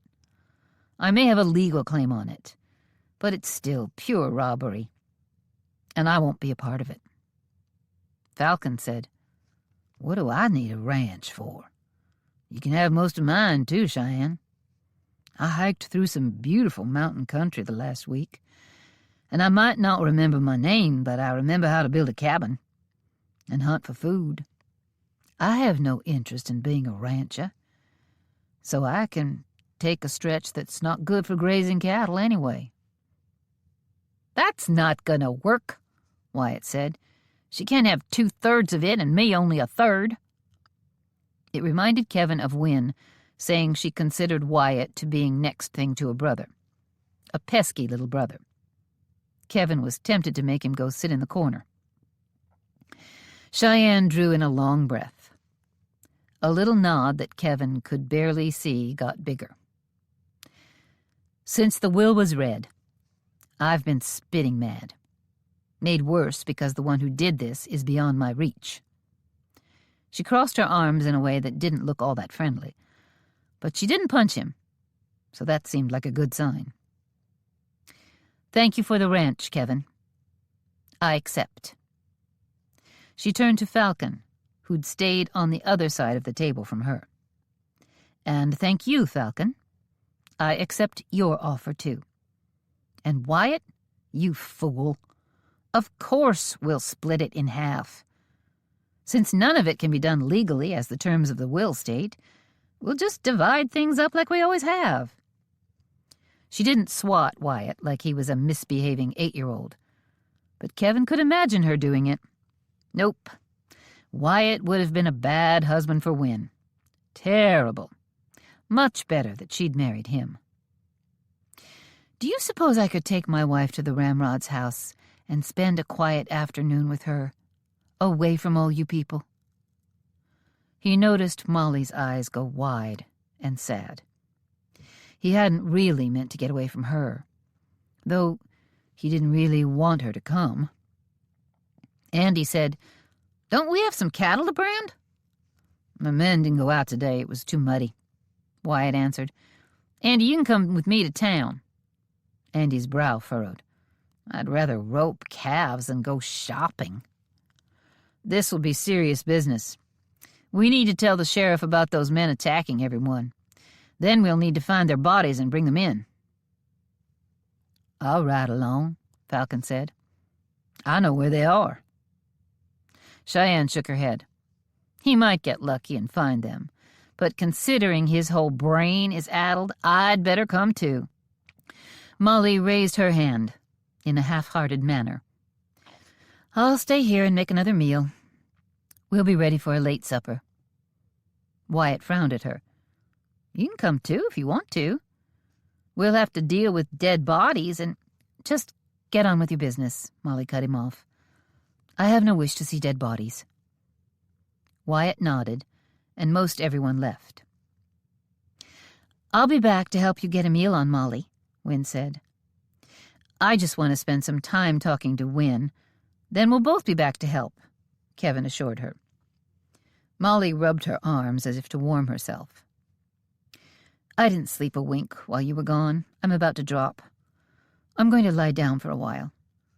Don't worry about leaving me here in the house, completely alone, with all the work." Molly turned and rushed out of the room. Kevin watched her go. He heard the hurt in her voice, but he turned to Wynne and reached for her hand. "I'll talk with her later. For now, I'd like a quiet hour with my wife, just to get to know you better and, well," he lowered his voice, "you told me your old secrets, but I've never told you mine." Their eyes met. Wynne squeezed his hand firmly. "Let's go." Chapter 32. They stepped into a house Kevin had been thinking was his. Now all he saw were the belongings of a dead man, Ross Baker. Cheyenne didn't even talk about shooting Tuttle. Wynne looked around. No, she didn't. Kevin swung the door shut. And Falcon killed Baker and made no fuss about it. He tugged Wynne's hand and turned her to face him. Cheyenne shot Tuttle in the wrist. Who'd think that would kill a man? Do you think Falcon and Cheyenne are really so tough they can do that and not be bothered? Kevin watched her closely, wishing he didn't have to say what came next. "Because I know it bothered me bad when I came home to find my mother beaten to death. Molly halfway there, bleeding, 2 black eyes, and her father shot dead." Kevin swallowed hard. Wynne's head snapped up, but he looked down at his trembling hands. Kevin held them up to eye level and said, "I've never said those words out loud before. Molly and I swore neither of us would ever speak of it. I feel like I'm digging inside me for something buried deep, and the digging is painful. But it's right that I tell you." Her eyes searched his as she waited for him to finish. "Her pa was dead on the floor beside my ma. Our ma." "Did Molly shoot him? Or did your ma?" Wynne reached out and touched his hand, his fist clenched tight, his arms rigid at his side. "I've never asked. We've never spoken of it. We swore to never speak of it. but it's what has created a connection between Molly and me." Wynn's hand tightened. Kevin's relaxed enough he could catch hold, and he held on as if he were a drowning man. "I hid the bodies." Shaking his head as he relived the memory, he said, "I rode for hours in the night, with both bodies draped over a saddle. Kansas is a treeless plain for the most part. I didn't know if I could dig deep enough to keep the bodies from turning up somehow. Finally, I found a stretch of woods that looked like no one wandered there. I buried Ma with considerable care. It felt like a terrible sin to just leave her there in an unmarked grave. But I did it, buried her deep, pulled logs over the grave, prayed over the grave." His jaw formed a grim line, and then I rode on. I wanted them a long way apart from each other. I thought that would be better if no connection could be found between them, if they ever turned up. Wynn lifted one hand to rest on the side of his face, and the warmth of her touch seemed to drag him out of his dark thoughts. I reached the Missouri River. It was coming on dawn, and I didn't want to be seen riding with a dead body. So I tossed Stu Garner in the river. Then I turned tail and rode for home. I had 3 horses, so I could switch saddles and give the horses a rest without stopping. There was plenty of death in Kansas, and it was spring, and the water was high. If anyone found him, no one connected him to us. When did this happen? Andy was 5. 10 years ago now. Which made Molly... Wynn couldn't stand to think of it. She was 9 years old. Stu Garner meant nothing to me but bad news. I should have killed him the first time I came home and found Ma bleeding. I wanted to, 12 times. But he was careful not to swing on Ma in my presence. Ma always had some excuse. First, she said she fell. Then, when she couldn't deny she'd been hit, she blamed herself. I always thought, hoped, that she didn't want me to kill him because she was afraid I'd hang. But I'm scared that the real truth is she thought she deserved it. Wynn went into Kevin's arms, and he held her tight, appreciating her support, her warmth. His words made him feel cold to the bone. He rested his head on her shoulder and said, "Marrying Clovis Hunt was no great decision on her part. So marrying another worthless man probably said more about her than it did about the men. And I never wanted to think that about my ma." Kevin fell silent. They stood there in each other's arms. Wynn now knew his darkest secret. Kevin knew hers. "Your secret and mine are to hide dreadful acts, but neither of us did a thing wrong. And still here we stand." Kevin kissed her neck. She felt a shiver go down her spine, but a warm shiver that felt wonderful. Bearing the burdens of others, with no way to change anything. At last, Kevin lifted his head, and Wynn lifted hers. Their eyes met, an inch at a time. Slowly, slowly, Kevin lowered his head until their lips touched. And Wynn remembered there was a lot more to marriage than staying away from her father and hiding old, dark, dangerous secrets. There was delight. There was touch. There was passion. There was someone to call her own. Kevin brushed a wisp of her hair back. "We haven't been married long, Wynn. Nor have we known each other long. But I am finding nothing but good in marrying you. And I'd like to continue being married in all possible ways. Are you ready for something more than kisses?" Their talk had been serious, and it surprised her to find a smile, almost as if a weight had been lifted off her just by sharing her fears about her pa. And she thought Kevin looked lighter, too. "Yes, we're married, and I know what that means. Yes, I am ready for more." Kevin smiled. His hazel eyes flashed like liquid gold. He swept her up into his arms and said, "Let's go be married." Chapter 33. Wynne and Kevin made it to the house in time for a very late supper. They were no help at all making it. Molly had it in hand, though, and good thing, because Wyatt, Falcon, Cheyenne, and Andy came riding into the yard before Kevin got the kitchen door shut. Reuben, the foreman, came out of the barn, and Wyatt spoke to him for a few minutes while the others put up the horses before going inside. They all washed up except Wyatt, who seemed to have plenty to talk with his foreman about.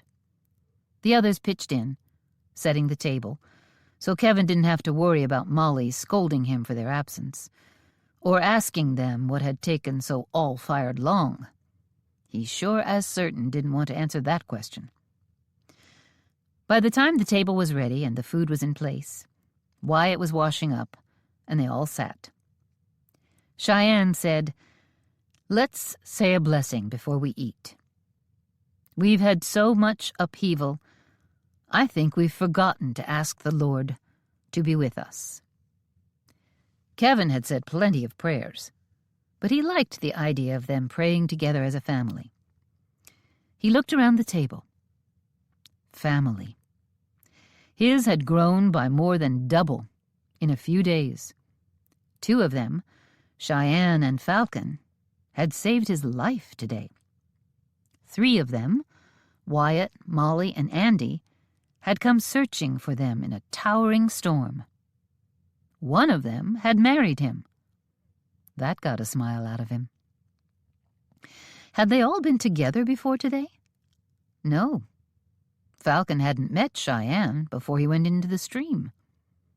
Today was a first, a beginning. Everyone bowed their heads. Because she was in many ways the head of the house, Cheyenne prayed aloud. Falcon might be older by a little, but it was close, and this was her house, her heritage, and her right. Kevin could tell she still carried hurts around inside her, but he could also tell she was trying. Molly. He had to talk to Molly. He'd betrayed his sister, who was also his closest confidant and best friend, for a woman he'd known only a short time. Betrayed Molly by marrying without telling her about it, and betrayed her far more than that by telling a secret he'd sworn to keep. He needed to tell Molly all of that, but for now, despite being left alone in this house while everyone went about doing other things, she was putting a delicious meal on the table, and doing it with a calm and cheerful attitude. Probably faking it, but she was faking it well. Falcon was a shock. With the shave, bath, clean clothes, and a haircut, he'd been transformed into a purely civilized man, and Kevin was impressed. He'd have to give the man back his hat, currently hanging over the fireplace in the Ramrod's house. This was Kevin's family. The thought stunned and warmed him. He prayed silently for each of his family members. When Cheyenne finished her prayer, they raised their heads, and Kevin saw too many serious expressions around the table. "Tell us what happened today." He looked from one to the other. "The sheriff rode out with us to bring in the bodies," Wyatt began. He took Cheyenne's word for everything. He knows her well and has for a long time. I trusted Ross Baker, but he hadn't been with us long. Nothing like Reuben. But he was a good hand, a good leader. Why would a man turn coyote like this when he had a good job? The sheriff had heard talk in town, Falcon said. Tuttle had been grousing some about getting older. He spent a bit too much time, in the opinion of some, at the saloon, and he'd been heard to say being a hired cowpoke is a young man's business. Word is, he and Baker liked the same saloon, and they might have just been men who liked complaining to each other. Except here came Clovis Hunt's new will. Wyatt nodded. That's what set them off. It must have been. It was only days after the contents of that will became known that both men vanished from the area. Baker had a good reason, and we didn't even think to question it, though it's a tough time of year to be short-handed. We found out Tuttle took off from your pa's ranch at the same time, Cheyenne said to Wynne. One of them said they tried to kill me in Missouri, and that I stole their horses and guns. Falcon rubbed the back of his neck. I don't remember doing that. But if they took off right away, took the train east, they'd have had time to meet me riding out. I went to the doctor today, and he said he's never seen a case like mine, but he's read of them, and my memory will probably come back. Someday. Maybe. You still don't know what your name is? Kevin had to believe him. Falcon was too straightforward. You've told me I'm Falcon Hunt, so I guess I know it. I just don't remember it. Well, you have family now, Falcon. Cheyenne met his gaze with her black eyes. Stay here, and we'll be able to help you through whatever confusion lies ahead. Falcon shrugged one shoulder and didn't answer. Kevin found himself wondering how to convince Falcon he needed to stay. I'll stay until I'm healed or whatever it is that needs to change for me to remember. Falcon looked up at them, his eyes that strange hazel color the brothers all shared. They seemed to study Wyatt, then Kevin. He lapsed into silence. Kevin felt like he could hear the beating of his own heart as he wondered what Falcon intended to say. I can remember a Bible verse about honoring your father and your mother. Falcon's eyes squinted, as if he was trying to dig out more of the memory. Kevin was surprised Falcon knew the Bible. He hadn't shown much of a tendency to be a man of faith, but then Kevin barely knew him. To forget so much and remember a Bible verse seemed like a good sign. It's one of the 10 Commandments.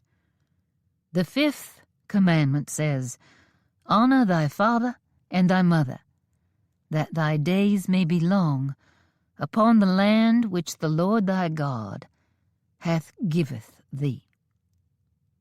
And I remember another verse that says something like, This commandment is the only one with a promise. Land, Cheyenne said bitterly. She clenched her fists on the table, and Kevin saw the battle within her for control. To put aside her anger. Honor your father and live long in the land God gave you. It's really about the promised land, Cheyenne, Wynne said softly. That's the land that God had promised the Israelites. And I think it's about heaven, Molly added. We had a pretty hard life back in Kansas. Hard work every day, very little time to enjoy life.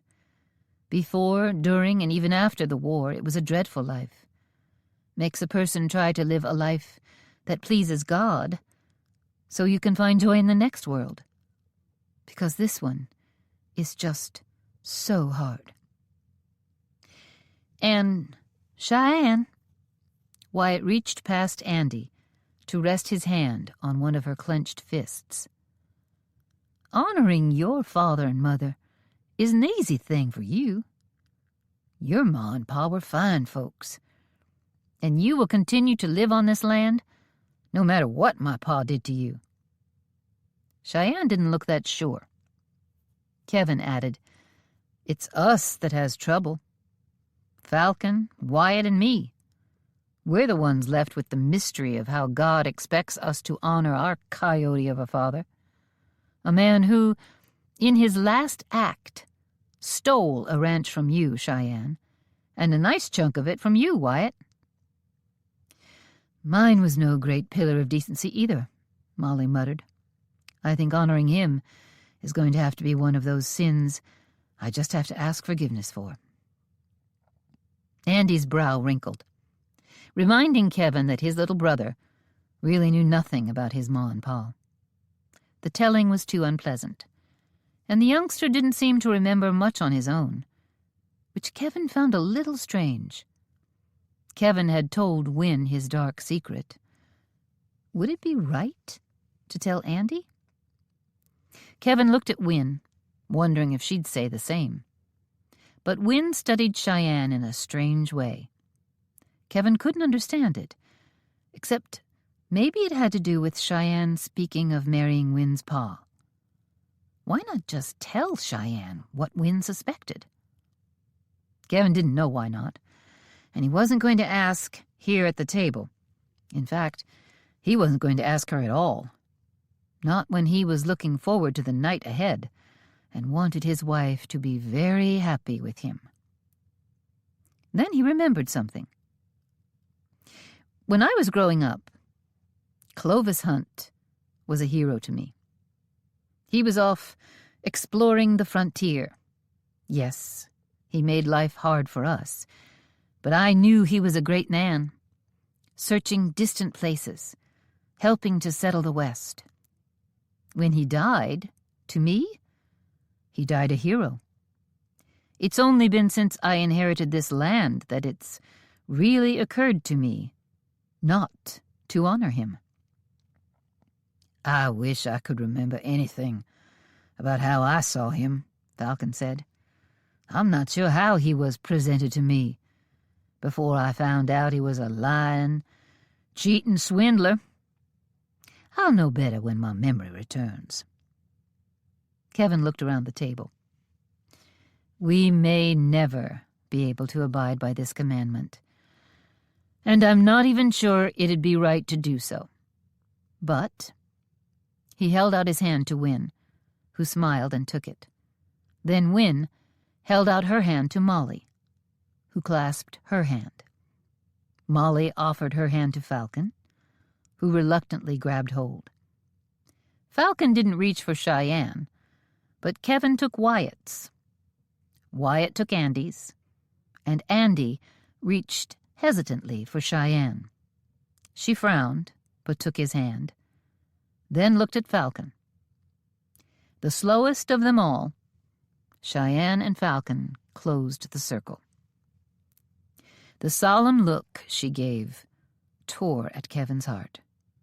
Cheyenne, of all of them, had been cheated the most.